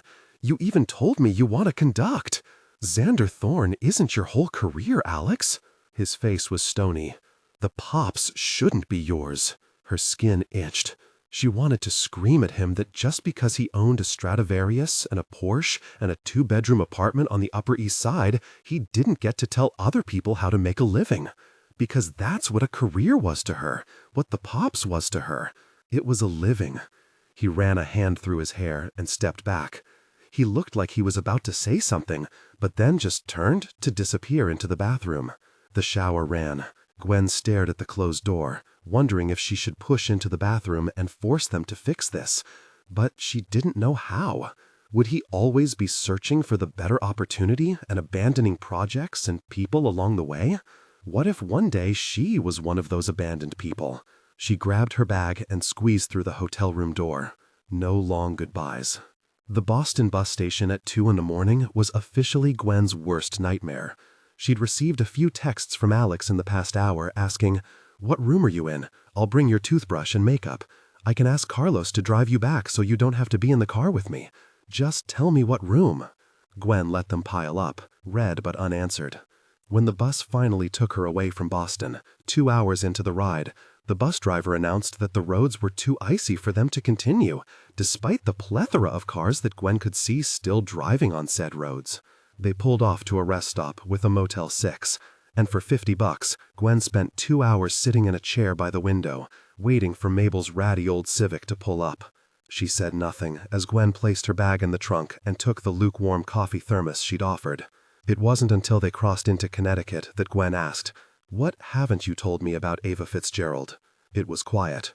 She thought maybe Mabel wouldn't answer. "I told you we were writing music together," she finally said. "One day we landed on a really nice idea for a symphony. We were transcribing and writing for about 10 years, through her first marriage, the birth of her son, my father's death, her divorce. We had a lot of bumps along the way, but we kept working at it. But she showed Nathan our score and asked if it was something the Pops could do.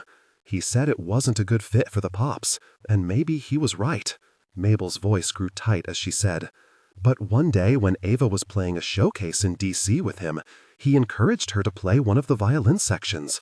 There was a video posted to the internet. That's the only way I found out about it, because I definitely wasn't credited. Not in the newspapers, not in the orchestra chat rooms. Yes, those were a thing." Her fingers tightened on the steering wheel. "Ava Fitzgerald plays first original composition," it said. "We co-wrote that section. It was probably more like 60% mine. I picked up the phone and asked Ava why I wasn't mentioned anywhere. She told me, 'Don't worry, May. It was just a bit of fun. There's no money in it, so it wasn't worth going into detail.'" Gwen's heart was choking her, watching as Mabel navigated the icy roads. "It didn't sit right with me, but it seemed a moot point because we hadn't worked on it in a year. He wanted Ava focusing on performing, not writing. About 5 years later, Nathan was doing an interview, and the interviewer brought up that performance. I remember Nathan's exact response. 'Ava is a truly talented composer. It's a shame she doesn't get much time to work on more projects, but that violin solo is one I was very happy to hear again. We'd worked on it a lot. Still, no mention of my name? Gwen felt a flush of anger in her cheeks. Mabel's voice was stagnant, resigned, and Gwen wished she could light the fight in her again. That's despicable, and I'm sorry. The heater burned, and the Mozart hummed. Gwen waited for Mabel to say more if she wanted, but it was quiet for miles. "Thank you for picking me up," she said. She took a deep breath. "You are my family, you know. That's why it hurts me so much when it feels like you're not proud of me. I'm always proud of you, but I can be better about showing it." Gwen nodded, pressing her ear against the window and listening as a hollow wind whistled between them in the silence. Cello Suite No. 5. Alex missed Mabel some days more than he missed his mother. It was easier to understand her detachment as he grew up. She wasn't his blood. Mabel would drag him out of her practice rooms by his ear when he behaved badly. Mabel would stare him down while he rifled through her sheet music, explaining anxiously that he needed something today, and she'd wait for him to stop and breathe. Sometimes she wouldn't talk to him if he didn't stop and say hello, good morning at the door. And most importantly, he knew Mabel had warned his mother about Nathan's videos in the beginning.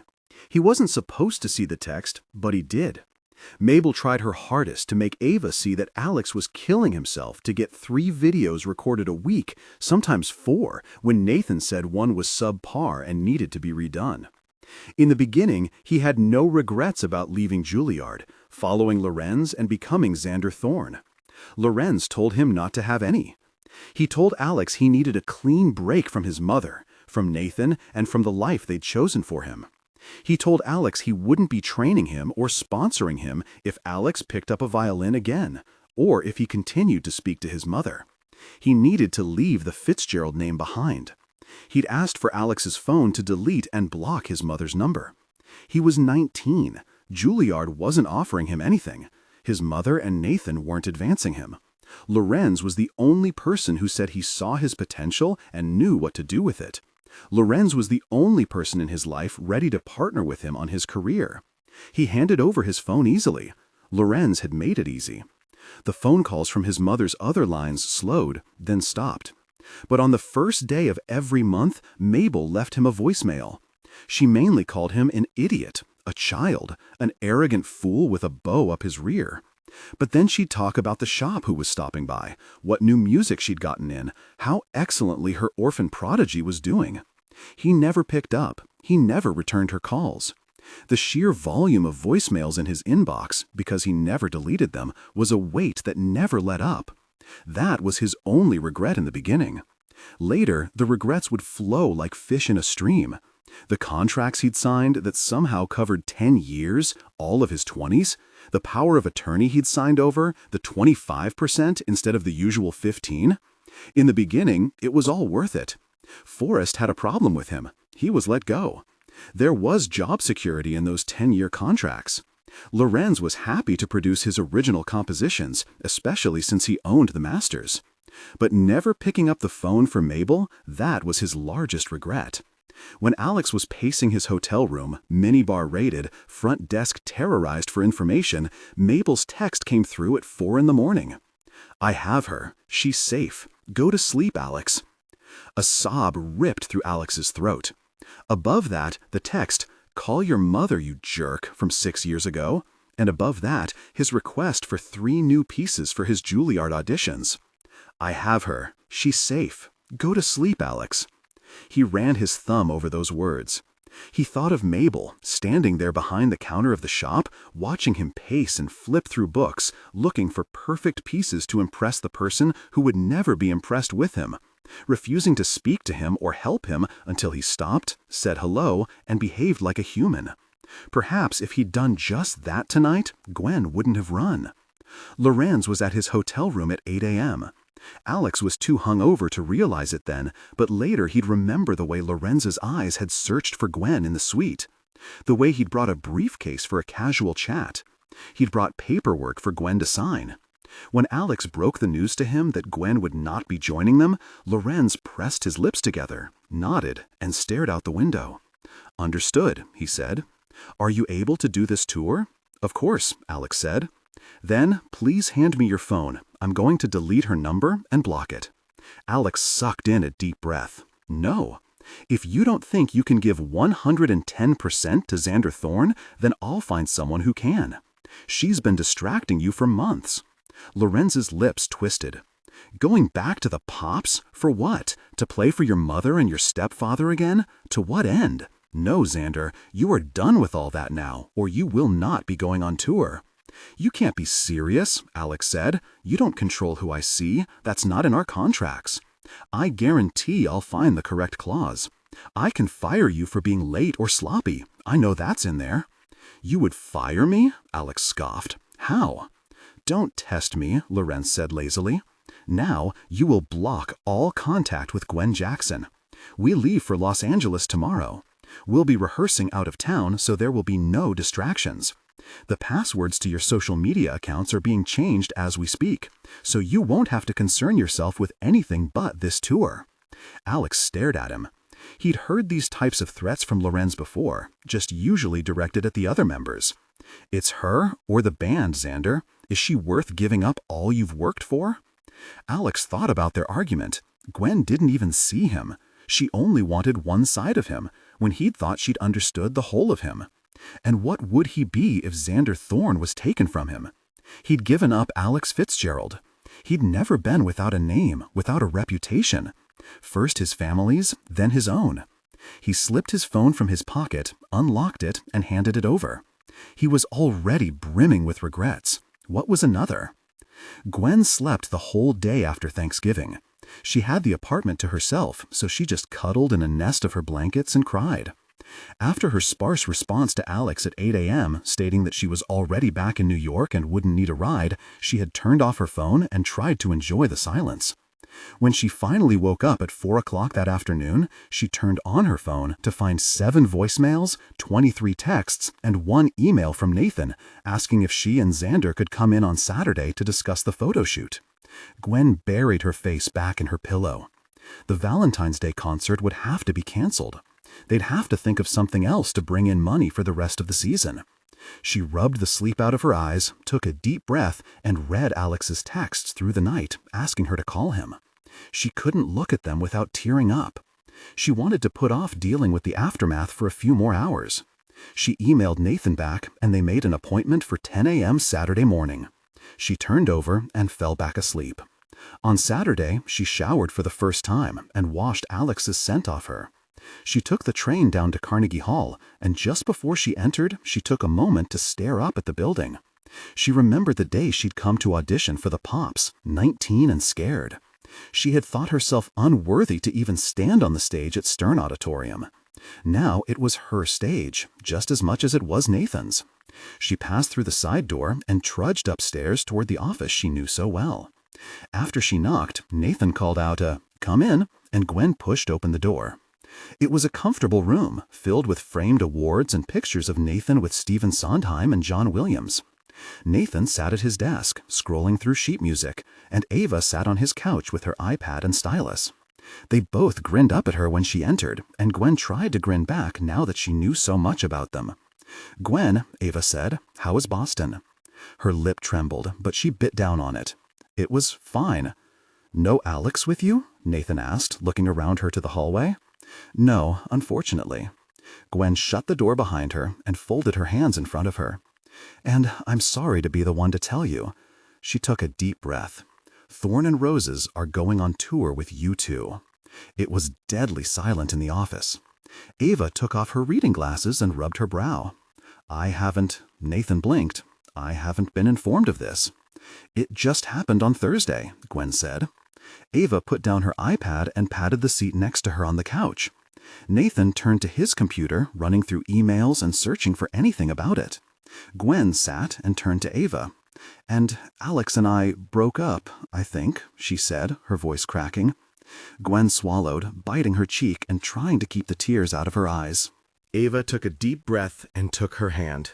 "And I'm very sorry about the Valentine's Day concert nonsense," Ava said.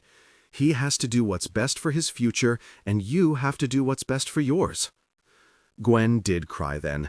She nodded and stared down at her lap as the tears dripped off her eyelashes. They wanted me on tour with them. You too wanted me with Thorne and Roses, and I just—" "What did you say?" Gwen's head snapped to Nathan, finally looking away from his computer screen. He looked almost nervous. "I said no. I said I had the pops." The tension dripped off Nathan's face. Gwen wondered how he could even worry about that option. "How are you?" Ava squeezed her hand. Gwen wiped away her tears, and before she could respond, "Aha!" Gwen and Ava looked to Nathan. He stood from the computer with a victorious smile. "There's no U2 show on February 12th. That was the other free day at Carnegie." Gwen stared at him in confusion. She didn't understand what he meant until Ava cleared her throat. "Gwen and Alex broke up, dear." "Right," Nathan said, waving his hand and turning his eyes on Gwen with an apologetic look in his eye. "I'm sorry, Gwen. The two of you were great together, and I'm sure this is a difficult time for you. I'm just thinking." He moved out from behind his desk, starting to pace. "Well, think of it this way. If we kept the show on the 12th, Alex flies in from Texas that morning. We really only need a sound check with you two. You are both accomplished enough to play without much rehearsal." There was ice lodging in her throat, sliding down into her stomach, sending chills throughout her body. She felt Ava's hands stiffen in hers. Nathan continued. "All the publicity can be done separately," he said softly, as if that were the crushing blow. "You two wouldn't have to even see each other until the day of." "You want us to still play a Valentine's Day concert?" Gwen asked flatly. "And still advertise us as a couple?" "People do it all the time, Gwen," Nathan said. Ava withdrew her hand from Gwen's and pressed her knuckles to her lips. Gwen stared at her, asking for help, but as Ava's fingers pressed over her mouth, Gwen could see the words fighting to escape, yet being pressed back. "Let me contact Lorenz today. Obviously, Gordon will sub in for first cello for the rest of the season. We'll need to rethink Baby It's Cold Outside, but I can see what Lorenz thinks about flying him in." "Nathan," Gwen whispered, "I need to think about this." He stopped his pacing and spun to her. "This is a lot to think about when we've just broken up." "Oh, Gwen, of course." Nathan swiftly sat next to her on the couch, wedging her between Ava and himself. "Please consider it, but I think we can make this as painless as possible and still be able to fund the rest of the season with this concert." Her skin felt tight. Her lungs were stiff against her ribs. She'd made such a mistake by putting her faith in him before, assuming it was all in her best interests. She felt like her rose-tinted glasses had been removed. "I see." Nathan smiled and squeezed her shoulder. When Gwen left, Ava was still running her fingers over her lips, like she could physically catch her voice before it poured out of her. Gwen had always hated December in New York. It was cold, but didn't snow, which made her agitated, like you knew something was supposed to be happening, but the universe wouldn't give it to you. She received a box in the mail about a week after Boston. Sonia had boxed up all of Gwen's personal items from Alex's apartment and had sent a note stating that if anything else was missing, to please contact her at the following number. She was furious for an hour, then cried for the next 4. So he was just done? She learned from Dom, of all people, that Lorenz had taken the band out of town for rehearsals for the tour. So she didn't expect him knocking down her door to talk things out anytime soon anyway. She texted him once, asking how rehearsal was going. The text didn't go through. Gwen stared down at the phone, realizing that this was the first time in her life that anyone had blocked her. She sent a message to his Instagram account and his email and heard nothing. The apartment felt crowded with Jacob and Declan trying to comfort her. They were always on top of her, no matter what corner she tried to hide in. Declan wanted to know more about the contracts Lorenz had with Alex, but Gwen had never known the specifics of them. "Just a lawyer's curiosity," he said, making notes in his phone. She finally told Jacob that it was all right for him to go sleep at his boyfriend's place. She needed space. She attended rehearsals like normal and didn't think about how she used to walk in hand with Alex. It wasn't until the week before the Christmas concert that Nathan finally announced that Xander Thorne's absence was because he would not be at the concert. They had hesitated, probably in the hope that he would magically walk through the door one day. His sub played all the rehearsals, But when Gwen asked Ava why they hadn't announced anything, she said he hasn't turned in his letter of resignation. Just an email from Lorenz that he would be out through the end of the season due to the tour. Gwen shook her head, pressing her lips together. That was possibly the most disrespectful way to handle this situation. The most Lorenz way to handle this situation. Nathan informed her that Lorenz still hadn't officially declined a Valentine's Day concert. He smiled at her with crossed fingers. It may still be on the table. She nodded, conjuring as much of a grin as she could. He pulled her aside at the end of a rehearsal. "I've been thinking about the Baby It's Cold Outside arrangement," he said. "Yeah? We can cut it," Gwen said tiredly. "Well, actually, I've been thinking about inviting a guest soloist in for a few pieces. Baby It's Cold Outside, the Silent Night arrangement, things like that. We need to pick some ticket sales back up once people realize Xander Thorne isn't with us at Christmas. Thoughts?" Gwen felt like someone had punched through her chest. Those were her solos. Those were the first chairs moments that he was giving away. But she'd known this could happen, hadn't she? Ever since she'd watched Hilary Hahn at the New York Philharmonics, and Mabel had told her that the first chair has to step aside and welcome the guest. Gwen kept her face impassive. "Oh, of course. I should say that I was looking forward to those moments, but I understand the need for more sales." Nathan squeezed her shoulder. "You will still shine in other places, I'm sure of it.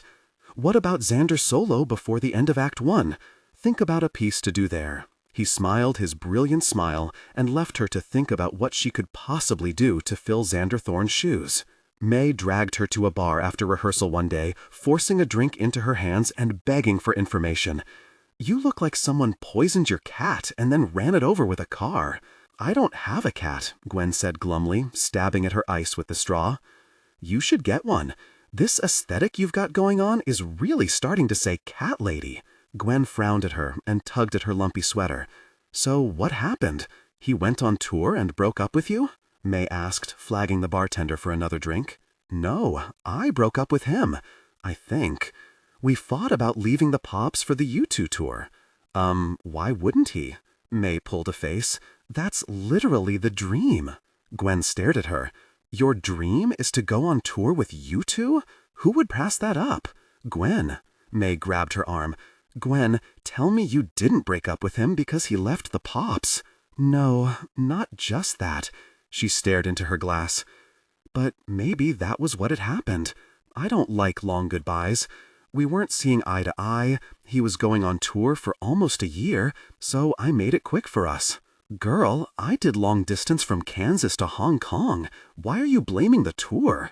Gwen sat with her thoughts, trying to parse where her head had been at. May changed the subject, and Gwen was glad to hear about how frustratingly vanilla Jeremy was.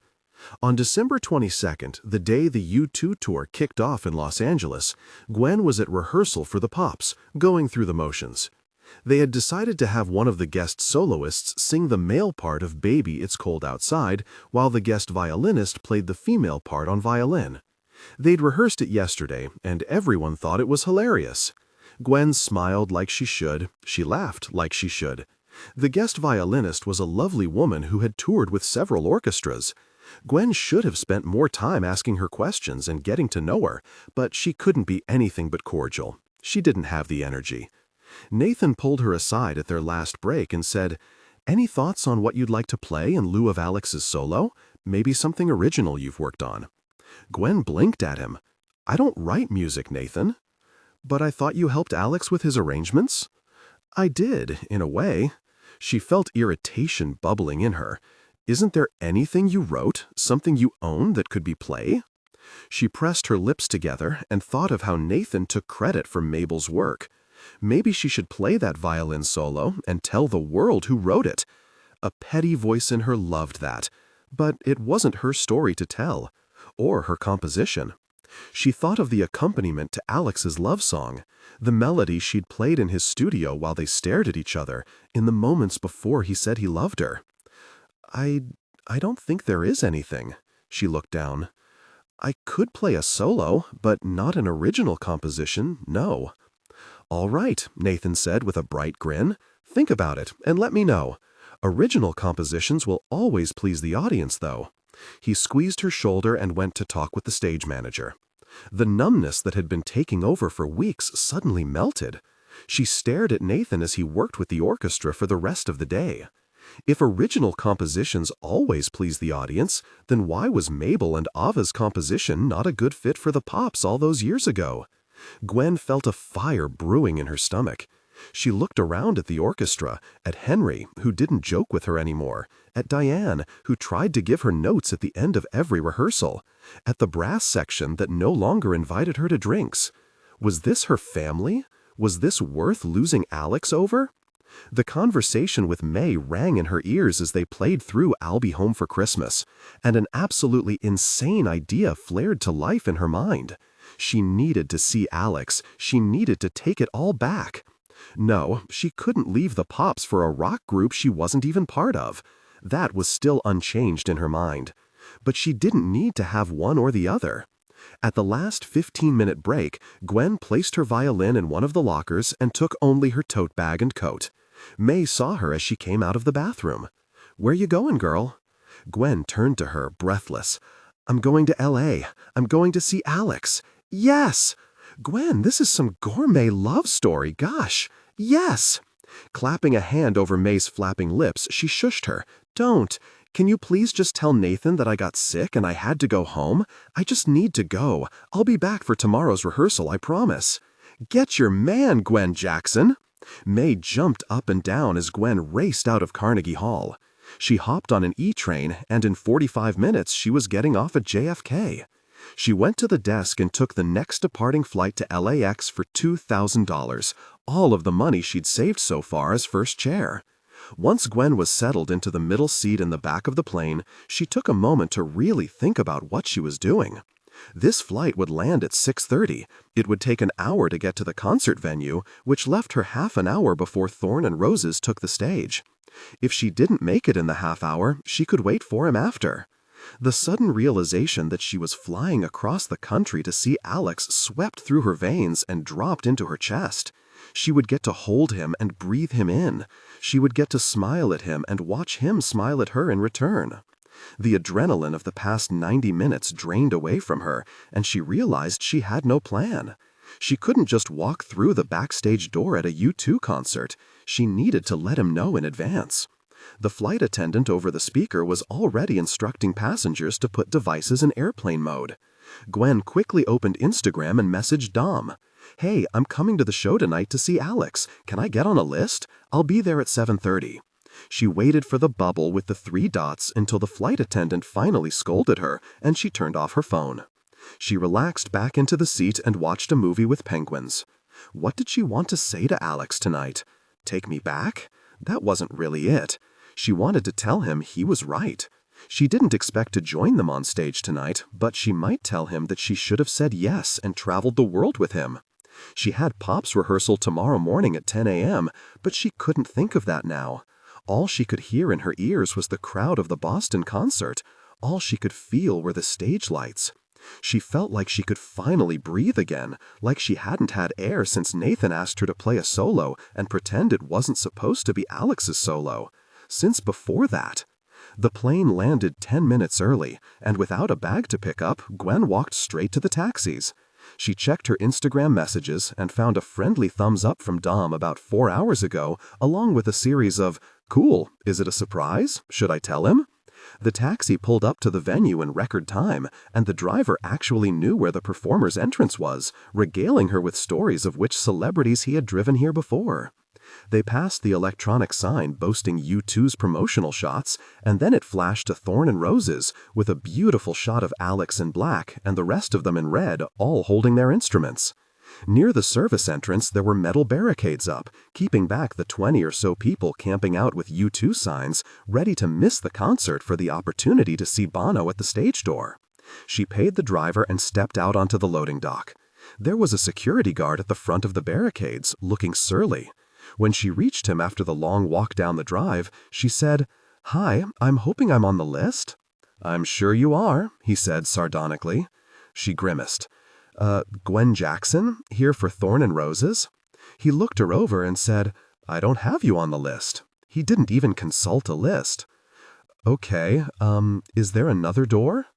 Or, "Someone who would have Miss Jackson," he heard bellowed behind her. Gwen spun, and just beyond the barricades there was a black sedan. The driver was stepping out of it, buttoning his suit jacket.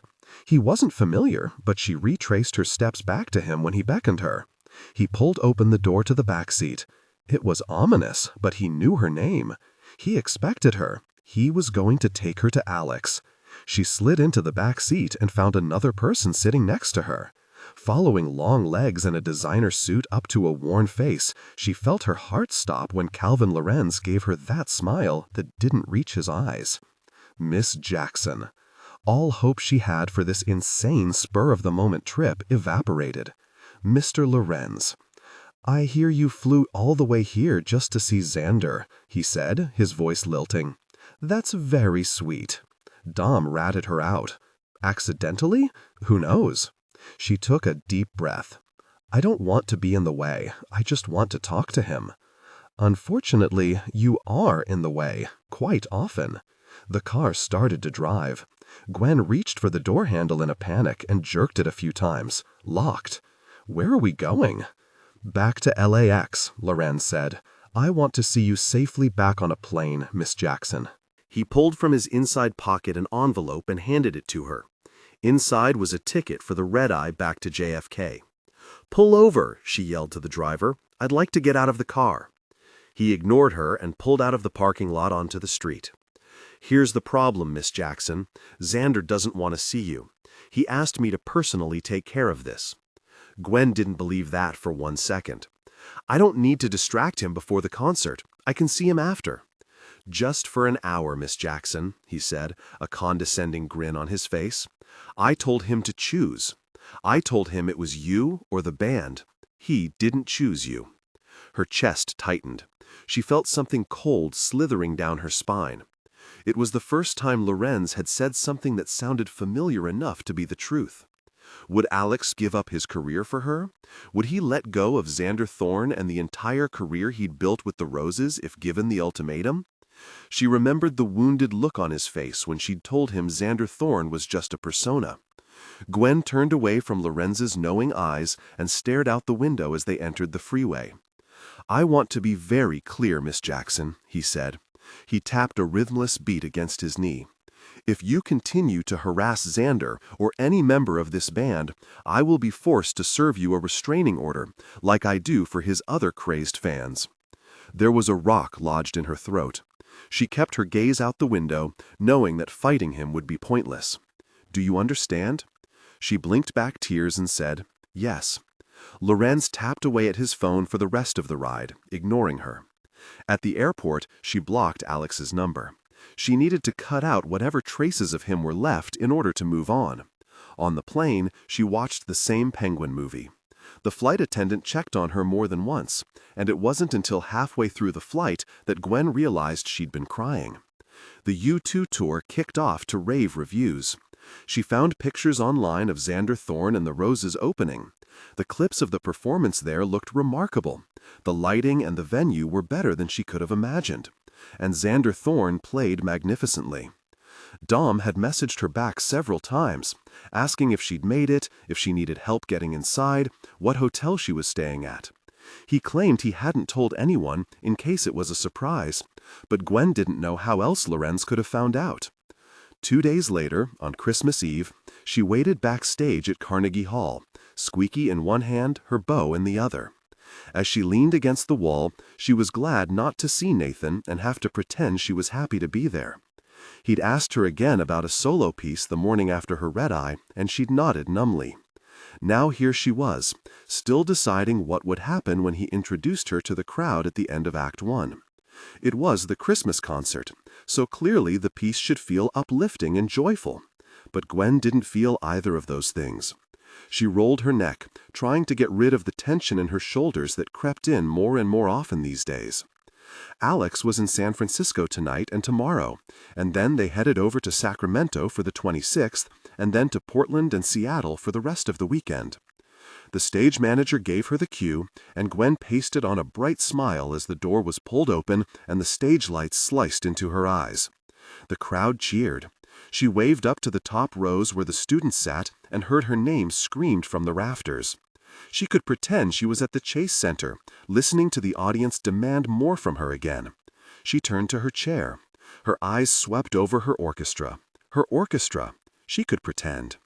The first song went smoothly, and then Nathan took the mic and introduced the guest violinist who'd be playing Baby It's Cold Outside with the male singer.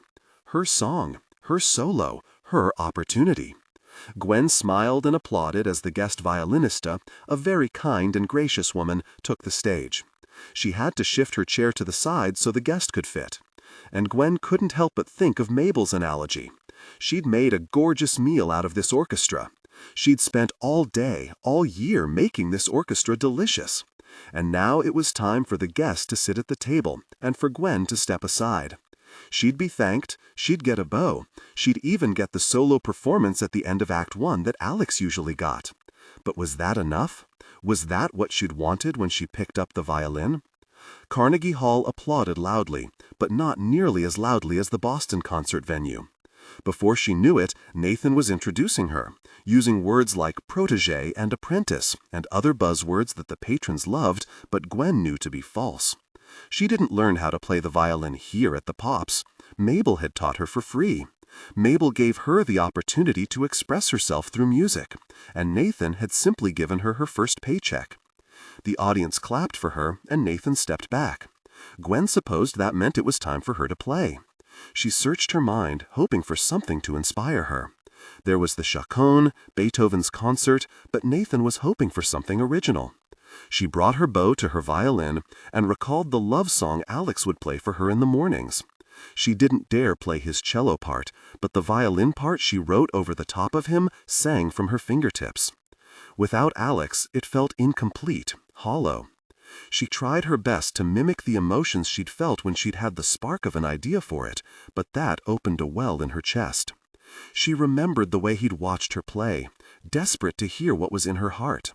The way he'd followed her lead and let her rewrite his song. She played her arpeggios and danced her melody around Carnegie Hall, closing her eyes and imagining Alex there with her.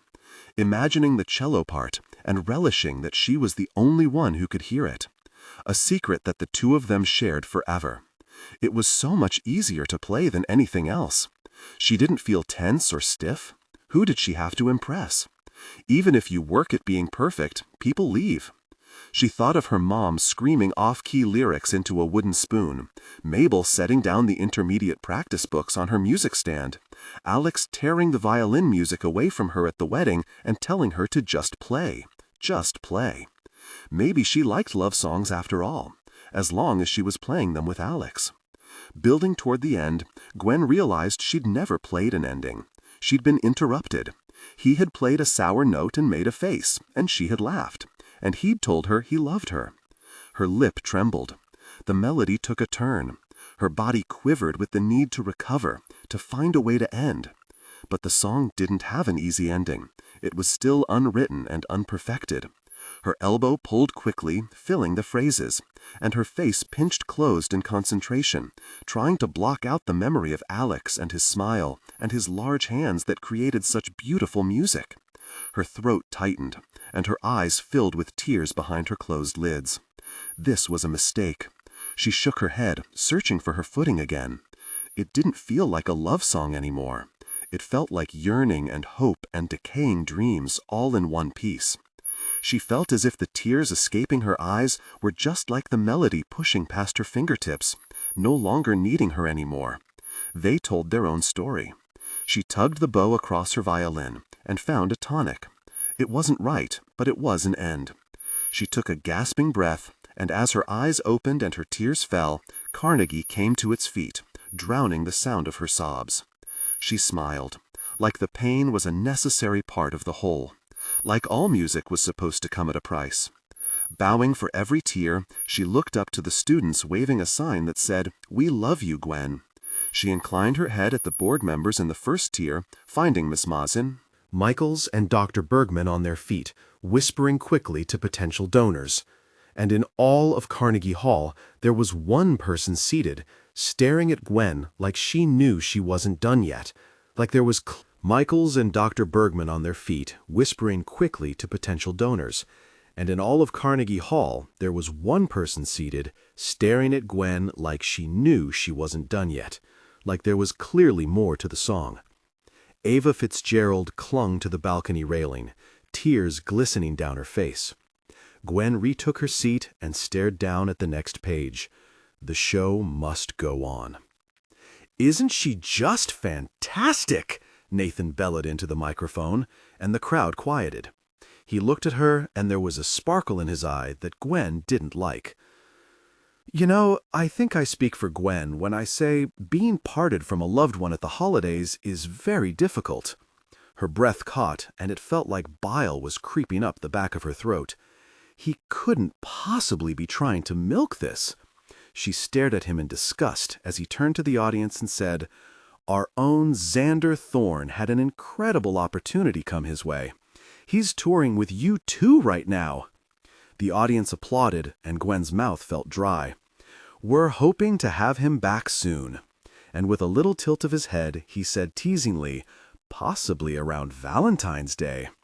The subscribers cooed, the kids in the balcony screamed, and Gwen watched as Nathan used her broken heart to make money.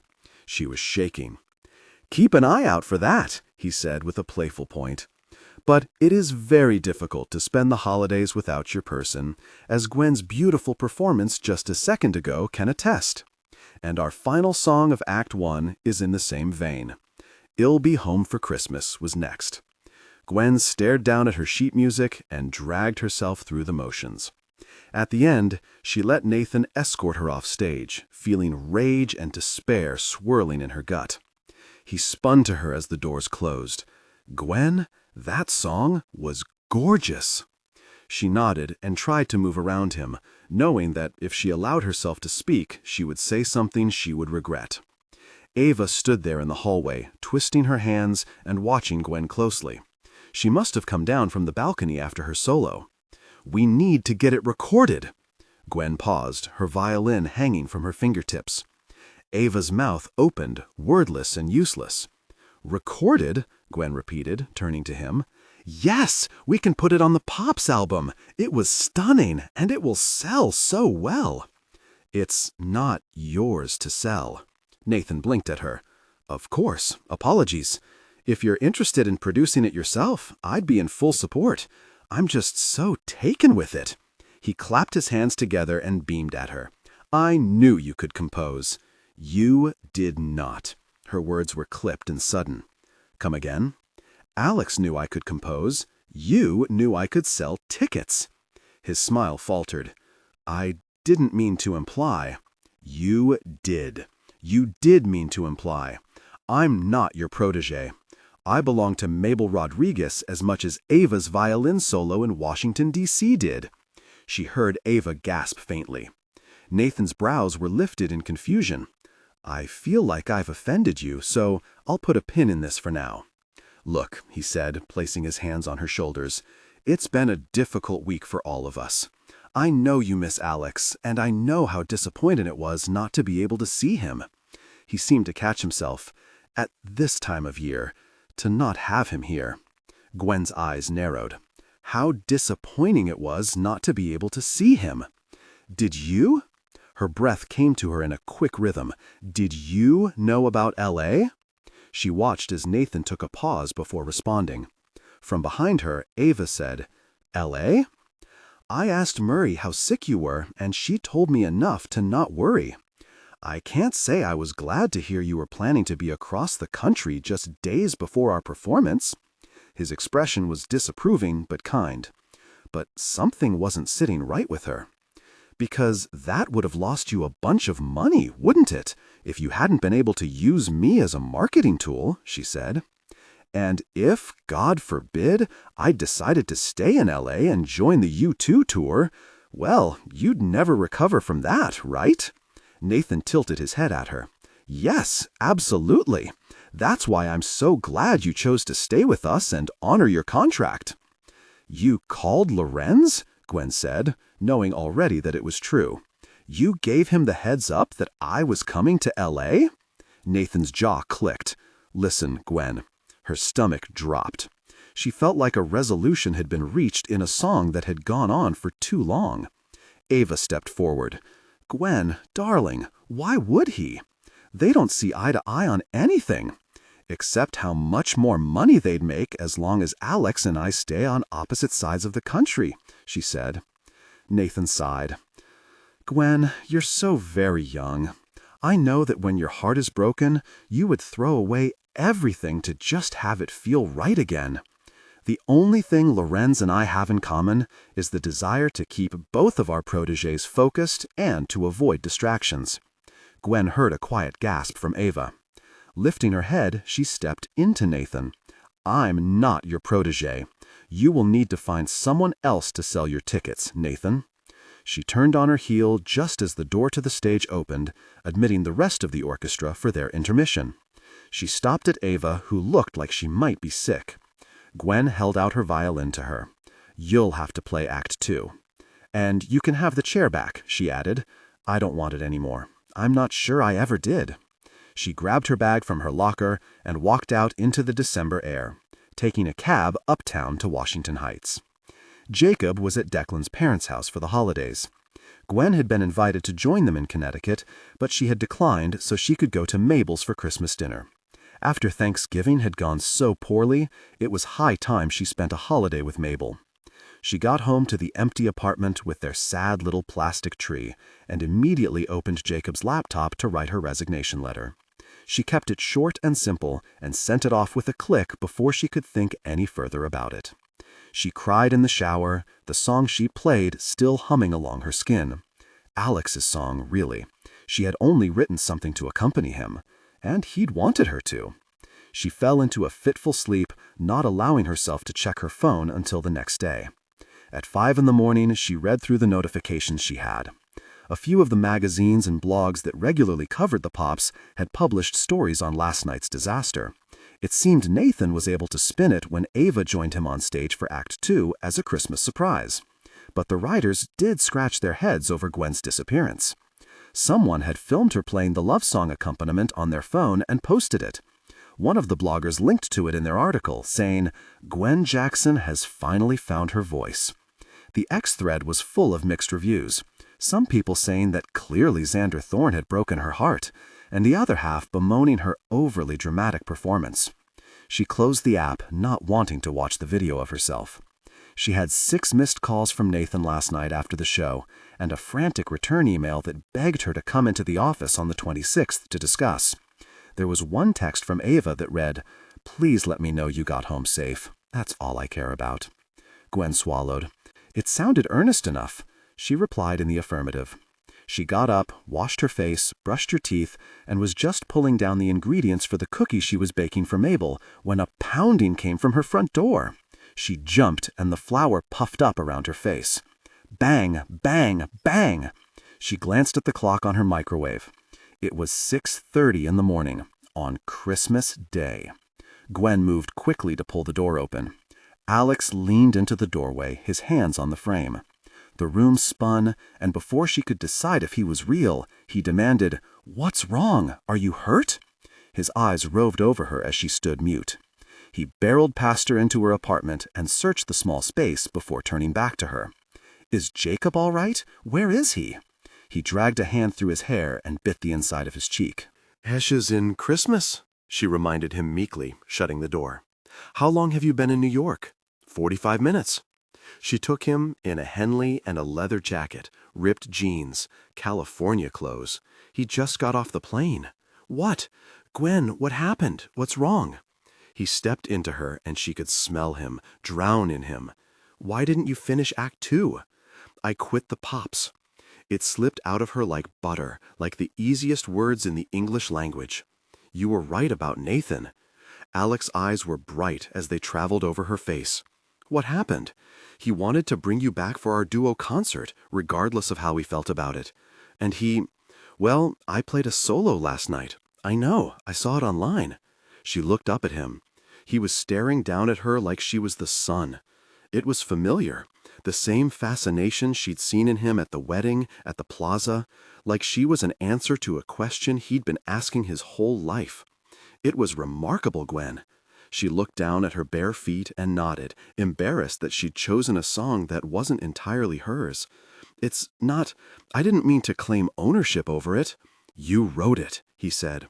No, you wrote it. I just riffed. It's ours. We created it together. His fingertips traced her jaw, tilting her face up to him. And watching you play it was life-changing. She felt herself sinking down into his praise. So before she could bury herself there, she stepped back. What are you doing here? Why aren't you in San Francisco? Dom told me last night that you DM'd him about coming to LA, but then you never came. Then I saw you playing our song, and I had to talk to you. So I asked Sophia if you ever made it, and she said Lorenz took care of it. I told Lorenz last night after the show that I needed to see you. I said I'd be back by call time for our show tonight, but he said if I got on a plane, I shouldn't come back. Gwen stared at him, her mind spinning. What? I left the tour. I quit. His deep brown eyes bored into hers. I couldn't think of anything except getting here. I don't know what I'm doing. He laughed, running a hand over his face. I barely had a second to tell Dom. He told me to go, and I did. She moved into him, winding her arms around his shoulders and tucking her head under his chin. He curled over her, wrapping her close, like it was second nature to him. They'd both quit last night. She squeezed him. What about the roses? She whispered into his shoulder. Are they performing tonight? She felt him nod. He said that Xander Thorne was a brand that he owned. It wasn't mine. He could get another Xander Thorne. You were right. Her chest constricted. She turned up to his face, and his eyes were wet and his lips trembling. Does he really think he can replace you in 24 hours? She asked. He always said he could. It wasn't the first time he told me that Forrest was ready to go, that he had all the cello parts down. Forrest? The guy who had been let go from the band in the beginning? Gwen shook her head. What are you going to do? I don't know. I don't want it anymore, Gwen. He reached up and pushed her hair over her ear. I just want to be near you. Tears filled her eyes, and she kissed him. His arms crushed her to him, lifting her to her toes. She whimpered against his lips as the tears fell, and her fingers curled into his hair. I miss you. She pressed herself into him, and he kissed her again. A hand cradled her jaw. I'm not going anywhere ever again, not without you. He pulled her up around his waist, and she locked her legs behind his back.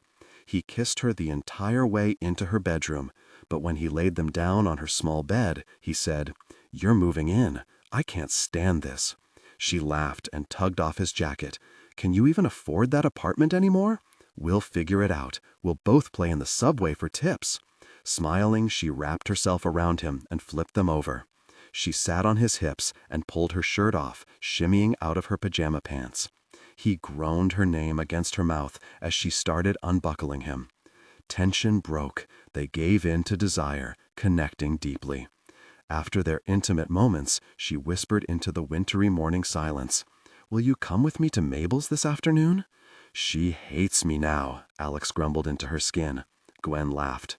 I heard you were very rude and arrogant and always complained about something. I'm sure all of it is true. She smiled and kissed his hair. She told me you'd come looking for music for Nathan's YouTube channel. He nodded. Did you play in the practice rooms when you were older, like 15? Sometimes, when I couldn't stand Nathan. Or when I was in Jersey for the summer, I'd come over from my dad's. A warmth filled her chest, and she swallowed back the lump in her throat. I think I heard you. I think you're the reason I wanted to play violin. He looked up at her, his hair falling across his eyes. She expected him to be confused or astonished, but he just smiled at her and said, You don't remember? She felt her chest collapse. She stared at him. I almost trampled you coming out of the practice room one day. You asked me what I was playing, and I told you to go away. She gasped. You did not. I would have remembered that. It was something like that. He pulled up to his elbows. You were like 10 or 11. He smiled down at her. I realized during the New York Times interview that you were Mabel's brat. Staring up at him and blinking quickly, she tried to find words for the absolute peace she felt, like all the harmonies had clicked into place. Mabel's brat. She loved that. Did you watch the video? Alex asked. She blinked. Of the solo last night? No, I didn't really want to relive it. Can I show it to you? She laughed. Alex, I was there, but you didn't see yourself. He sat up. Gwen, it was so emotive. You played with such passion. You have to watch it. She bit her lip and rolled her eyes. If he wanted to show her, she would watch. He grabbed his phone and pulled up the post. He sat next to her on the bed, and they watched. Gwen started to play the solo. About halfway through, she had closed her eyes, which she remembered. But as Gwen watched herself, she finally saw it, what everyone was talking about. When she started to cry and remember Alex, her body responded. She moved in the way she'd always needed to. As she watched the video and listened to the applause blare through Alex's phone speakers, she wiped her eyes. I was thinking about how there's no one to impress. I didn't care what Nathan thought or anyone in Carnegie. She looked at him. I always assumed that was arrogance, that you were cocky for thinking that way. But really, it's like a subtle confidence, like knowing you belong. She brushed his hair away from his face. I'm sorry I didn't see it before. Xander is just that part of you that stopped trying to please anyone but yourself. Alex kissed her tears away, murmuring praise into her skin about how perfect she was and how they could do anything together, how unstoppable they were. They eventually disentangled themselves, and Gwen started on the cookies as Alex took a shower. At 9 a.m., the downstairs buzzer rang. Gwen frowned and went to buzz whoever in. The intercom didn't work, and usually the door was propped open anyway. Maybe a neighbor had forgotten their keys. When a knock sounded on her door, Gwen opened it hesitantly. Ava stood on her doormat, a little winded, holding Gwen's violin case and a Tupperware container. "Merry Christmas," she greeted. "Merry Christmas, Ava." Gwen bit her lip. I'm not going to reconsider?" No, Ava shook her head. "That's not why I'm here. I wanted to bring by your violin and to also make sure you had something for Christmas." She lifted the container. "Cinnamon rolls, homemade." Gwen smiled, but before she could thank her, she heard the bathroom door open. Alex stepped out in only a towel. She grimaced, unable to stop the car crash. "Mom!" he squeaked like a teenager caught. He clutched the towel to him. Ava's eyes brightened as she looked between the two of them. "Merry Christmas! I didn't expect you here." "I didn't expect you here either." Alex blushed from his chest to his ears. I'm just going to get dressed." Gwen watched in horrified embarrassment as Alex scurried to her room to grab his clothes. She winced at Ava, but Ava was grinning like a madwoman. "Is he just home for the day?" "He'll let him tell you. Would you like to come in for a bit?" When Alex re-emerged from the bedroom back in his clothes, he found Ava and Gwen sharing coffee at the small kitchen counter and heating up the cinnamon rolls. "Merry Christmas, Mom," he whispered into her cheek as Ava forced a hug on him. "You guys talk," Gwen said, squeezing his arm. "I'm going to shower." When she was towel-drying her hair, she heard them still talking, so she took her time with her makeup. "That's unacceptable," Ava said, loudly enough for Gwen to hear. "That can't be legally binding. Alex, have you had a lawyer look at this?" "It's okay, Mom. I've accepted that I'm giving it up. I don't want to fight for it anymore." "It's not your position you need to fight for. It's your share." "Mom," Alex said softly, "I can't. I'm too tired. Please." Gwen stared at her reflection, listening to the two of them. She hated eavesdroppers, but she couldn't help but turn off the bathroom fan when she heard Ava begin to speak again. "I'm sorry that I made you feel like you couldn't come to me. So many times I felt like I wanted to quit violin and just be someone simple. So when you dropped out of school, I thought it made sense and that I should give you time. But you never wanted simple. You were always working toward the next thing. And I lost you while you moved on." Gwen listened to Alex take a deep breath. "I felt like," he cleared his throat, "I used to feel like you chose Nathan over me, and that what he told me to do was what you wanted." "No," Ava shushed him. "No. For that, I am truly sorry." Gwen listened to the silence and decided that it was time she stopped pretending to do her makeup. She swiped some Hazel Renee lipstick on and stepped out of the bathroom. Ava wiped her eyes and offered Gwen a plate with a cinnamon roll on it. "If you don't have anything planned for dinner," Ava began, "I have a reservation you both could join." Gwen bit her lip. I don't really feel like dealing with Nathan right now. Ava hesitated, and Alex's mug froze on its way to his lips. He's been on the phone all morning. She picked at her cinnamon roll. Speaking to the Berlin Philharmonic. They made him an offer a few weeks ago, and now he's thinking about it. Between that and the stunt with Lorenz, I told him he was disinvited. Gwen felt a sinking in her stomach. If the Pops lost Xander Thorne, Gwen Jackson, and Nathan Andrews, what would they have left? Ava took her hand quickly. Don't worry about the Pops, Gwen. You don't need to carry their burden on your shoulders. Neither of us do. The board will figure something out. That's why there is a board. I'm very proud of you. You made the right decision last night. She turned her eyes on her son and said quietly, You both did. Alex was silent, but Gwen could sense no tension in his body language. Ava cleared her throat. And, Gwen, I'm sorry for how far I let Nathan go. I never should have let him push to keep using your relationship for ticket sales. She glanced at her son, he has a bad habit of taking too much from sensitive situations and vulnerable people, and I had no idea about him calling Lorenz. Alex uncrossed his arms, and Gwen rubbed a hand between his shoulders. Turning back to Gwen, Ava said, So, dinner at 5?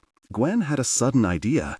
Well, Alex and I already have plans for dinner, but would you like to join us? When Mabel opened the door and saw 2 Fitzgeralds with Gwen, she sighed heavily. What's this then?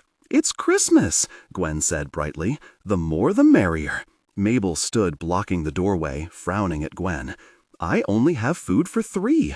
You, me, and Lenny upstairs. We brought cookies and cinnamon rolls, and we stopped at the store for a rotisserie chicken and pre-made yams. Alex lifted the tray weakly, as if to prove the point. Mabel let them in, and Gwen noticed that she barely glanced in Ava's direction, her jaw tight. Gwen said hi to Lenny, a half-deaf 94-year-old who was sitting on the couch, snacking on mixed nuts, and introduced him to Alex and Ava. Ava Fitzgerald, Lenny said with a watery smile. It's been decades, hasn't it? Leonard, Ava said fondly, sitting on the couch and taking his hand. How's your brother? Still kickin', Lenny said with a chuckle. Gwen had never heard him mention a brother in all the Christmases and Thanksgivings she'd been at. She turned to Mabel to see if she had any reaction, but Mabel was ignoring the entire conversation. Gwen offered to open the bottle of wine and hovered close enough to whisper to Mabel, I know you're not happy with this. Mabel shrugged. When am I ever happy? Her eyes flicked to Alex, who was looking at all of the instruments hung on Mabel's walls. What happened to his Bono tour? He left. He's given it up. Well, see, Mabel said softly. No, his agent said he was out. If he walked, he could never come back. Mabel was quiet for a moment as Gwen pulled the cork out of the Pinot. Gwen opened her mouth to beg Mabel to give the Fitzgeralds a chance in the name of Christmas when Mabel called out, Alexander, I need a mixing bowl. See if you can be useful. Turning to look over her shoulder, Gwen saw Alex dutifully move into the kitchen and search the cabinets. She'd never heard anyone call him Alexander. Gwen snuck away, allowing Alex to work in the kitchen with Mabel for a bit. She sat with Lenny and heard all the things she'd missed at Thanksgiving. Alex chopped vegetables and whispered back and forth with Mabel, and Gwen saw Mabel reach up and squeeze his arm, probably the closest thing to a Mabel hug she could give him. Ava seemed to be waiting for that exact moment as her cue to move into the kitchen and offer to help. She pulled open cabinets and drawers, knowing exactly where everything was. Ava took over chopping the onion, leaving Alex to come sit on the couch with Gwen and Lenny. They watched Ava and Mabel speak softly to each other. I didn't know you wanted to keep working on the symphony, Ava said, finally loud enough for Gwen to overhear. I thought you were done composing. I didn't say I wanted to finish it. I just wanted credit for what I did right. Mabel took the knife from her, frustrated with her chopping skills. Ava stood silently for a moment. I couldn't understand why you didn't approve of Nathan. It made me want to just choose one of you, instead of try to force everyone together. Gwen watched as Ava glanced over at Alex. I think I made that mistake a lot, but I'm not choosing Nathan anymore. Mabel peeked at Ava from where she was expertly chopping the parsley and sage. What does that mean? Gwen strained to hear over the conversation happening next to her between Lenny and Alex. It means, if he leaves for Berlin, then I'm leaving him. He can't just drift to whatever orchestra fascinates him at any given time. I should fascinate him. Gwen watched as Mabel put down the knife. You're, Ava, really Fitzgerald. You're the most fascinating person in any room, Ava sniffed. Well, except for your son. He's about to be trouble. Both of them are. Mabel nodded over at Gwen and Alex on the couch as Ava laughed. Whatever Ava might have said in response was drowned out by a knock at the front door. Before Gwen could even ask who else they were expecting, the door opened and Jacob and Declan poked their heads inside. Room for 2 more? Gwen jumped up from the couch. What is you doing here? Gwen, babe, Declan said. I saw you crying in that video last night, and I said to Jake, we gotta get back to New York. Baby girl is spiraling. Jacob hugged her. I texted Mabel and we invited ourselves over. Didn't know it was a full house, though. Gwen squeezed him tightly. I'm fine. She glanced at Alex, who was saying hello to Declan with a manly handshake. I'm really fine now. They introduced Jacob and Declan to Ava and Lenny. Jacob went to the kitchen and started fighting with Mabel about how to season the meat. Mabel chased him out with a wooden spoon. Declan sat with Alex at the table and started unpacking the wine they'd brought over. Gwen heard him asking about Xander Thorne. Will you send me that contract? Declan asked as he expertly pulled the cork. I can take a look. I don't really want to bother, Alex said. Gwen came to his side. I've had people look at it. But it was like 7 years ago, Declan said, pouring the wine. My job is literally to find loopholes. Xander Thorne belongs to your agent, but what about your orchestrations? The arrangements the band played? He owns the tracks. Declan snorted. Okay, Scooter, but I bet I could find something. Who owns the program you wrote the music in? Alex paused and she watched his mind work. Gwen wrapped her arms around Alex's side. It wouldn't hurt to send it over, Alex nodded. I won't hold my breath, but I'd appreciate you looking at it. They clinked wine glasses, and Gwen snuggled into Alex's side, happy. At Mabel's small table, the 7 of them huddled around a meager dinner and laughed and drank. After dinner, as they were washing dishes, Gwen said to Alex, Did you know Mabel and your mom wrote music together? The symphony? Yeah, she played it all the time when I was growing up. I'd love to hear it one day. Gwen smiled up at Alex and found Ava on the other side of him, setting down more dishes for the sink. Ava turned to look over her shoulder. Mabel, do you have the sheet music still? There was a still silence where only the water from the faucet sounded. Mabel pressed her lips together and stared down at her salt and pepper shakers. Mm-hmm.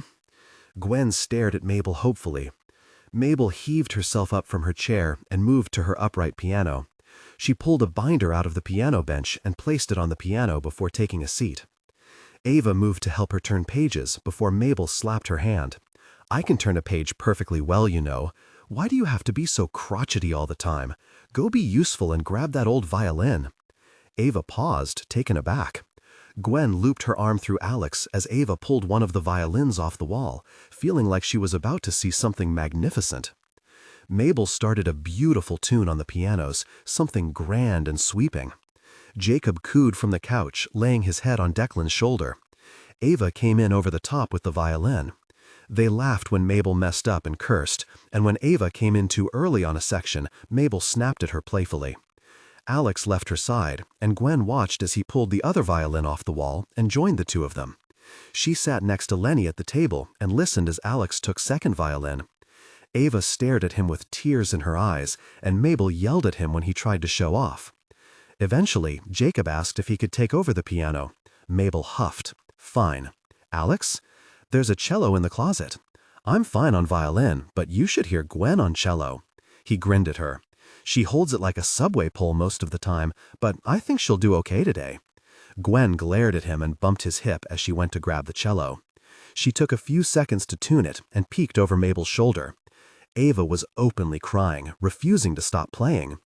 Mabel found an old viola. Jacob was on piano, the Fitzgeralds were on violin, and Gwen was on cello. Declan asked if anyone needed him on tambourine, to a resounding no. It was beautiful. They played pieces of the symphony, and Mabel would yell out things like, "The trumpets take this," and "We'll have a piece connecting these two." Lenny nodded happily to the sound of 5 musicians filling the apartment, and Declan sat there in awe. After dessert, Gwen convinced Alex to play what they could of their love song. Ava cried throughout, and Mabel closed her eyes. Lenny fell asleep with a smile as it started to snow. Cello Suite Number 6. Alex would never get used to interviews. Even as a kid, when he watched his mother speak to audiences, he wondered how she was able to become another person and yet stay exactly the same. He thought the same about Gwen. Alex watched Gwen shake Mark's hand, which reminded him to do the same, and then reach for his own to lace their fingers together. "Thanks for sitting down with the Times again. It's great to see you two," Mark said with a grin as he settled into the chair across from Gwen and Alex on the patio. "It's been about a year since we last talked, right?" "Yeah," Gwen said, "almost." "And how would you say things have changed for you in the past year?" Mark flipped open his notepad and sipped his cappuccino. Alex started. "Well, I made a decision last winter to leave Thorne and Roses. I wanted to focus on family and my composing career, and I found that difficult to do in my existing lifestyle." Gwen smiled, encouraging him. They had practiced the right phrasing together so as not to anger Lauren's lawyers.